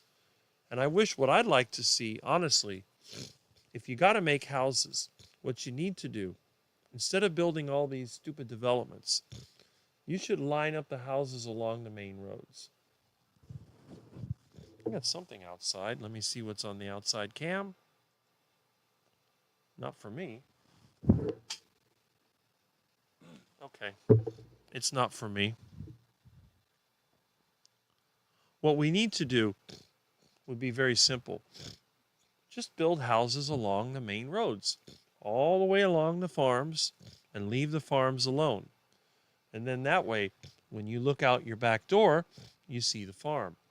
And you would probably have a business. It would either be online or something related to the farm. And then for the major cities, yeah, you could have some apartments. That's Federal Express. It's not for me. But to build these suburbs out from the city is really stupid. It's just a waste of space. We've taken prime farmland and turned it into parking lots, roads, and lawns. A lawn that you have to pay somebody $50 every week or two to mow and weed eat. And you got to spend all this fuel, all that pollution for those string trimmers and for the blowers and all that and the lawnmowers. Instead, just leave the land as a pasture and just have your pasture and, let the cows roam the neighborhood. Who cares? I mean, the only problem would be you wouldn't want them out in the street. So you just build a fence all the way down and let the cows roam around and do their thing. Just build a garage to keep your cars safe so your cows don't wreck it, and just let them walk around, eat grass, poop all over the place. You get your yard fertilized, and they can eat all kinds of plant material that you don't want. And then you just screen off your garden, and that's it. That's a good thing. But anyway, it's all about money. It's not about quality of life. I would rather live with cattle all around than sit in traffic all day. That's something, it's all unnecessary. Most of this traffic is just created as a way of keeping people busy. You're not being hospitable. All right. I wish I had Rick's hands. Really? What's different between mine and yours? Oh, well. My mother used to have arthritis. Her hands were all distorted. They had these like bumps that stuck out of the side, and you can see mine. Mine are fine. I've never had arthritis. I've never had joint pain. I've never had back pain. The only thing I've ever had is a sinus issue. I have nothing else. And I'm glad. You know what? If all I ever have is a sinus issue, I got no problem with it. It doesn't bother me one bit. And Thomas has returned from shopping. Excellent. Large Asian market. Oh, okay. Sorry, Kurt. I have building constructor hand filled with clothes and scarves. Oh, I guess the spell check. Building constructor. I do a lot of construction myself, believe it or not. I'm always building things, and I don't wear gloves. And look, but I think one of the things that it's just the lifestyle. I'm not sure what it is, but it seems to work really well. Fire Colt revolvers, but not that unique. Sounds like a different way to load. Whew. Talking about some firearms information. I'm sure that a lot of people in the carnivore space are avid firearms enthusiasts, which is good. That was like I mentioned about the tool that can get you out of a lot of bad issues. Frying anything in beef tallow gets to taste amazing. That is exactly right. Even if you fry nasty plant material. If you're a potato person, which I hate potatoes. Oh, I hate potatoes. Ugh, nasty. But I know a lot of people who love potatoes. However, I make my own version of potato fries out of plantains. It's like Dr. Kill's talking about him having fries from time to time. I have had fries. I haven't had any this year, but I've had fries. I go out of my yard, I grab some plantains, run them through the fry cutter, and cook them in beef tallow. And that's it. Don't chase my Aunt Jane out, please. I'm not sure. Okay. And Janie loves Florida. Well, again, I'm not saying all the people have to leave. I wouldn't want to live here by myself. That wouldn't be too good either. Can you imagine? I mean, I joke about it all the time, but if everybody left Florida and I was the only one left, can you imagine trying to manage this place by myself? It would be impossible. Within a short period of time, the roads would be impassable. Trees would take over. There would be wild animals all over the place. I mean, I could survive. It would be kind of interesting, I think, but when you're by yourself, you have nobody else to help you. You get sick and it's game over. But we need to cut down on the number of people that are here. And we need to identify why they're coming here. Why is it the place that they come from is no longer suitable? That's what we need to concentrate on. What is the reason? Because we're full. We can't handle anymore. Florida is full. And they say that our population is decreasing. I don't believe it. I really don't. We'll have a boo with their history. I'm scared of guns. I can't imagine that, living in the country and being a cop. I know it's sarcastic. Okay. I must go shopping. I'll check in to see if you're okay in a few minutes. There you go. My hands look blocky like they did when I was a kid. Not right for piano, guitar. Okay for bowling, mini golf, or martial arts. Okay. I have fried plantains. The ones that are sweet, I don't eat them either. When they're ripe, I give them to the ducks. And we have caught up. Now, it smells like my pork shoulder is cooking. I'm going to give you a break. And what I'm going to do, I'm going to switch to another one of these so there's no dead air. And I'll be right back.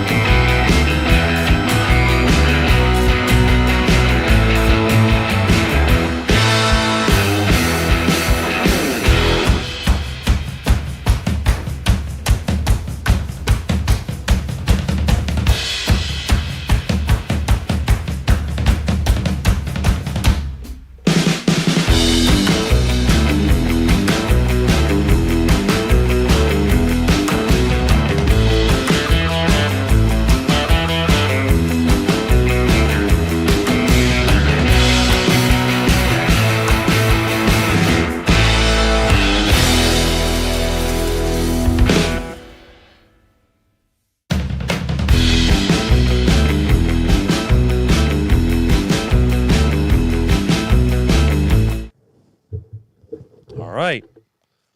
Milton seems to have woke up from his sleep again. And I have some pieces of the pork that I'm cooking. The main bone still needs to cook more, but I figured I'd try some of the pieces and see how they are. And Milton will probably join me. Hey, Milton, come here. Come on. I see you're licking your lips. Here comes Milton. Up. There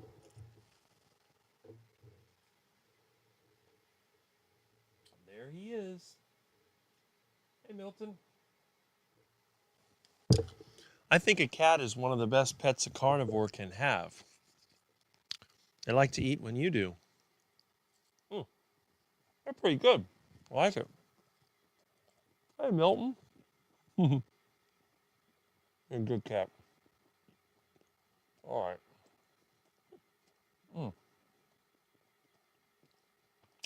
Okay.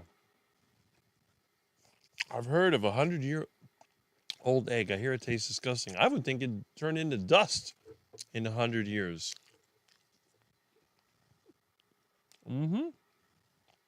Cows everywhere. Sounds like a plan. I would love to be where there's cows roaming around all over the neighborhood. Like when I was a kid, they'd escape. They go around the neighborhood. Cows are funny. They're relatively docile. They don't really attack anybody, although I'm sure if you had a bull, that would be kind of rough there. So, yeah, I would much rather, these rich people, they always have to make their home artificial. It's all BWG, black, white, and gray. Everything is paved.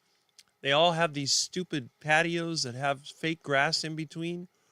You have like concrete slabs, and then they put like a space, and they put these strips of fake grass. They put some token plants here and there. It's really depressing. My yard would be just a bunch of grass, all different sizes, cows roaming around, chewing away, pooping all over the place. You'd have to go out there with a hose and hose the cow poop, or just let it dry and cook with it. I mean, think about it. Cow poop is a very good fuel. So you could just let the cow poop dry out, bring it in your kitchen, and cook it up. That's it. You could be sure these rich people would have a fit. Can you imagine? They have some BWG house, and then next door is a shack with a big yard with cows in it. Every now and then you hear, woo, and then poop is coming out, because you know how cows are. They eat and they constantly poop. They walk around, and there's a stream of poop coming out. Flies all over the place. Maybe you put a bell on one of the cows, clunk, clunk, clunk, cowbell. And they drive up with their stupid Range Rover and Lamborghini. And here comes your neighbor Rick with his diesel truck. Clack, clack, clack, clack, clack, clack, clack, clack. It's like, oh, we got to get our food ready for the year. Who's going to be the victim? We have our specially selected steer, fed all kinds of banana leaves and tropical fruit and grass and elephant grass and sugar cane and everything, fatten him up. And then we take him out back, boom, get the bobcat, hang him up, cut him open, take out the whole stomach assembly and everything, and on the ground. Meanwhile, the rich people are having their pool party trying to scam people on the internet with the latest crypto coin. They look over the fence. It's like, They have a fit. There's cow pieces everywhere. But the joke's on them. They have to go to the steakhouse for their $200 ribeye. And Mr. Rick, the poor guy next door, he fires up his grill. He's got that ribeye cooking. And he's sitting there in his backyard under his banana tree, enjoying a delicious ribeye. Where Mr. Richie Rich is waiting for the guy to clean his pool so he can jump in the water. Delicious.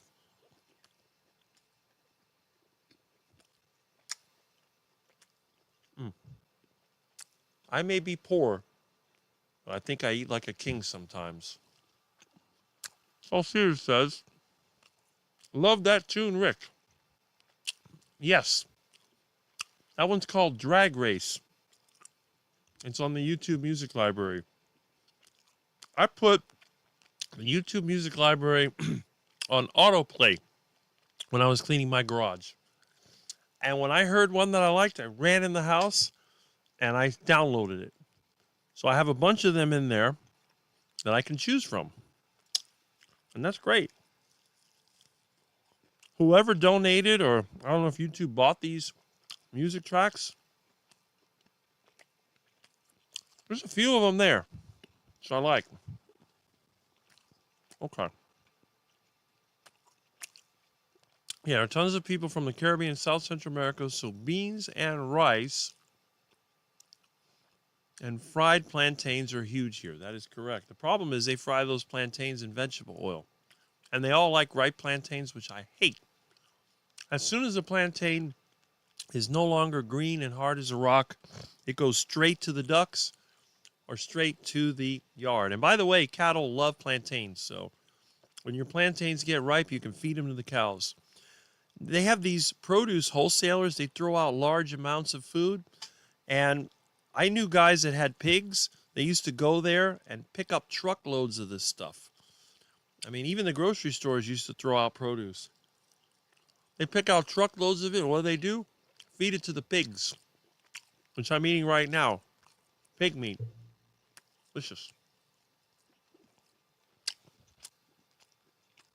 Okay. The surfer muscle car music woke up the Chihuahua. Well, there you go. Volume woke me up too. Okay. Now I'm hungry for roast. It's really good. He's always near me, so recognize the sound and put his head back down. Okay. Cattle and buffalo in our pastures and our yard. See? It's great to see them here. That's what we used to have here. It was great. South Florida used to be dairy central. And people say, oh, you know, dairy farming is so hard on the cattle. You take their calves away and they're so sad. Well, not the cows I remember.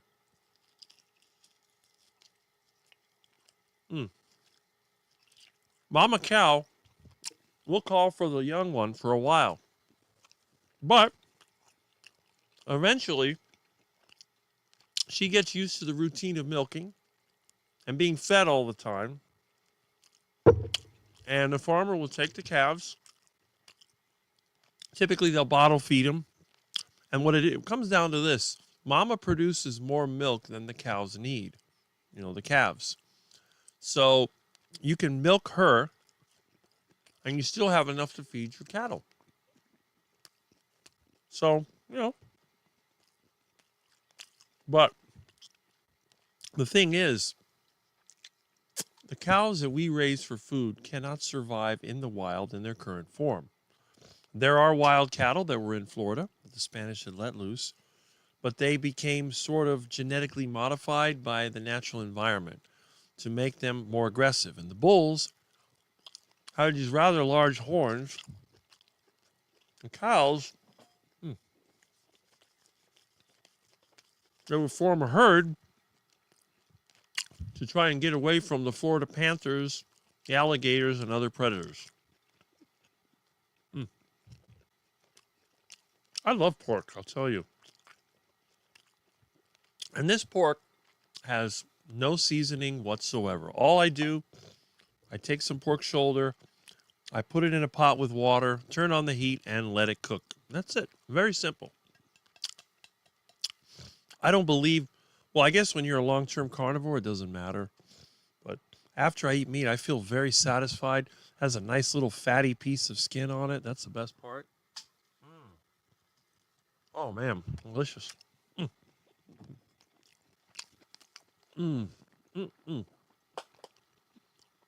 I know people prefer pork chops, but my hands get all that lard. I'll disgust all the fancy people. All these people that are on the internet trying to pretend like they're rich and they have their Lamborghini and whatever. You'll never see them eating meat like this. You'll never see them in a place like this. Everything today has to be free of any originality. It has to fit a formula. That's the corporate mentality. Make everything the same and make everybody aspire to it. People like me don't need, because we don't play the game. I don't want what they have. That's the problem. No matter what they offer me, I don't want it. Now, on the other hand, if you were to give me something like this, I would definitely go for it. Now, let me show you what I'll go for. Now, you know, if you bring me one of these cars, that's a whole different story. I mean, it's kind of hard with lard covered hands to try to deal with this mouse. Okay. There you go. 68 Charger. One look and you've got Dodge fever. Yes.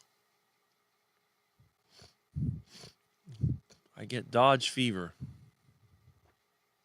Mm-hmm.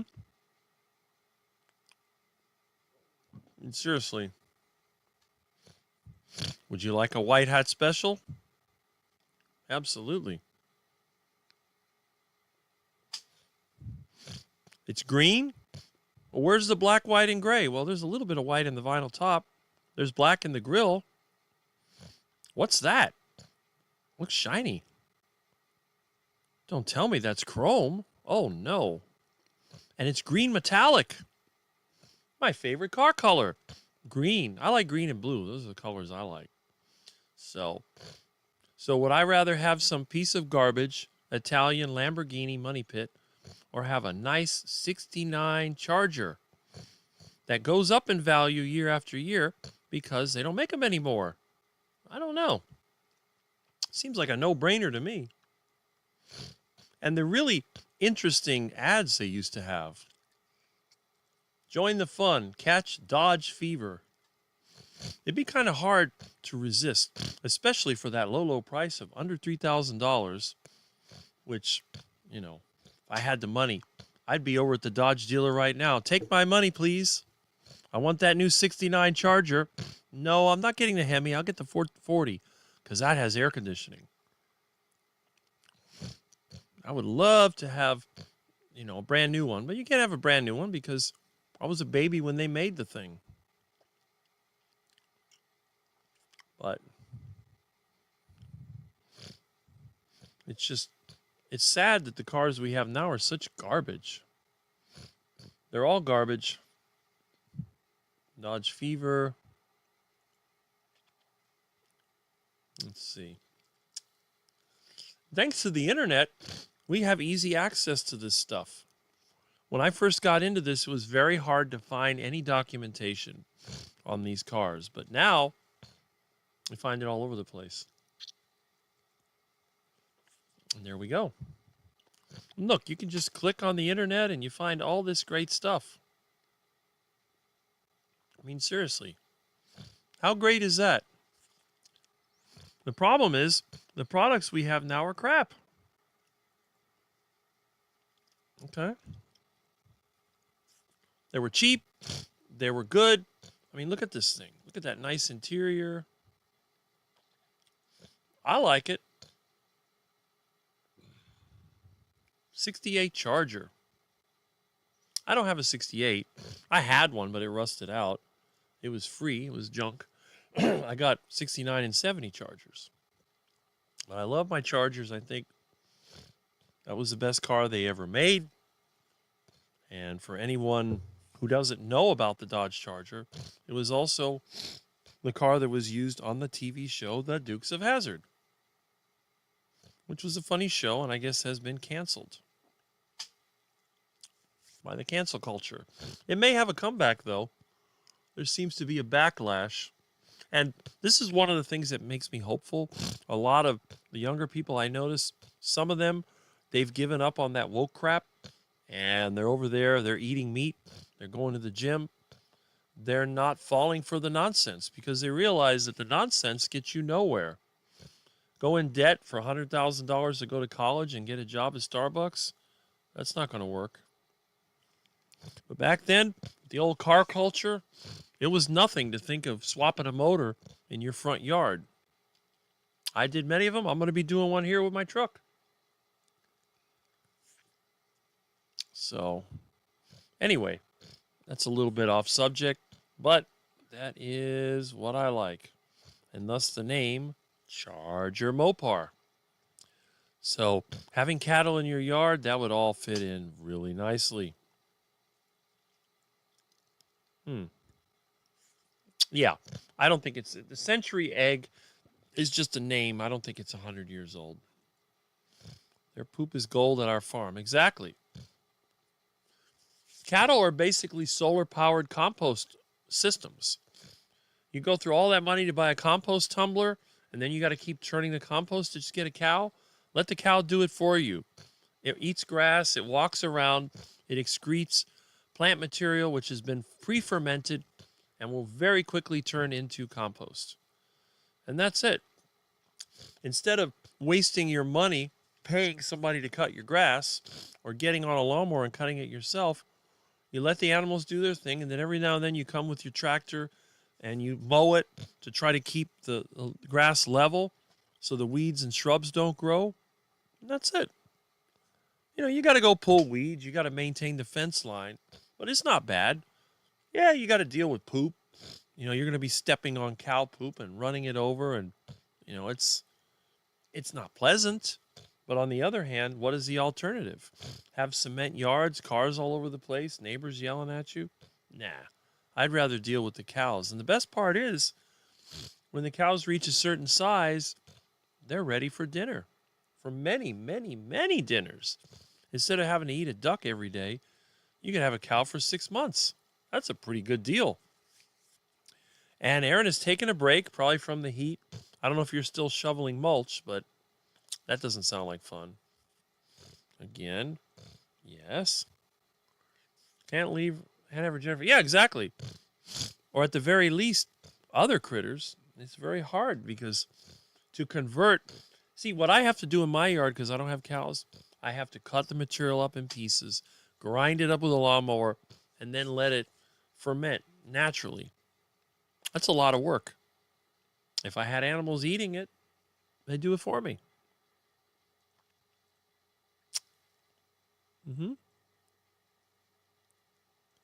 There you go. I'm going to get a roast. That sounds like a plan. I hear a noise outside. Let me see. Nope. Nothing. Okay. I think, have we really had any major tech issues today? I don't think so. I think the mail truck is here.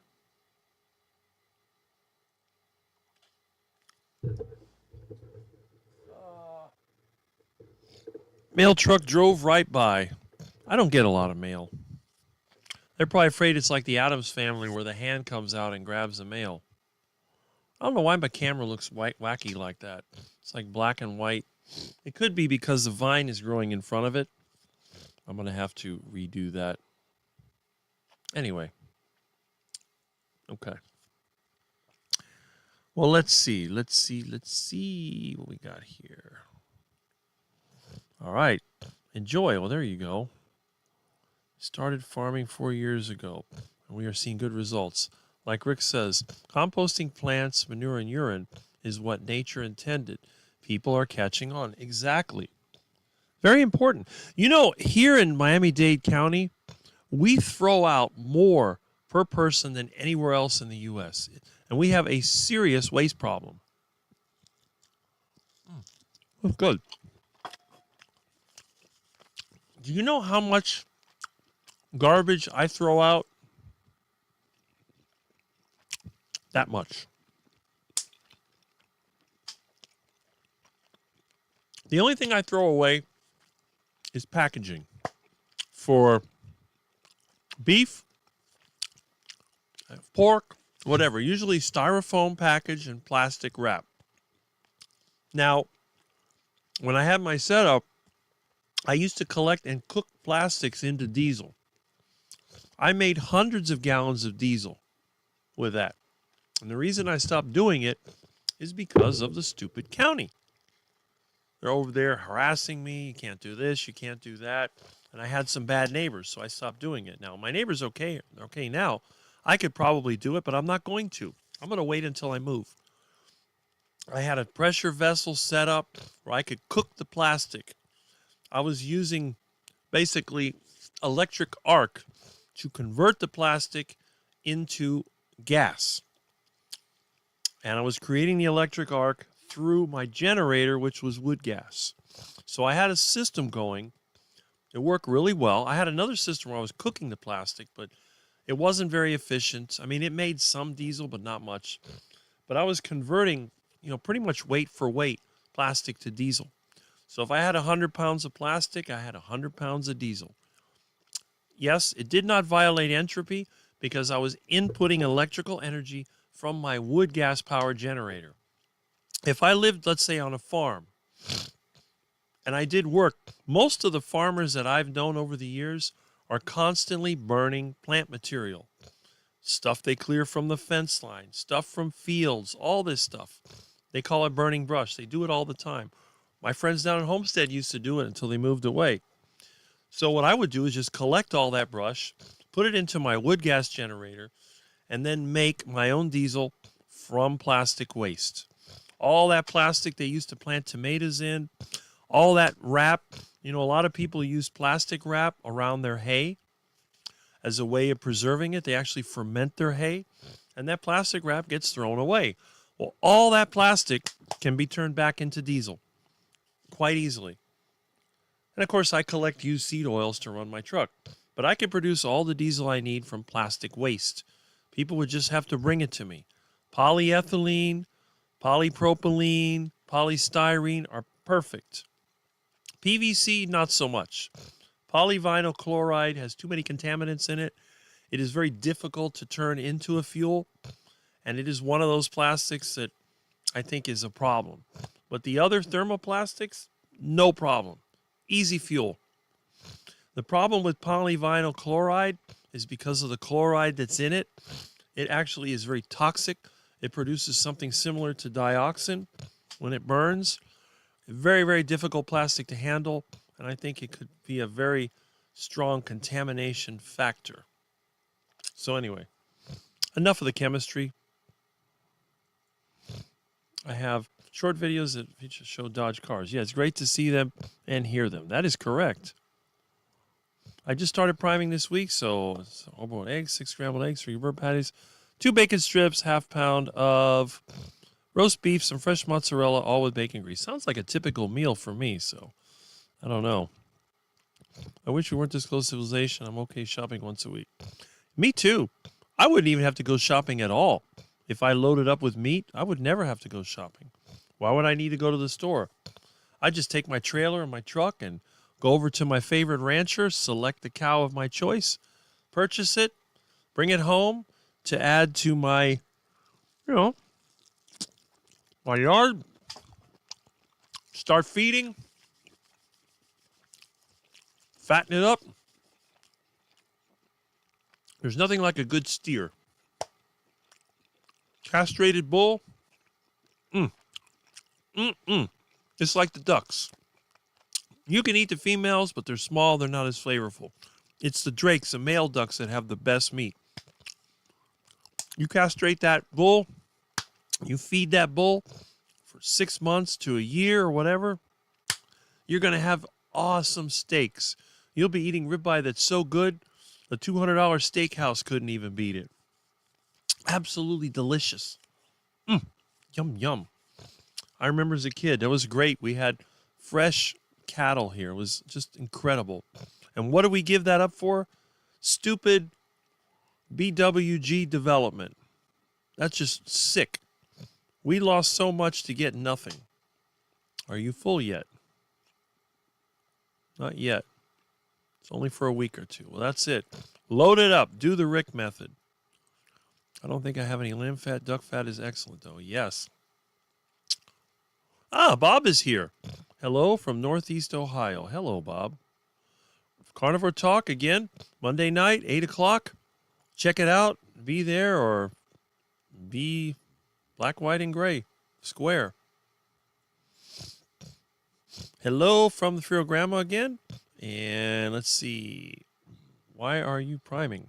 I think I missed that in your live. Okay. Saving up to have an egg that was 100 years old. What a downer. You can really pack it in. Yeah. Well, that's true. But actually, if you look at the CUDA or Barracuda, you look at the Challenger, they're even more expensive. So I think the show did have an effect, but not as much as people think. Using a different program. No, I'm still using OBS. But I made a few changes. I had a couple of more intermissions, and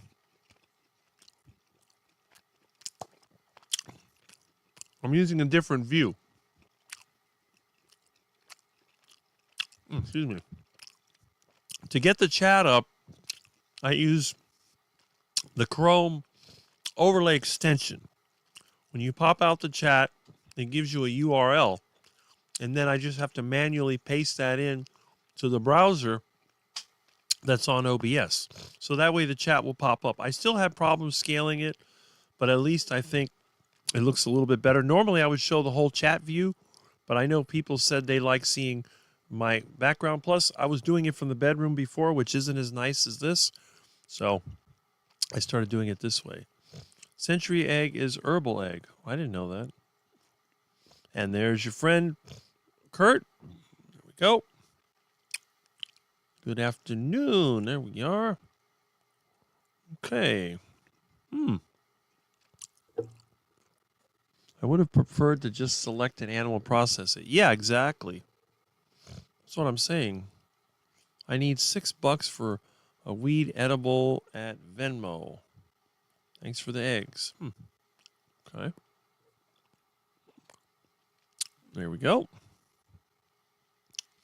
Yeah, like destroy charges. I don't get that. Well, the rust is what destroyed most of them. These cars rust out. I got one here that just rusted to nothing. They just fall apart. They're junk. These cars are not meant to last more than 10 years. And it's already been, 50, more than 50. From 69 or 68 when some of them were built, they were 57 years. These things are almost 60 years old. They were never meant to last that long. I got my first one when it was 18 years old? So, slurp, slurp, there we go. Never tried Chat GPT. I need YouTube because I'm addicted to pretty carnivore ladies. Okay. You like the pretty carnivore ladies? That's good. And no, just to cope, I have a chocolate bar that is kind of strong. Little tiny square. Wait a few for my head to spin a little and straight to bed. Okay. I like to use it in the day so I'm not bouncing with so much anxiety. I don't like to do much. I'm not too goofy and overlooking anxiety. All right. Thanks, buddy. Love you. I'm going to keep coming here. Well, I'm glad that you're here. Feel free to come back. I know some people tend to go away for a while, but there's nothing wrong with dropping in from time to time. Talk to sometime, okay. Full BS, that's right. Won't be like third always, okay. Sorry you got mad. Okay, so we're caught up with the comments. Anyway, that's doing good. So, we're still getting people dropping in. And you can see that I'm eating my pork shoulder. I have to check and see if the bone part is cooked, but it's not.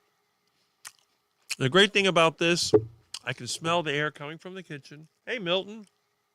What? Come here. You don't want to be on camera anymore? You're getting to be a good cat. You know that? You're getting to be a big cat. Hard to believe that last year that was just a tiny little kitten. Cute little thing. Getting big. I hate to say it, but I'm going to have to find a way to get you fixed. We got to turn you from a bull into a steer. That's right. Yeah. You're looking at me funny, aren't you? You don't know what's coming. That's right. Poor cat. Getting tired, so I'm going to take a nap while listening. Well, go ahead, Thomas. Enjoy. Plus, you probably eat a lot of delicious food, so there's nothing like a nap. Like Dr. Kiltz always says, take a nap when you feel like it. Or like Rick says, if you can reduce your stress, you're winning. There he goes. Meow. Good cat. Uh-oh. I bathed my cat this morning. He was not happy. Milton hates water with a passion. Bathing Milton is like putting your hand in a food processor. Bad idea. Milton has the sharpest claws you could ever imagine on a kitty. I want to get a roast, but I can't walk away from this live stream. Well, that's fine. We'll be here. I'm sure we'll be here when you get back. This pork shoulder was the stuff that was on sale at Winn-Dixie a few weeks ago for 69 cents a pound. And you know me. I bought as many as I could until my freezer was full.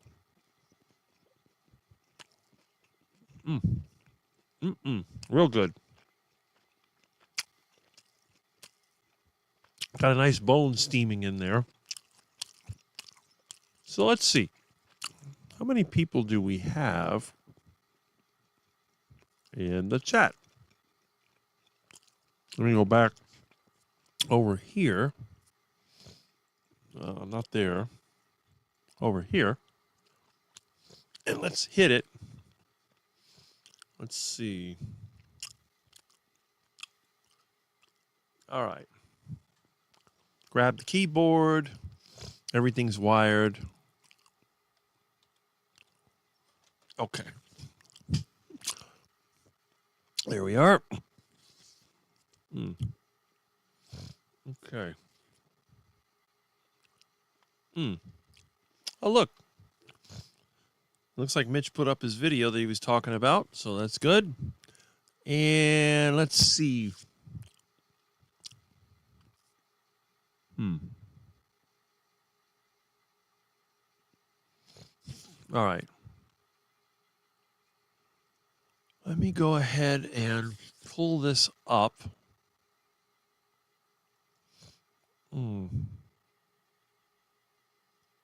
Oh.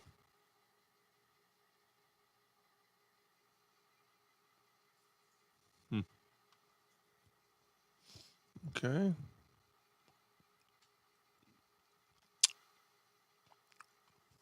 All right. We have, what is that watching? 32, I think it is. Let me look at the computer here. Yeah, we still have 32 watching. That's actually pretty good for the marathon length of the live stream. And the thing is, it's not the same people. We have people that pop in and pop out. So it's the same thing as, I guess, doing multiple live streams during the week, except I do them all in one day. All right. Anyway, let me go back.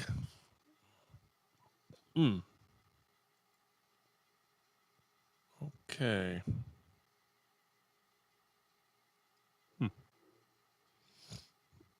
All right. Best carnivore dining out. All right, so that's good. Yeah. So when we get off of here, you can check it out now.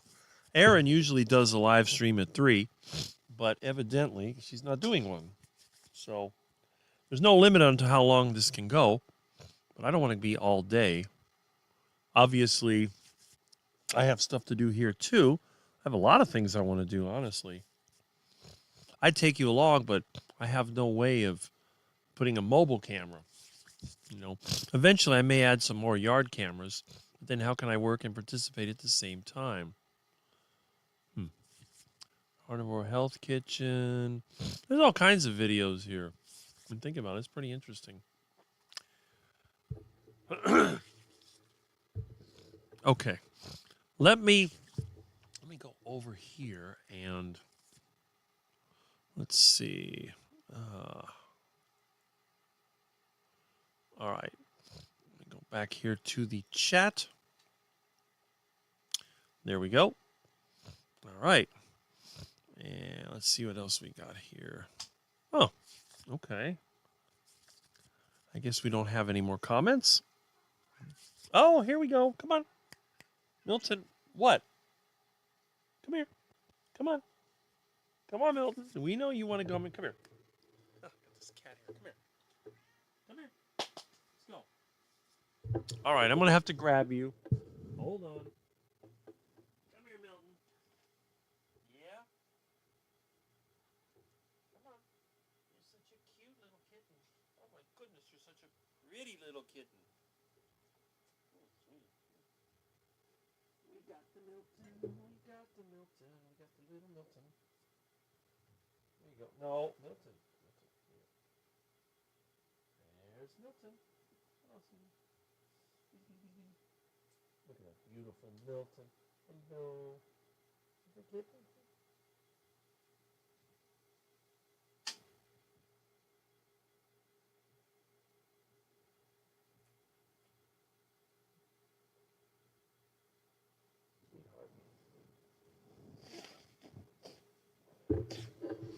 Milton seems to be all over the place.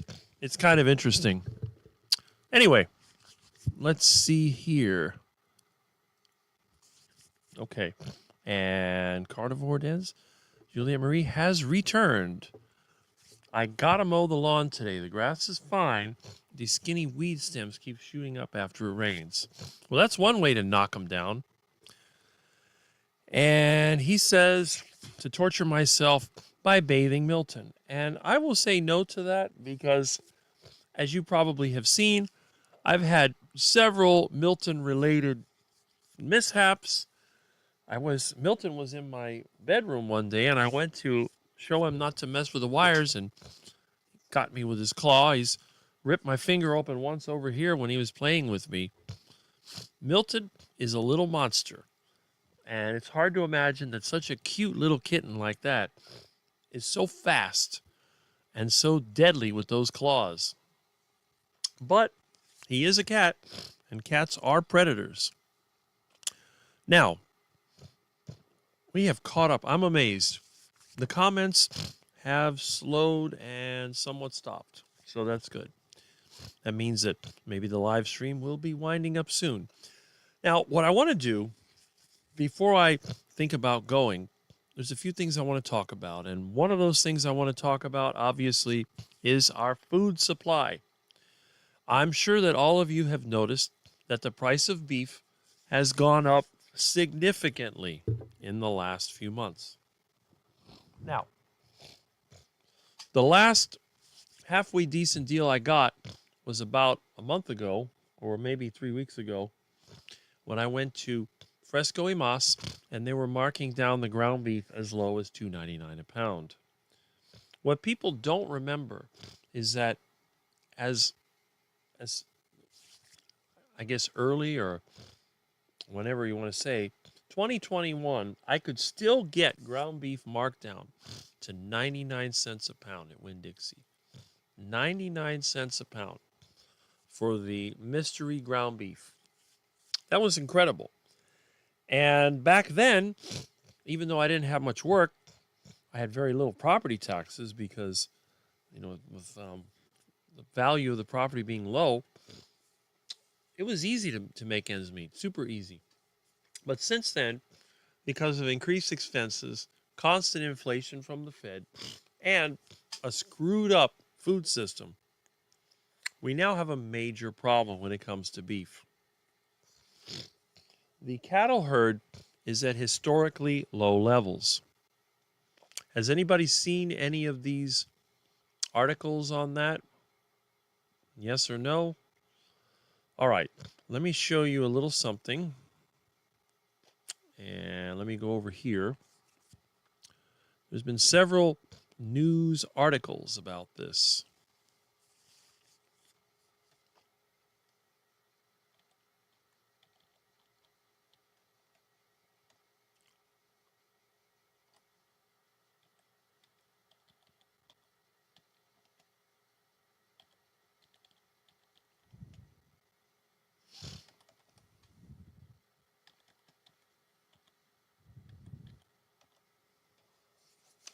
All right. Okay.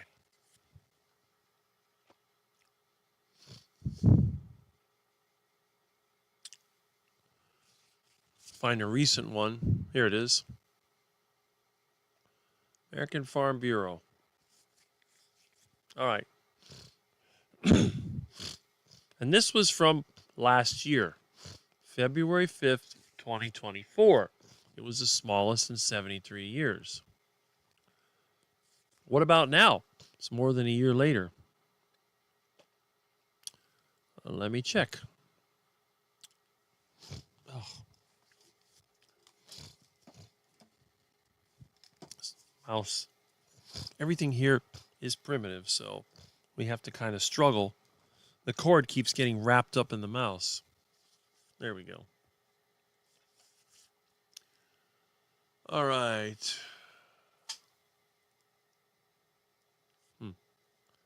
Here we go. Straight from the U.S. Department of Agriculture.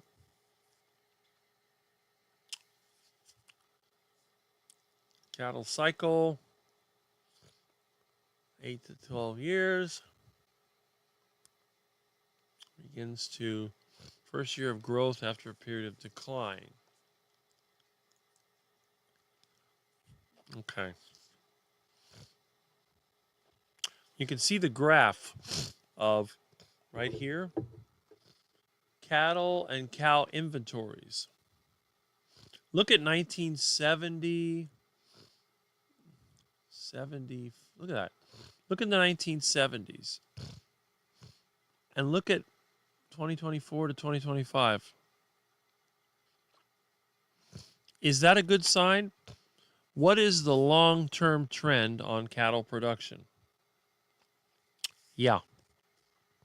It's not good. All right.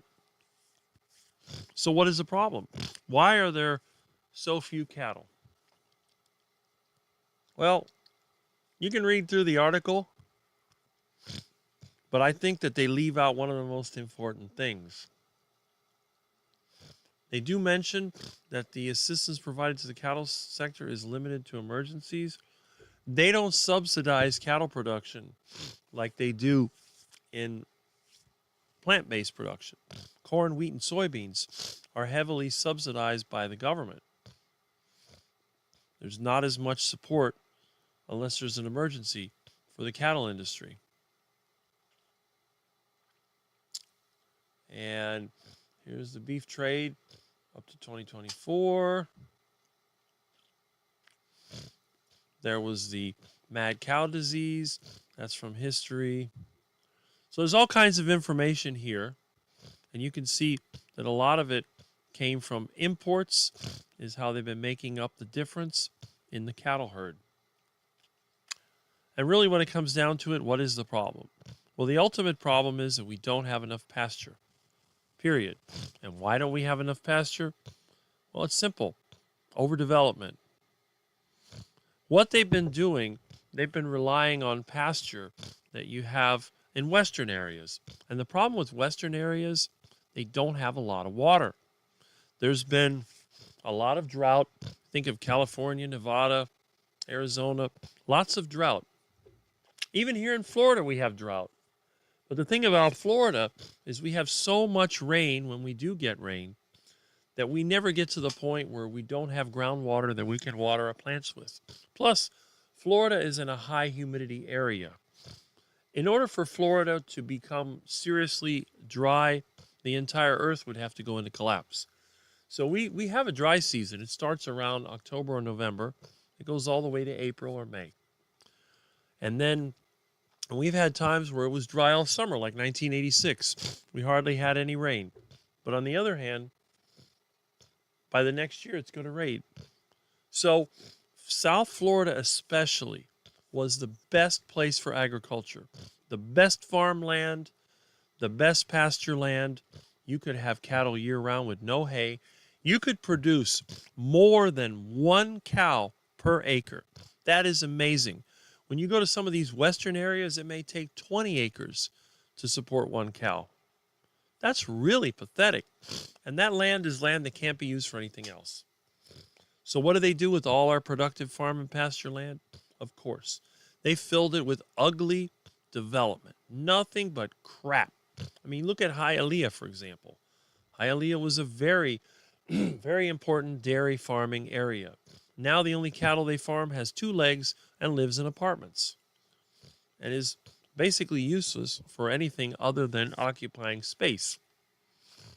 It's a shame. It really is. But the solution to the problem is going to come in finding additional pasture land. Out west, you need more water, but you can't get it because it's not there. Here in Florida, we still have cattle lands. Once you leave Palm Beach County, you start going up the state, you'll see it. But there's a bunch of these developments that have been sneaking in here and there and whatever. And it really is kind of frustrating because I just don't see how the cattle herd is going to increase in size. So we have 2 choices. One would be to import more cattle, which means we'll have to get cattle from South America, Argentina, Brazil, which isn't the worst thing if you think about it. The problem is that they've destroyed a lot of the rainforest to get lumber and to farm it, and then they graze it with cattle. And that's not sustainable. Forget Europe. They're in a downhill spiral. They can barely meet their own production needs. So what's really left? Not a lot. So what it means is that most of us are going to have to eat less beef, as either that or stop convincing people to go carnivore. Every new person that we convince to go carnivore is just taking meat out of our mouth. We want to help people, of course, but what alternatives can we find? Do you have to eat beef to be carnivore? Well, I say no. There are other ways. There are other animals that we can eat that are carnivore. In fact, some people in Asia eat rats. They actually have rat farms. I can't imagine anybody wanting to raise rats, but they have these big fat rats that live in bamboo. Excuse me, swallowed a piece of meat the wrong way. I shouldn't have said that. There's bamboo rats that are huge. They're kind of pudgy little things, and they raise them for meat. But that involves raising a lot of small animals, killing hundreds of animals to take the place of one large cow. So I think that the ultimate solution, I look around here in the suburbs, we could raise cattle in the suburbs. The problem is the government doesn't let us. We have a greedy, corrupt, and inept government, and all they care about is raising property values so they can get more money to steal and get to their friends.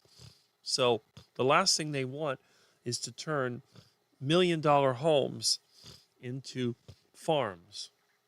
But a lot of the land around here used to be marketed for farming. And I'll have to get the ad. I have a copy of that. When they sold the lots down the street, they actually advertised good soil for plants. You can raise chickens, cattle, whatever. So what I think is this. We have power lines that run all around here, and they're all just basically weeds and grass. That's one option for raising cattle. And again, we can raise 1 cow per acre. In the power line run that goes from here, there's at least 100 acres. So that's 100 head of cattle that could be raised there. And I don't think that the power lines are going to affect the cattle in any way. I don't think the EMF is going to give them cancer or anything, because for many years, the cattle roamed under the power lines and all over the place. That's one option. We have several parks around here too. We have some natural areas. We have areas along the expressway that are just grass. The thing is, you'd have to fence the cattle in so they don't end up on the road, because if anybody hits a cow, the roadkill is not just going to be the cow. It's going to be whoever's in the car or even truck. Cows are big and heavy, and if you hit one of them, you're probably not going to survive. Cows are bigger than deer, and deer do a lot of damage too. So this is definitely an issue that we need to think about. And I know a lot of people are out there with their carnivore coaching and their carnivore clubs and their carnivore videos, and they're telling everybody the wonders of carnivore and lion diet and all that. But the problem is we don't have the supply. We need more meat. So what we need to concentrate on is creative ways of getting the meat that we need. And for those of us that can't have access to that much meat, I hate to say it, but we're going to have to come up with some type of plant-based alternative that can augment, because we need meat to survive. I mean, this is not a question. But if there are ways that we can combine plant material with some of the meats that we eat, that may not be a bad thing, in my opinion. Because survival is survival. When people are desperate, they'll eat anything. They'll eat each other if they have to. And we don't want to get to that point. We don't want to get to the point where long pig is on the menu. Instead of eating pork shoulder, you'll be eating your neighbors. And that is not the world that you want to get in. So we need to find a way of connecting with the farmers and ranchers that raise this stuff. And that would involve some of us moving. I want to move out of here. I really want to go somewhere rural. And I would like to be in a place where you have your own people in the county, so you don't have to worry about the government working against you, where your whole investment is heavily invested in the meat industry, and you can have regenerative meats. I mean, you can have standard meats too if you want, but I would definitely recommend the whole regenerative concept. And then you could actually combine ecotourism and agrotourism with meat production. There are a lot of people out there that would love to go out to a farm and see how it's done. And there's people out there that they would want to learn. They'd want to go there and and learn. So instead of having to pay to be in some group to get some certificate and learn, you could go to the farm and say, you know what? You can learn for free. You just have to work. That's all. We'll set up an internship. You can go here and work. We'll feed you and whatever, but you're going to have to work. And you'll learn how the farm works. And then some of us, we could have access to financing so that we'll be able to purchase the land that we need, snatch it away from the developers before they can get it, and then let your county take over the code enforcement and work it against them.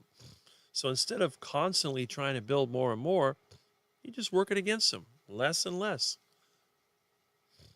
It would be nice to turn, let's say, a shopping center back into a cow pasture.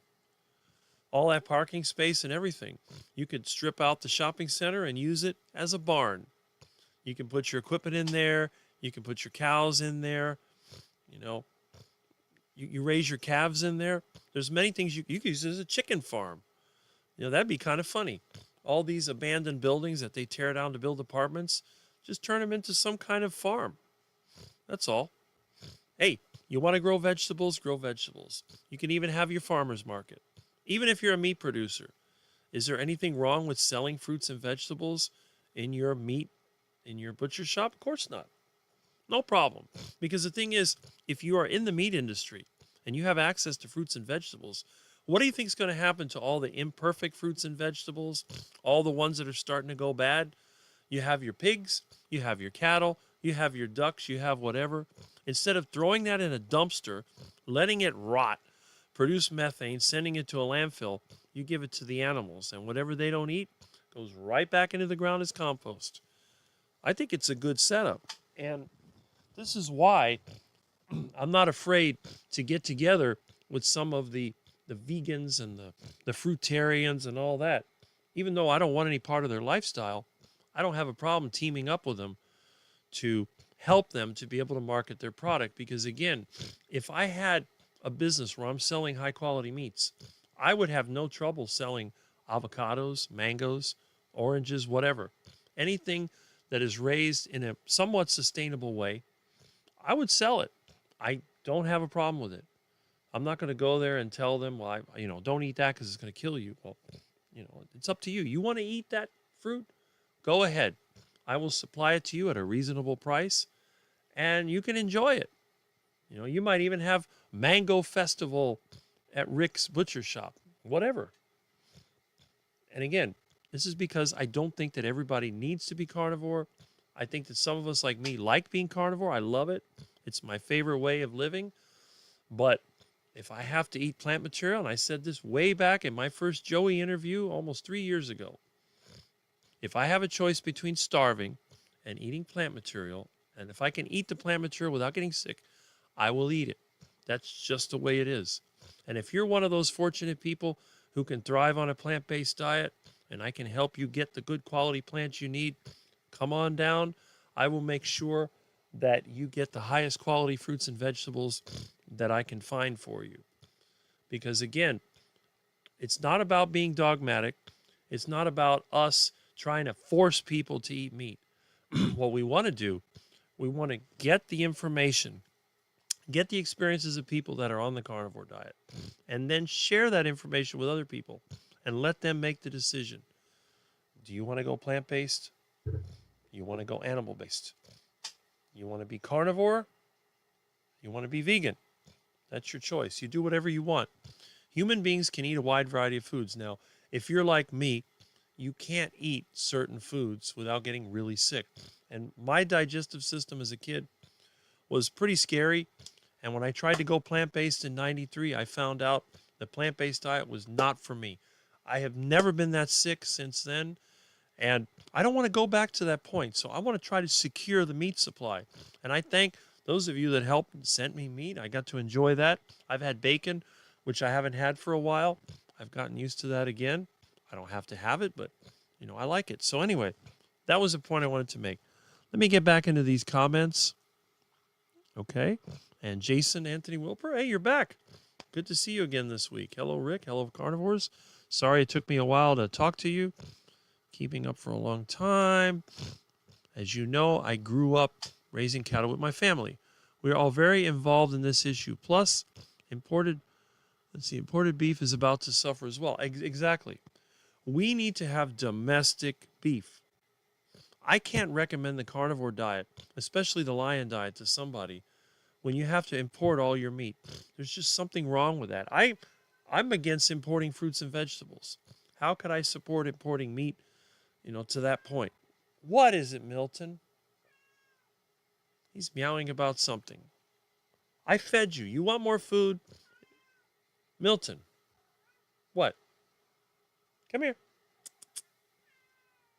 Yeah, come here. Here comes Milton. Oh, okay. Well, you're over there now. Sitting on the rotary phone. You want to make a call? What a cute cat. All right, let's see. Juliet Marie.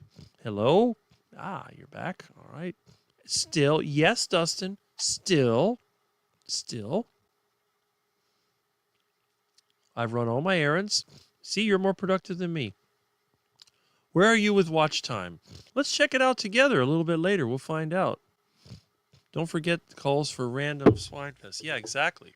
That's another thing. All the chickens they killed off, it's ridiculous.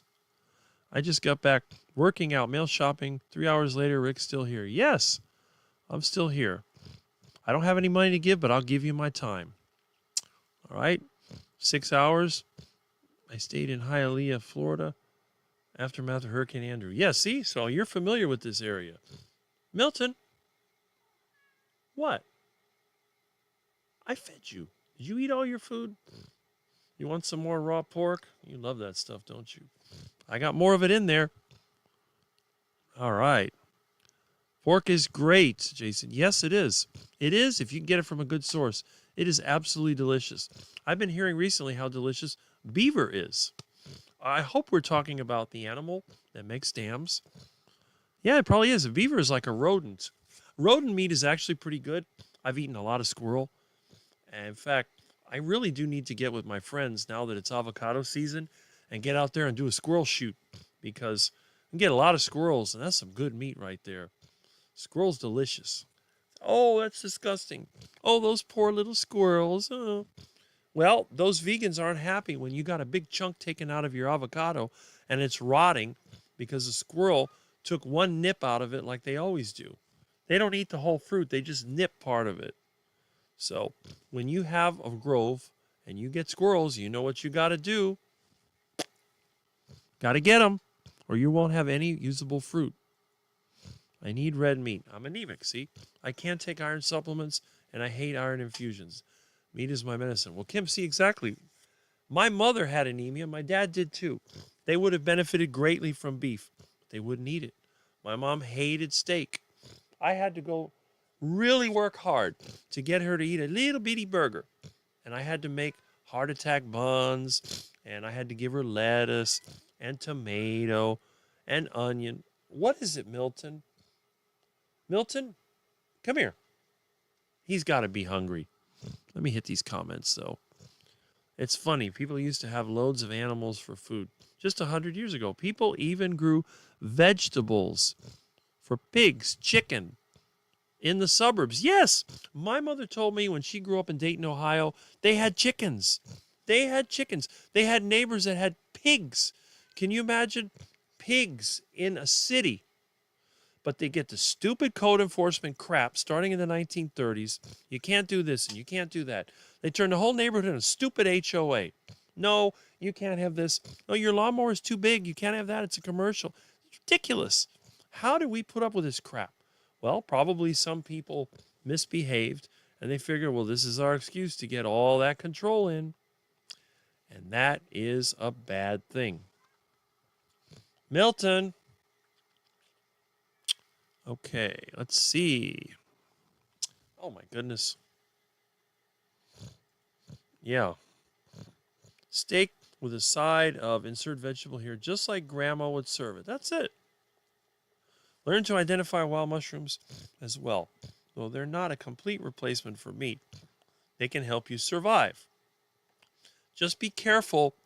If you get the ones that grow out of cow poop, they can make you look at the world in a whole different way, which I found out accidentally.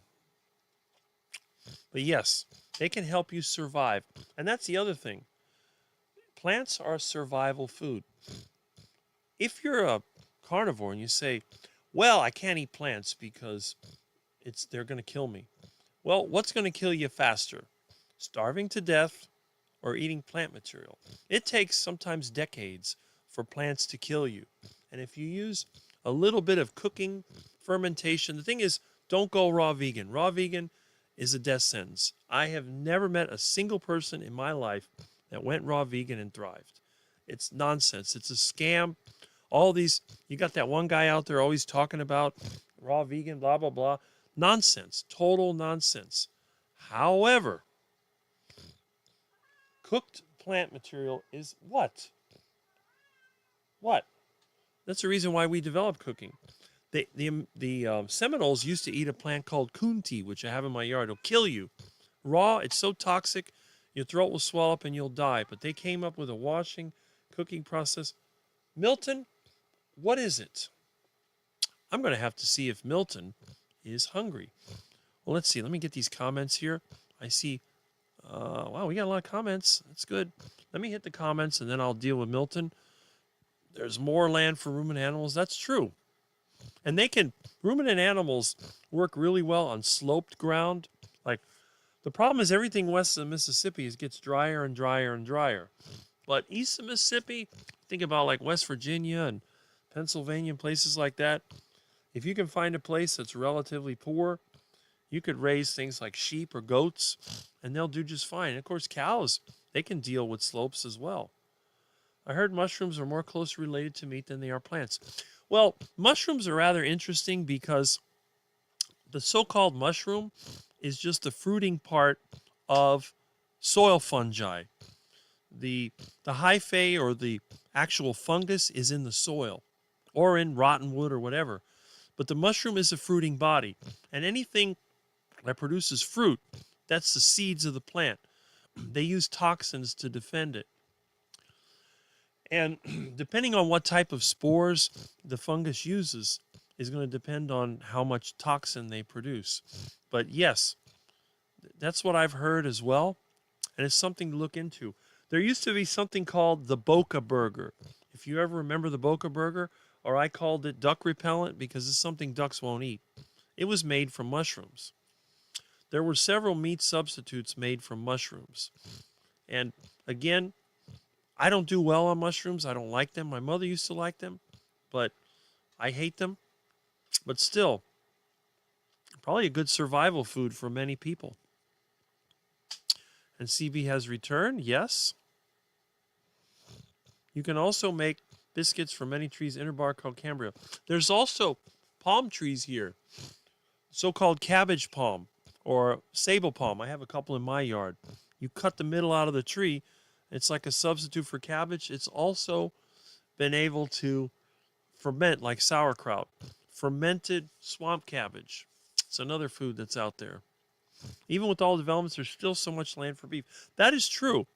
The problem is they tend to destroy the best farmland first. But there's a lot of land for beef. But I think a lot of the land has been ruined by this overdevelopment. And you got to remember also, when you build a development, not only are you filling the space with buildings and parking lots, but you also have all the roads. Every time that you add another apartment building, that's another road that you have to add. That's another 10, 20, 30 acres lost besides the development. You start concentrating people in the city, and they think, wow, we can concentrate the people and have more people. But the problem is the support structure that goes to that. There's a lot more energy being wasted. I've had people say, well, if we all lived in apartments instead of the suburbs, we'd spend less money on electricity. And that's false, because in a high-rise building, it takes much more energy than it does in a house like mine. My electric bill maximum is $140 a month. I know people that pay more than that in condominiums. So where is the savings? And it takes energy and it takes materials to maintain these large buildings. Those buildings have to be constantly repaired of cracks and painted, and there's a lot of work. This house, minimal maintenance, minimal environmental cost. You could build a very simple concrete and steel house, small size, easy to maintain, lasts a lifetime. My yard, no yard waste. All waste is recycled on site. Milton, oh, you silly cat. But anyway, but we can definitely recover. Come here, Milton. Come on. Come up here. That's it. Come here. Come on. Here comes Milton. There we go. What? You're a silly little pussycat. You're a good kitty. You gonna jump up? Yep. There goes the Milton. What are you doing, you silly pet? Okay. So, yeah. And here, Carnivore Den says, some areas of Missouri have way more cows than people. That is correct. And you see on the internet, the farm channels I look at, got farm channels in Wisconsin, Missouri, even Indiana, they have farms. So there's a lot of farmland here. But the problem is, some of the best farmland has already been lost to development. And I see these developments, some of these places have these houses with huge 1 acre, 2 acre, 5 acre lots. The entire lot is nothing but grass and not a cow in sight. So I don't understand the point of it. You go out to live in the country and you just want to have open space, so you have to sit around mowing. So what do? You get your beer can and you get on your riding mower, and that's it. Milton, what are you doing? Get away from there. What a menace. Okay. I love to go to gym when all the big dudes are there. I never have to fight for my baby weights and machine. There you go. Cool dudes don't use weight machines. All right. It's good to know. Groundhog is also. I ate it twice. Harvested build. Milton, what are you doing?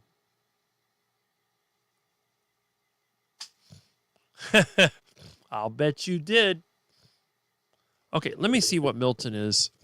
I guess I'll go ahead. No, Milton, don't do that. Let me see if he needs some meat. And I will be... What? I'll be right back. What?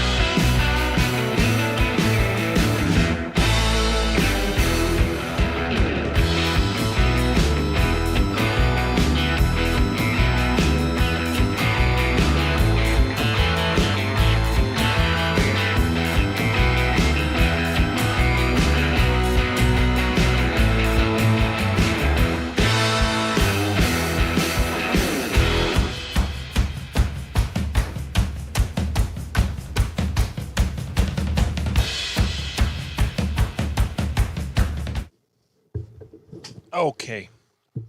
Milton was hungry, and I think he was also reminding me that the rest of my pork shoulder is ready. And as you can see, it looks absolutely delicious. It is still steaming hot, so we will put this over here and let it steam a little bit. It looks all smoky in here now. It looks like, look at all that steam going around. Looks more like a cannabis shop than it does a living room. All right, so let me go ahead and keep with these comments. I'm sorry that I have to take these intermissions, but it's better than trying to fast myself. I like the gym. I'm usually the only person using the handicap shower. It has a nice seat so I don't slip while showering.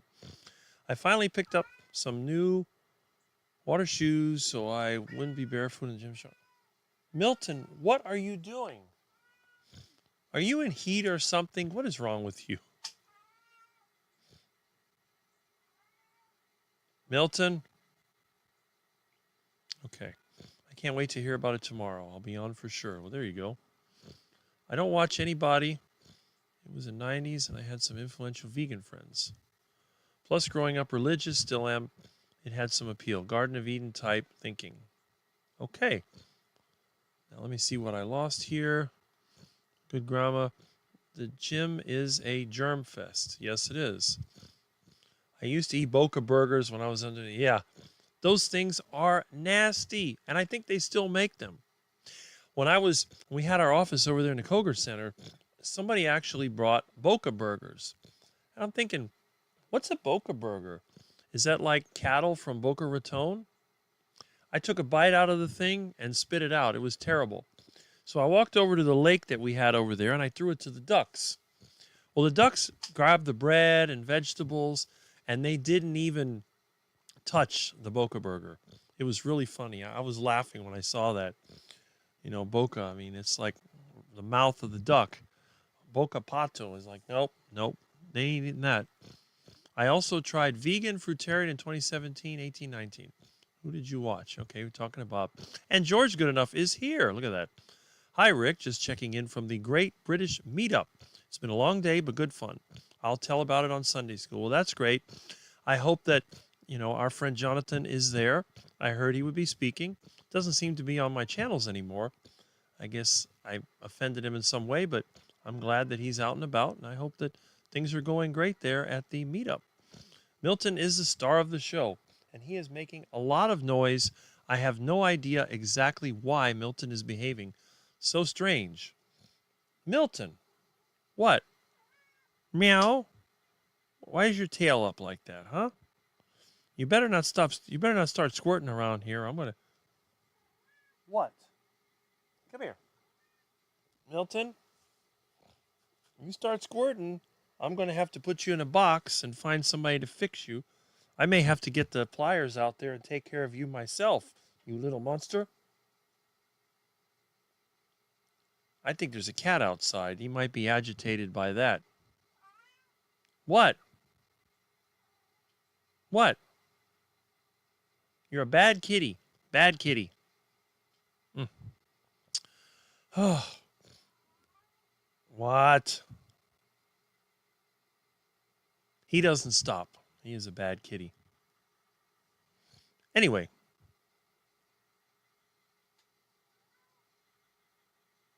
Okay. What is that noise?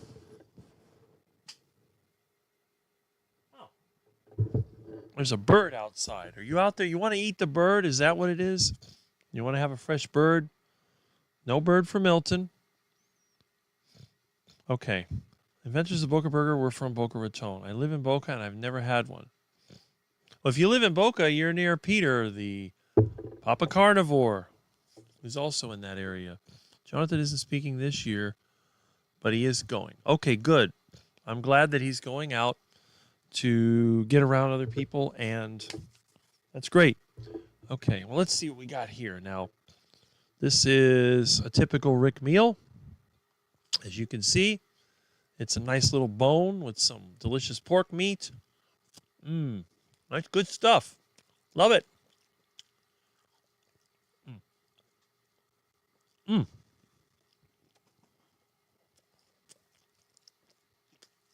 I'm sorry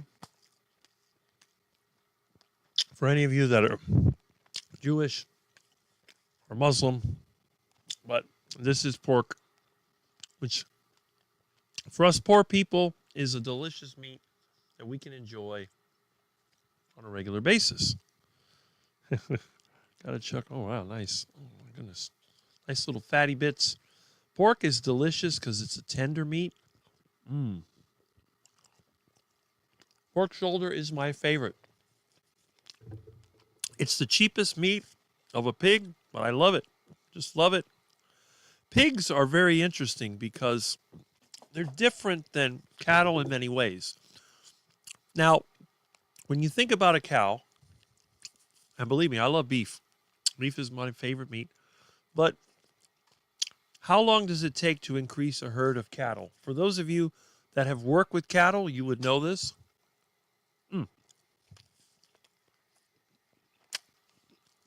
A cow can only produce one calf per year. Sometimes maybe twins, but let's say one per year. Now, if I started with two cows, a bull and a cow, and they mated, at the end of 1 year, I would have 3 cows. They mate again, I'd have 4. Then, they should be old enough after a couple of years to produce calves, which means then I could get 2 more. So, in order for me to increase from 2 cattle to a herd average of 50 or whatever, it would take 10 years, something like that. So, it is kind of, it's hard to imagine. Now, what about pigs? What? I don't know if you can hear the noises he's making. It's funny. What is it, Milton? Now, what if I had 2 pigs? I had a male and a female sow, and, so they mate. How many piglets do I get in one shot? 4? 8? You get multiple pigs. And Mama Pig is able to nurse all those pigs. So they're farrowing. And then, after about a year or so, they're able to produce more pigs. So pigs grow rapidly, and they reproduce like crazy. This is the reason why we have trouble with feral pigs. They escape, they go feral, they start to multiply, they eat crops, they cause all kinds of problems. So pigs are a very, very easy to increase their numbers. It's like chickens, like birds, like ducks. Chickens and birds are prey. And by the way, pigs are to some extent for things like lions. They have warthogs. Those are pigs. And lions eat them. So when somebody says lion diet, that's not accurate. Lions eat pigs. Why would a lion eat a pig? They're only supposed to eat ruminant animals, right? Well, no. Lions are opportunists. They eat anything they can. Hey, Milton. What? I got meat for you. Come here. Come here, Milton. Have some pork. Look. Want a piece? Here. There you go. No, you don't want it? What's the matter, Milton? Huh? You're a bad kitty. You just want to cause trouble. You want to drive me nuts with all that meowing. Yeah, you're a bad kitty. Oh, that's good stuff, I'll tell you. Nothing like a delicious pork shoulder. No, you gonna jump on me? I offered you the meat. You don't want to eat it. You just want to eat out of my plate. That's what it is. Okay. Okay. All right. So let's go ahead and... So Keith has a chuck roast in the slow cooker. Awesome. He's not a bad kitty. Well, I hope not. He's a pain in the neck sometimes, though. You inspired me to order a poke roast. Yeah, well, you're going to enjoy it. It's delicious. A Milton roast might be tasty. No, Milton's carnivore. He'd probably taste like dirt. What? Crazy cat. Crazy. We started with 2 cows, and the neighbors' bulls increased our herd to 14. Well, there you go. Question is, how many years did it take? All right.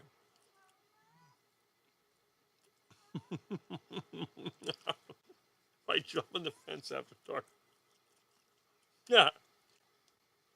Well, that's it. If they're intact bulls and they're not steers, that can be an issue. But then again, with cattle prices, I'm sure most people are happy to have more calves. What? Oh, Milton, you are a menace.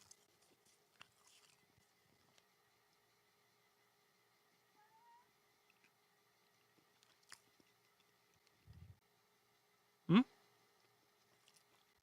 I think you can hear Milton. He's pretty loud. Anyway, so it is kind of interesting when you think about it. What it's going to take to get cattle herd back. And at the same time, more and more people are talking about going carnivore. So this is a bad combination.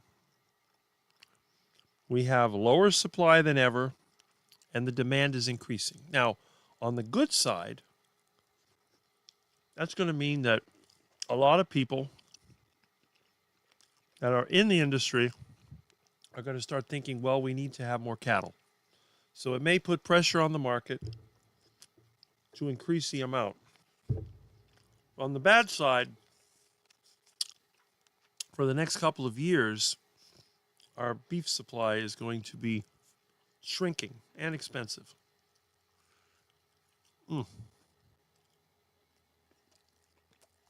So that's a little something to think about. That's something on my face. I just keep seeing the corner of my eye.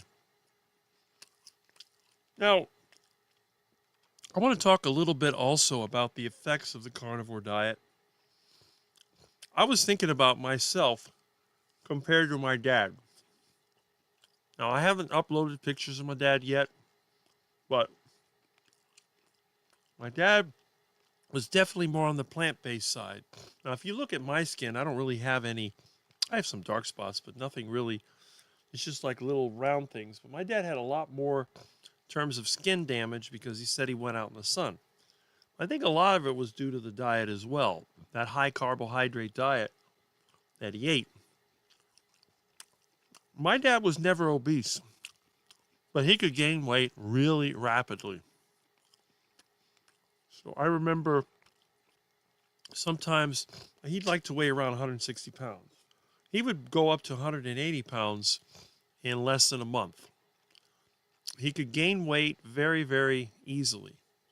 And, you know, it was hard for him to lose weight. Also, my dad had high blood pressure. Now, you've seen my blood pressure when I take it. It tends to be low, or as Peter says, just above cadaver status. My dad suffered high blood pressure all the time. For him to get the blood pressure to a normal range, he had to relax like crazy, and it was not easy. Every time he went to the doctor, it'd shoot to the stratosphere. One time, they were going to call the rescue because his blood pressure was so high. My dad also suffered with a lot of eye issues.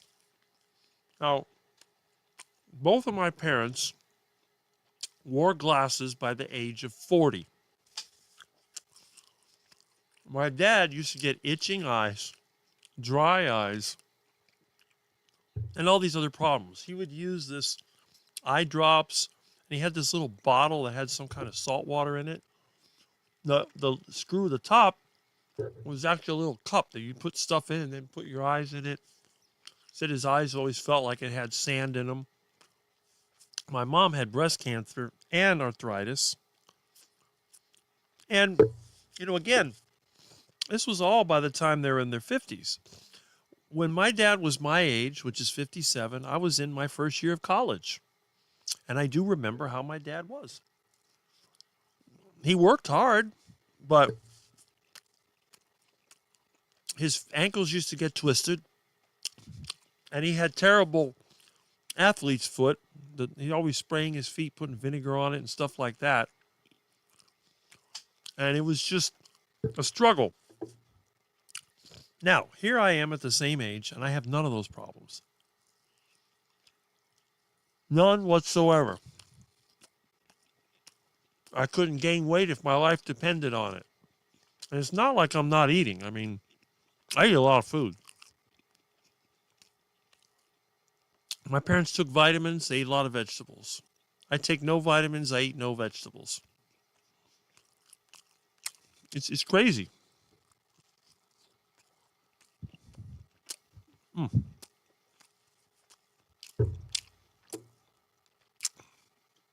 So the question is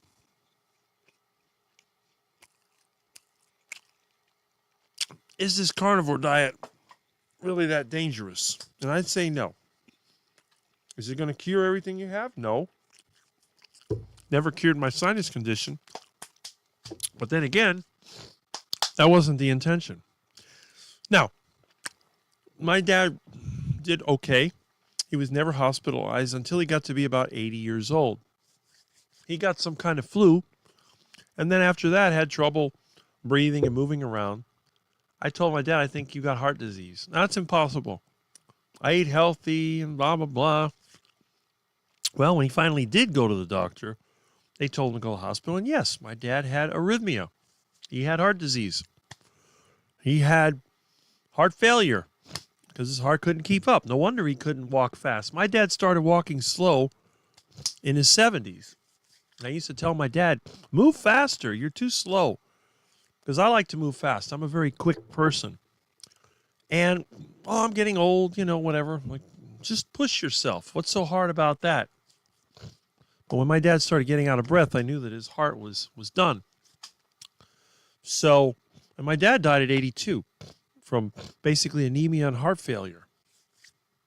So, explain to me how someone that took all the vegetables, ate the seaweed, all the supplements, all that stuff. I still have bottles of supplements that he took, the herbs and all this stuff, only lived to 82.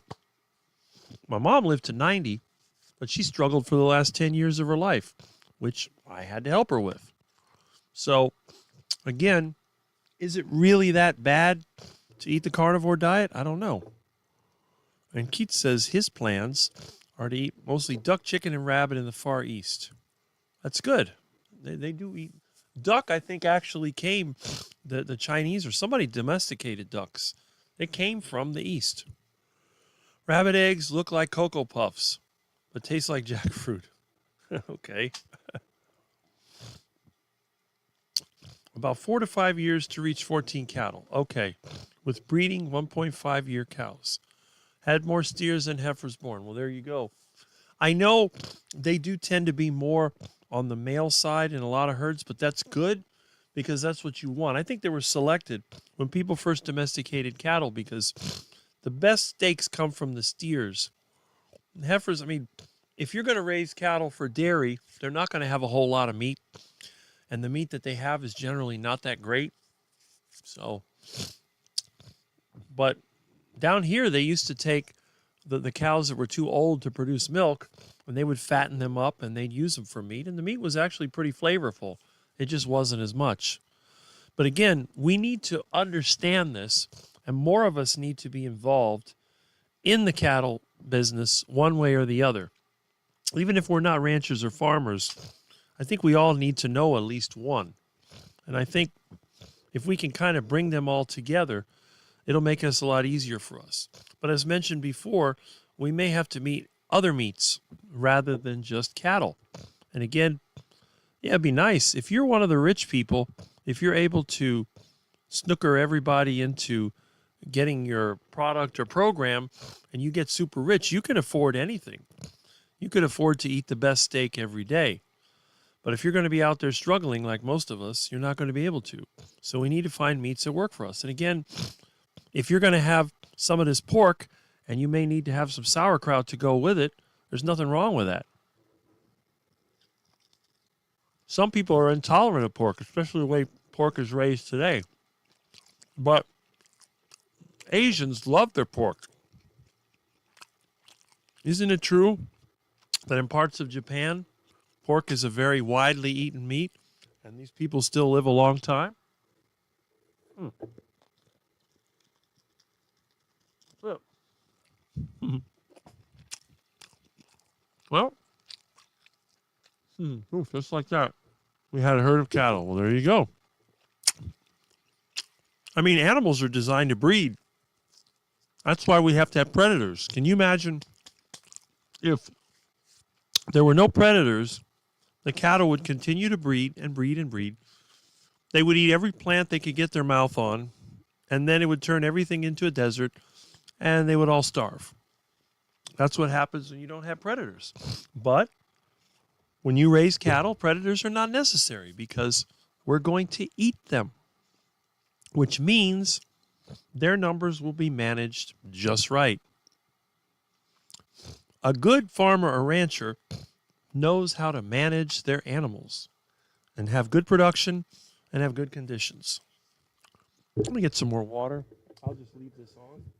Okay, where's Milton? Where are you, Milton?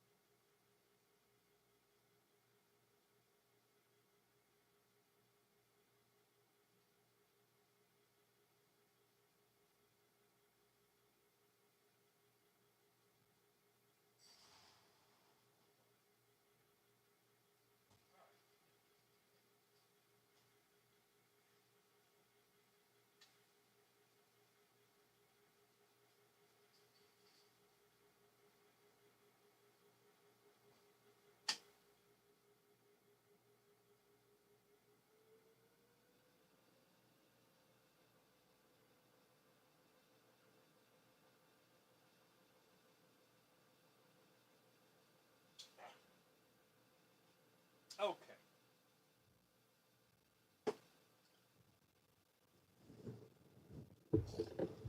Milton ate his meat and he went right back to my room to fall asleep. So I guess that's all it was. Okay, so let's see how we're going with our live here. I think everyone's pretty much fallen asleep. Let's see.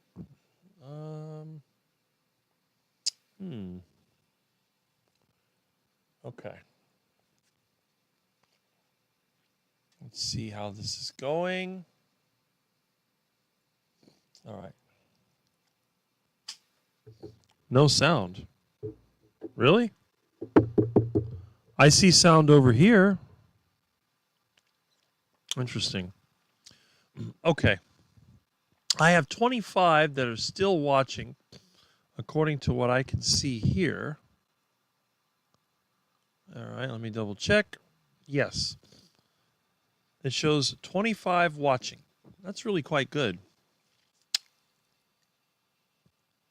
That's impressive. Okay, so let me go back over here to this image. And it says we had our cattle. Okay. Okay. Love to raise pork if I get healthier. That is true. And I know a lot of people that have raised pigs. They can be really annoying. They can be really loud, but, you know, they are quite tasty. So, and there's a lot of poop. But the thing about pig poop is it is the perfect poop for making gas. Pig poop is very similar to human poop. And when it's mixed with plant material, you can produce a lot of gas. So I've had, let's see, when I use pig poop, about 15 gallons of pig poop mixed with twice the amount of plant material. That's enough to produce gas for a whole month of cooking. That's actually pretty good. Now, of course, dealing with poop is not fun. And then you have to haul that stuff and you haul that crap in your truck. It smells terrible. But if you can create a system of dealing with it, it will work. So let's say you have a place where you slop the pigs. You build like a concrete drain, and you can simply have them eat and poop there. And then you just wash the poop into a drain. and then you pump the poop along with plant material into your tank. Now, if you had an in-ground tank, you could just have it gravity fed. And when it gets all full of poop, you just close it up and let it ferment for about a week. And when you see your inner tube inflating, you know you're ready to cook. And that's some good gas. And it was actually the Chinese that invented that, centuries ago. They figured out a way to make gas from pig poop. They also, I think they used to use pig waste to get potassium nitrate to make fireworks. And there is a lot of potassium in pigs. Okay, let's see. That was sound. I hear you. Okay. Okay. It was on my phone. Yeah. I should have put the music in, but I didn't. I can't raise pork. I get attached to pigs too easily. They're so sweet. That's true. The domestic ones, they can be like pets. That's the problem. But the wild ones are very aggressive, and they can be, pigs can be a lot angrier than you think, especially when they're large. They're really tough. I've had to deal with the feral pigs. Those things, they run into you even when you're in the bobcat. You get in their territory, they get territorial. Sound is okay here. Excellent. I think what it was is just because when I walked away, there was some dead space. I've been trying to fill the dead space with the music in between, which some people seem to like. It seems like the drag race or whatever was pretty popular.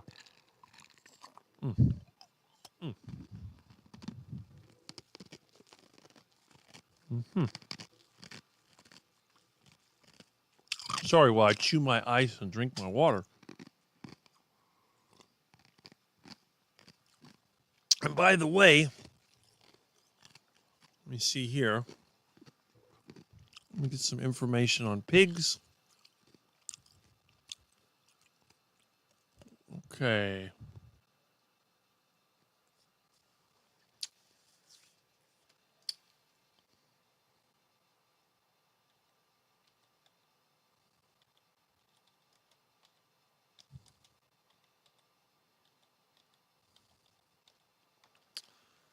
All right.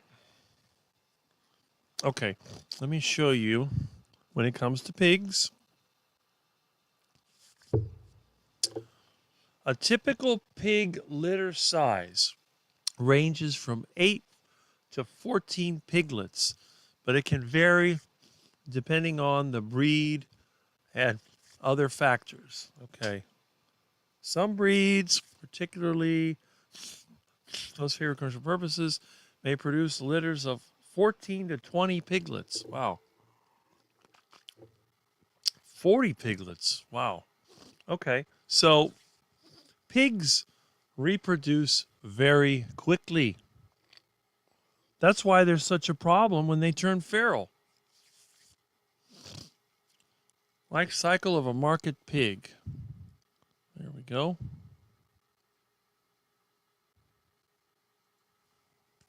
Okay.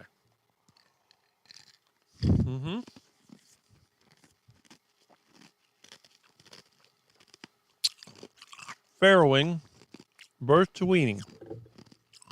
21 days. Okay. Sows nurse piglets until they're weaned. 21 days age. Piglets weigh 13 to 15 pounds at weaning. Okay, nursery. 42 to 58 days. 6 to 8 weeks. 50 to 60 pounds after the nursery phase. Growing and finishing. 16 to 17 weeks. 118 to 120 days. Pigs are moved from the nursery to a finishing barn. Okay. And you wonder why pork is so cheap compared to beef, even though they're smaller animals. So basically, now what do they feed them? This is the problem. This is a problem right here. A diet typically consists of corn and soybean meal. as well as vitamins and minerals to ensure proper health. That's where the problem is. So, if we're going to raise pigs to produce better meat, what do we need to do? We need to feed them a more natural diet. What do pigs normally eat in the wild? Well, the corn and soybeans that we feed the pigs is the same crap that we use to make processed food. So basically, we're making the pigs disease like most of people are. Pigs consume 6 to 10 pounds of feed daily. Sounds almost like what I eat, 6 to 10 pounds of food. Okay. Anyway, and by the way, pigs will eat anything. That's the problem. At about 6 months of age, they weigh 280 pounds and are then market ready. Okay. Now, before we had commercial pig farming, what did we feed pigs? We fed them scraps, whatever was left over, which I think is kind of interesting. Okay, now.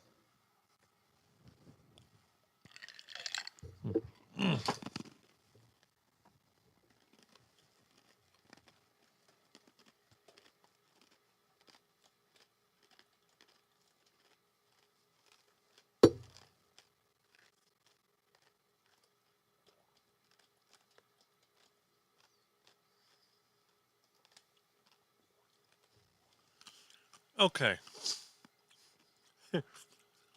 Pig slop. Here it is.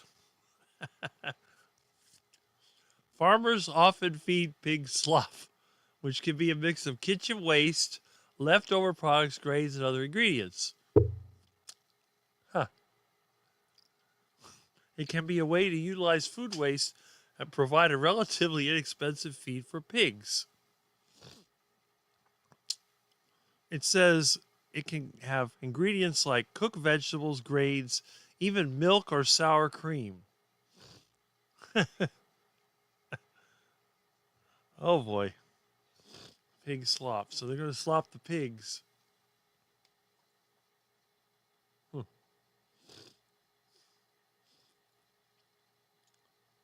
And again, a lot of people would use restaurant waste. They would use grocery store waste, produce waste, or whatever. And look at the pigs over there, gobbling it away. So even though pigs are fed basically commodity crops right now, they could be a very easy way of creating meat in as little as 6 months. It'd probably be more like a year for more sustainably raised pigs that are not full of hormones. But still, that's a pretty good amount of meat that you could get from basically trash. Often includes melon rinds and stale bread. They're like ducks, but supercharged. Pig slop. Buckets off of nursing homes and schools to have the kitchen fill with their leftover food. See? Leftover foods that make pig slop. It was Tony Cucumber Fields apple cores.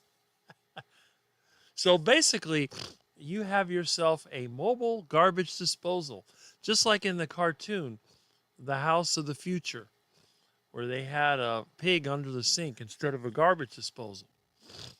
And that's what they were used for. And of course, there's some things you don't feed pigs. And believe it or not, there are some fruits that are toxic to pigs. All right. Let's see. Feed your pigs. Okay. Oh, I hate when they do this. Let's see.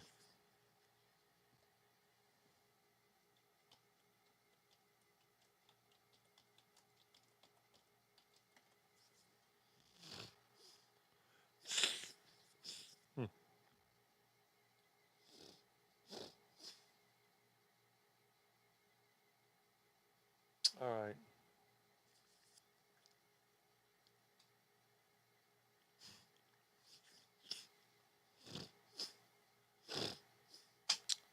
Same article.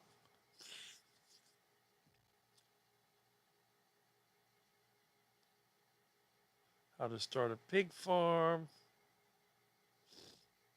Pig.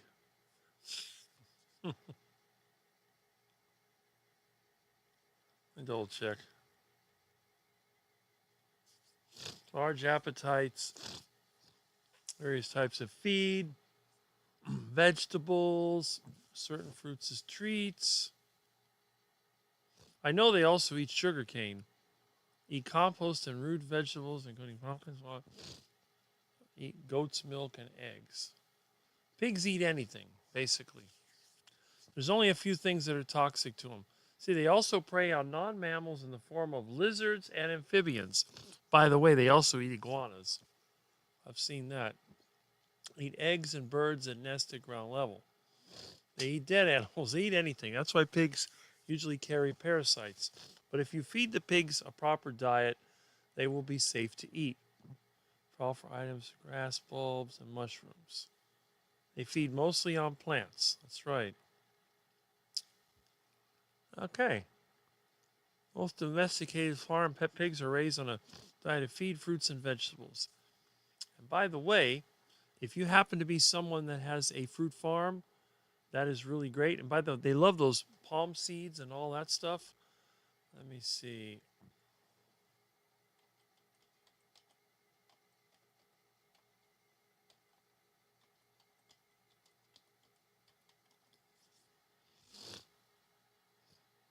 Okay.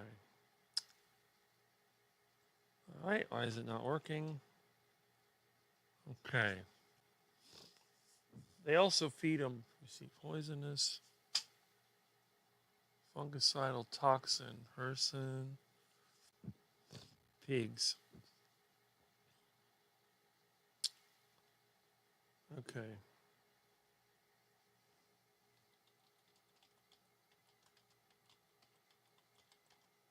All right.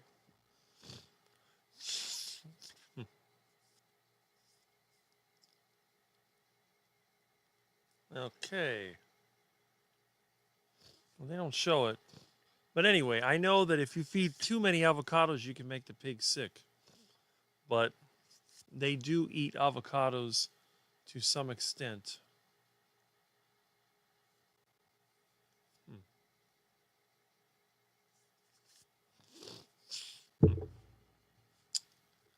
Okay.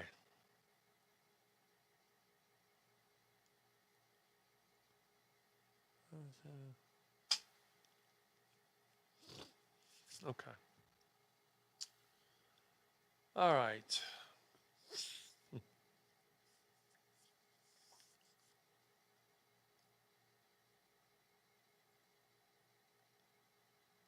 Okay.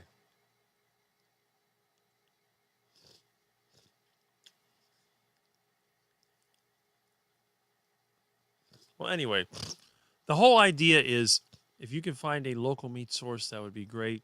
And we know here in South Florida, people love pork. It's one thing. The Cubans, they love pork.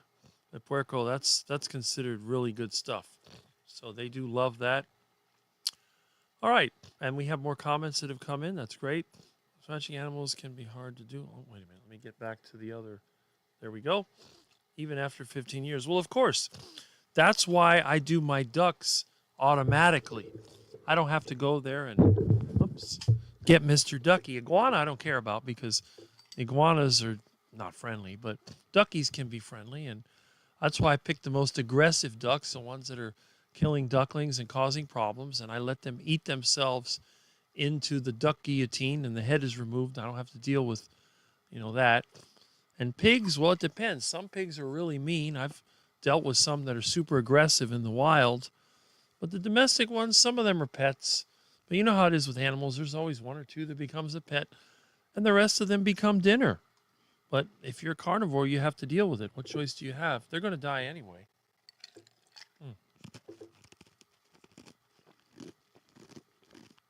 Okay.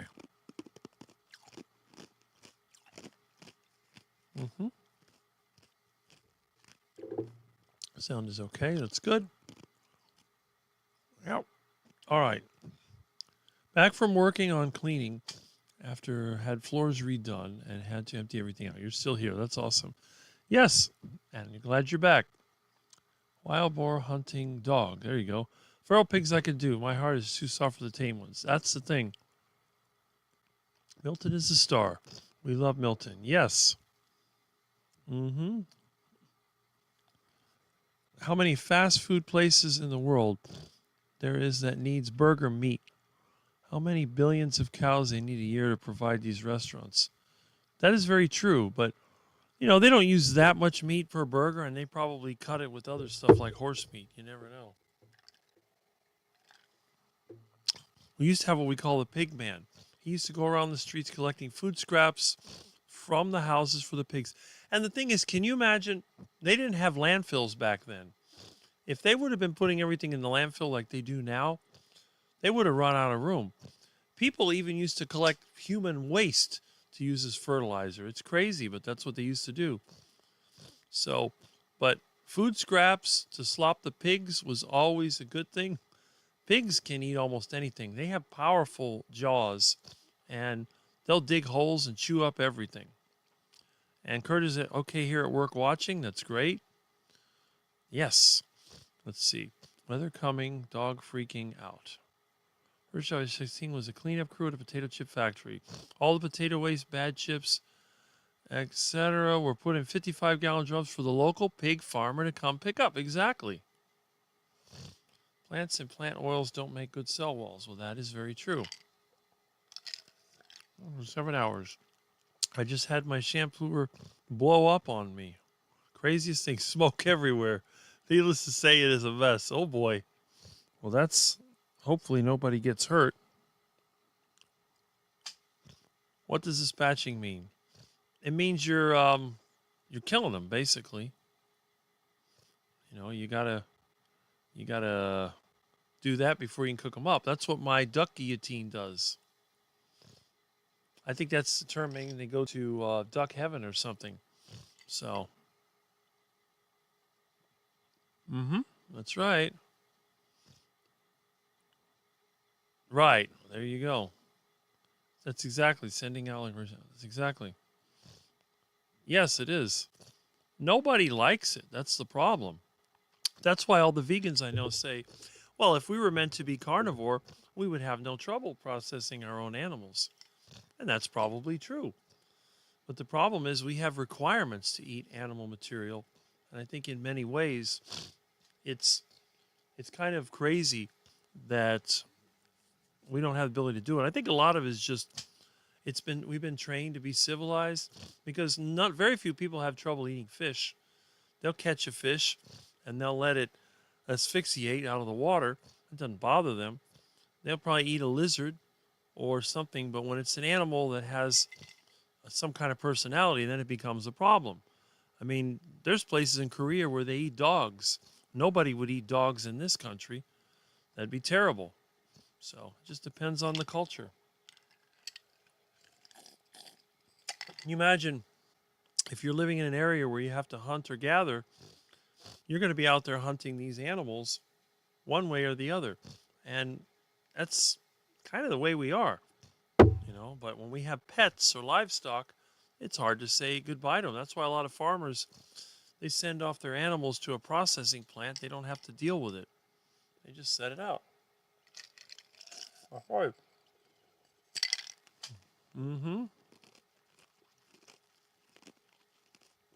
Yep, I say that too. Comment got skipped on pig one. What comment?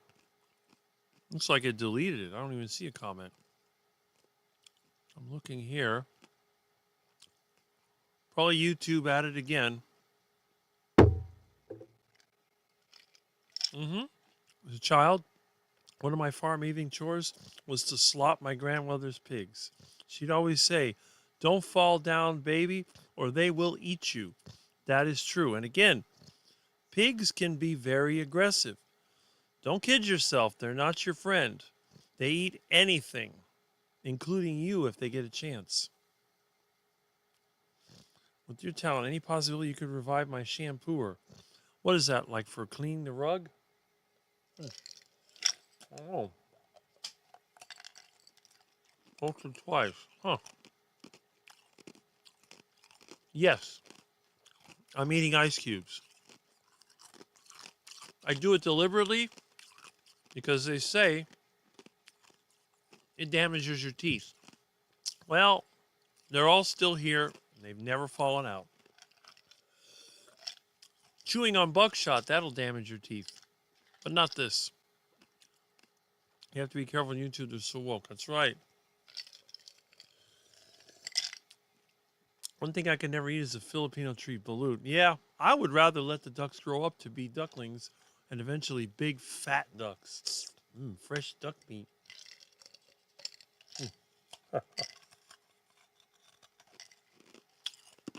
Speaking of duck meat,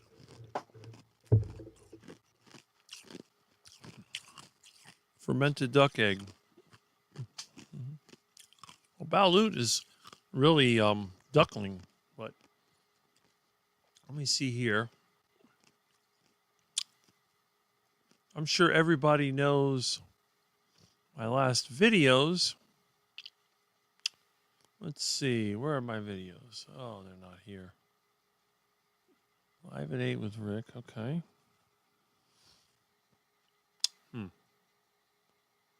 Let's go here. Now, we were going to look at the setbacks. Setbacks. What was that term that they use? Oh, well. I see Johnny's putting a video of sprinting. That's good. The vegans, okay. Where in the world? Yeah, we got our usual videos here. Let's see. Oh, wow.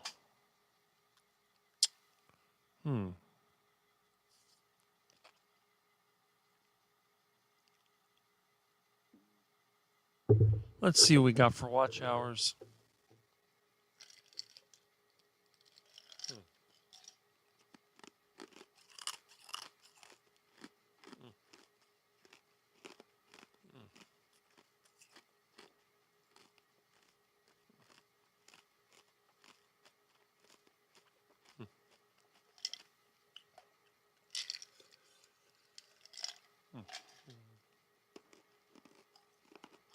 Okay. Well, that's great. Look at that. We're getting almost 2 subscribers a day now. I'll be 3,600 subscribers pretty soon. Excellent. Okay. Let's see.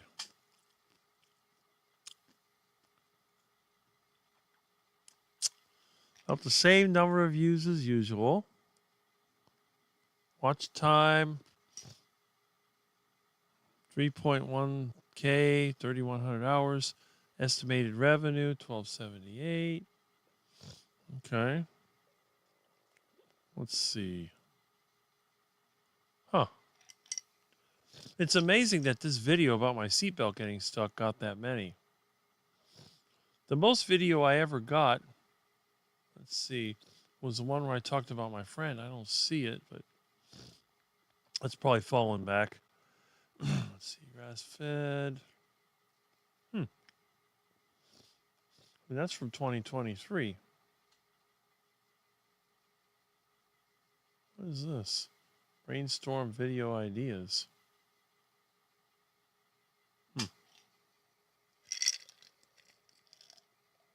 Oh. Oh, okay. Linking to other videos.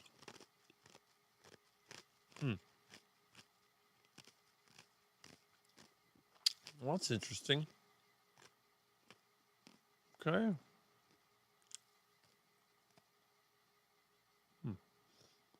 Not bad, not bad. Who knows? I may reach 4,000 by the end of the year after all. Okay. But none of my videos get a whole lot of views. I mean,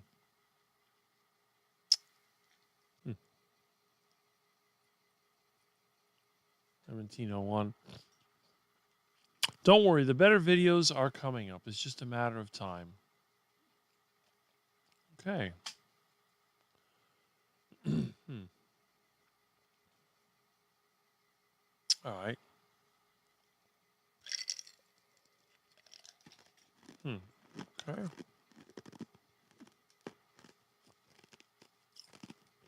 Anyway. All right. Let's see here. And not a single technical issue today. Amazing. I've eaten it, but I didn't enjoy it. That's right. Pigs can be friends. Small, many, and big. I saw it on YouTube. Okay. How would you eat a dog? Hot dog, that is. I'll eat 8 of them at once. Beef hot dogs. You wouldn't want to be actual dogs. Probably not. Plus, modern dogs are probably so full of toxic chemicals from all the vaccinations and medications, they'd probably kill you if you tried to eat them. Oh, 31 watching. Okay, good. Slit the pig's neck according to a friend. Right. It's one way of doing it. Never ate fermented eggs or the salted ones. Yeah. I don't think I'd eat that. Thanks for the stream, Rick. Need to go to work now. Have a great day, all. Well, thank you, BK Belgian Carnivore. Glad you were here. I'll catch you on the next one, hopefully. My kids ate dog once. They said it was delicious until they found out it was a dog. Well, I mean, the Koreans, they used to have a dog eating festival. So, I don't know. It's a whole duckling. You had salt are supposedly good. Hard pass. I don't blame you. I want a full-size duck, not a duckling.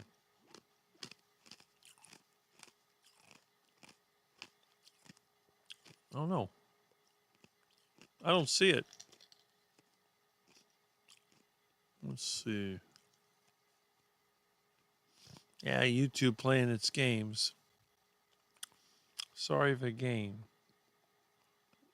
Yeah. That's right. Cut with a knife. Post again. Did 3 times just being honest. Wild pigs are crossed with Russian boars that escaped from a competitive hunt in the 70s. That's not good. Hi, sweetie. I would ever eat pork belly. I remember thinking, oh, nasty, get away with all that fat. Then, one day I tried it with white rice. Okay. Never left the kitchen. Woke up from the nap, I feel lovely. One of those Asian veggie stanks bad. It's pretty fast. Always go with fast when possible. It's much kinder, right?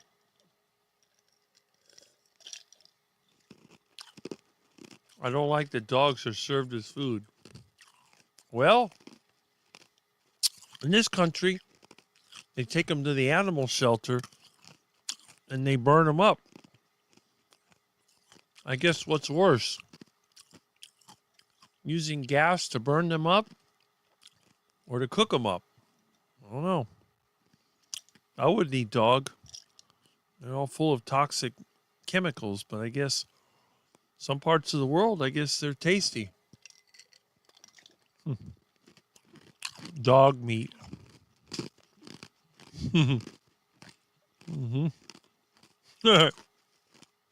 Mostly feral dogs. That's a good question.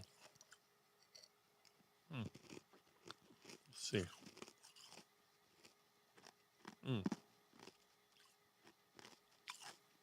Okay.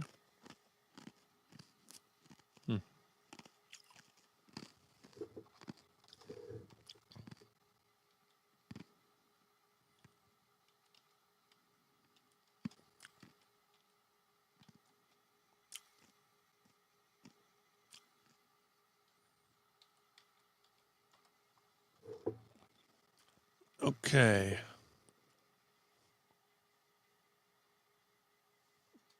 There we go.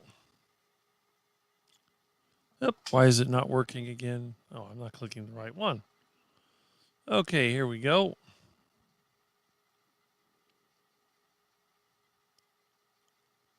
Show me more. Korean dog meat, a centuries-old tradition facing a ban. The consumption of dog meat has been a practice in Korea for centuries, with cultural and historical roots. I don't know what this is.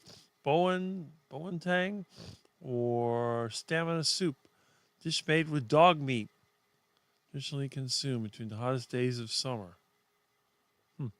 Dog meat was once considered a delicacy. Key part of Korean diet is debated by scholars. Dog meat being consumed.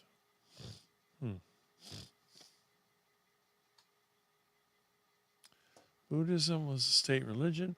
Consuming dog meat was uncommon due to the advocacy of vegetarianism. South Korean government passed a bill banning the breeding, slaughter, distribution, and sale of dogs for human consumption. That's funny. Eating dog meat. Unbelievable. 3 years in prison. 30 million Korean won. Doesn't penalize individuals for consuming dog meat, but those involved in the industry's supply chain.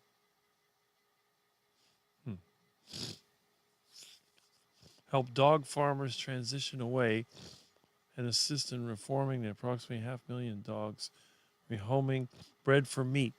So yeah, it was a big deal over there. They were breeding dogs to consume in Korea. Dog meat. Okay. Huh. All right.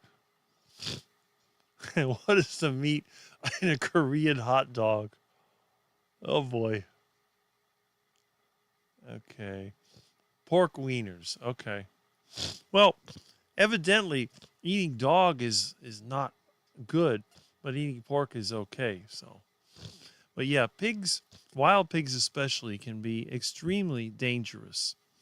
And we actually knew people that raised pigs, and they ended up being seriously injured when the pigs got out of control. So it's a little something that you might want to be aware of. All right.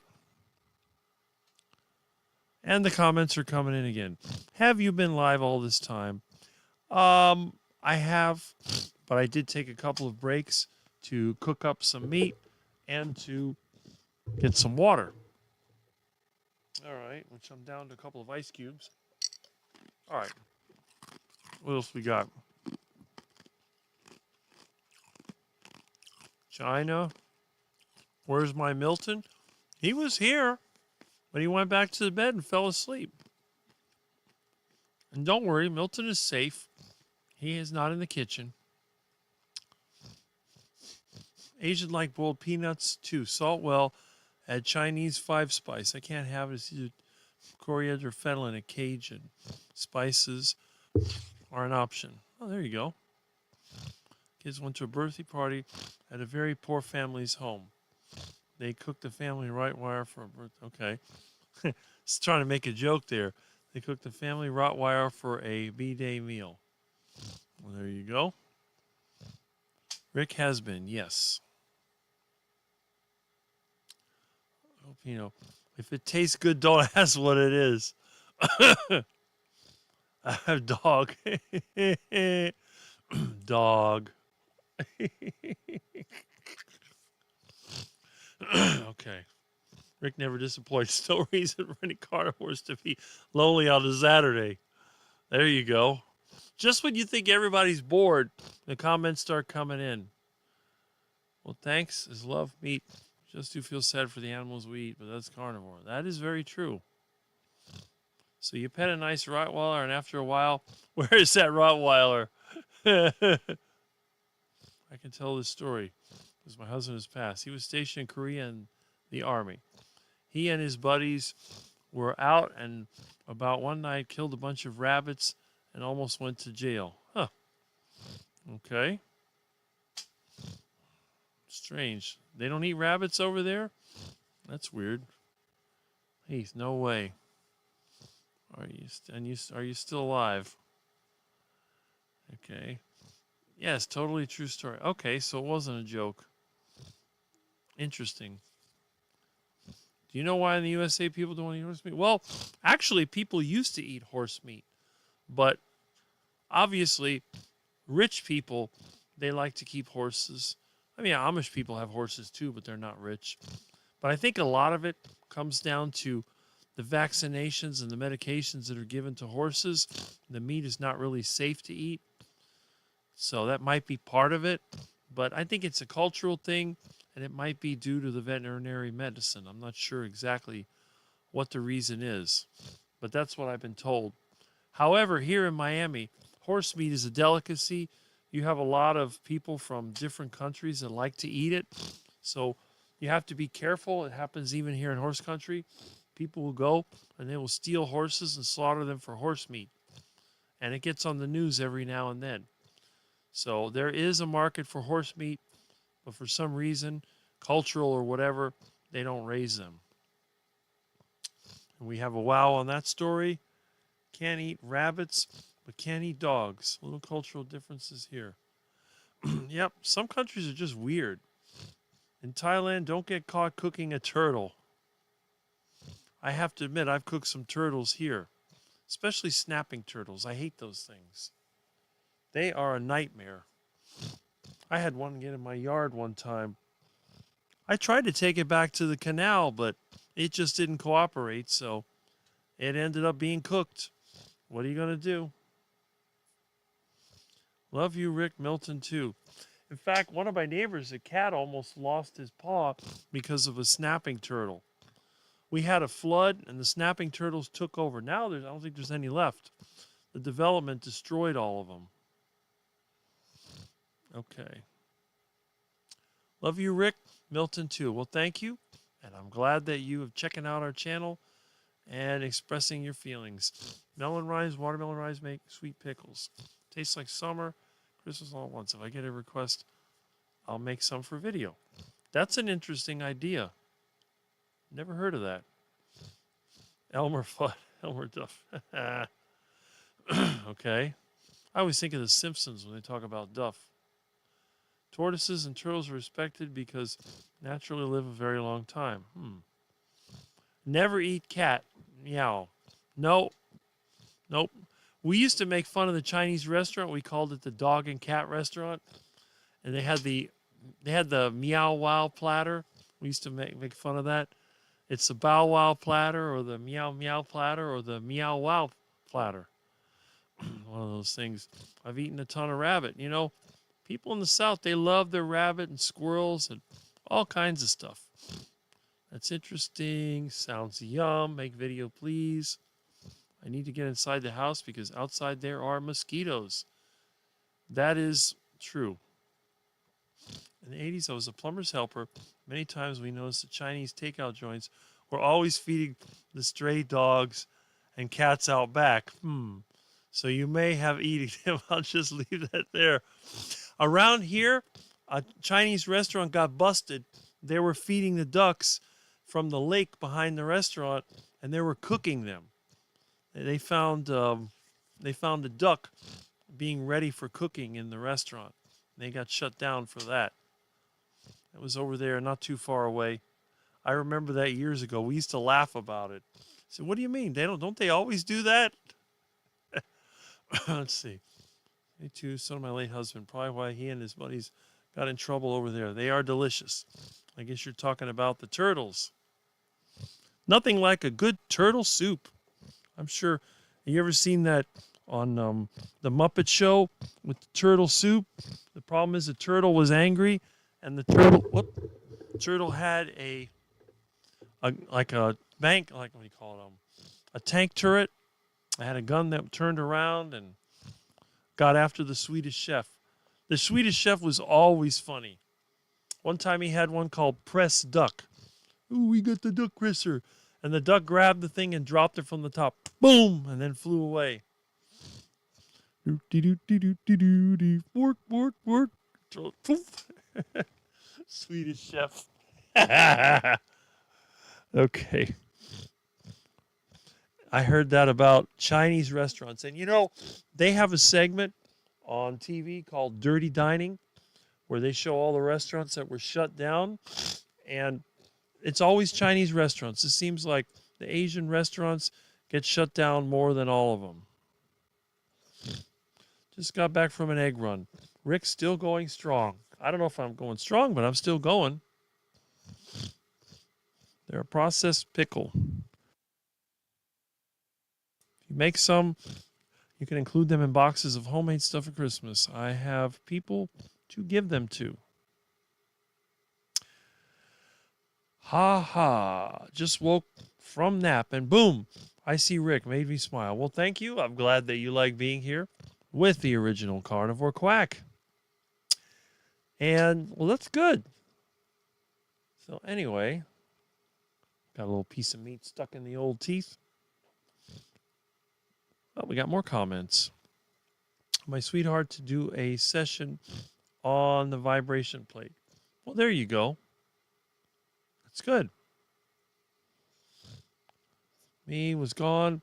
Had so much to do. Check back. Rick still here. He is awesome and full of energy. Yes, I am still here. I never did get to finish my lunch, though. So I guess that'll carry on to dinner. What is the record? The record, I think, was over 9 hours. I was after 5. I went from 8 to like 5:30. I think it was 9.5 hours. That was the record. We don't want to do that, but it seems like every time that I do this live stream, I pass the 8-hour mark. So, and it looks like I'm going to do it again. 10, 11, 12, 1, 2, 3, 4. Okay. Yep. No, we're not going to go 10 hours. Let's see. I got stuff to do here. I really need to get outside and work in my yard. I got a lot to do. I just do like being here as long as people keep watching. It was 9. It was over 9. It was 9.5 if I remember correctly. It was after 5. I know that. I think it was 5:30 when I finally quit. Okay. All right. Who can pick out Chinese, Japanese, Vietnamese, Malay, Korean by looks? Not me. I could probably pick out somebody from Scandinavia by looks. Okay. Going for 13 hours today. I don't think so. If I ever do that kind of long live stream, I see that my phone is ringing. I wonder who that is. See, I turn off the ringer, but the light flashes. I'll show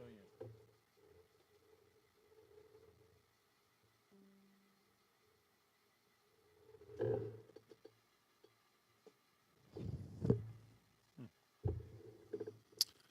Okay.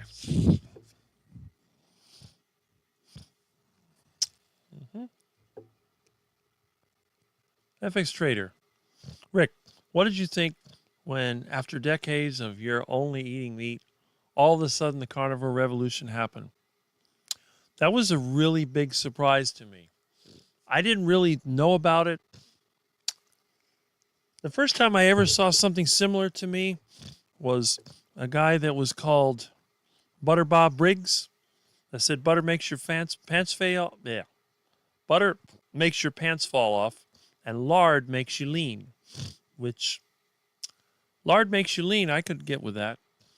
And then came Saladino, Paul Saladino, the fruit and honey, whatever now, was a carnivore back then. So you have this kind of short and really good shape guy going out there and talking about the carnivore diet. And the next person I saw in the carnivore diet was Dr. Sean Baker. And then Anthony Chafee. And then it was all carnivore. So the first time that I remember, let me try to remember the year.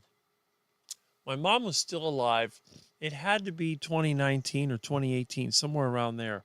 But I had no idea this would go anywhere. I thought it was just a couple of kooks that were out there. And Saladino, I can look this up right now, come to think of it. It's a great thing about the internet. Let's go over here. Okay.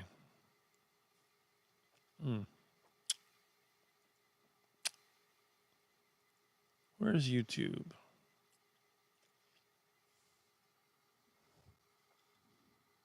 All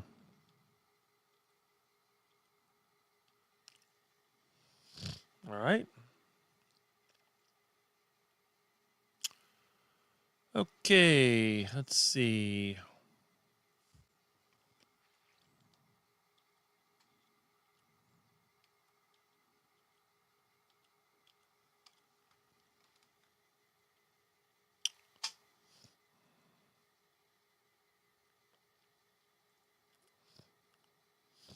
Okay.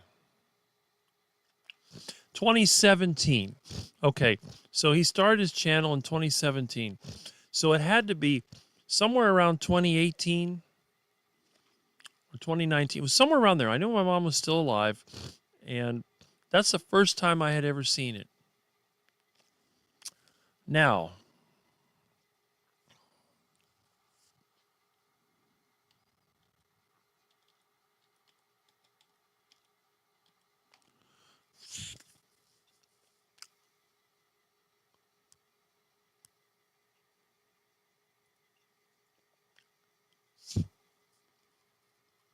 okay.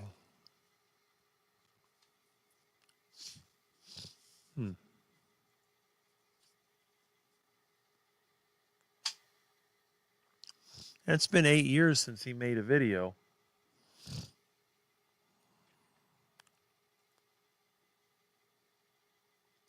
(2011). That was when my dad was still alive, but I didn't see him until years afterwards. So Butter Bob is the original. He's the original one in the carnivore space before anybody else.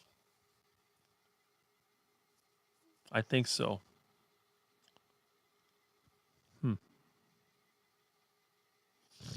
Anyway.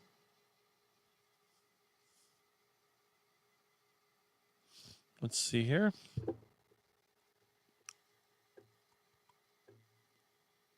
And look, frying chicken in lard with no breading. That's 9 years ago. Rick's Heart Attack Chicken, long before I put it on here. Huh. Butter Bob's Blindfold Fat Taste Test. And again, it went from being fat to lean on a high-fat diet. So he's the original, in my opinion, from YouTube. Okay. I read that I've been dead since 2017. Okay.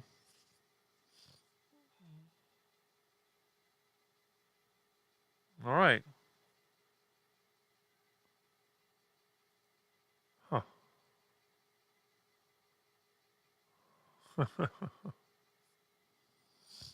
Okay.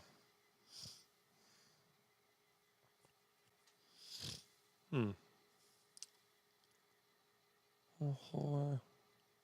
right.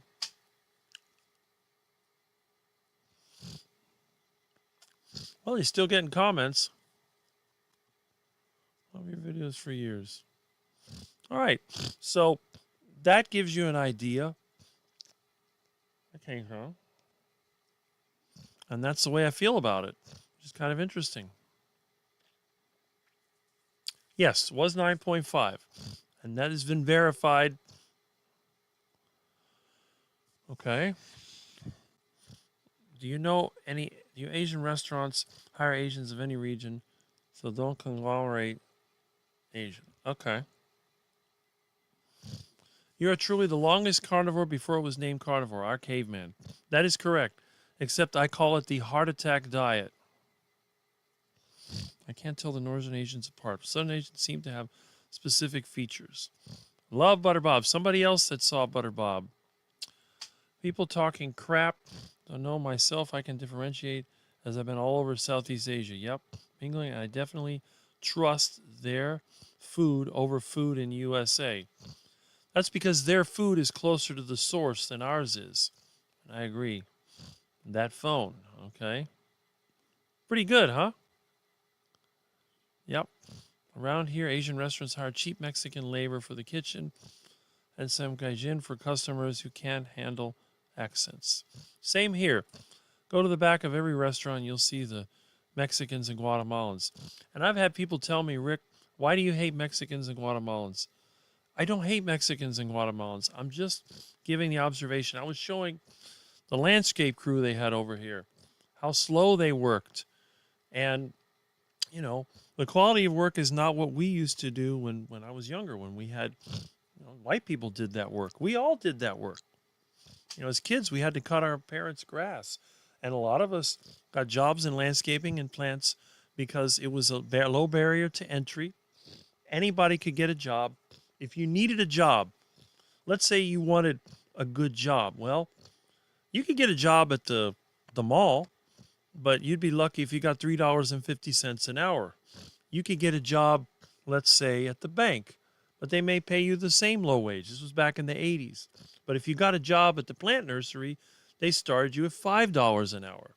And if you did deliveries, it was $7.50. If you did a good job, you're making $10 an hour. And eventually, they're giving you cuts of the job. So you know that when you work for a commission, in addition to hourly, you're going to work extra hard.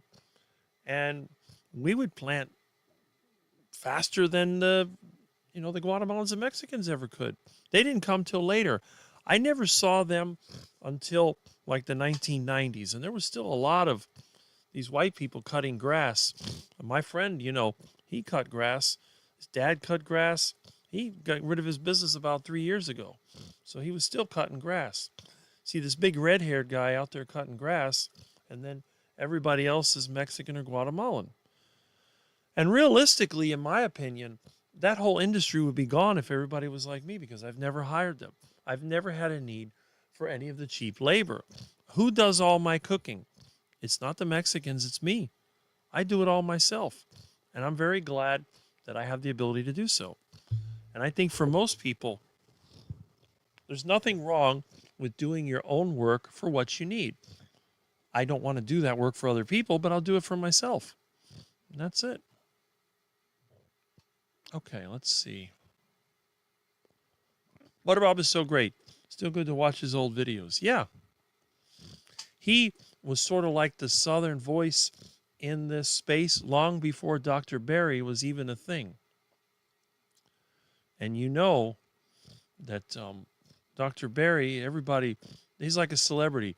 When some of these people in the carnivore space, they talk about, well, Joe Rogan said this, and Dr. Barry said this, and, blah, blah, blah. And then Jordan Peterson. So I say the same thing. What difference does it make? I don't care who's saying it. It's either true or false. There shouldn't be any celebrity. It's nonsense. I don't understand what is this whole fascination with certain people. It's just crazy. But anyway, let me see here. What did I do with this? Oh. Okay, I was going to look this up just to see. Let's look at one of the so-called carnivore celebrities. And who would that be?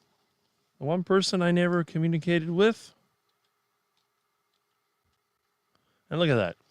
Ken Berry pops right up. Okay, come on. Here we go. Okay.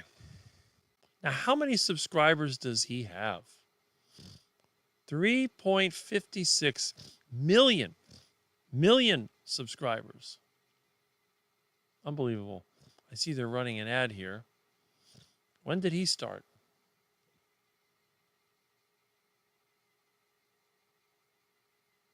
$2010. Okay. Now, when Ken Berry started, he started with the keto diet. And I do remember seeing some of his keto videos. But, I mean, this is crazy. When you look at his videos, 37K views, 19K views. Look at that. 36K views. And what is it? It's just him talking and people putting in comments. The same thing that I do, but obviously with a lot more people. Okay. Anyway. So, and then speaking and charging people outrageous amounts of money for some nebulous course. Who knows? All right, I'll get myself in trouble again criticizing the carnivore cult. Maybe I make him mad enough, then he'll come on my channel and get me more viewers. Evidence-based nutrition. Let me double check something here. All right, and let's do a filter. Oldest.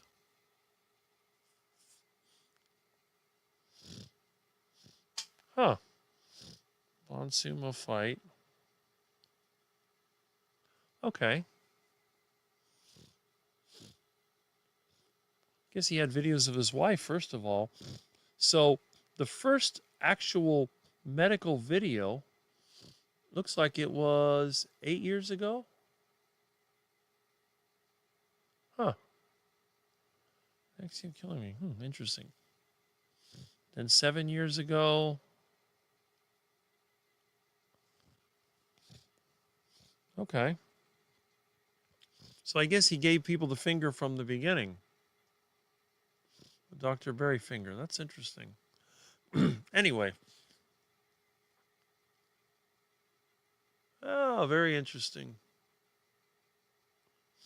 I do remember seeing him about that time, which might have been 2018, because I know I was trying to get my mother to eat more meat, but I don't think he went on the carnivore diet until, because this is all keto right here. Keto, keto, keto. 7 years ago. Let's see. Yeah, it's all keto. There's a lot of videos, vaping versus smoking. Some of these videos have 1 million views, 140,000 views. A lot of views. 2018 keto cruise. So he's been marketing the keto diet for a very long time. When did he switch to the carnivore diet? Let's see. I don't know. Interesting. Well, again, this gives me a lot of ideas because I know a lot of people have made carnivore documentaries and are making carnivore documentaries and whatever. No one's actually made a video about who started what, who did what, like a YouTube sort of thing. Carnivore YouTubers. That'd make an interesting video. Who was the first? You know, who continued? Obviously, Ken Berry started keto, but I think Dr. Baker might have been one of the first. Well, it was definitely Saladino, but it was 2017. That all kind of fits. I think Saladino predated Ken Berry when it comes to the carnivore diet. That's what I think. I really do. Okay. Very interesting. Silent heart attack. Here it is. Keto carnivore. That's the first one I see mentioning carnivore 5 years ago. That'd be 2020. That sounds about right. Okay. Anyway. Signs of low T. That has to be a really popular video. Yeah, 100K. Huh. All right. Anyway. Very interesting. Let's go back to the original Carnivore Quack. We will view my channel again. Let's see.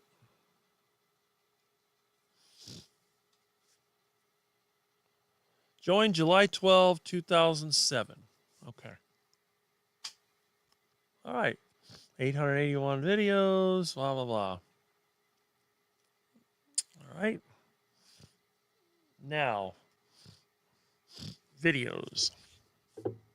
Oldest.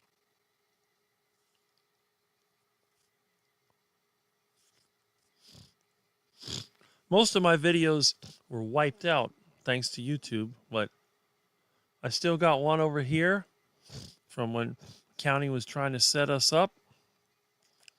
Another one trying to take a tire off with a bobcat, which actually finally worked. And then 4 years ago, a video about the bobcat leak. Then Daisy, poisonwood tree, payphone, banana plants, ducks and ducklings. So all that time, no carnivore videos. And then you can see my first carnivore video was about 2 years ago. Okay.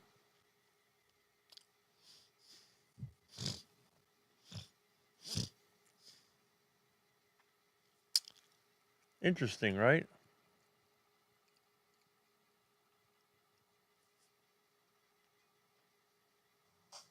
What was supposed to be a routine weekend turned into something unexpected. You probably see on this little table, I have a few interesting items, including the starter out of my truck. If you look closely, you can see it has a little damage on the starter teeth. Also notice this is the starter ring gear. And I don't know if you can see this or not, but it's got problems.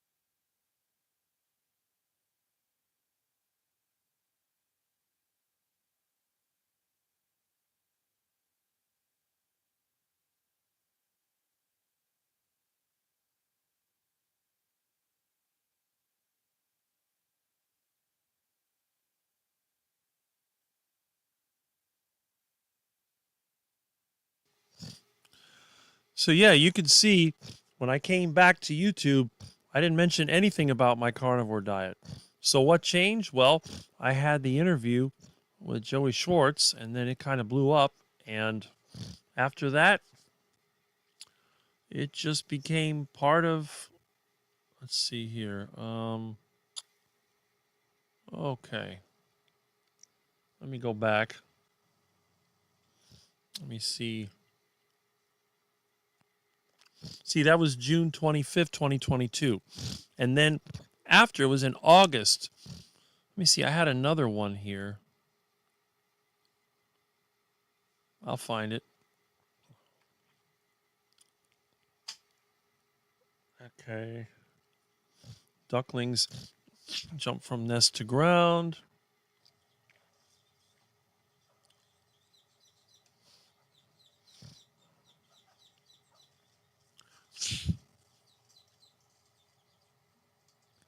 Why would they turn the comments off? That's silly.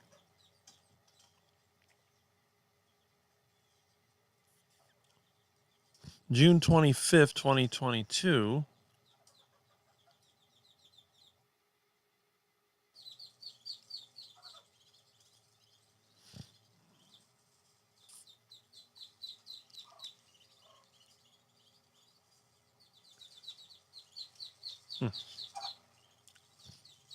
Let's see. Okay.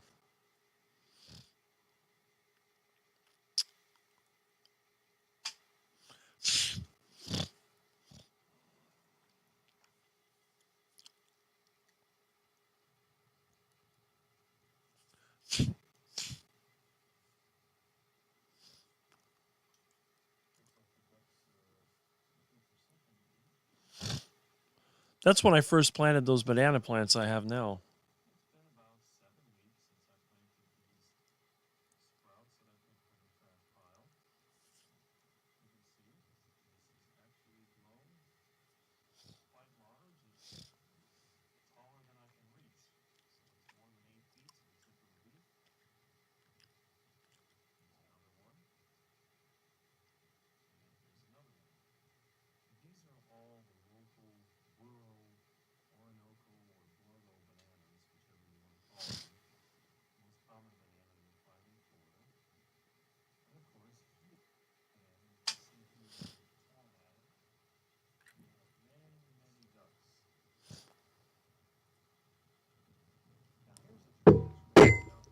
Shit.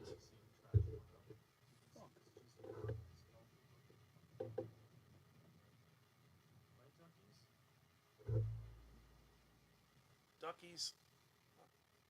Duck.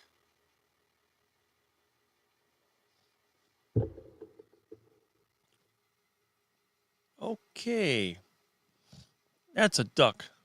Anyway, so that gives an idea of where I actually started with some of these videos. And then after that, after, the regular videos, and I had that interview in August, then it was a while, and I put this other video. I am back. There's iguana. Let me see. Lunchtime. Was the iguana the first one? Well, the iguana's been cooking. Let's see if it'll peel off easy now. Take out this tail section. Over here on the cutting board. And let's see. Yeah, that was after that. Be careful. I'm going to go ahead and use the tongs. Okay. So those videos have been around for a while, I have to admit. All right, let me go back to this. And let's see what we have in terms of comments before we can round this out. Okay, I can tell a Punjab and sing. Can anyone talk smack? Okay. Love butter, period. There we go. Has a nursery in Tennessee now. No doubt about it. Asian food is much more trustworthy. Not all the crazy colorings and chemicals. Most of them are. Okay. Where's my... Wow. The comments have really came in now. Most of them are totally illegal, the chemicals. Yeah, that's true. Making baby, hello? I didn't know how to reply to your hello earlier. I haven't got 200 subscribers yet. Who knows? Okay, Feral Grandma. Anybody that's on here, go ahead and subscribe to her channel. Get the word out there. We got to get all of our channels at least over 1,000 by the end of the year. There's enough of us here. I mean, probably 1/3 of the people in my channel would subscribe to others. Let's see. Butter is silky sweet delight. Yes, it is. Hey, Kurt and all. Hey, Lambs is here. Good to see the tail of Rick's live. Well, there you go. I'd rather have an iguana tail, but that's up to me. Butter makes your pants fall off. Chinese are the most cunning and ruthless in business. Yes, they are. See, you know that, and I know that. A lot of people don't know that. They're good at playing nice, But boy, they'll get you. They'll stab you in the back as soon as they can. We used to buy products from China, and you got to watch them. They always send you the good stuff first, and then they start skimping to see if you'll notice. Good to see you're doing well. Yes. Seems the cooking videos get more views as Mitch's videos get about 2K. Well, that's it. My cooking videos don't get a lot of views. People see the iguana and they turn off immediately. Okay. Yes, butter is silky yum. Keep offering to do request videos of the people who don't comment any requests. Huh. Their parents aren't cooking much meat. Shouldn't say this. Asians seem to hire only their own. Because they're probably the only ones that'll work that cheap. The pho, yep. I would not go near it. A cheap meal. I got some pho soup. It's delicious. The canine fear was still there. Oh boy. Okay. What kind of videos did you request us to request? Good question. Ken Barry is a doctor and wife a nurse. Well, there you go. I like Barry, but he doesn't like me. Well, there you go. And you go to Asia, go to nail shop, then come back here for American nail shop. I'm technically challenged. I know the feeling. I'm hardware challenged. Guys just came back from the summer month of dads. Too much cheap crap there.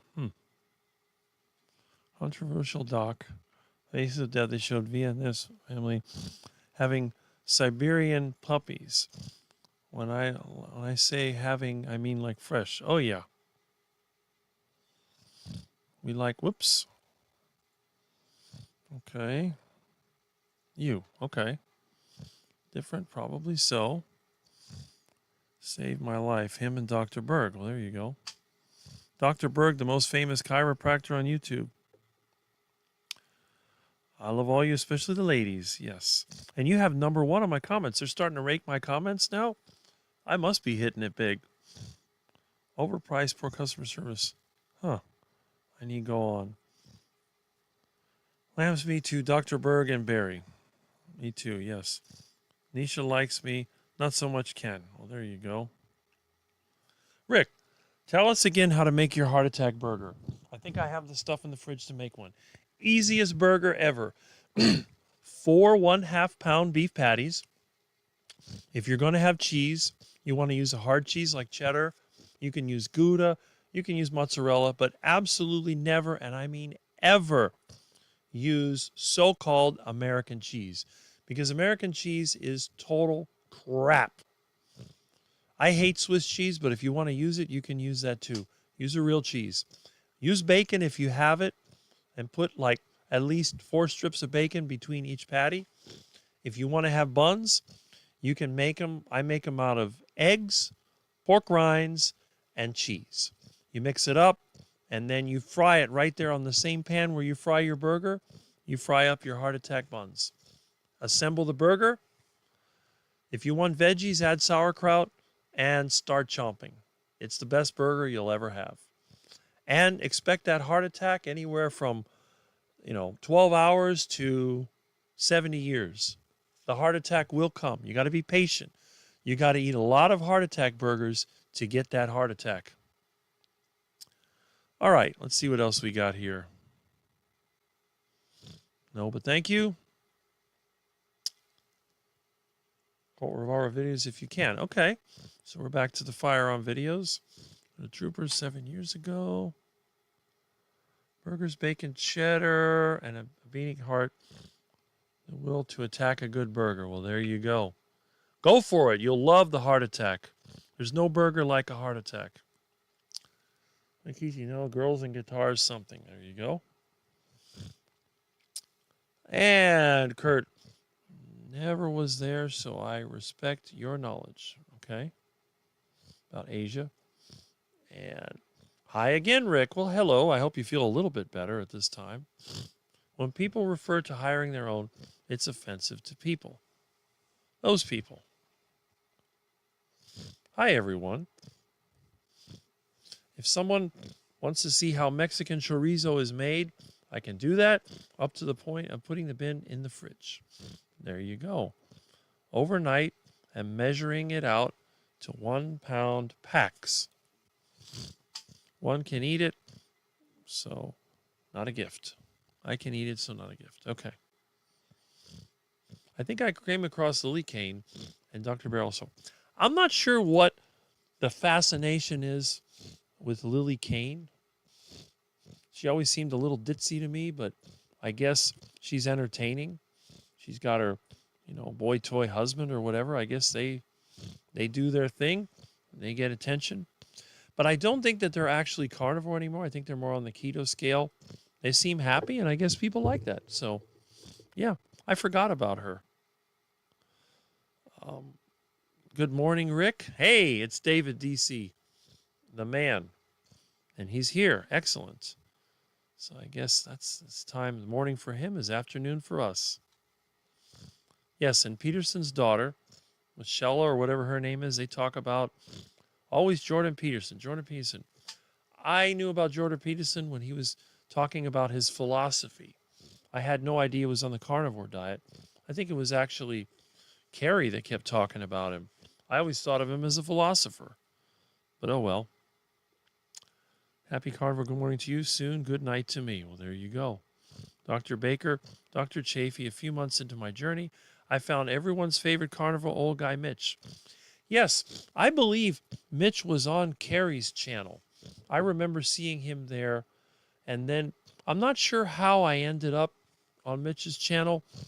What usually happens when I find a channel, I'll see a video that's interesting and I'll make a comment. And then someone will respond to me and I'll remember who they were and then subscribe to their channel. If they never respond to me, I never subscribe to their channel. So that's what it is. On that note, good day, everyone. Probably best I go. Well, Kurt, you've been here the whole time. Go ahead and enjoy your day. My day hasn't even started yet other than the live stream. But hours and hours. There's a lot that I could do. I said I love carnivore girls in this channel. Lost a bunch of subscribers. Oh, well. Well, maybe they got scared. Second grandson likes baked goods, so cornbread and biscuits are always a plus. Yeah. Duck food, duck food.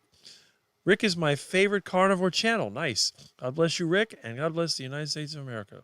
Well, I'm glad you like my channel. And that's great. And Jamet says, Rick, you got 41 here. How did I go up? I figured by now it was like 22. It's like it should be like 10. Now I got 41. It's amazing. I have a feeling that there are just a lot more quality YouTube viewers than I ever realized. I'm kind of sad I didn't realize it earlier. If I would have known, problem is when I was taking care of my mom, I couldn't do this because every 15 minutes I had to wait on mom. And you'll notice that my YouTube videos stopped around 2010 or 2012. It might have been 2012 when my dad died. In fact, I need to look at my own channel because I forgot when I stopped making videos. Let me see. The oldest video that's still left. Where is it? It's this one, which is back in the old days of Windows Movie Maker. And let me see when this was.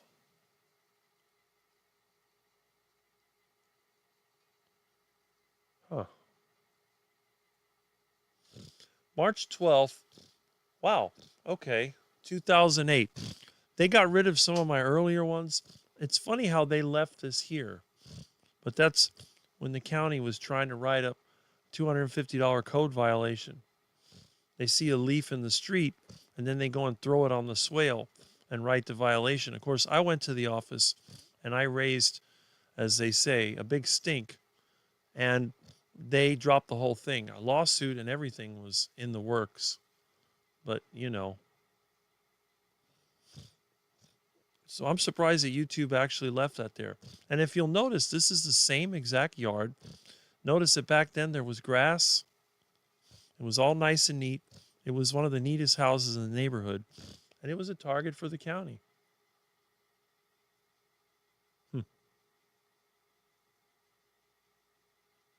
There we go.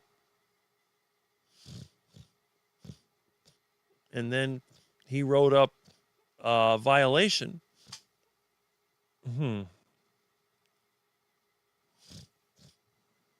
Yep, that was a long time ago.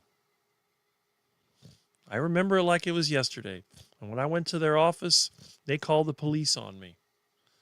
Now, I had a lot of those videos uploaded, and basically, I got several people in trouble. And it turned into something really interesting. See? There he is with the, rake it up. He has a camera. I wonder what we'll do next. There we go. See? That's what it was. But that, again, that's the oldest video that's still here, as far as I can tell. We're doing some YouTube history. And again, if you want to watch these videos, you can definitely go on my channel at any time. And then there was this video.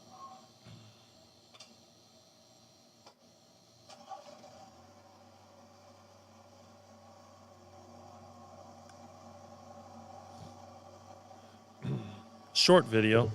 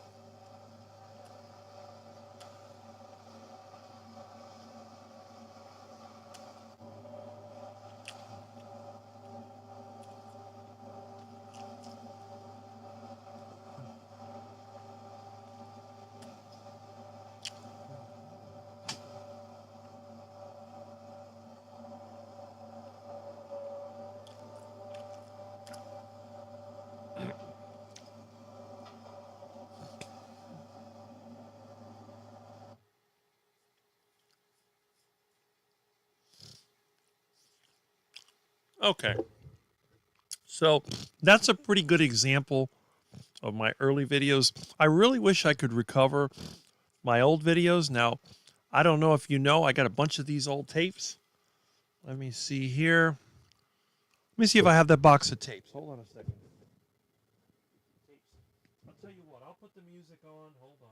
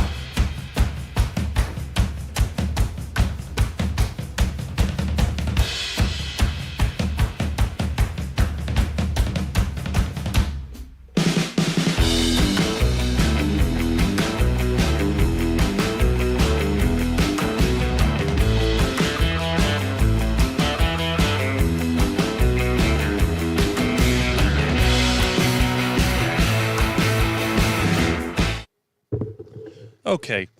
Well, I didn't find the tapes, but I found something else that I found when I was cleaning up, and that was some of my mom's vitamins. She had quite a collection of these things. But anyway, let me get back to the comments, see how many we have. Okay. At 6:09 a.m., I woke up early. Keep this, okay. There we go. Doesn't have to be shooting pictures or doesn't have to be shooting eye candy with videos. Okay. Mitch with his awesome recipes and great advice on products along with the Emma page was a great help. The Mueller frying pan, the meat thermometer, bacon grease jug, all great. Well, I'm glad that you're able to find usable products on Mitch's Amazon page. And I have to admit, I've never really looked at his Amazon page. So I hope Mitch doesn't get mad at me because I don't buy from Amazon. But if you can buy from Mitch's page and he gets a little bit of money for it, you should do it. If you buy from Amazon, why not go through Mitch's page? I would do that if I had to buy anything from Amazon. In fact, if I ever do need to get something from Amazon, like parts or whatever, I will do that because I would like to see more money go to Mitch. Even though I can't afford to pay him, I would definitely like to see him make money off of selling products. And he uses that stuff. So that's fine. I mean, if I could sell rotary phones, I would definitely put them on my page. You know, you could buy a rotary phone like Rick has, and I get a little cut of it. There's nothing wrong with that. That's great because I'm performing a service. When you sell something and you take a modest commission, then you are performing a valuable service. Because if they didn't see it on your website or on your video, they wouldn't have bought it. Or maybe they would, but they wouldn't know about it. So that's a good thing. Nothing wrong with that. What I take offense to is selling memberships. That bothers me. But again, if you want to get a membership to somebody's page and you have the option, go for it. But I'm not going to sell memberships. That's just something I won't do. Not on my page. I'd rather sell products. You know, I'd rather sell Rick's iguana products or something like that, or Muscovy duck or Barbary duck or something that I use myself. Rick's Duck Farm. Or you could start your own duck farm. Buy Rick's Duck Kit. It comes with a box of duck eggs and an incubator and, you know, need a lot of patience because they're going to drive you crazy. Problem is, by the time you get through raising them and getting to know them, you probably won't want to eat them anymore. Hello, Annabella from David. There we go. I'm having some cream and hot water to help me get sleepy. Nice, nice. My two favorite Mitch recipes, the slow oven-cooked St. Louis-style ribs with smoked salt and the pork rind crumb, crusted cod fried in bacon grease. Nice. The Petersons and Kelly Hogan, Sean Baker Saladino. Yes. The cat's in the kettle at the Viking food place that I eat each day. Somebody has a parody. Like a cat's in the kettle at the Viking food place that I eat each day.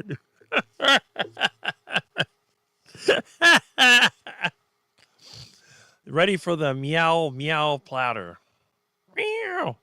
We're going to the Chinese restaurant. Uh-oh. No, Milton, you're not going to the Chinese restaurant. That's a one-way trip for Kitty Cat. I was surprised Rick is still going.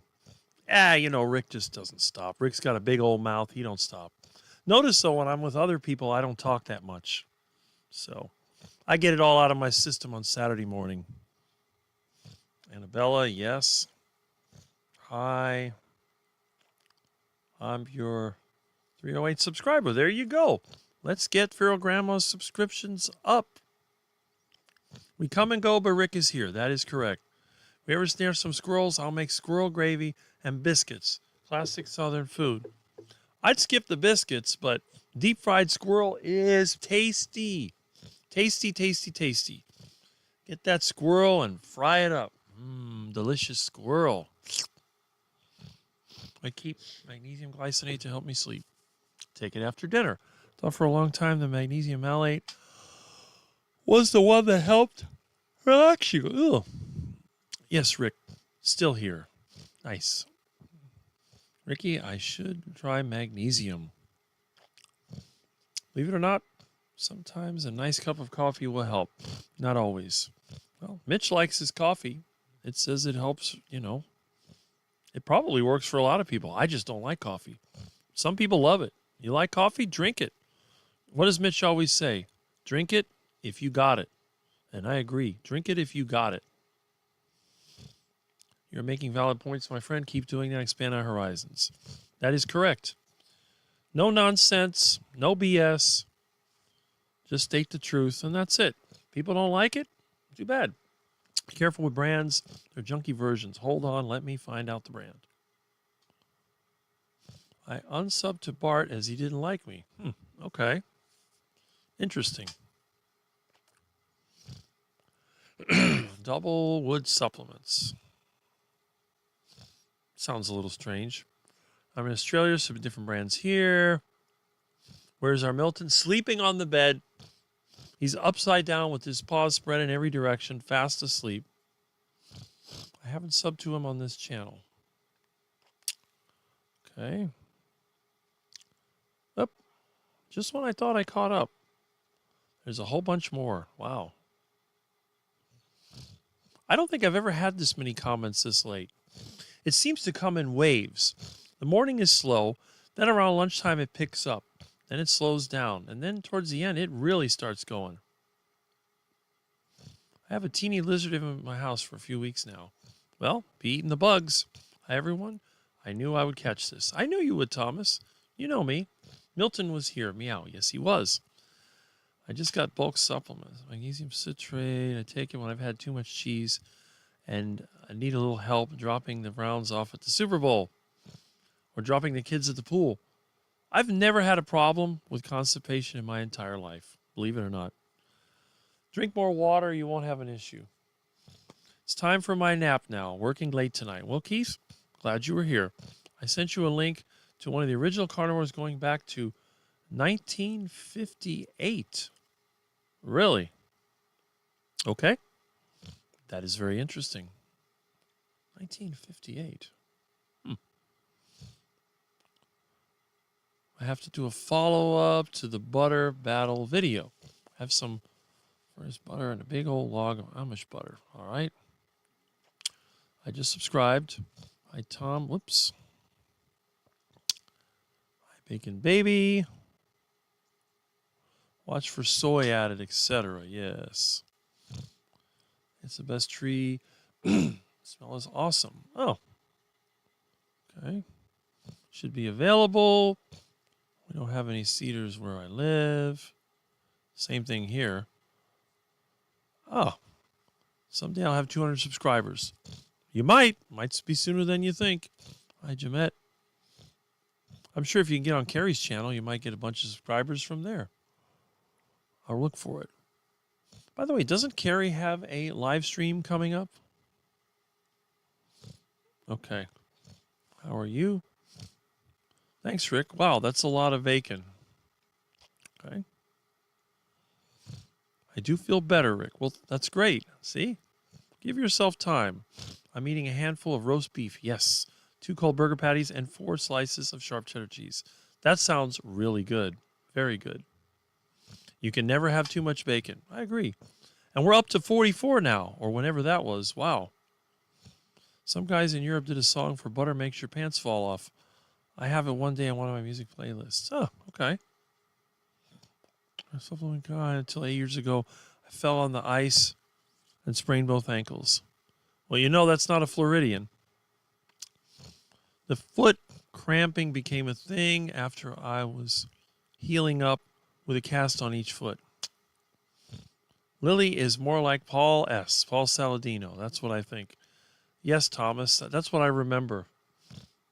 I don't know. I mean, I guess she has some kind of appeal. I really don't know what it is. I don't know what she's a doctor. I don't think so. I think she's just a regular person. So I don't know. Maybe because she's pretty, they like her. It's hard to say. I get onto carnivore from watching Jordan Peterson. Well, there you go. A lot of people have. Is the butter on Butter Bob's YouTube channel as well? I think there was a song there, yeah. Lily Kane and husband aren't even keto. They are more on the Paul Saladino fruit-based diet, which they call animal-based diet now. Well, there you go. There's one person that you'll never see on the fruit-based diet, and you know who that is.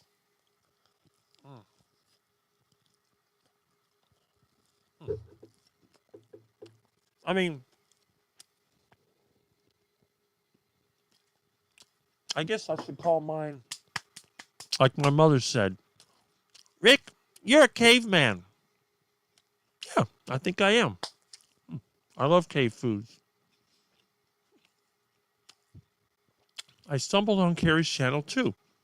I liked his channel for a while.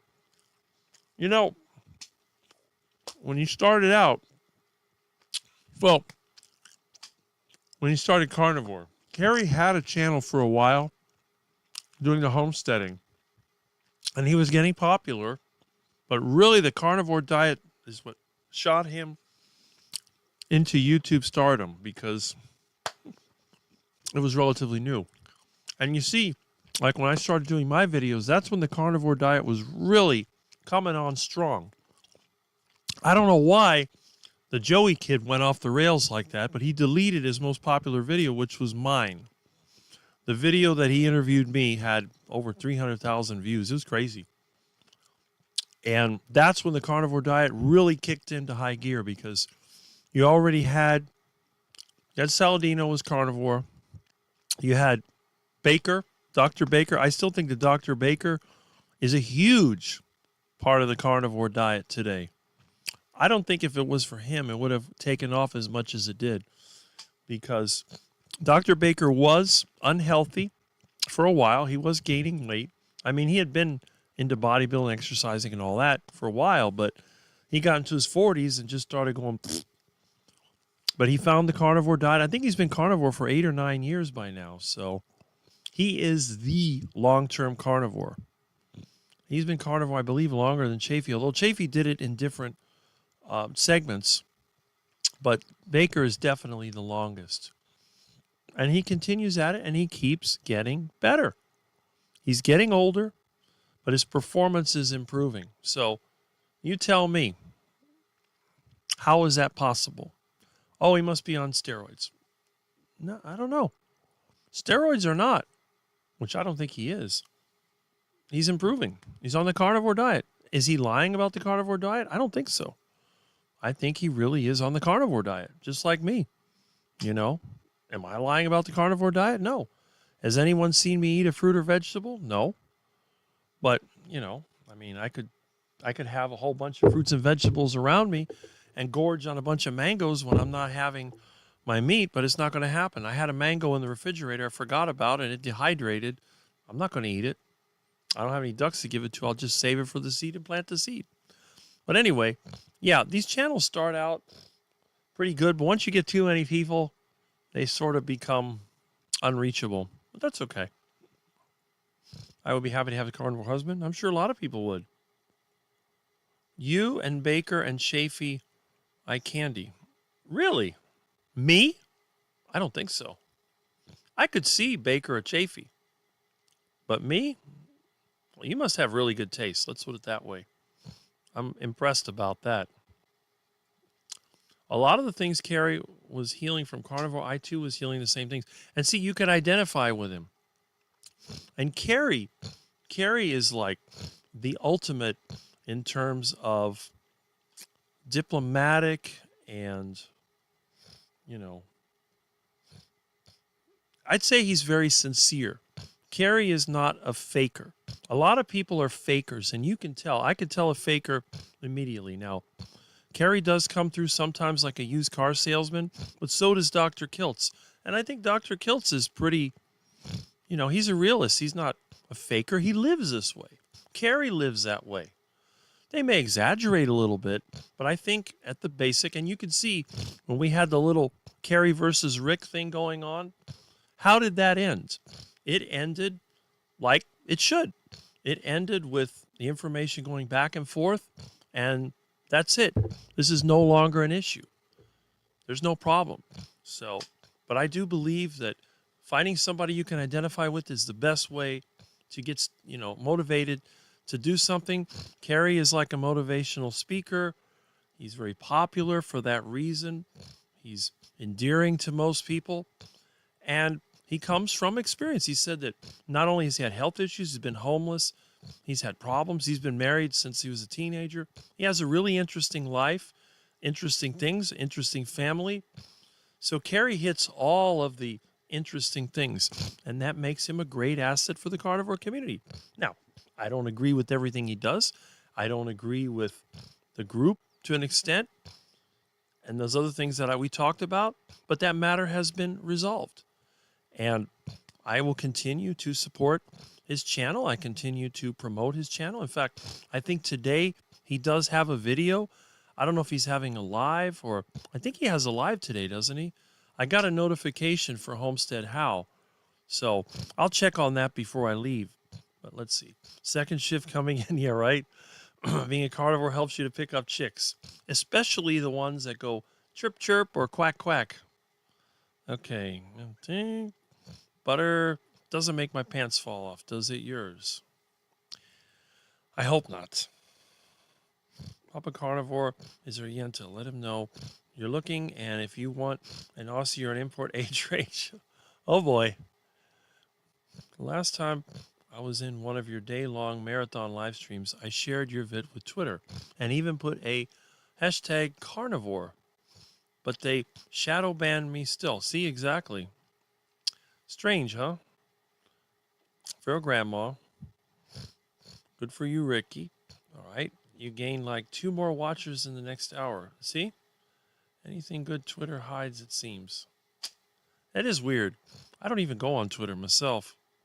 Definitely making heart attack burger tonight. Thanks, Rick.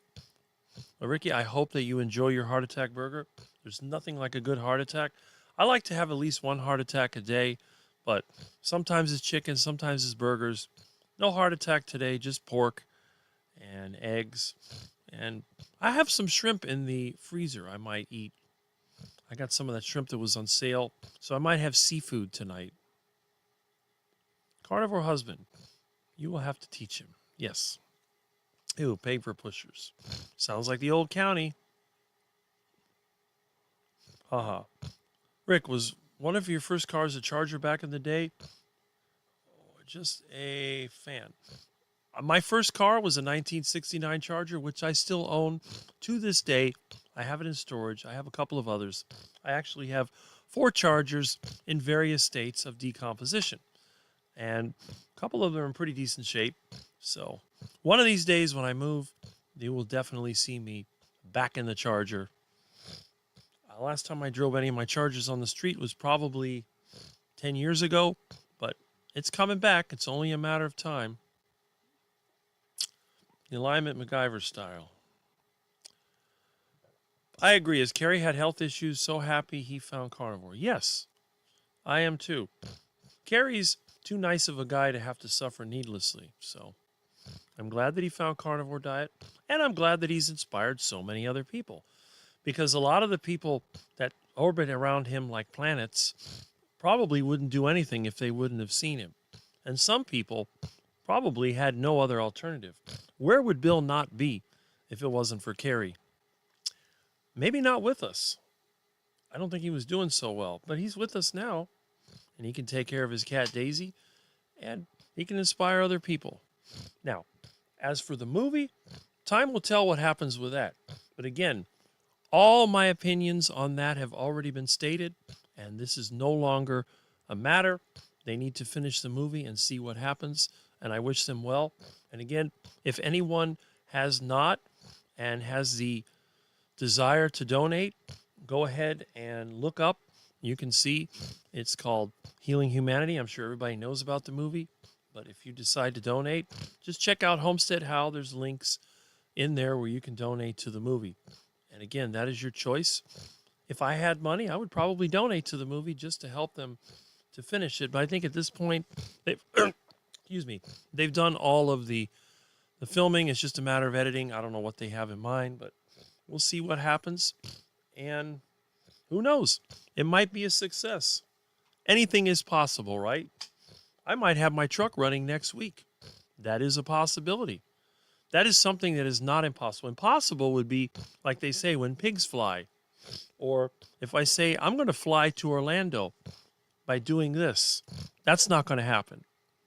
But getting my truck running, it could happen. Is it likely? No. Not this week.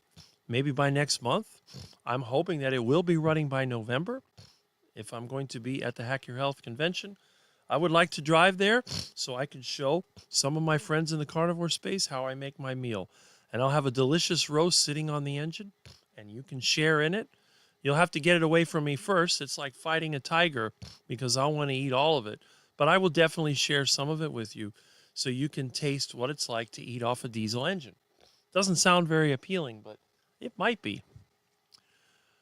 Okay, and it says, Bacon Baby, appropriately with a name like Bacon Baby, that lard is king. Yes, it is. Or like Rick says, lard is life. LOL funny. If anyone needs someone hilarious to follow, B. Dylan Hollis is awesome. He makes things we don't eat and tries them on camera. Okay? Good to look up. The Getaway. My first car was a Dodge Charger, but it was made by Mitsubishi. It was 83 Dodge Challenger. I remember those. Rick, is that song Wipeout? No, that's a different one. That was actually, that wasn't the Tornadoes. Who was it that did Wipeout? I forget. Da da da da da da da da da da da. Bullet. I remember that. That was an interesting movie. Steve McQueen had a Mustang, and the bad guys had a '68 Charger. Very interesting. They were keeping up with him pretty well too. We'll have to check him out. His face is wonderfully expressive, so you can tell when something is awful. That sounds like me when I see duck food. Ugh. Duck food. Always wanted a 70 Challenger. 68 or 69 Camaro too. Chargers were nice too. That's right. My friend, the one that, he's up in Minnesota, his husband has a Chevelle, and he has 2 Camaros. He has the last Camaro that he bought brand new sometime in the early 2000s when they stopped making the Camaro. I think they start making it again. And he has a 70 Camaro. 70 Camaro is like totally different than the 69 Camaro. So he's a car guy, even though, he's definitely not a Liberace because, that'd be terrible. But, just because they're a little on the fruity side doesn't mean they're all annoying and dramatic and very, very unpleasant people, like most of the ones I've had to deal with. They're extremely unpleasant people. I guess when you grow up being harassed and treated badly your whole life, it messes up your personality. But yeah, those Camaros were interesting. Here in Miami, all the Cubans used to love Camaros. They had a lot of small block Camaros, and they had some big block Camaros too. But that was the 1980s. It was definitely the car. At Southwest High School, there were a lot of Camaros. I was the only one with a Charger. It's funny, I still have that car. Never got rid of it. Okay. And let's see, sounds great. We'll check them out. Copyright strikes on their own audio clips. All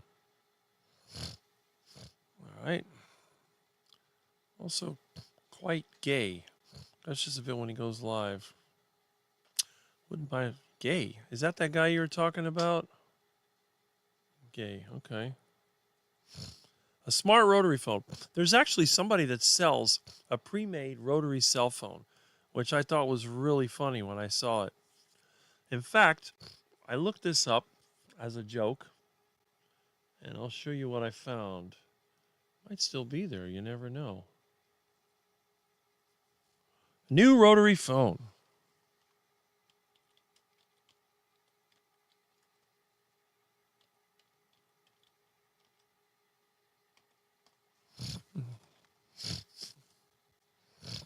Okay. Huh. That's funny. Let's see. Where did I see that? Uma rotary phone. I remember the Uma device. I guess they got a Chinese company that makes a rotary phone. Huh, interesting. Let's see. Somebody had a rotary cell phone.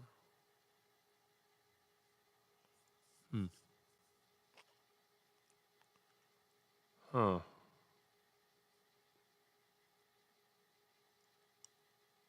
Where is it?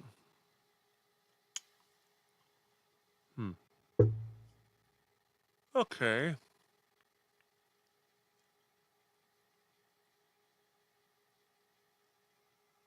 Huh. Interesting. Rotary phone. Rotary phone. Rotary cell phone. I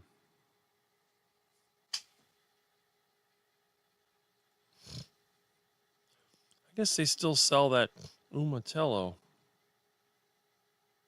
Huh. Rotary phone. I used to have one of these. I don't know what I did with it. But I think it's cool that even though it's plastic and Chinese crap, at least it is a rotary phone. And they actually market that. There is a nostalgic element to these phones, which a lot of people forgot about. Let's see. Rotary phone.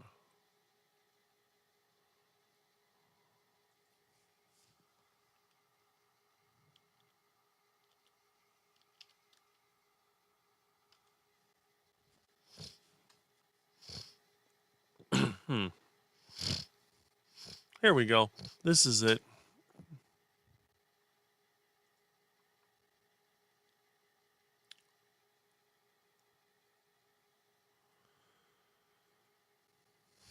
That's funny.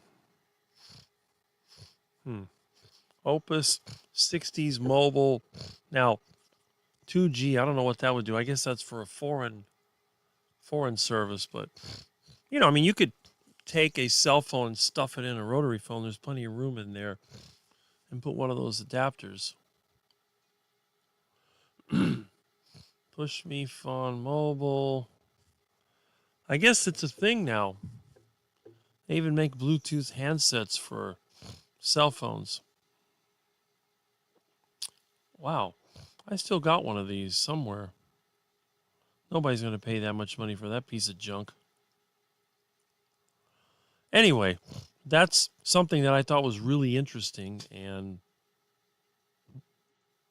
but they do have rotary phone set up for cell phone service. Okay, I need one. There you go. Dr. Atkins, that was a long time ago. That was what, in the 70s? Rick's Mallard Hair Mousse. There you go. Whack, whack. Draw up a business plan. I will certainly invest. Yes. No one else knows how to use. Kitty cats no like Chinese restaurant visit. The meow meow platter. Okay. Let's see. How about a rotary phone that clips on your belt? They have that. There's actually an open source version of it. I'll show you that. You're full of great ideas. There we go. I don't drink coffee. All right. This is still on. Yes, it is. Milton is a good boy. He's been sleeping on the bed the whole time. Bart blocked me 5 years ago. He doesn't like pushback. Huh. I wonder what the controversy was about. That's weird. He was always nice to me since he interviewed me almost 3 years ago. So, I don't know. Weird. How are you? Battling flies in the apartment because it's hot. Okay. Yeah, made for adults. I only have one video that was made for children, and that was the video that I made on the phone, on the payphone, how to use a payphone. I made a couple of payphone videos. What's the appeal? Wonder what it is. Shows body shot. I'm glad I don't see that. Happy Carnivore. Never heard of Lily Kane. I saw her a few times. Rester has Lily Kane. She's one of his favorite targets. I can imagine.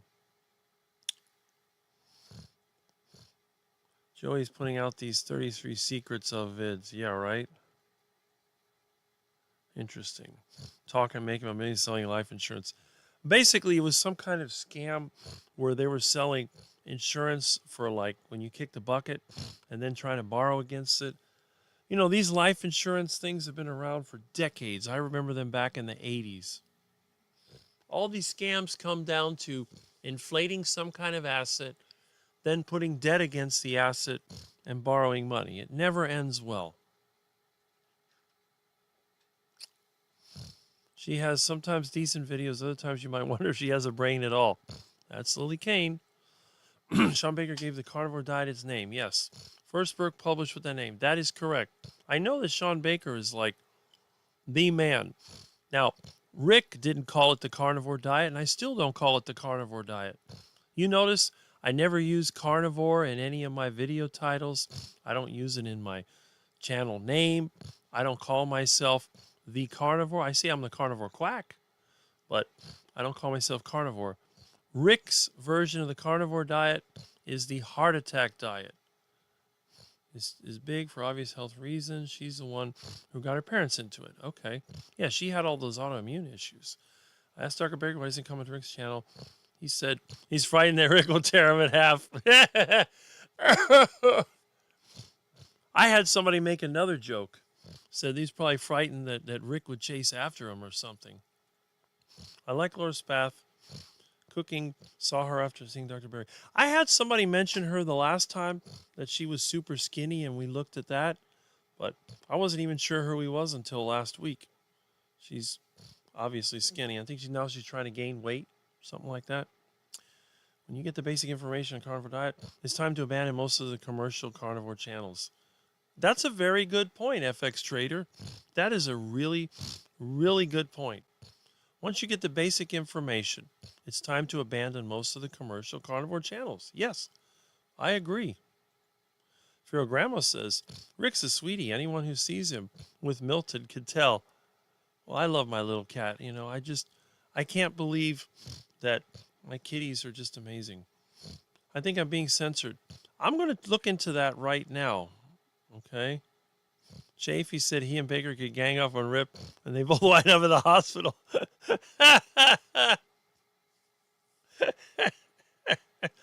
That is so funny. Hospital. Better in the hospital than in Rick's kitchen. I wish Kerry well. Yeah, exactly. I wish Kerry well in his documentary. You know, him and a lot of people have put a lot of work into this. It's not easy.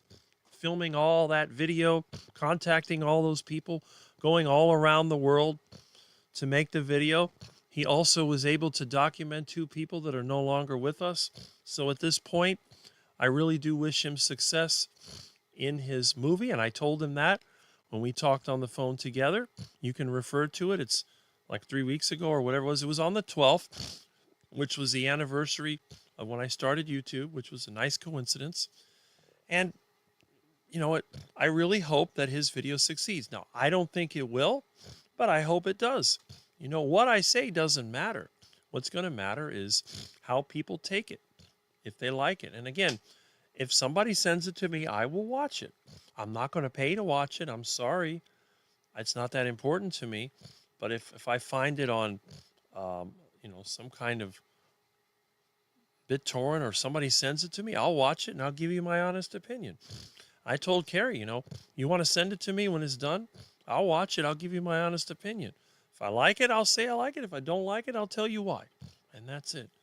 But at this point, the documentary needs to be finished whenever its time is right. And I hope that everyone that has the means to do so will take a look at it and see what they think. See if it was worth the time and effort put into it. And again, let's wish him well in the documentary. It's a lot of work, and I'm glad that he's doing it because it will help somebody. If it helps one person, then it was worth it. And good night, ladies. So Keith is on his way out. They come back to see if you're still going. Yes. They probably figured the camera would be off. I'd be on the floor with my heart attack, or they'd see the rescue come to pick me up. But don't worry, that's not going to happen because I live by myself, so they won't find me until I have decayed to the point where there is no hope of ever bringing me back, and that's it. Time will tell how the movie goes. That's what I said. That's what I said from the beginning. That's correct. And Keith is leaving. We can only hope it goes viral. Well, let's hope it does. Let's hope it does go viral. And again, Kerry is the ultimate marketer. When it comes to it, I think he knows how to get people's emotions, but when people like me that don't go by emotions, it's going to be very hard to convince us. But for the people that go by emotions, I think it'll work quite well. they'll look at some of the stories in there and they'll be all excited about it. They'll be, happy and sad. And, every good movie maker starts with a problem, goes through a struggle, and then has a solution. And that's what I think Carrie's going to do. Carrie's a movie buff, and I think he's wanted to make a movie for a long time. This is going to be a great thing for him. And if it does turn to be successful and he makes his series, that'll keep him happy. It'll keep the people around him happy. And that's great. And again, if it works, go for it. That's what I say. At this point, he has no choice. You've already taken on the challenge. You need to finish it. And if anybody wants to help him finish his challenge, definitely, Healing Humanity. I think it's healinghumanity.com. I don't remember for sure. Just look up Healing Humanity on Google and it'll go right to it. And you can donate. And that's it. That's fine. Night Keith, there we go. So true. A sweet cat and a quack. Well, that's right. I got the ducky symbol and the kitty head. So that's good. Combine the two scenarios, attach wings to your truck, and fly it like they did at Chicken Run. I need to turn my truck into an airplane. That'd be funny. I hope it goes viral. Yes. Yes, it is. Is it possible that Rick is still going? I guess they want me to knock my next record again. They want another 9-hour live stream, which I don't know. Really, what I need to do, I need to go down to the store and do a bike ride. So I may do that too. You may get a long live stream and a ride and talk, which you haven't had for a while. I don't think there's anything really good on sale. I got all the sale papers and it was a disappointment. What I might do is a long run to Fresco y Mas, see if they have any markdown meat, and then, maybe, I don't know. We'll see. I got a lot to do in the yard, though. I don't know. Okay. Yep. Hola, Papa. This is crazy. A Rick the Duckman Marathon. What else is new? Not the first time. It's the first time I've been this long in the living room, but not the first time. It was 9.5 hours. I think we're going to be hitting the 9.5 hours again. Now, let me ask you a question.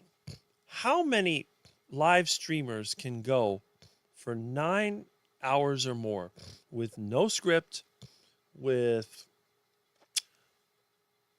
no teleprompter, with nothing, and can talk and talk and talk and not ramble over the same thing over and over again?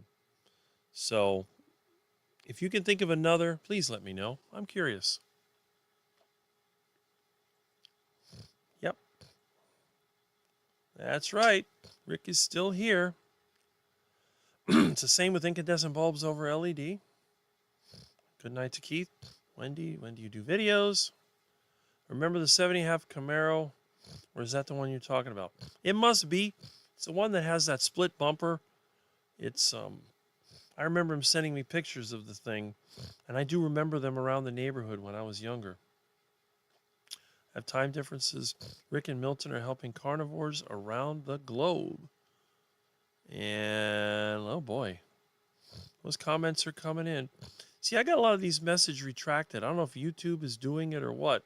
I got one from Jamet, one from Kim Appreciates Life.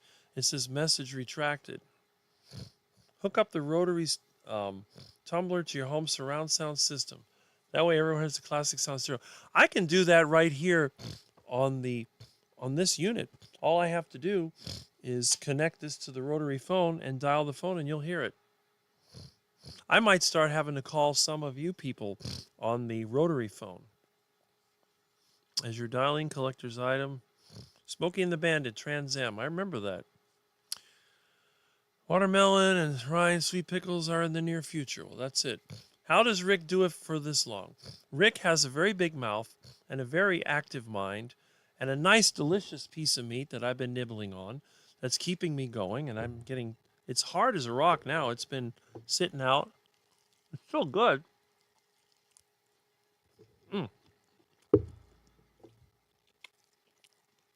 This kind of food reminds me of the Flintstones. Flintstones, meet the Flintstones. They're a modern Stone Age family from the town of Bedrock. Here's a piece right out of history.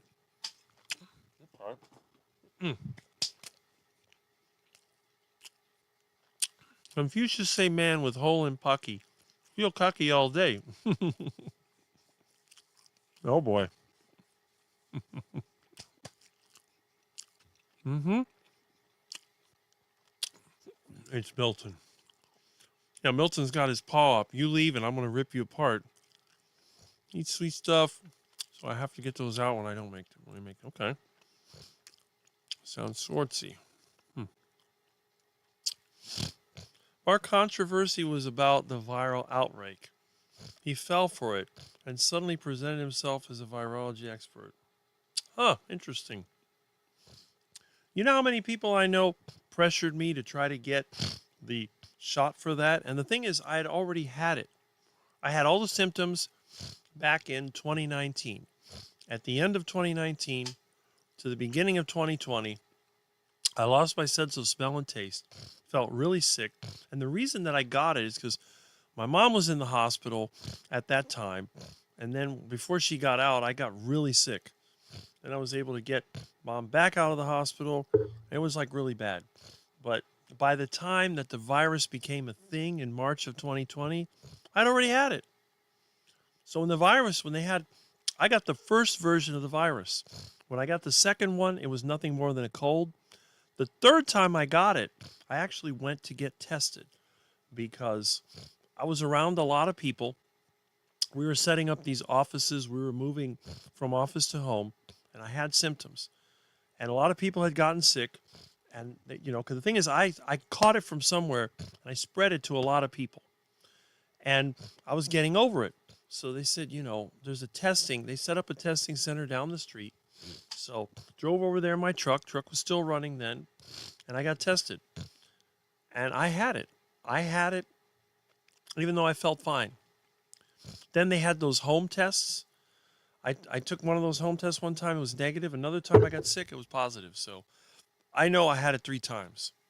And they kept saying, well, you should get this injection. I'm like, for what? I already had it. I don't need it. It's like they try to give you the flu shot. I get the flu 3 times a year. I already got my flu shot. Okay? What is the idea of the vaccine? It's to expose you to the virus so your immune system can recognize it and stop you from getting sick. I already got the virus. Why am I going to take a shot? Now, if you're a person that has a very bad immune system and, maybe there's a need for it, I can understand, but not for me. Sorry. But the pressure constantly, I don't know. Yes, Rick has stamina. It's like yesterday, I was doing landscaping work. I can outwork any Guatemalan. I can do the work of 2 Mexicans or Guatemalans, which is kind of funny because they're half my age and still I can outwork them. It's just amazing. Remember Dr. Gundry? Yes, Mr. Lectins. That's all he ever talked about. Well, I'm Dr. Gundry. He talks really slow and really, like, what is that? Come on, man. Stop that. Dr. Boz, yes, I've seen Dr. Boz around.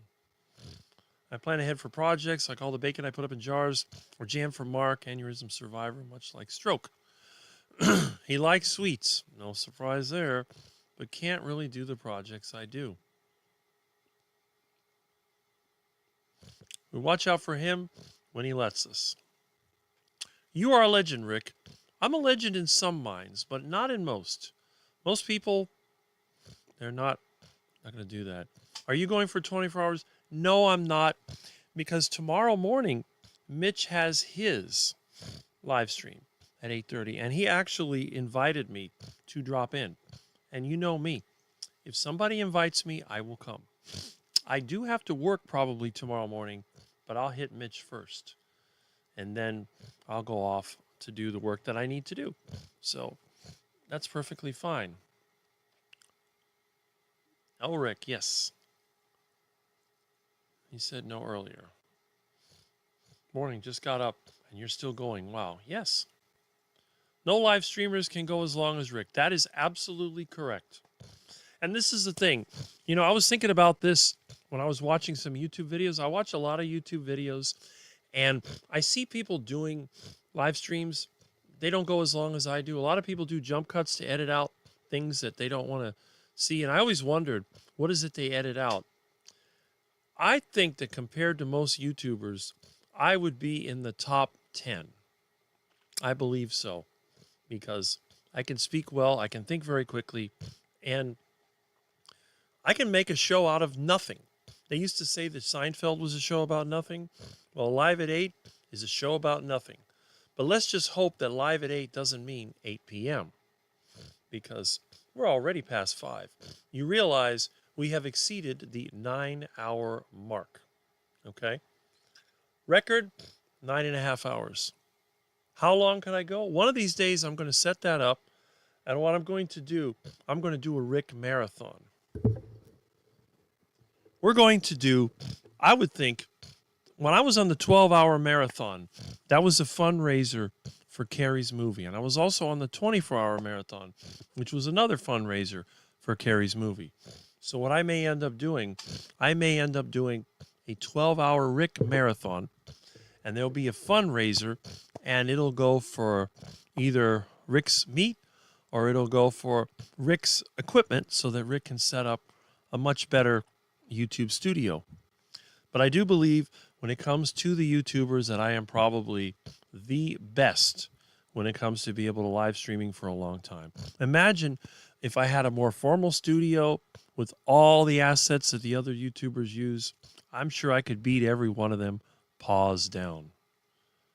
There are very few people that can exceed him. When I was in business, a lot of times I was the face of the company. I did most of the presentations. I did a lot of tutorials. I wish I could find, a lot of this stuff is probably lost media. A lot of the tutorials I did when we used to sell DVR systems, we did a DVR and camera installation video where I actually went, did the installation, made a description on what needs to be done, what supplies you need, and every one of my dealers had it, and they were all like just enthusiastic. I didn't do another one. We actually got a video from another company that, I think it was Pelco or one of these companies, and we were using that. And they said, that video is terrible. I want the first one. I want the guy that's in the first video. I said, the guy in the first video is me. I did that because I couldn't afford to redistribute a video at that time. I had no money. They're like, wow, this is the best I've ever seen. I also did a detailed video on electronics. When I used to teach electronics at Miami-Dade College, I had several students request tutoring, but I just didn't have the time, and I wasn't, as a teacher, I wasn't going to charge my students for the tutoring. So what I did, I actually made a video on basic electronics, and I distributed it to my students, and it was like a tremendous hit. Everybody loved that video. It might be in one of my archive tapes. I don't know. Because that first, you see the video I made on YouTube of the county dumping the stuff on the side of the road? That was all made on that little mini DV camera, which broke shortly after. Because, see, 2010, YouTube deleted my channel. And then my dad had died in 2012, I think it was. I was going to make some videos in 2012. And when I went to use the camera, it wouldn't work. The tape got stuck. I couldn't get it out. I ended up taking the camera apart and then losing the parts, and I couldn't fix it. I don't know where the pieces are. They're around here somewhere. I'm sure I'll find them the more I clean, if I haven't thrown it out already. I'm going to go back to bed soon. Well, hopefully you will get some more rest and you'll feel better. Excellent, Rick. Things are moving along nicely. Yes, they are. Art Power. I have an idea for a product. Milton's carnivore cat food. It's not a bad idea. I need to make some kind of cat food, so when I do go out of town for a few days, I can have an automatic cat feeder and give him some kind of carnivore food that he will eat. Milton won't be happy, but I'm sure when I return to the house, he will be very happy. If you don't get that motor out of the garage soon, you will be like Fred. Yeah, right? I have no floors, so I'll just have to get my feet in, That looks like a dinosaur leg bone that our caveman hunting party brought back. That is correct. And when people see me eat the way I do, they call me a caveman. No wonder, Rick, you don't have a girlfriend. They see you eating like that. I said, look, if I had a girlfriend that ate like that, That would be more attractive to me, honestly. You see these women, knife and fork, and everything, put their pinky up. No. Forget that. Just give me the meat. I want to eat something. Give me a bone. Let me chew on it. That's all I want. See?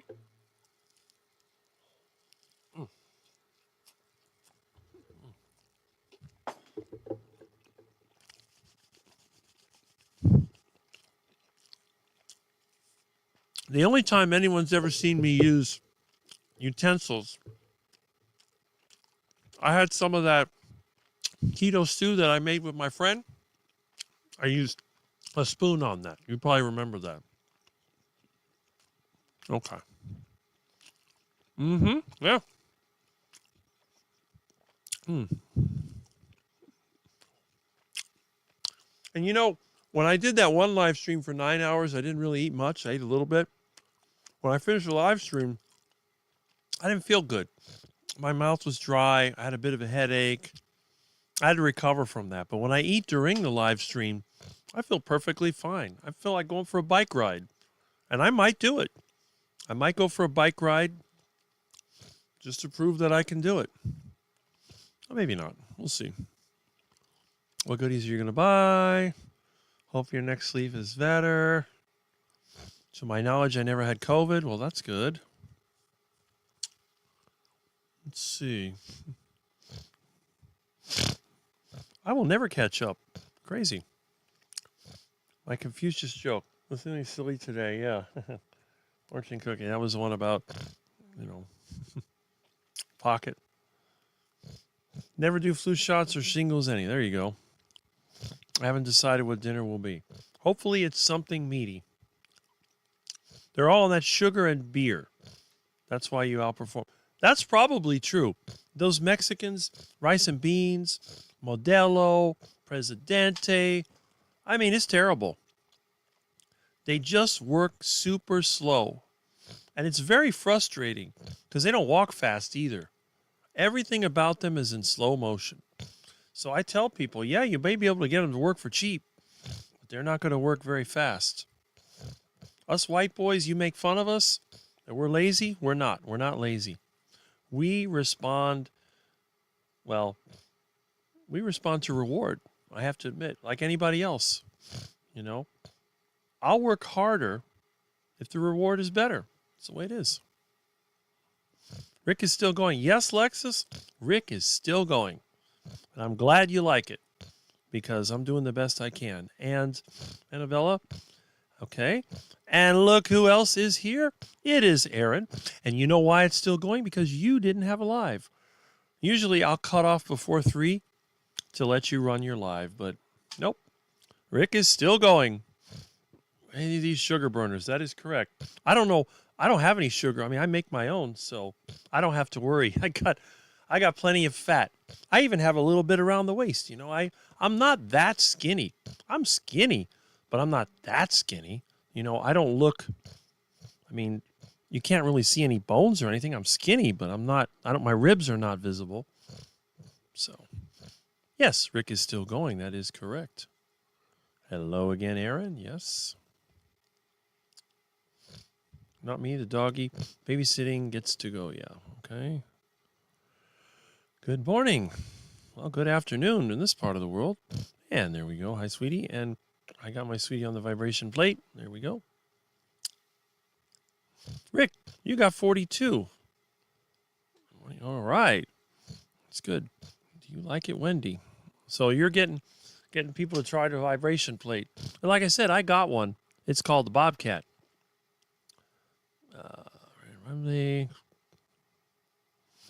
Hi, Josephine. I like it. He's feeling a little tender. Okay.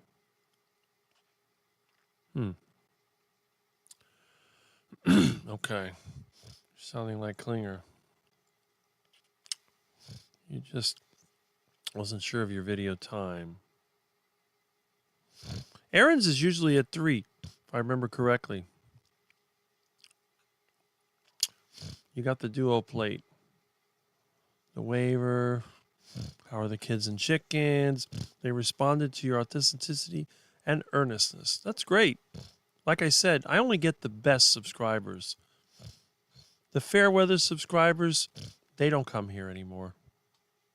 Comes from the true believers, yes. They're getting excited as school starts next week. Ooh, I used to hate school. I hated it. Chickens are fun. Yes, they are. Wendy, nice for you to do for Mark. Was going to get the waiver mini. It's cheaper, but the regular model is sturdy enough for his weight. We're in a sea of leaf blowers. School soon. Joining on the plate. Dr. Chavy's online blog. Yeah, that was that guy from Grateful Dead or whatever. I think that's the group he was in. I think he died in an accident. Women will love it most of anything. That watermelon rind sounds good. You will need to make a video for Milton when you go to the Tampa meet. Might keep him from killing you when you get back. Well, if I can get Milton used to eating out of a feeder, that'll be fantastic because he'll be fine. By that time of the year, hopefully it won't be as hot. I'll leave the windows open. He can't get out because of the screens. And, he'll just have to hang out here for 3 days. He's a cat. Cats are tough. Maybe I'll have to fatten him up so he can fast for a little bit if he has to. Meat gives you so much strength, yes. And like yesterday, I would grab one of those plants in the 25-gallon pot by the trunk and pick it up and drop it in the hole. And they're looking at me like, what in the world did you do? It's the grip strength is really good on us carnivores. When I make some chorizo, I'll make smaller packets for him. My son and beautiful daughter-in-law will get some too. Excellent. I bought some bacon on Friday. I think I'll have bacon for dinner tonight. Awesome. Awesome. Chorizo spicy sausage. Chorizo is sausage, yes. Problem with you eating your food with your hands is that they end up smelling like meat even after washing them. Well, that's pretty much, I smell like meat all the time. And that's probably a good thing because I tell everyone if I did have a girlfriend, she smelled like meat, I'd get hungry. So that's good. But anyway, that's just me. Okay, almost 100 degrees. Wow. And you see, normally it would be in the 90s here. I haven't left the house. It's been a perfect 72 degrees the entire time I've been here. I'm sure my electric bill went up by $20, but, it's not a problem. Man will not fight effectively for distinction alone. You must electrify his soul. There you go. Third time today. Rick's still going. Yay. Yes. I could beat anybody. I could easily beat Carrie's live stream for 12 hours by myself. And if I get other people in here, once I get the ability to get people on here, I will do a marathon live stream. I may even do a 24-hour live stream. But the thing is, I got to have meat to keep me going. If I don't eat, I will start to tire out. So.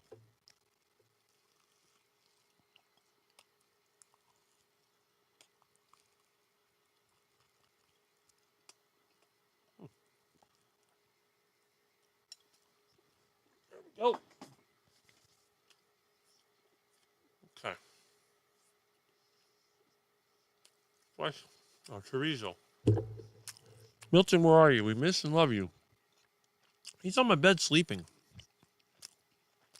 I need to rig up some kind of portable camera so I can take you with me. That'd be interesting. Fire up the atmospheric water generator. Yeah, here we call that an air conditioner. Here and again. Wendy's, I like spicy like crushed red peppers. Okay. All right. Hi, Juliet. Hi, Aaron again. And I'm getting sleepy again. Bye, Rick. Thanks for the live. Annabella, bye.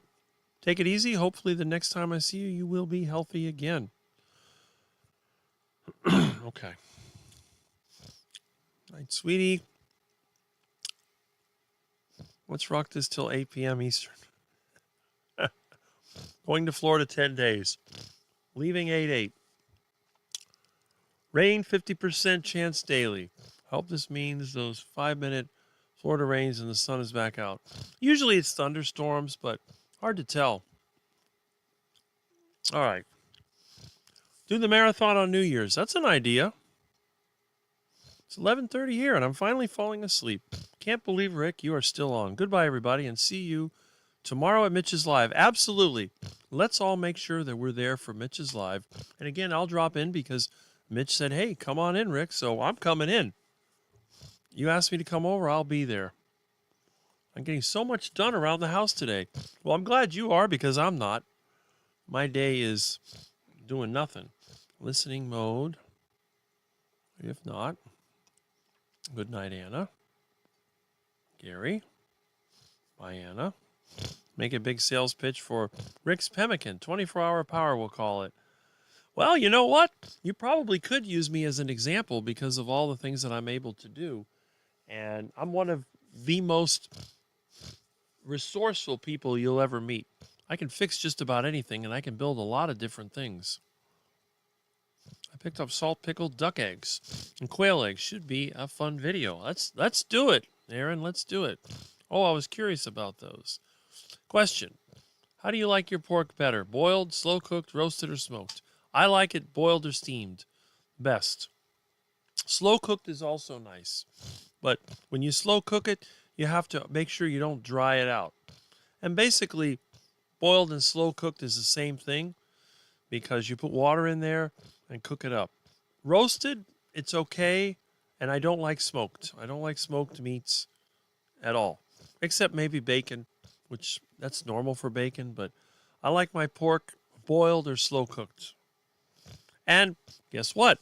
Rick has reached the end of the comments. As you can see, not only can I stream for a very long time, but I can also reach the comments at the end. Now, let me show you my little show and tell for the day.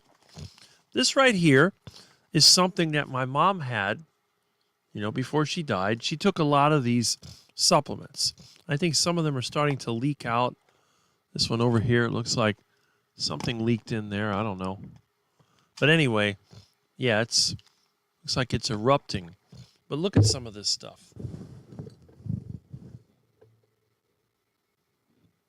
Brewer's yeast. Vitamin C formula.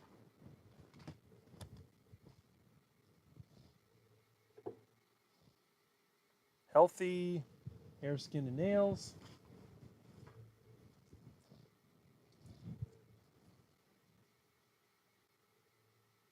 Resveratrol, some kind of grape thing. Fish oil.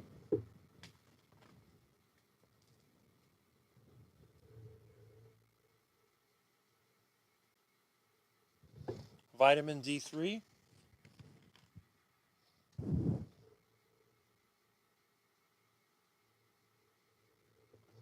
I'm not sure what bladder support is for.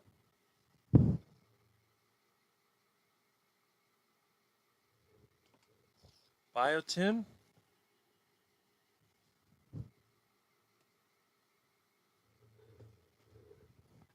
Garlic oil.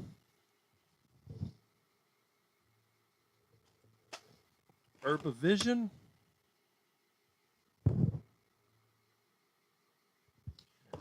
CoQ10.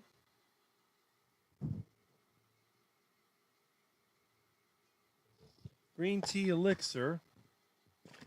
And I can see what leaked out. There was baby oil. Throw that away. So that's what leaked out in this container. And for some reason, there's an old tire patch in here. I don't know how that got in there. But anyway, I was thinking about using this for another one of the videos I want to make. I just wanted to show it to you. This is the kind of stuff that Mom took. There were other things that Mom took as well, like bone meal and different vitamin E and all this other stuff.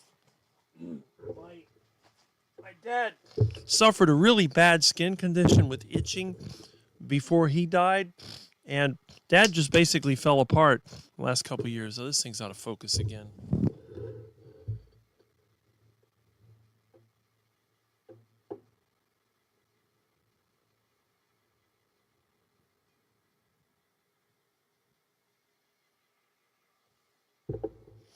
Oh well, it's going to be stubborn. Oh, I hate tech.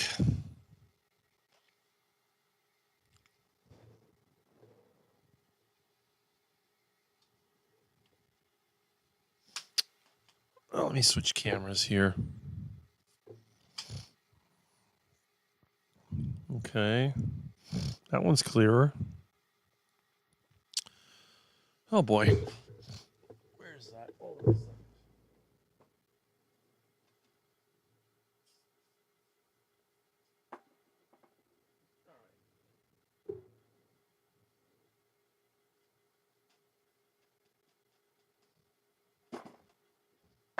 Well, it's not the lens that's dirty. It's just the camera acts weird. Last night when I went on Mitch's live stream, it was so clear. It was kind of shocking how good it looked. I don't know what happened. It's just wacky. Okay. I wonder what happened if I change this. Let me try something here.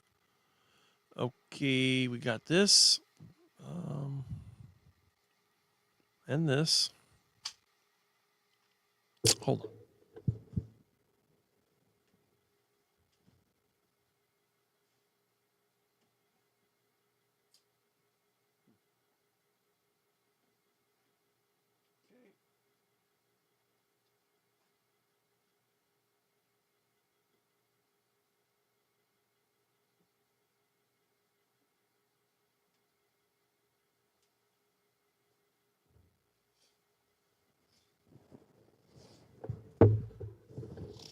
All right. Let's see. We'll switch it. And now it's screwed up.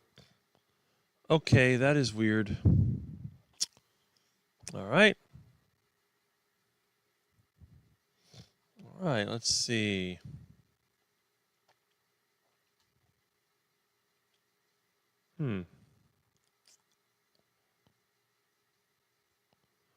Okay.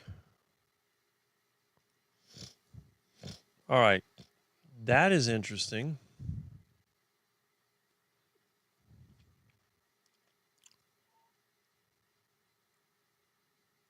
Okay. Sometimes you just have to give up. It does its thing, but hopefully it will. It looks a little better. But, you know, you do what you can. Well, anyway, we have exceeded the record of 9.5 hours. It is now 9 hours and 40 minutes. So that's, I don't know if that's impressive or it's pathetic. I'm not sure exactly what to say, but let's see how the comment situation is doing. And the comments are still coming in. Oh boy. What is your favorite thing to do besides riding your bike? My favorite thing to do is eat. I love to eat meat. I would like to take the rest of the day off and eat meat. That's my favorite thing to do. But I actually like to do things that I can get a visible result from. So maybe a bit of yard work, maybe a bit of repairs, whatever else it takes. I like to do things that have real results. I don't feel so bad that I'm on YouTube on Saturdays when so many others are too. Well, that's true. I can't try to stir quail eggs. It looks like they soy. It's actually a decent little tagline. I hope it helps more than a few. Are those encyclopedias behind you, Rick? How old are they? These are Funk and Wagnall's encyclopedias. They are from the 1960s. They're actually older than me. They were here when I was a kid. All the pictures of me, they've been around the house somewhere. I'll show you what they are.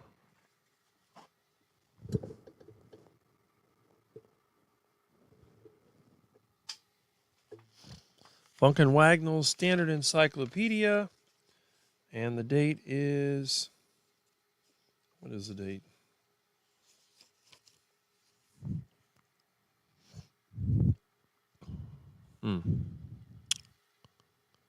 Oh, here it is. 19. Huh. I need a stronger light. It's getting dark outside. 1950. Wait a minute. 1959, 1960, up to 63. So 1959. I don't know if you can see that, but it's.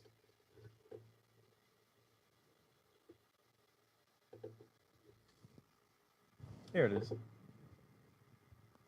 1959, 1960, 61, 62, and 63 by Wilfred Funk.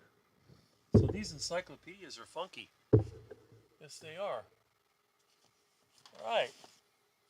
I also have Encyclopedia Britannica and the World Book in the collection. So we have a complete set of encyclopedias, as well as other architectural books and engineering books that I have in my rather large collection. Looks like we're in the same time. Okay. Someone post the phone book quick. Vintage supplements. Yes. Rick has most mom's vitamins. Why don't you toss them? I was keeping them for a video. I'm going to toss them as soon as I make a video. There is no Nellies at school. It's like Carrie keeps all his old medications. It's part of his props. He never tossed them. Good point. Check today's to Little Monster. I'm not feeding him to Little Monster. I wouldn't even feed him to the ducks. Expiration dates while you keep them. It's for a video. That's it. Jane Fonda supplement stack. I'm cracking up. Okay. Millions of people that take that many vitamins. My mom watches QVC. My mom watched both QVC and Home Shopping Club. So you can only imagine the amount of crap. At one time, Mom was getting a package every single day from UPS or the mail. Now, I hardly get any mail at all. I get a bill once or twice a month, and that's it, and a few advertisements and the sale papers. Bottles predate the barcode. I think I went outside. Cold and looks like rain. Not here. It's always hot here. I think Rick is getting tired. He is spraying us. Okay.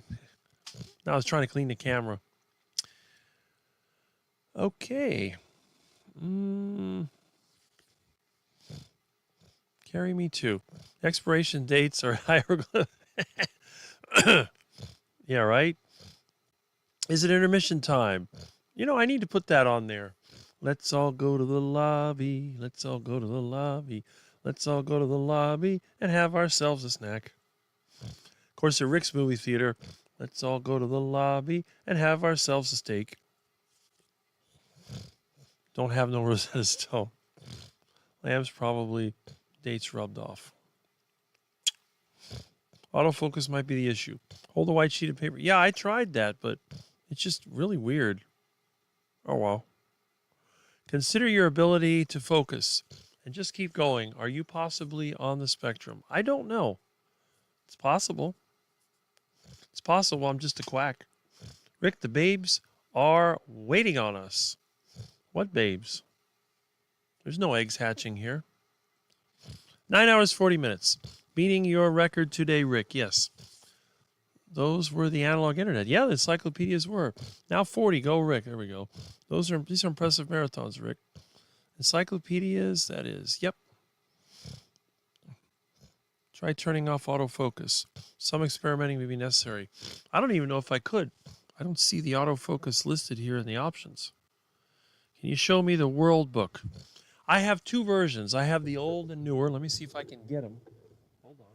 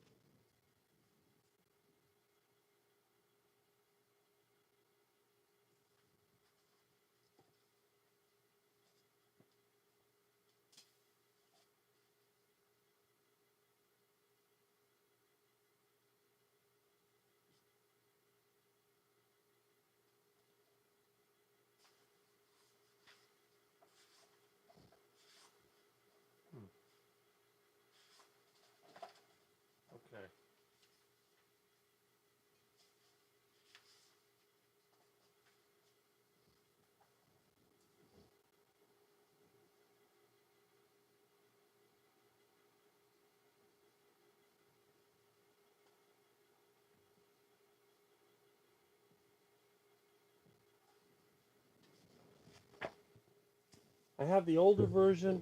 This is, I think, from the 60s. Let me see the date on this.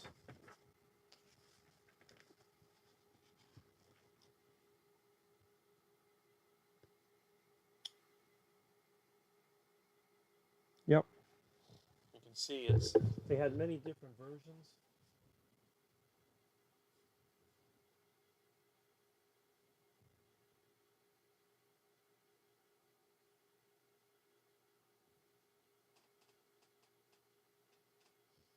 Two, 57, 56.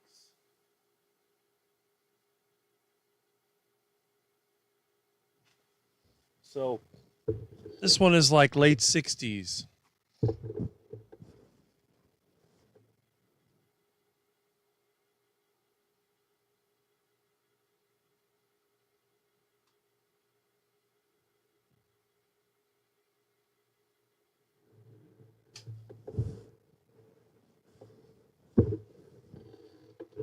All right.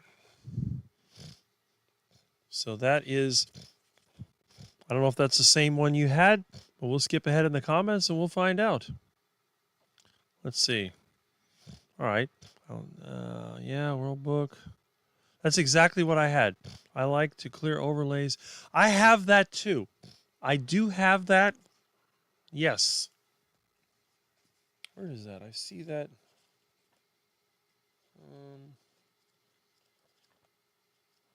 Where is that? I think it's in the other one. All right. Let me see. Okay. Early news about it. Garbage company. Canned goods before the lockdowns. Antisocial orders. Right. Gold leaf lettering on the covers. That's it. That's exactly what I have. Dated in 1969. Exact same thing. Now, I have the older version in my room. Huh. Thought I caught the tail of this live. That was 4 hours ago. And the gold edges. The gold edges have worn off, but they were there at one time. Look, see, there's part of it. It's just the end wore off. For some reason, because it's up against the shelf, I guess it stayed. Better the Ricks raise us than Milton. I got to get Milton's nuts cut off so he don't start spraying. Last thing I need is that tail wagging and this cat spraying everything. Because he's going to end up with a newspaper on his rear end, stuffed in a cage and taken somewhere to get fixed. I don't want to have to try to fix him with pruning shears. That would probably not be good. We need a Milton fix. Oh, Milton went to the bed and fell asleep. I don't know why. Are there addresses for cavemen? Those glass or plastic supplements. Those are plastic. They are plastic. Night, it's late here. There we go. Right, Teresa? That's exactly what I had. Mm-hmm. Nice butt, Rick. Oh, well, thank you. I see somebody would look. Well, at least it's you and not one of the guys, because I tell the guys, look, I don't care what you do, but it's exit only on me. So that's pretty much what I have to say. We had those same world books. They must have been really popular. Salute to books. I'm going to tell Tuca being funny. Rick's what? Okay, I was just thinking the same thing. All right. Huge library. I have a very large library. A lot of books. You'd be surprised what I could find. I'm also allergic to old books. Tuca's crazy. Keep asking me to marry him. I'm 69. He wouldn't take no for an answer. I just gave in. He's so silly. I missed a butt shot. That's why they have replay. Rick doesn't want to use his butt, but you can imagine it's likely to be fit and healthy. I think everything's fit and healthy over here. An old paperback. These books are not moldy.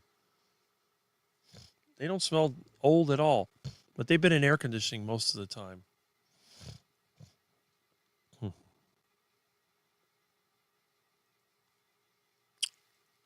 Let's see. So we have caught up. Let me see. Yeah. That we did catch up. Let me see something here. Is there anything outside? No. Pretty quiet. Let me see something here. ducky, ducky, ducky, ducky. We got the ducky. Time to cook the ducky. Time to cook the ducky. Oh, well. Anyway, let's see. Oh, yeah. Here it is. For Gary No Slow, there you go. You remember that? They had these plastic overlays where you could see the different layers, what's supposed to be inside your body. There we go. So you have a good memory. I remember this well. See, you could, and it's still good. I mean, it's a little wrinkled from age, but it still looks pretty good. I mean, honestly, for being almost 60 years old, it's in, 50, over 50 years old, it's still good. These encyclopedias were new when I was a year old. And there's the gold. You see on top, the bit of gold they had there. I have the older version, which is a lot plainer. This still has the gold over here, which is super nice. But yes, a lot of people threw this kind of stuff away. This was not fished out of the trash. This is something I had when I was a kid. This whole bookcase that you see here is something my dad built. It's one of the things that he built. He built it out of lightweight wood. It's all laminated, but the termites never ate it, and it never got damaged. So when I move, I'm just going to take it with me. I'll move it to whatever new place. It's either going to be in the living room or it might be in my new library. I would like to have one room as a library with the bookcases kind of lined up. Instead of having it just around the wall, just have them like a regular library. So that's probably what I'll do. And of course, in my house, it'll be quiet like a library because just like the ad says, I always use Celotex Hush Tone Ceiling Tile. That's another. Is the phone ringing? I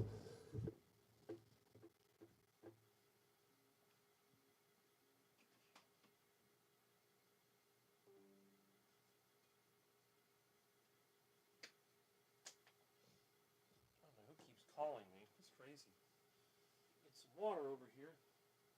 And no Milton. Where is Milton?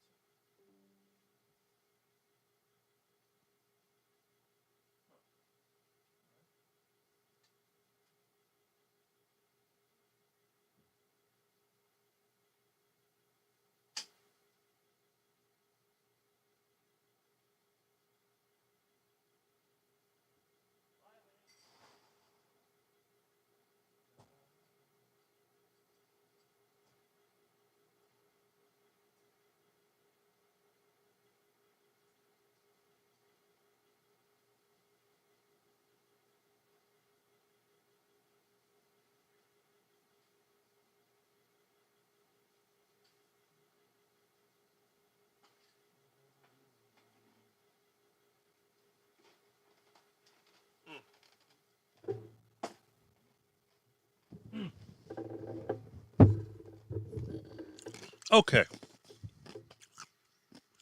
All right. Okay. Let's see. Oh. Have you ever had IBS? I'm going through it right now and it's not fun. I really don't know what IBS is. Now, when I did eat a plant-based diet, I got diarrhea all the time and a lot of gas. I don't know if that's what IBS is. Going through it right now, it is not fun. I smell an old courthouse. Our old courthouse here has been abandoned. They're going to let it rot until they can condemn it and then sell the land to build a 90-story high-rise apartment building. Caveman address. Mickey Canner is pastel. Memories. Thanks for that, Rick. I miss those. Well, there you go. And some people, it's not a memory. That's the one good thing about being cheap and being a collector. You keep all kinds of stuff that other people don't have anymore. I have a simple rule. I only get rid of something when I can upgrade it or if it's destroyed, eaten by termites, burned up, leaked on by the roof, or whatever. If something goes bad, I get rid of it. But if it's still good, why would I throw it away? It doesn't make sense. Even if I take this off the wall, what am I going to have? I'm going to have a bare wall. If I cleaned up, I'd be BWG like everybody else. And I don't want to be BWG. There's no way that I'm going to live in a house that's BWG. And if you don't know what BWG is, it's black, white, and gray. BWG. Makes you wonder if you could cleanse your gut to cure it. I'm not really sure what the IBS is like, but I hear a lot of people have had it. I know Carrie talks about it a lot. Rick could make a fortune on the Antique Roadshow. Either that or the scrapyard. Okay. Some sort of deep cleanse, perhaps. Those visual books. I had the actual skeleton to know parts of body. Well, there you go. Rick would be an excellent teacher, and I was. I taught at Miami-Dade College from the year 2000 to the year 2013. They changed the program. They wanted a master's degree. I only have a bachelor's degree, so I wasn't going to go back to college to do a job that I did for 13 years. So I wasn't hired anymore. That's right. Rick was a teacher for years. Do you have the tar books for the world books? I don't know what that is. I have tar for the roof, but not for the world books. I have some yearbooks. Maybe you mean yearbooks. I do have a collection of yearbooks going up to like 1980 something. I also have some yearbooks for the Encyclopedia Britannica, which is in the hallway. Yes, he was a teacher. I bet a good one. I was a good one. I was one of the best they ever had. My students gave me really good reviews. My dad had a built-in bookcase just for that encyclopedia set. That's what this is. Have you seen the bookcase? There it is. You can see I put all my mom's junk on top. All this little knickknacks and stuffed animals and all that other junk. I just put it up there. And this is the bookcase. There's also a little bookcase here on the side for some books. I got some records over there. Over here, more books. Of course, you know it's my house because of the ducks. There's a rake. I've done a video before, sort of a tour of the living room. I even still have some of the envelopes. My mom used to do a lot of mail. I don't really send letters anymore, but my mom did, so we had lots of envelopes. My mom used to sell cards, send cards to her friends, and, you know, get greeting cards or whatever. I remember I taught in college, yes. Rick, you are super smart. What your IQ is? My IQ, when I measured it, was between 120 and 140 is what I would usually get. So it's above average for sure, but I'm not sure how accurate those tests are. Built-in bookcases are classy too. Yeah. Well, there are bookcases in every room of the house, basically, except the kitchen and bathroom. I have a bookcase in my room, those shelves, living room. The storage room has a bookcase. There's a bookcase even in the shop. We have a lot of books. Some of them have been damaged by hurricanes and also termites and the leaky roof. But I've been trying to save them. Actually piled a bunch of books here in the living room to get them out of the back room when the roof was leaking on them. I did put a tray to catch the water, but eventually I'm going to rip out and redo that room. But in the meantime, I just got to go through this stuff. Have the world books and yearbooks, 1966 or 1978. Well, there you go. On the other side of a fireplace. Right. Nice built-in bookcase. It's good to have them. Sorry, typo. We were just talking medals earlier, and some coins just arrived. Nice.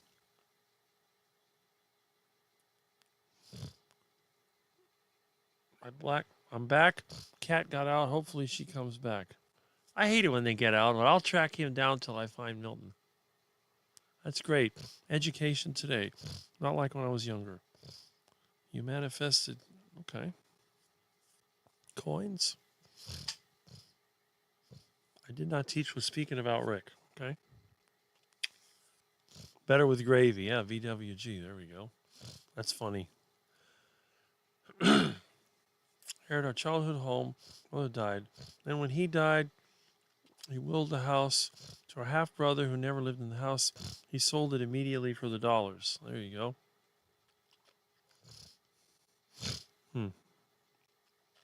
Ben is going BWG and spending a ton. They are crazy. The original decor is already nice. That's what they do around here. And every time they finish the homes, they look worse than they started. They go from something that's kind of old and interesting to just cheap. Cheap. They cover over the bricks. They rip off the rocks. They take out the planters. They get rid of everything.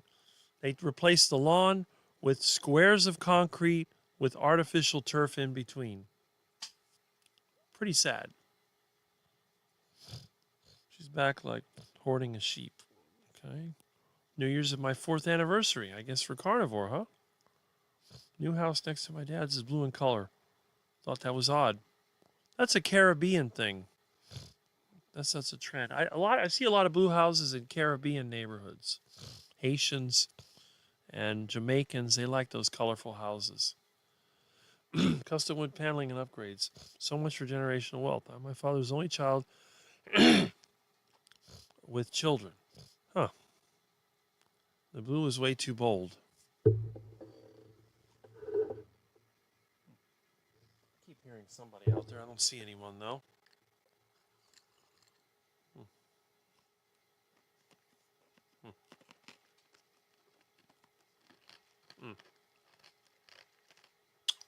Okay.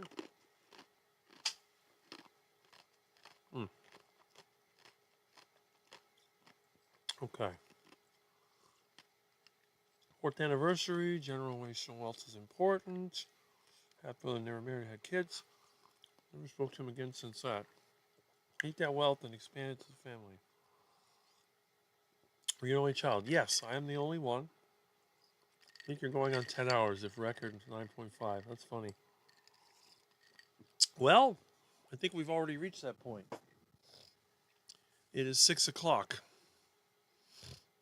The upgrades were all made by my dad. He even built a 2-story dormer with window to a Cape Cod style house. Whose car is that on the camera? That's actually my friend's car.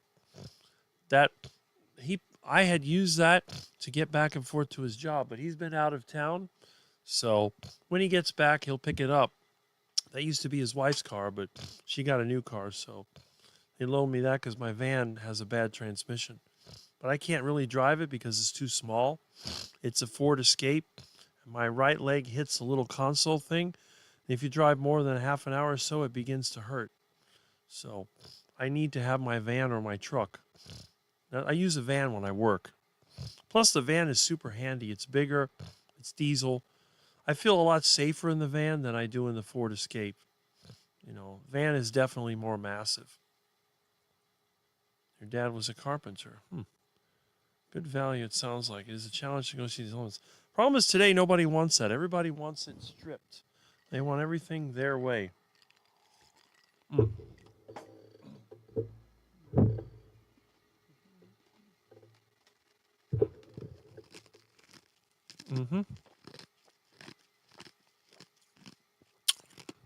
Very smart, though. That's good.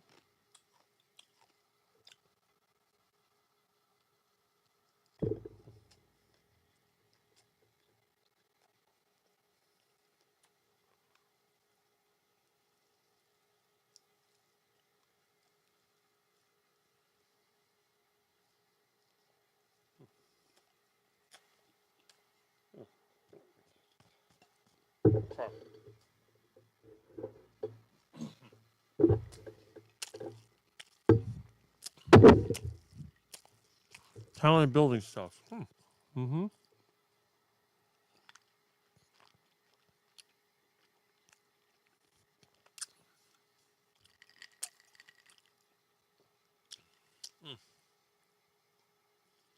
I've done a lot of building over the years as well.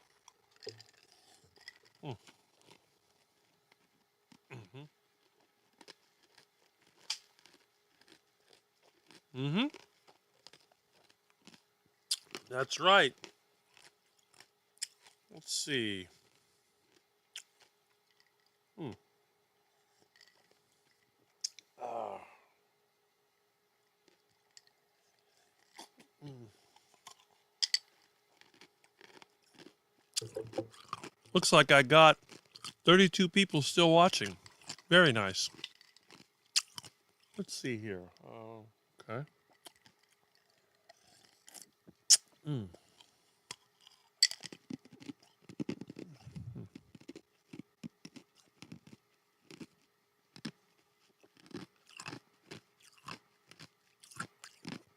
Pleasing forms and color over modern cheapness.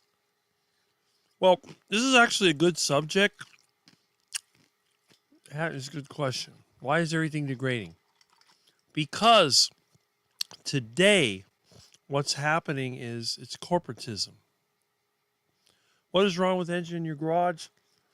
That engine, I don't know. It came out of a tow truck that a friend of mine gave me back in, I think it was 2010. So it had some kind of problem. They changed it. I don't know, but I'm going to test it out. And we'll see. I got the other one. Between the two of them, I'll build a nice 7.3 diesel to put in my truck, and my truck will run very well. My engine stand is too weak to hold that diesel. I have to find my other diesel engine stand, and if not, I'm going to have to build one. I've got enough scrap metal laying around where I can build one. Okay. Rick, I'm getting tired. Maybe seeing Milton will keep me awake. Milton, come out and play. We love you, meow. He's still on the bed, I guess. I can go there and try to wake him up. That's with positive, constructive energy.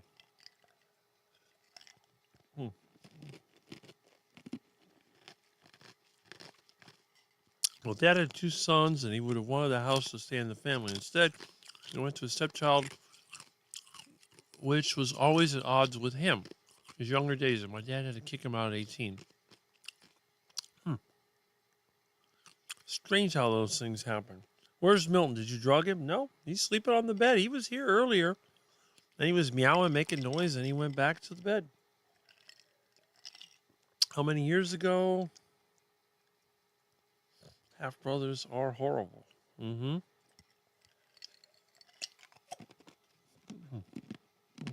Mm-hmm.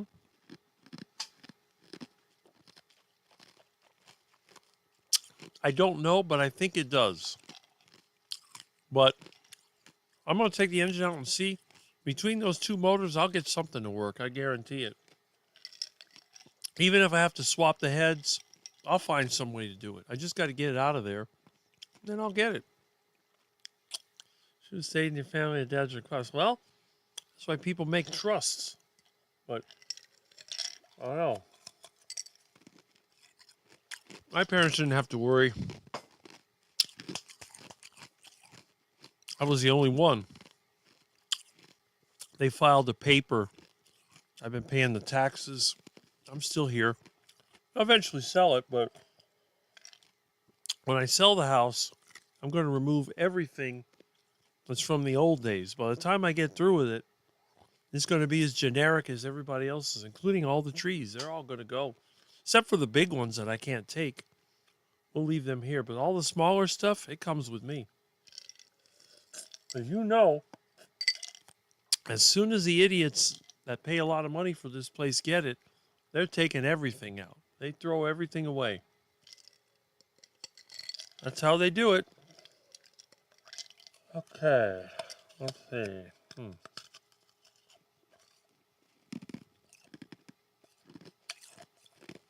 So all methodical, this project seemed to take forever, but it's flawless and beautiful in the end. It's good. Not like what they do now. How about Ralph Morris? Ralph Morris, not to be confused with Philip Morris. Very slow, making things from the heart. That's true. Salute to the builders, though. Mm-hmm.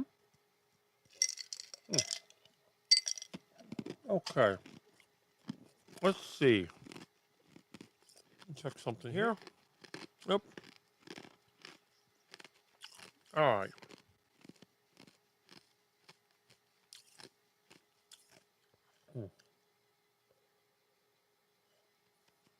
All of those.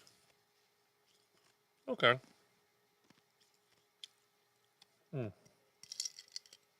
Okay. Mm. Mm.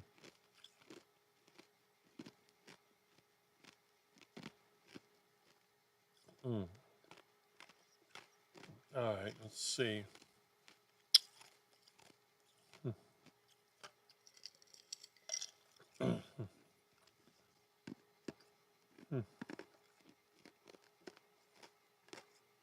All right. Mm.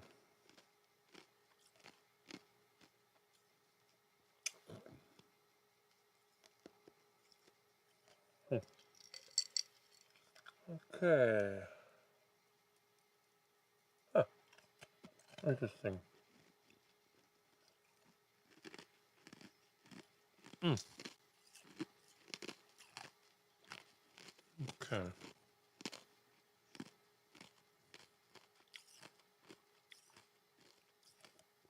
Mm.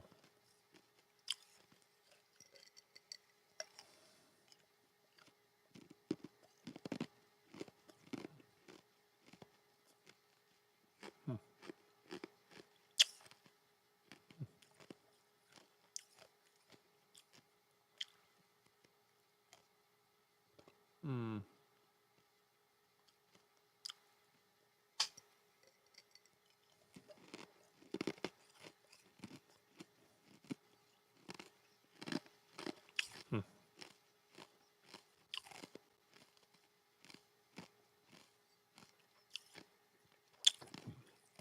Does anybody remember this place?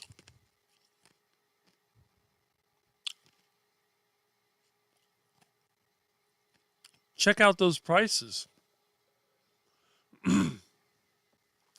How would you like to have lunch for $1.20 or dinner for $2.25? And look at what kind of car is there.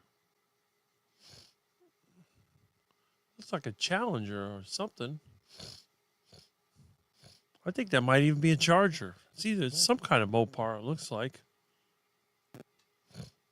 Well, this is what we used to have down here. The Sweden House Smorgasbord. And that's exactly what it looked like inside. Complete with wood paneling, shingles over where the cashier was, a fake fountain.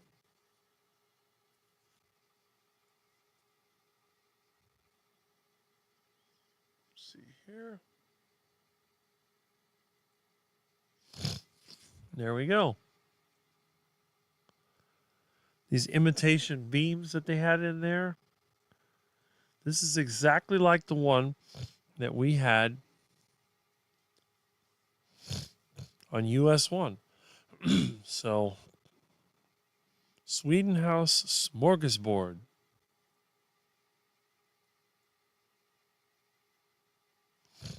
Same ceiling tiles I have too. Definitely, there's the buffet. And you probably know, see this right here where the mouse is? That's the spot I used to like to go to. Right here. This is where all the good food was. And this was the duck food. Salad, whatever. Up top, they used to put the desserts. So all this was duck food, and this is the good food. They had this little brick wall. We used to sit at these tables. See, they had those interesting looking chairs. This is exactly the way that I remember it. That's what the outside looked like too. I have a picture of myself standing next to this. The Sweden House.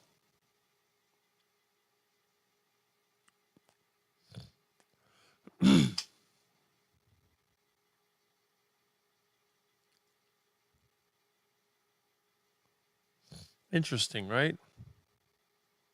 Okay. This is another one that I never saw before, but it's the same company. But anyway, Sweden House Smorgasbord.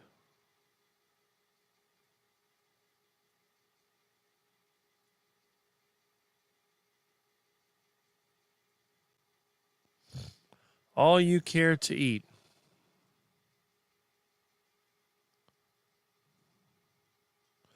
Now this was kind of typical. You can see here. Here you have the sort of like coral rock on the side. You have the bricks on the front.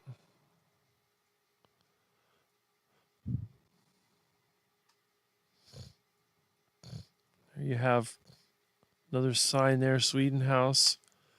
This must have been somewhere else because it wasn't here.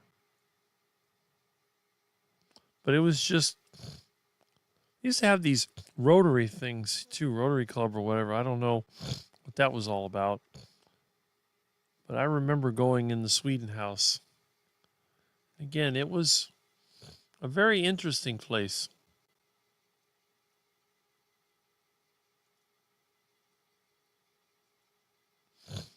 That's what Burger King used to look like. This is the inside of an old Morrison's cafeteria. Again, look at the very minimalist tables and chairs. But look at some pretty good style there. A lot of these buildings had that curved shape inside. And there is what looks like more Celotex ceiling tiles. Look at the light fixtures, the round air conditioning vents, and look at the neat wallpaper they put. Some teardrop shaped lights. And this was not an expensive place. It's a cafeteria. Look at the sign. Pretty nice. Here's the Lester's Diner. Look at the interior. A very cheap place. Celotex ceiling tiles, curved edges, recessed lighting fixtures. You got some of these interesting looking tulip-shaped lighting fixtures. Long countertop, minimalist chairs. Basic but nice. And of course, the old barbecue place, Mitch's Steak Ranch, the home of sizzling steaks. Look at that. And look at, I always had these canopies that was sort of like draped over and they were suspended from the building. These were really common, very convenient when it's raining. Today, you're lucky if you even have an overhang to get in the business. Recognize this place? I'll bet you do. What is that place? That is the Kmart Grill. Okay. Remember the Kmart Grill? You could get the double K burger. Nice, huh? All right. What else do we have here? That's it? Okay, well, that's it for that one. But there's several different restaurants. And again, you know, Kmart was basic. See, there it is. That's Kmart. That was S.S. Kresge, which was the Kmart company. And they had a little window there where they could watch you so you don't shoplift. And you have your, I'm not sure what that was, for the hat rack. I think that was a hat rack for putting hats and coats. Yeah, that's what they were. See, they had them over there by the table so you could hang up your hat or coat. Again, basic, but not bad. They even had their little stylized 1960s art. So even regular stuff back then was pretty nice compared to what you find today. Today, it's just a bunch of crap. I mean, we can look. Let's see.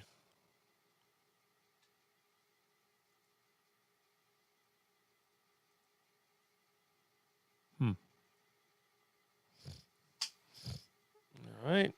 Let's see. That. Okay. Let's see.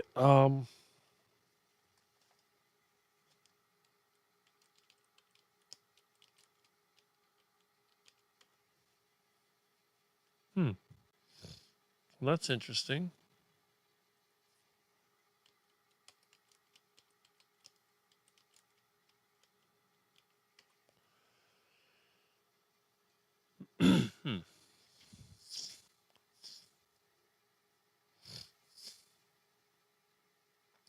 Went to YouTube.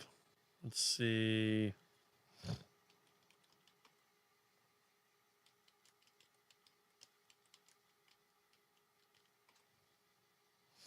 There we go. Okay.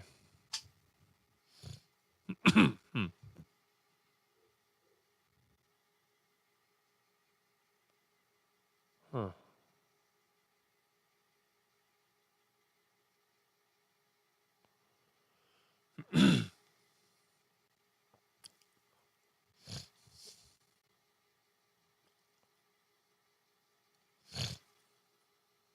Oh, there you go.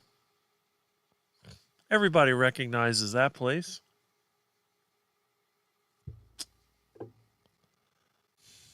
Okay. We all remember those, don't we? I think so. Got some awnings over there when you make your order. They actually enclose that one in the front, which is kind of interesting. But pretty basic. Then you look at it today. Let's see. Here comes Milton. Come here, Milton. Everybody wanted to see you. Come on. Come on, Milton. Come on. Why are you being so shy, huh? All right, let's double check here.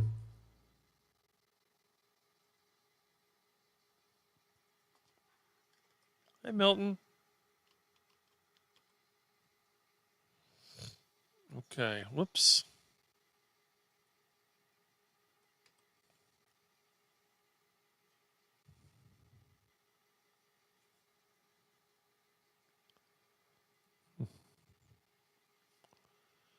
There we go. That's pretty sad looking.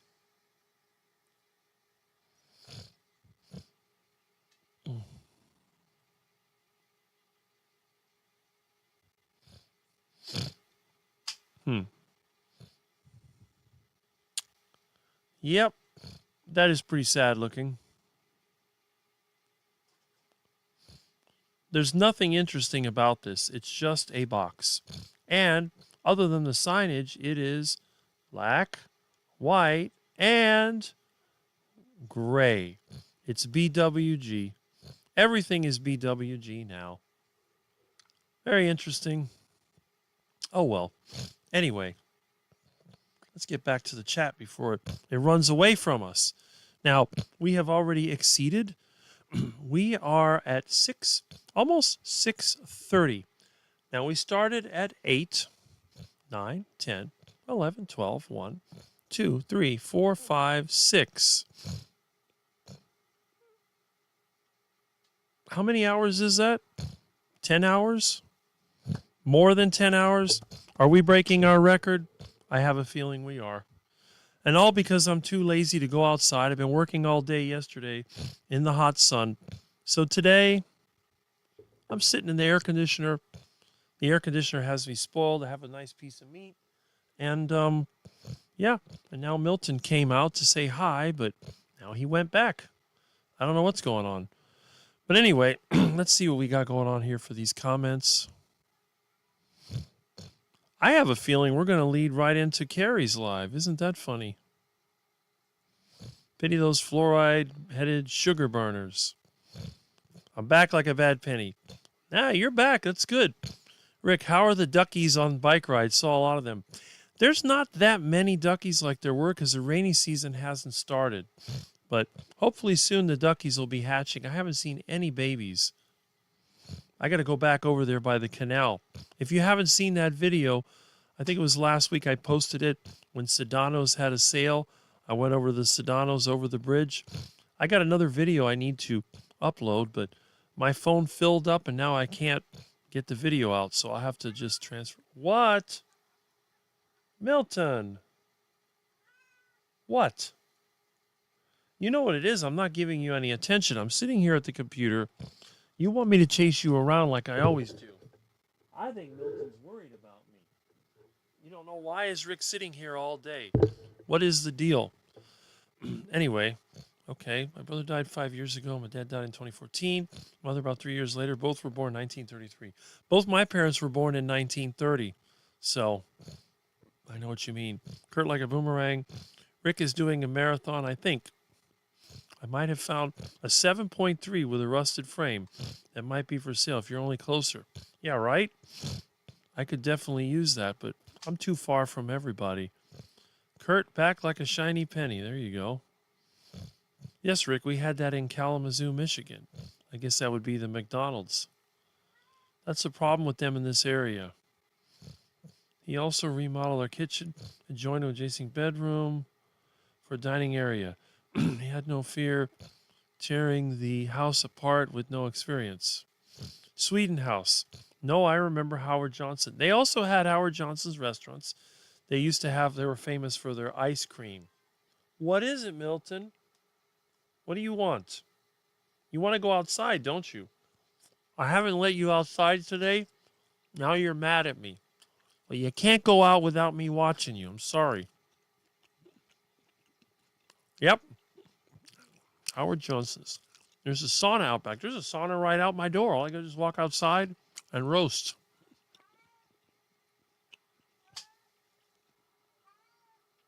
Milton. Silly cat. Good looking finished wood, Swedish wood. Yeah, right? I remember the Sweden house in Florida. That's where it was. Believe it or not, the building is still there. But it looks nothing like it did when it was a Sweden house. But the building is still there. I'll even show you where it is. Hojo's and White Castles. Well, egg.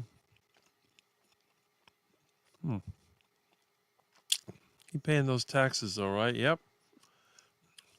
Hojo's and White Castle. Arthur Treacher's, yes. I remember Arthur Treacher's fish and chips. The building is still there, but it is abandoned. I always thought there was an H in Smorgasbord. Nope, there is no H. I also remember Ponderosa Steakhouse. Pay them all right. You'll learn something new every day. Orbital, yes, keep paying those taxes in truth. Sizzler Steakhouse. That's Sizzler, yes. That ceiling style is back. Really? That's hard to believe. They haven't made those tiles in years. But I'm glad the curves are back. Those were nice.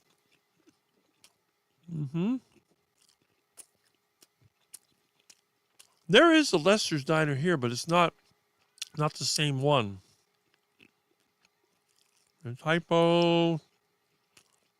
Woolworths Grill. No, it was Kmart. You can see the Kmart sign. Well, I had to correct you. Beat me to it. Money has never been an issue. They own the money printers. That is correct. The banks create the money, and they use assets to create the debt. Milton, what are you saying? Okay, grilled cheese fries. The Woolworths, there used to be a Woolworths in Miami Beach. There was another one. I remember they had the lunch counter. There was still a Woolworths in the 1990s. I was shocked. Of course, it's long gone like everything else. I need a quick look at this. I'll talk to you guys later. I got to pay attention to driving. That's good. Yeah, don't have an accident on our... Remember how I was down a truck stop from 5060's Greasy Spoon? Yep. Bonanza. Friendly's headquarters. Potato chip factory. Congrats for hitting the 10-hour mark, Rick. I could go forever, you know. I could turn it into Rick's Live all day, into the night. This new phone sucks. I've been here most of the day. I make a typos. Tired. Rick's beating his record of 9.5. Yes, I did. That record's already been beaten by an hour. I didn't tell. Forgot Friendly's. I remember Friendly's ice cream. My grandma was so cheap, he told McDonald's was horse meat, so I wouldn't ask her to take me there. Some people like horse meat, though. That's the problem. Milton, sweetie, hi, meow. Yeah, I guess you can hear Milton meowing. They had near identical restaurants, one named Ponderosa and the other Bonanza. I know one of them was associated with the guy from Bonanza. That looks like the McD's near my house. McDonald's and Booger King. Yes, Burger Chef was only upstate. We never had it in Miami. But I heard about Burger Chef. Burger Chef, not Booger Chef. You don't want to go to the Booger Chef. We also had a place here called Black Angus Steakhouse. But one time, us crazy kids, somebody got a BB gun and shot the G out of the Black Angus sign. And it turned it into Black Anus, which everybody laughed. Angus. Okay. When the time is right. Video game. 10 first. Mitch will in shock tomorrow. Well, yes. Basically, yeah. Steakhouses. That's right. Milton meowing, also cute. Milton love you. Hey, Milton, they love you. You ought to come here on camera. Well, what's wrong with Milton? Here's this kid's mother complained to the waitress. All right. So many steakhouses, not so many. It seems now is commercialized like Outback. Outback sucks. Going to eat was a treat, not often. Yes. And those old restaurants were super cool inside, not like the generic crap they have now. The other thing, sometimes that's the only way my mom ever cooked. Needed a bottle of ketchup to get it down. Steak that. That's terrible. A good steak needs nothing. That's what I've always said. If you know how to cook a steak, good meat needs nothing. Humans may not be carnivores, but we can definitely live on meat. I know I have. It's good. Anyway, let me show you a little thing here of where these used to be. So we'll go over here, and I'm going to show you where the Sweden house used to be. Right here.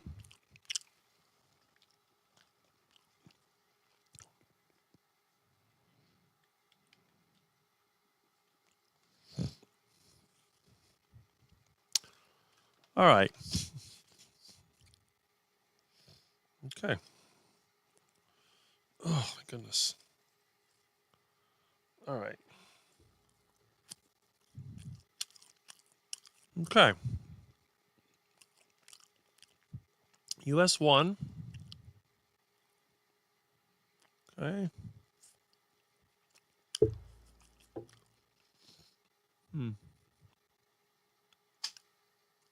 There we go. Right here.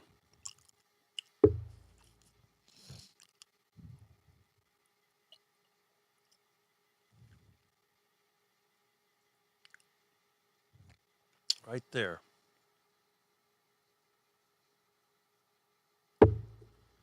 Okay.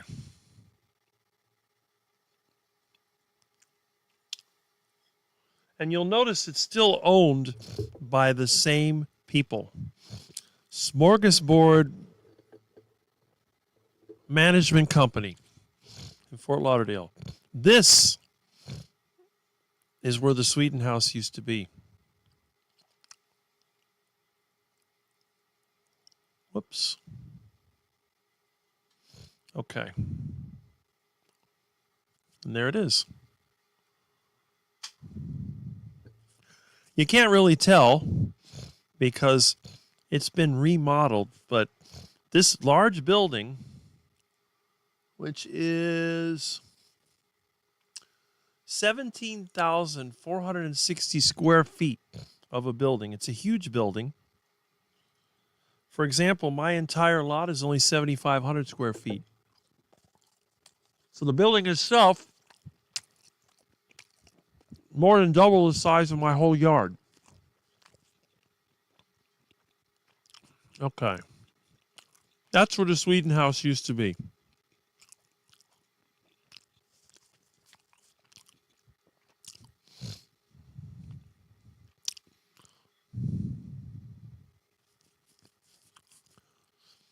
And supposedly, it is worth over $8 million. It's incredible how stupid this county has become.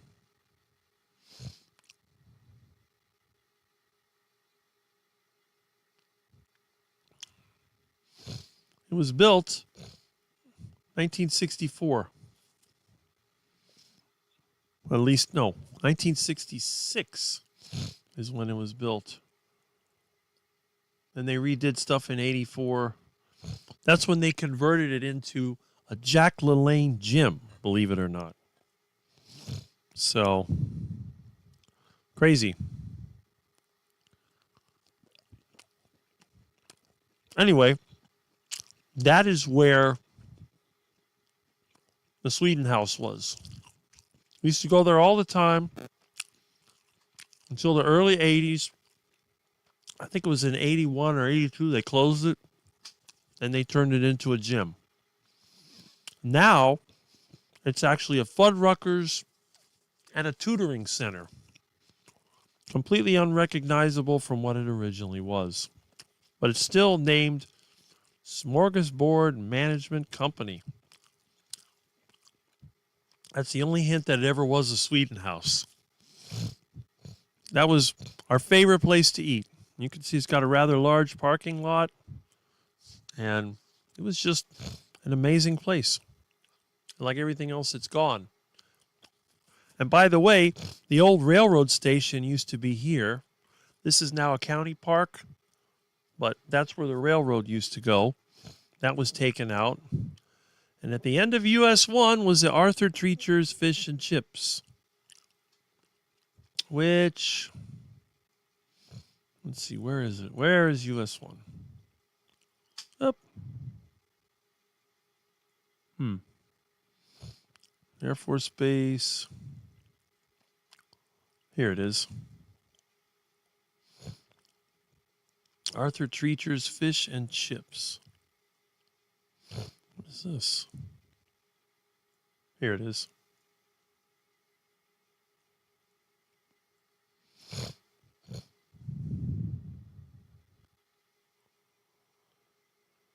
Okay. Then later on it became Mutineer Restaurant.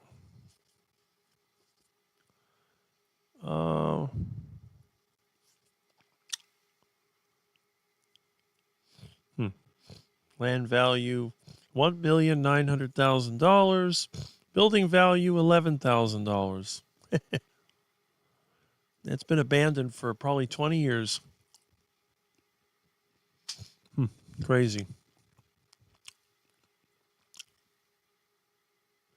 1980. Sounds about right. Okay, so those are a couple of places I do remember. But definitely the Sweden House. It is a shame that the Sweden House is no longer around.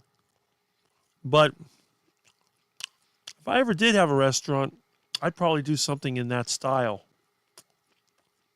Just to be different. Great 50s style. That's the best.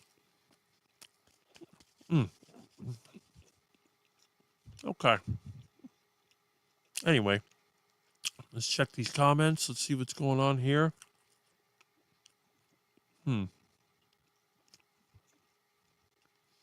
Even a burger my mom had to cook. Well done. Yuck. Yeah, that's terrible. And I'm playing my 20s. I was so mad at my mother when I found out how good they could be. They always like to overcook. My mom would overcook. Hey, Milton. Come here, Milton. What? Come here. Come here. Milton. Don't you want to say hi to all your fans? Come on. Come on. Come on, Milton. Let's go. Come on, little Milton. Come on. Come on, little Milton. Here we go. Come on. You like some? Come and get it. Cute little black menace. Let's get you on camera, okay? No? Camera shy. All right. My mom wouldn't let us complain to waitresses. We were seen but not heard. We were kids. Yep, that's true. Purest thing that made us when my mother always would. Mm-hmm. Okay, Milton. Google Maps and look at a photo or show everyone. Yep, that's right. What? Fork not clean, embarrassing. Napkins on the floor. And time is still typing. I used to get paid for typing all day. Mother only cooked burnt steaks, but I would send hers back at Ponderosa for not being cooked right. She would send it, oh boy. People overcook their meat. It's ridiculous. Lean towards no complaints until our daughter burnt to incredible 4-year-old doesn't understand because everyone else's meal is good. That's why I don't like to eat out at a restaurant where they cook individually. I'd rather go to a buffet where I can grab what I want. And if I don't like it, I just don't take it. When you eat somewhere, they give it to you. It's like feeding an animal. You have to eat what they give you, which I don't approve of. I mean, why would I eat in a restaurant, spend 3 times the amount of money? I could just go to the supermarket, fire up my portable grill, or cook on my engine. And it'll be better. My engine cooked steaks is better than most steakhouses. In fact, I had a customer take me to a steakhouse one time, and he asked me what I thought about the steak, and I said, I could have done a better job on my engine. Melton, what? That can be really interesting. Okay. Mm-hmm. Hi, Milton cutie. Meow. Hey, Milton, come on. Why don't you come here? She and I took it to the counter. She got an apology and a properly cooked meal. The manager came to say training would be updated. Well, that's good. Excellent. It makes you wonder where people learn to cook. I mean, seriously. Nothing worse than overcooked meat. That is unacceptable. Jeanette says I'd rather cook my own steak as I like my butter on it. Yes. Gary says Wendy was my mother that needed the training. Plus, you get your RDI of motor oil on your T-bone. No, Milton. Milton. My goodness. Milton must be mad at me, you know? You silly cat.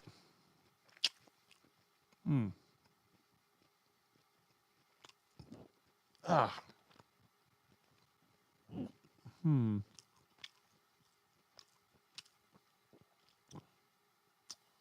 Let's see. We got it. We got it. We got it. There we go. All right. Yes, Milton. I fed you. I fed you. Come here. Come on. Come on. Come on, Milton. Come on. Come here. Don't you want to be my little friend today, huh? You're being shy. You have a lot of fans that want to see you. You little black menace. You're a sweetheart. I like you. What is it, Milton? Anyway, let's check this out. Somebody had mentioned they wanted to see the Google Maps. And, whoops. What is it, Milton? You are one silly pet. You know that?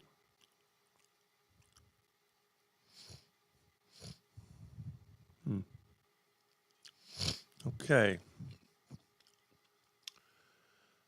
Oh, yeah. There we go. Row, row, row, row. Bad kitty. Okay. This is it.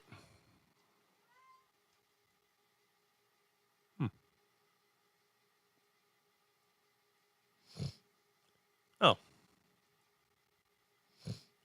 This is what used to be the Sweden house.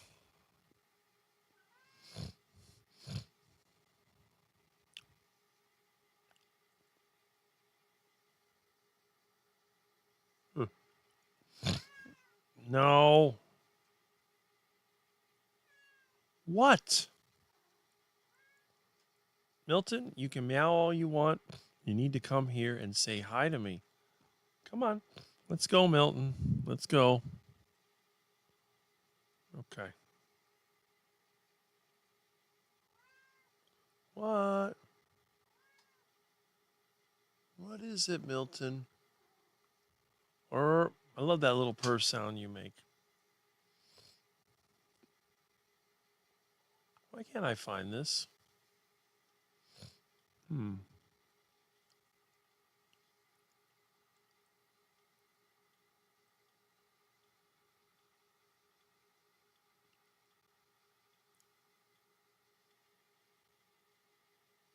Okay.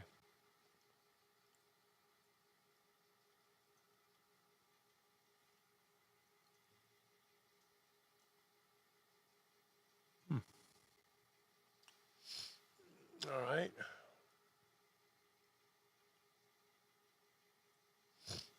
Okay.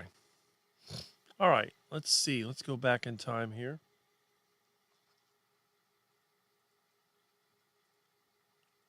There we go.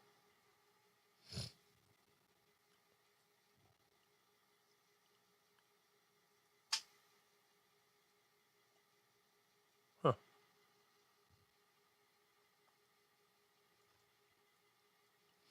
It's back when they still, see, they still had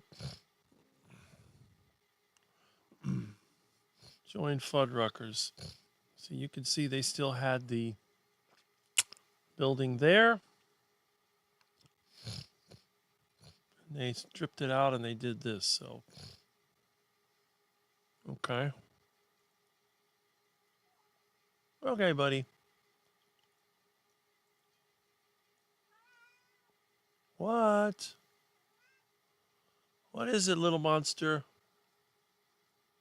You're a silly little monster. Yes.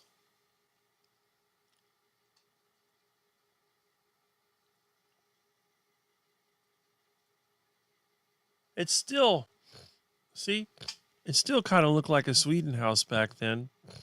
They had the wall over here.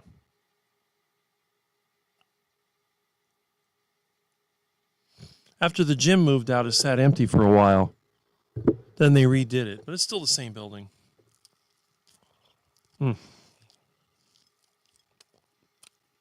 So, that was it. Tiger Direct. They had a computer store back then.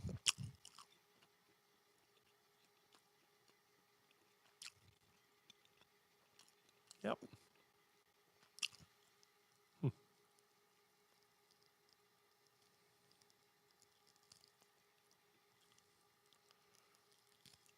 These places change names so often, it's funny.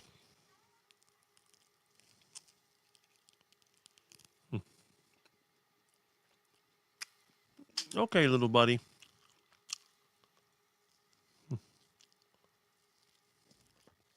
Hey, Milton, come on.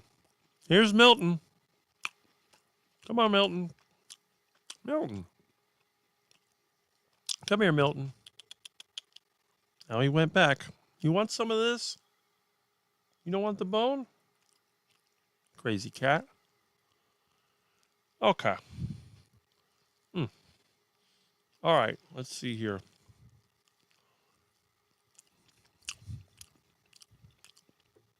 All right.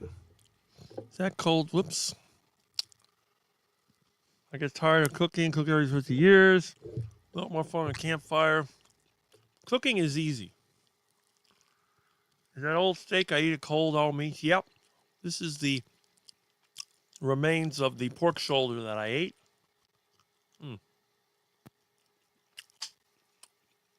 Me and Loki. There you go. Milton wants his close-up. Come on, Milton. You got to go on the camera. When I get sick, they get whiny. Cluck and bell.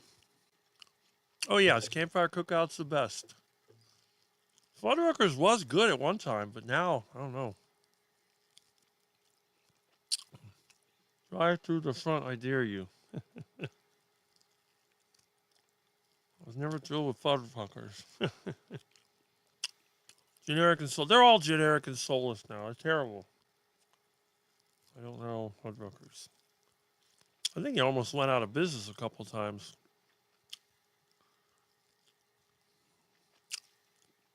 Squeeze the flavor out for their energy feel. Yeah, it looks like that. Right. They want everything to look the same. Mm-hmm. Plus, it's easier for them to borrow money. Do you eat the cartilage? Yes, I do. Whenever I can get a hold of it, I do. Cat woke up too. He smells the bacon I'm cooking in my air fryer. There you go. Lowest fluoride head wins. Mm-hmm. Remember Radio Shack? Yes. You've got questions? We've got answers.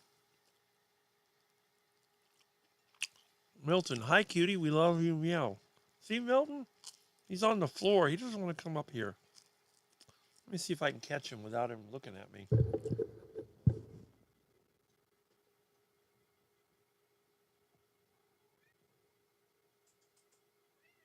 Milton. What? You good, Milton? Hey, Milton. Come here. Milton. Milton. What a silly little pet. Well, let's see. What do we have on YouTube here? What the heck?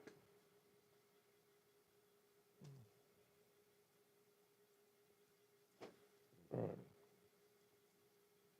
Milton, cables are not cat toys. Morning sweat. Taste test. Okay, you silly kitty. Stupid commercials.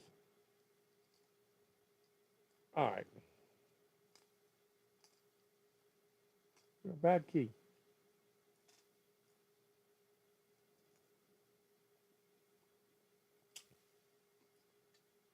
Okay.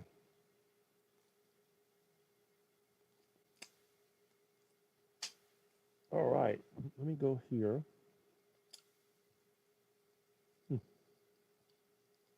All right, look at that.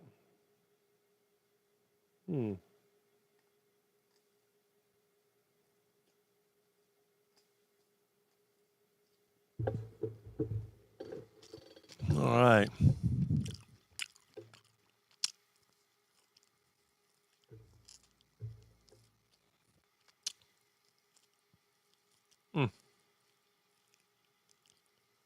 All right, that's nothing.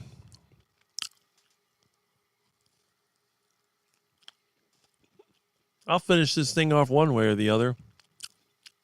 It's a good thing that I've been eating. Otherwise, I would have had to quit. That's crazy. All right, let's see what we got here in the comments. Got more comments. They keep on coming. Are you having dinner? Yes, I am. I haven't decided. I think I'll have some shrimp, some other seafood. I can eat all day. I'm the opposite of everybody that fasts. I remember Radio Shack. I have a lot of Radio Shack items. I still have my Radio Shack project kits, Radio Shack parts. I loved Radio Shack when I was a kid. Tower Records. They had Tower Records here. I actually still have a place called Tower Shops, although Tower Records is long gone. Yep, but he won't come. Radio Shack was always fun. I still have a lot of Radio Shack items. Oh, wow.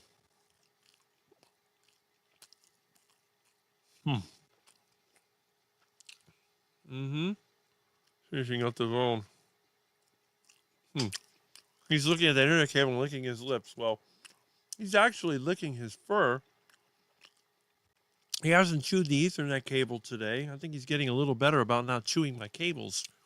Chewed my XLR cable and shorted it out. I had all kinds of buzzing. It's crazy. Let's see. Took a nap. Started packing the truck. Venue called. Canceled. Oh, man. No gig tonight? Ugh. Unbelievable. Anyway. Time to go burn some butter. And you can burn butter bites. Oh. Topped with crispy bacon bits. What, Milton? We had a Sam Goody's Records. Yeah, I remember that too. Remember that name. Radio Shack. Yes. Fun Records. Yes. I used to get most of my records marked down at Kmart. Kmart had some good deals. You get a track for as cheap as 25 cents when they were marked down. Got a lot of 8-tracks. We had Sam Goody's Records when I lived in New Jersey. Radio Shack. Okay, let's see. Oh, come on. Electronics Boutique. We're all coming over. Sounds good. Yum. Circuit City, where service is state of the art. Yep, they had a Circuit City down the street here. Building's still there, but I think now it is a guitar center. You remember Heathkits? Yes, I do. I built several of them. In fact, I still have a Heathkit power supply and oscilloscope that I built. It's in my collection of junk. Sound Advice. The Sound Advice is now a Harbor Freight. Sound Advice was on Kendall and 122nd. You know, when I go to the Harbor Freight, across from the Chick-fil-A, that's where Sound Advice was. He thinks the cable is licorice root. Milton, what is wrong with you today? What? Are you in heat? Silly cat. OMG, Rick, Larry, you are still here. Yes, I am still here. We had 2 guys and monkey wards. A little over 400 8-tracks in boxes. Wow, look at that. Okay. I got 8-tracks. I got 8-track players. All my stereos have 8-track players. I even have an 8-track player in one of my Dodge Chargers. You take over for me. You all right? Okay. Well,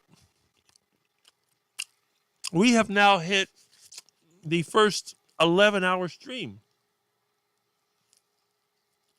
Are we going for a 12-hour stream?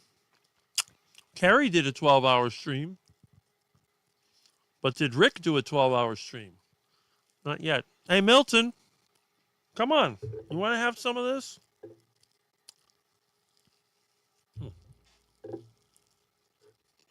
Still a lot of meat left. You are a silly Milton. Come here, Milton. Let me see what's going on here. Hold on a second.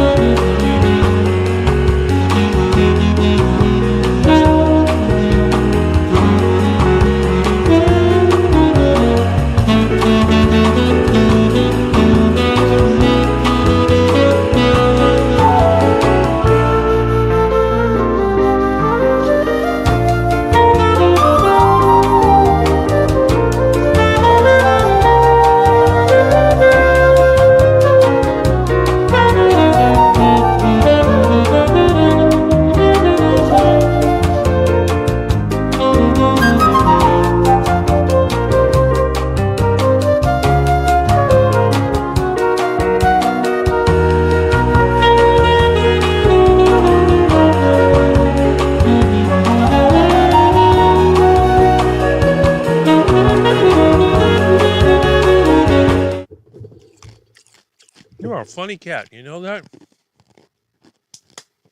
Just wants to go outside. That's what it is. Okay. Let's see.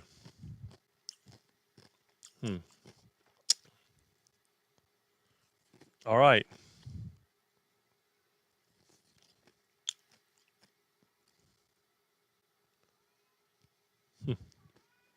You fit in right in with eating with us back in Malaysia. We eat the same way you're eating now. Hands and don't close our mouth chewing. Well, that's it. That's the way we're supposed to eat. Why would you bother to do the other things? Just eat, and you have to eat to survive. You're not eating to impress anybody. Someone post War and Peace quick. He wouldn't be in heat. He may want to respond to the lady that is in heat. Well, whatever it is, Milton's been looking out the window. Is either a cat outside he wants to fight with or a cat he wants to mate with. And I have to figure out how to get Milton fixed, because the last thing I need is a difficult to deal with tomcat driving me crazy. I wonder if they still play. I'm here listening to you, Rick. There we go. I got to go stretch and take a walk, but if you're still here, we'll come back. Had fun and informative. Thanks, Rick, Milton, and Quacks. Well, there you go. Jamette, go on and enjoy. I'll catch you next week. Explain Milton's. Here's looking at you, kid. Cat's on. I can feel I'm going to start with a dryer. Okay. This is some Cowboy Bebop music, baby. All right. Clips are way loud. I have to adjust. That's not too hard to do. Let me see. Let me adjust this down. Hold on.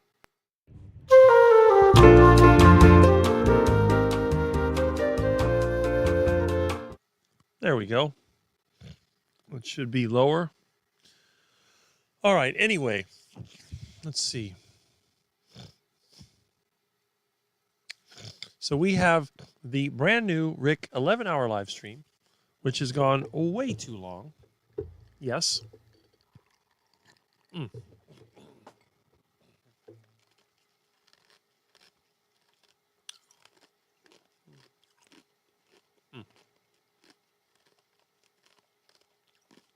Ah.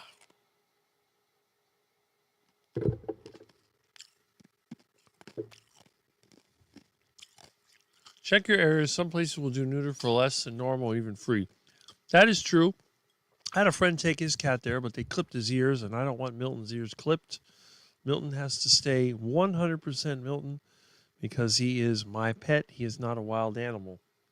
I'll find something. I have a few friends that are cat lovers, so they'll find me something. I just haven't done it yet. I just hate the fact that I got to take his nuts off.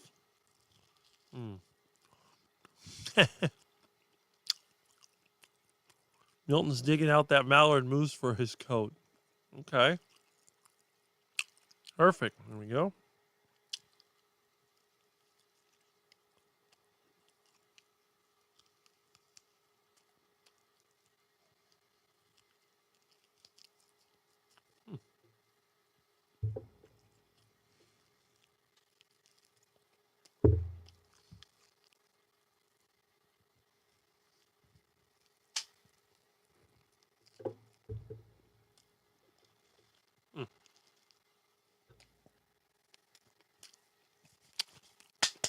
And you wonder why I don't have a girlfriend.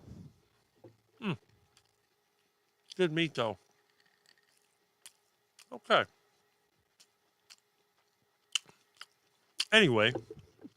Not bad, not bad.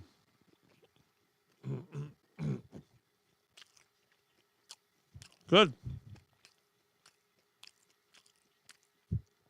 So, who's going to be on YouTube today?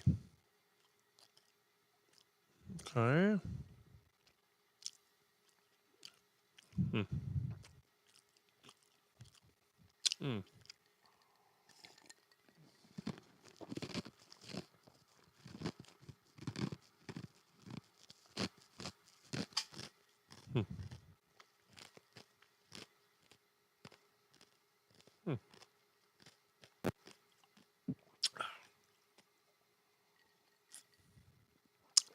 Let's see.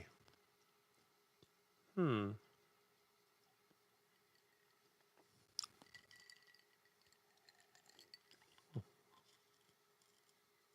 Hmm.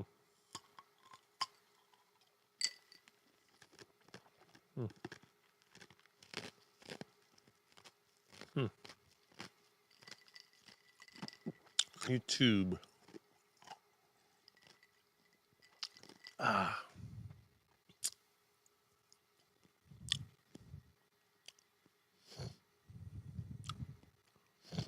Milton and Heathcliff are good friends. Yeah, Heathcliff was a wild one of the cartoon cats.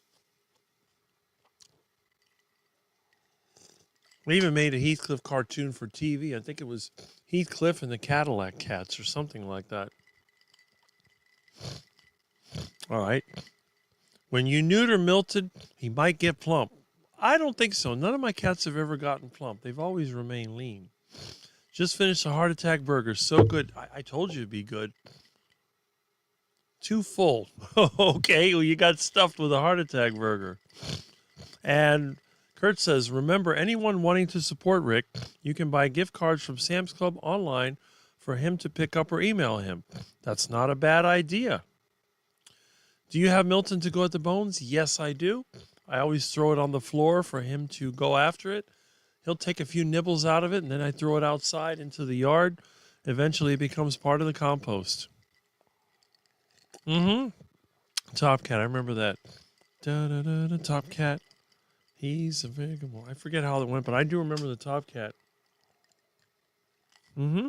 Okay. Well, let's see. What do we have on YouTube tonight? Once you get away from my extremely long live stream, which is way too long already. Let's see. YouTube, what do we have here? Okay, what do we have for recommendations? Oh, come on. Okay, well, we have the usual. Yep. So he's had chat, I think it's at 8. Is that at 8? Something like that. We'll give him a like over there.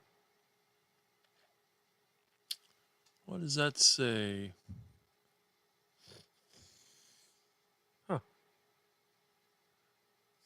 Well, that's interesting. Staying safe in live streams.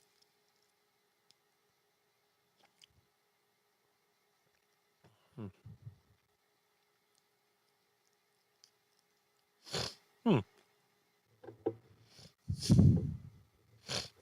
Hmm. Know what type of videos to stream. When filming videos of your friends, classmates, or teens, remember they should not never be sexually suggestive, violent, or dangerous. Now, how would you define that? Also applies to live chat. Be cautious about sharing any personal info. Admin access should only be given to those who you trust. YouTube will not ask you for moderation privileges in the stream. Report inappropriate videos. YouTube has features to see the live streams and so on. Okay. I know that. Whatever. So why did that come up? That's weird. Anyway. Okay. So that's one thing that's going to be on. What else do we have? Oh. These are old ones. Oh, look. Thomas had a video 40 minutes ago. So that's another one. He's only got 6 views, so you want to check that out. He's one of our subscribers. We always want to check out each other's videos. We don't want to have anyone go without. Okay. Huh.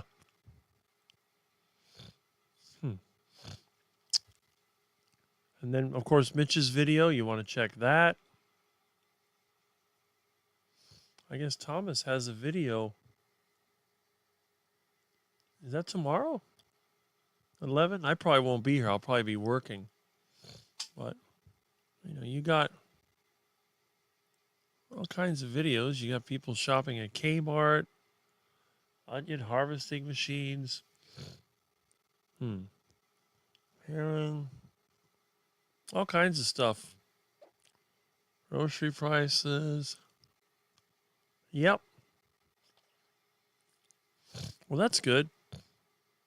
Tell you what, I need to check something outside. I'm going to go ahead and let me go ahead and switch to the outside camera. Let me see how many people we have in our chat. Probably like 20 or something.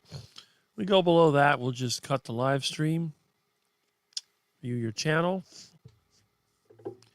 We still have, is that 27 or 37? Looks like we have 37 watching. How can we have so many people watching this channel? That's amazing. No wonder I stay so long. Well, let me go ahead. I got to go outside. I got to look at a couple things. So let's switch to the outside camera. And let me go out there and I will return. Make sure Milton doesn't escape. If you see Milton get out, let me know.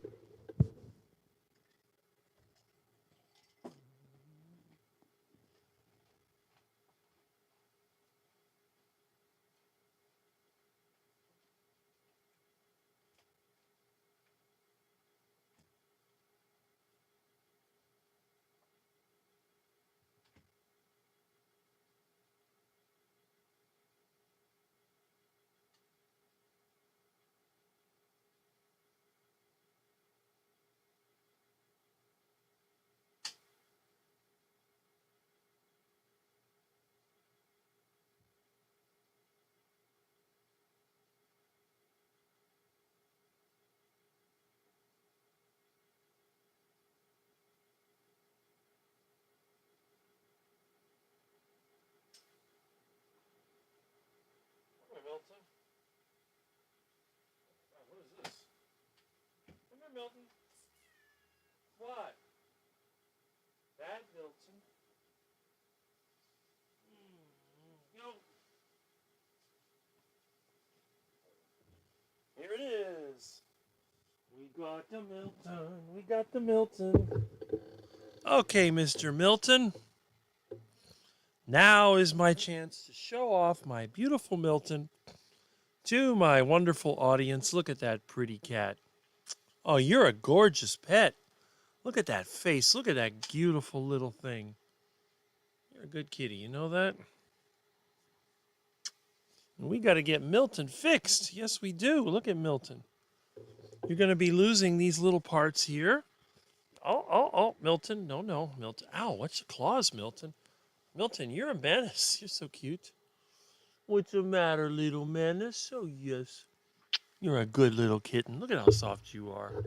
You're a beautiful animal. Yes, you are. You're so cute. Want some of this? Here. Look. Want some? No? Okay. Well, we got a little bit of Milton here. I had to grab him. When I opened the door, he wanted to go outside, and now he's looking around, licking his lips. Milton, there's some good meat on here. Look, this is for you. Okay, here you go. Look, I'm going to put it on the floor. You can eat it if you want it. There you go. Hey. We always share our food with our pets around here, whether they have feathers or fur. And Milton decided to jump up there on top of the old VCR. All right, so are we going for a 12-hour live stream? At this point, does it really matter? I mean, we're already over 11 hours. You want to hit 12 hours? We can hit 12 hours. And we'll just call this the Rick 12-hour live stream. Yes. All right, let me go back over here. Now, let's get some stuff here. Oh, my goodness. Comments keep coming. The game will reign supreme. And by the way, we've had no technical issues. That's actually pretty good. Rich catching up. Type, folks, type. It ain't no mystery. We always have an LR. Just had my dinner, which was 80% fat, and I feel fantastic for the first time. Yes. Yes. Lexus Jones is really nailing it with the carnivore diet. I just hope that, I think you said it was your sister that was having some issues. Maybe she'll be encouraged to really get into the carnivore diet. It might help you. Look, how many people do you know that can do a 12-hour live stream with no breaks, only one quick bathroom break, time to cook? I've been here the entire day working, and I think I did a pretty good job, I think, all things considered. I haven't fallen asleep. I'm not going to fall asleep until nighttime. And although I haven't really been outside except now, so that may be a little bit of a problem. But I do have a rather large window, and I can always tell what time of day it is. And let me tell you, I just walked outside, and I felt really, really hot. And it's after 7, and it still feels like an oven. Can you imagine if I would have been out there in the middle of the day? Oh,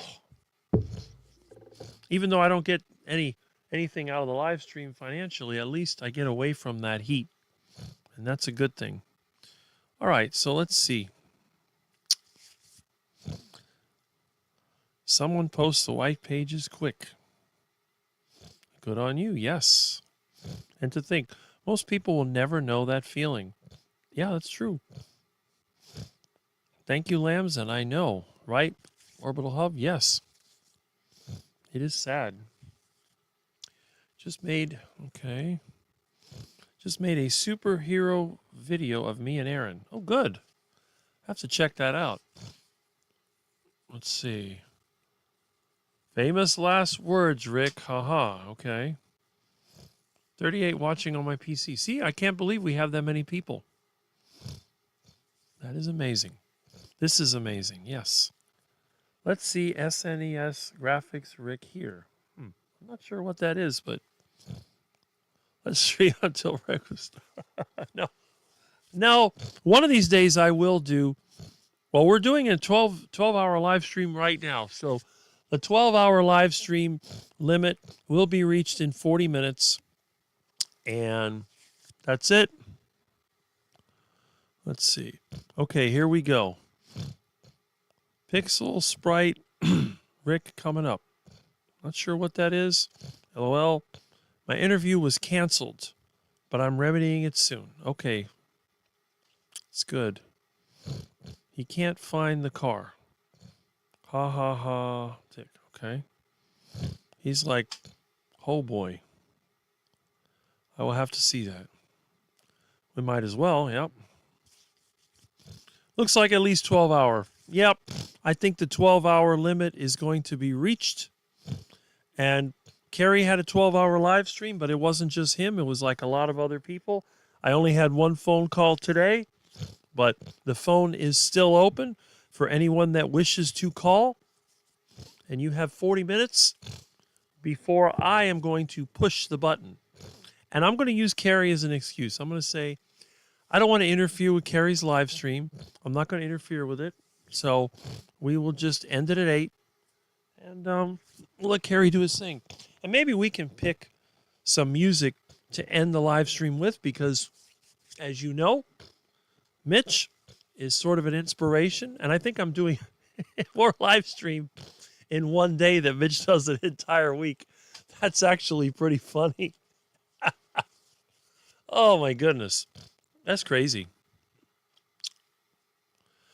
All right, let's see. Ooh, boy, comments are now coming in strong again. Just Senator Thomas, it's Butterman, Bakerman. And I don't really miss any comments unless YouTube deletes them. I hit every single comment. I think YouTube stops after 12 hours. I don't know. It might. Nexus is awesome. Orbital Hub, yes. Let's go until they force us to stop. There you go. All right. Lexi is awesome. What interview was that, Meathead? Interview with Carnivore Talk, yes. Thank you, Amy. And I hope so too, Rick. For now, she's too stressed to worry about her diet. Unfortunately, maybe I could cook for her. That's an idea. That's an idea. When I joined, I had breakfast, now just had my dinner. I need to start thinking about cooking my dinner, but I'll find something. Thank you, Tom. Could have sworn I heard Rick talking about things he needs to keep these live streams short because he has things to do. That is correct, and I do. Somehow the idea of going in 95-degree weather didn't appeal to me, especially after yesterday when I was roasting in the sun most of the day. Aha! A call. Hello? Yes.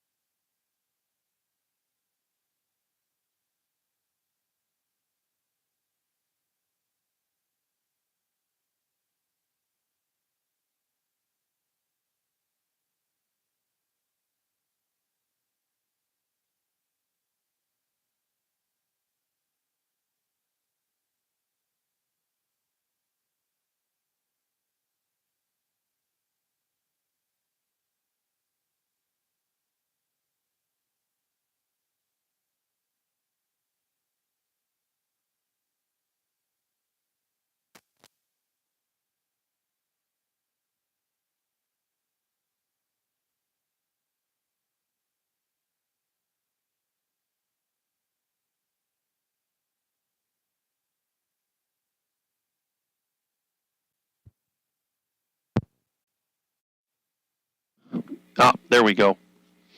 I think I'm it's back. still here too. Yeah. Hello, everybody. Hey, I don't know what happened. I had to turn the mixer on and off.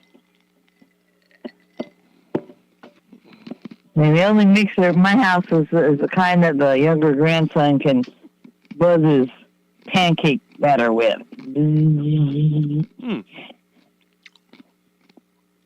Let's see, private call. No private call.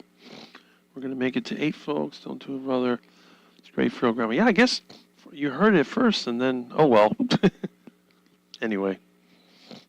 Crazy. We talking about a few streams. We're chatting. The comments keep coming. I'm really kind of surprised I got this many people looking. Usually after we go under 20, I cut it off, but today it just kept going. I'm not going to complain. There's a new record on the Rick stream today. That's right. It's a new record, and I think it'll be the longest. I thought 9.5 hours was the longest, but this looks like it's going to be the longest.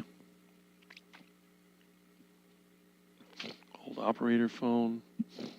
And when future request to have an even longer one comes along, you can go, no, I have other things to do. Well, they do say that there's a 12-hour limit on YouTube replays, so, we'll just cut it off at 8, and that'll be that. I need to figure out what kind of music I want to use or how I can even put it in here with this. I guess I'd have to create another scene or something like that. I don't know, or just maybe... Around muscle car music. All right. Well, there you go. Give that 50s vibe going. I just wanted to add it on. Let me see. Actually, you know what I could do? I could simply turn on the desktop audio and then play the music separately. And I could put this lower. I got a couple of options. I could do something like this and then find the music. And this is not too hard to do. Here we go. Yeah, that's it. I'm on my phone, which is the only computer I've been using for a long time, so I cannot see anything you're doing. Oh, okay. Let me see. We got all kinds of...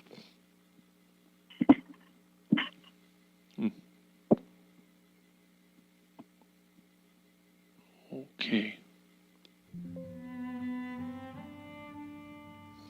That works. It's too old. Let me see. I'll find something. Not that hard to find. AI generated. There's all kinds of stuff on YouTube. Okay. That one. Let's see. Okay, I got you on speaker while I pour myself something to drink and get the ice cream. Let's see.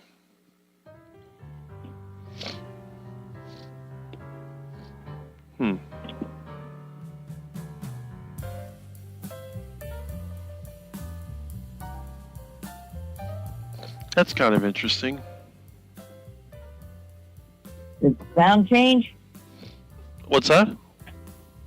Did the sound change? I got you on speaker for a minute. Oh. I just put some music on there.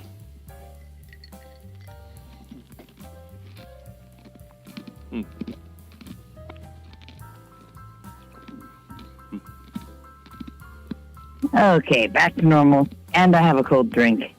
Oh, okay.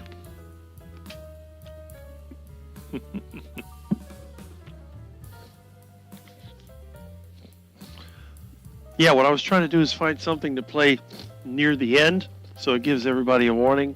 I learned that from Mitch, of course. So we're gonna try to. Of course. We try to emulate. The thing is, I won't put the same thing that he has because I don't copy. I always like to be unique.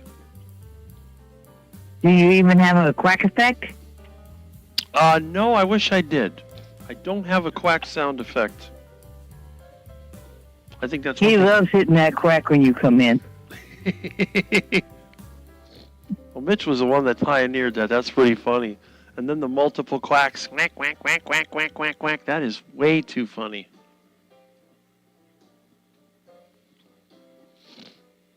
If they would put a duck emblem and a quack sound on that little menu where you can choose a card or a celebratory thing and it'll fly up the screen, that would be awesome.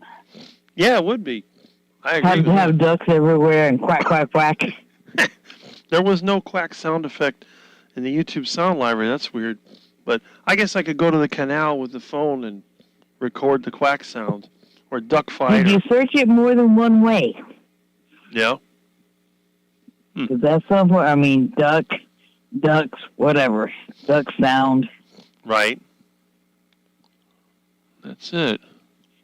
Or you can pick up a duck call from a yard sale or trash pile or something and That's clean it it. up and learn how to make it quack. That would be funny.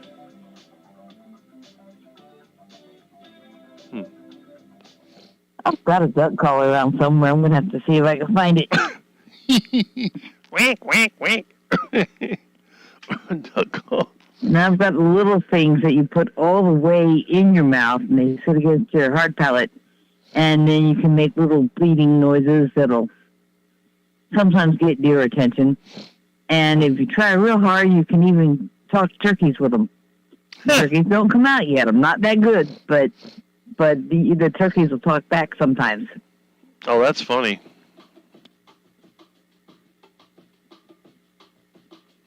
Anyone who hunts knows where to go get sound effects. We might not know where the electronic version is, but we know where to get noisemakers. That's true. You just have to record your own. That's all. It's not hard to do. It's like when they had the Mary Tyler Moore show, they always had the cat sound effect at the end. They just recorded a cat. Yeah. Record Milton. Meow. I don't want to record deer. I just want them to stay in my sights a little while because I love venison.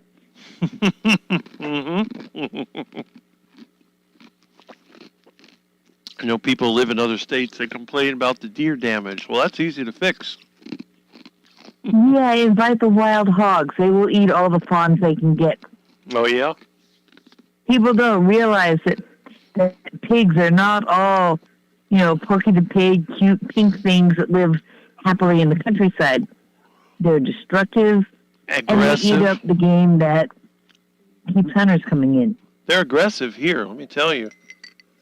They are, and the ones on the East Coast or near the East Coast are the ones that have the most of that Russian boar in them. Mm-hmm. Somebody got permission to bring in like 70 of them for a special hunt. And they were not all accounted for afterwards. And the feral hogs have been a problem ever since because those boars will tear down fences to get to domestic sows that are in heat.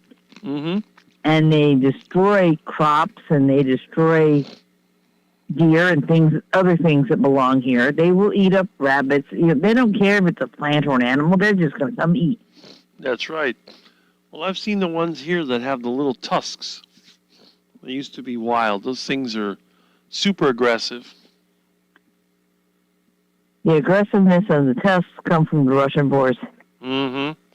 I was out there with a bobcat at my lot one time, and the pigs were out.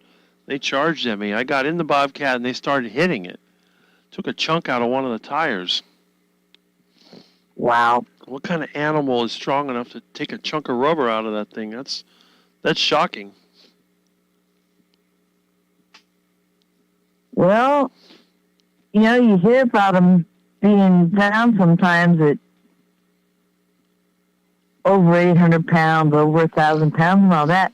They may actually be like the bison. They may be a remnant of a megafauna. I'll tell you one thing. I wouldn't want to deal with them when they're mad. They are really something else. They got the piglets over there, and they go crazy. Yeah. They go in packs. That's the weird thing. They do. You'll see mama with the piglets, and then that boar is somewhere nearby. Oh, yeah. And the easiest way to have an inedible chunk pig is if you hurt that boar and you don't drop it with the first shot. Mm-hmm. Because they will be so full of hormones Mm-hmm. and endorphins Mm-hmm. and it just really makes them taste terrible. You get that taint in the meat. It's nasty. The boar taint. Yeah, you sure don't want to shoot them in the taint because they get really mean then. Mm-hmm. That's right. Yeah, those things, they're tough, too. You know, I know I used to go hunting with my friends, and you don't get them just right. They're hard on skinning tools. So for those of us with arthritis, that's a nightmare. Really? Yeah. But they still make decent sausage. I'll bet they do. They just don't have enough belly, so when there's hog here to be cut up and ground up and everything, I mean, first thing I'll do is I'll set aside some roast, probably with the bone in. Mm-hmm. But then I can make Italian sausage that I can eat because there's no fennel in it. Mm-hmm. I can make German sausage. German sausages usually don't have fennel or coriander, and that's both of the things I'm allergic to. Mm-hmm. But it's so simple. You grind up an amount of meat and about a third or half again as much in pork belly you can pick up at the store. Mm-hmm. And you do your seasoning. Yeah. And you've got bulk sausage. Yeah. The best tasting ones here used to be in the sugarcane fields. That was the good pigs. I bet they got fat. Oh, yeah. Lots of fat. They're over there. They eat anything. I mean, they eat insects. They eat sugarcane. They dig holes. They're like a bulldozer with feet. Yeah.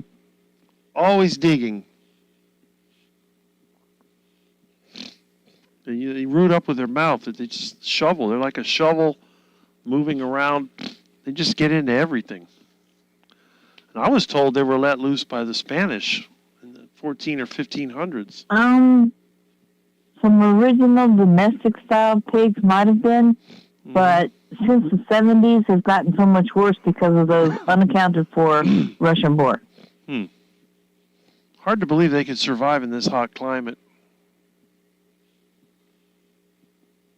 Yeah, that's what I'm wondering about. They're spread in Texas and New Mexico now, and parts of northern Mexico are seeing the Russian boar traits. Don't confuse them with javelina. Javelina can be mean, but they don't get that size. They have that color decoration sort of look because they're colored peccaries. And they stay really small, but they're supposed to be some awesome meat. I've never had javelina. I'm trying to think of what kind we have here. They're not really big. They're good size, though. A couple 100 pounds, maybe. If it's a couple 100 pounds, then it's probably not javelina. Javelina tend to run a little on the small side compared to pigs. Right. Talking game meat with somebody. I'm looking to see what the species is. It doesn't say. They just call them wild hogs. We used to have a lot of them here, but we don't have any anymore.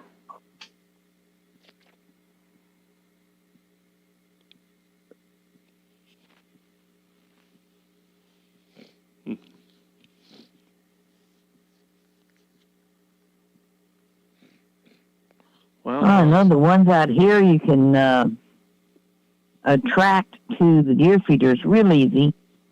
But you take the cap off a jar of peanut butter and you run a screw through it into a tree trunk up at a good level.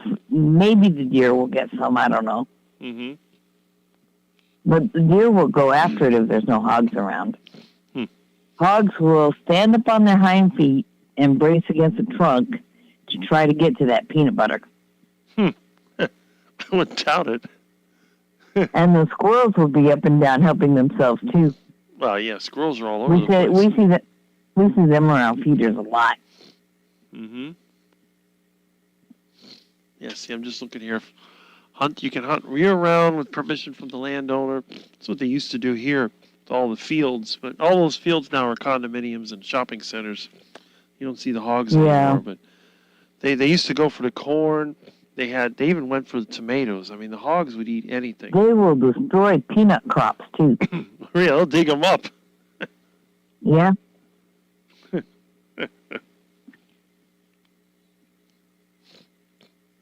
see. But when you have those things destroying everything you own, put up a few hunting blinds anyway, or just secure shooting locations. Like, you sit here, the hogs can't get you. And have people pay to come in and shoot hogs. Right. They love that, that's for sure.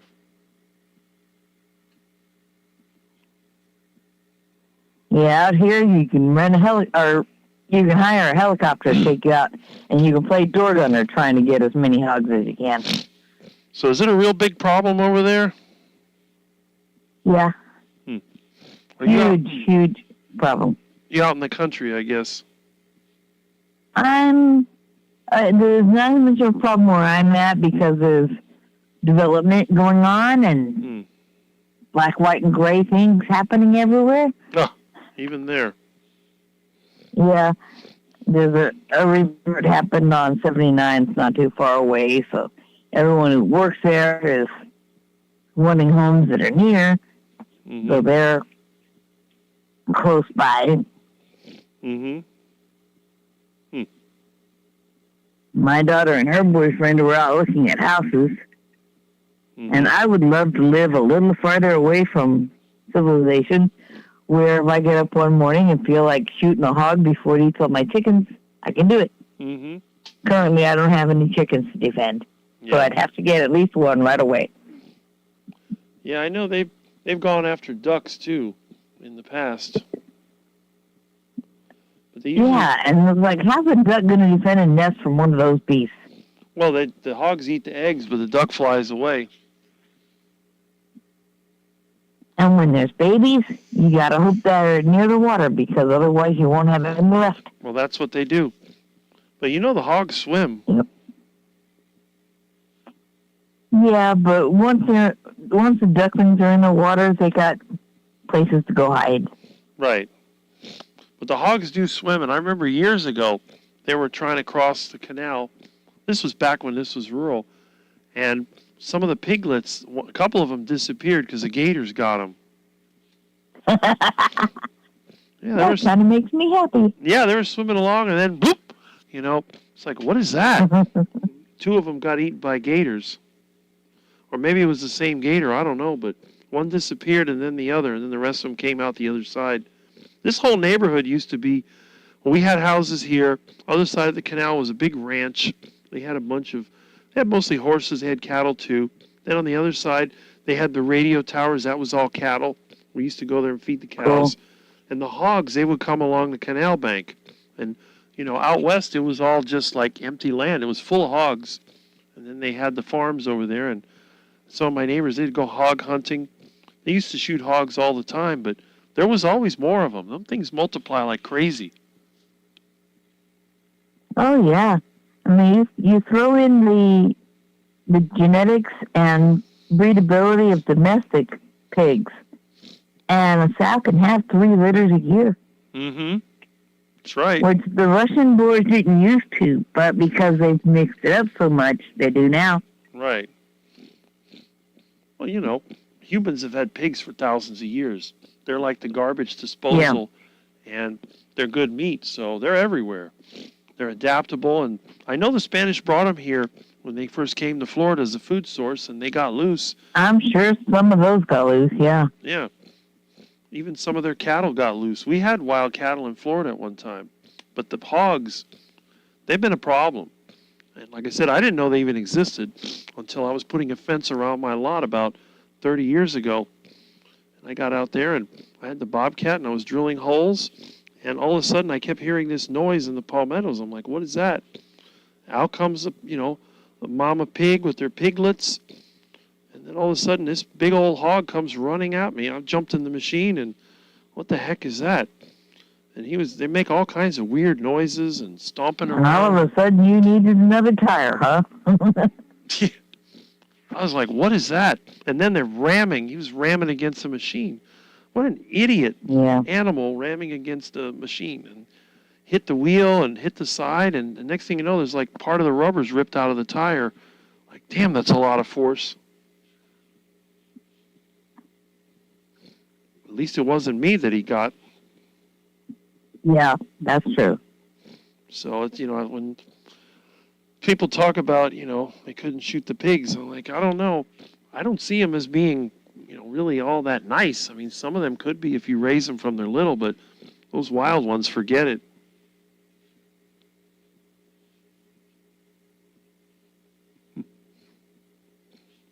They look different than they look darker here, too. They're all kind of like a brown or black. They don't look like domestic hogs. That's just the evil leaking out of them. Yeah, but they're surprising. They make that screeching sound. It's like, Yep. never forget it when you hear it. I'm like, what is that? I just jumped in the machine. Kinda I'm like, what is screechy. that? I was more worried about the rattlesnakes. I didn't even know there were hogs over there. At least no one's standing around waiting to lecture if you cut the head off a rattlesnake. True. I've killed a few rattlers years ago. I cooked every one of them. Oh, yeah. You know what's fun with snakes, though? Get them skinned and gutted and leave them whole. Don't cut them up. And you throw them on the comal with some butter, and just as the muscles will contract in different amounts, depending how, dehydrated or well hydrated it might be. And it'll be there writhing as if it were still alive. Well, usually I would just put it into a big pot and start boiling. Makes it easier to take the skin off.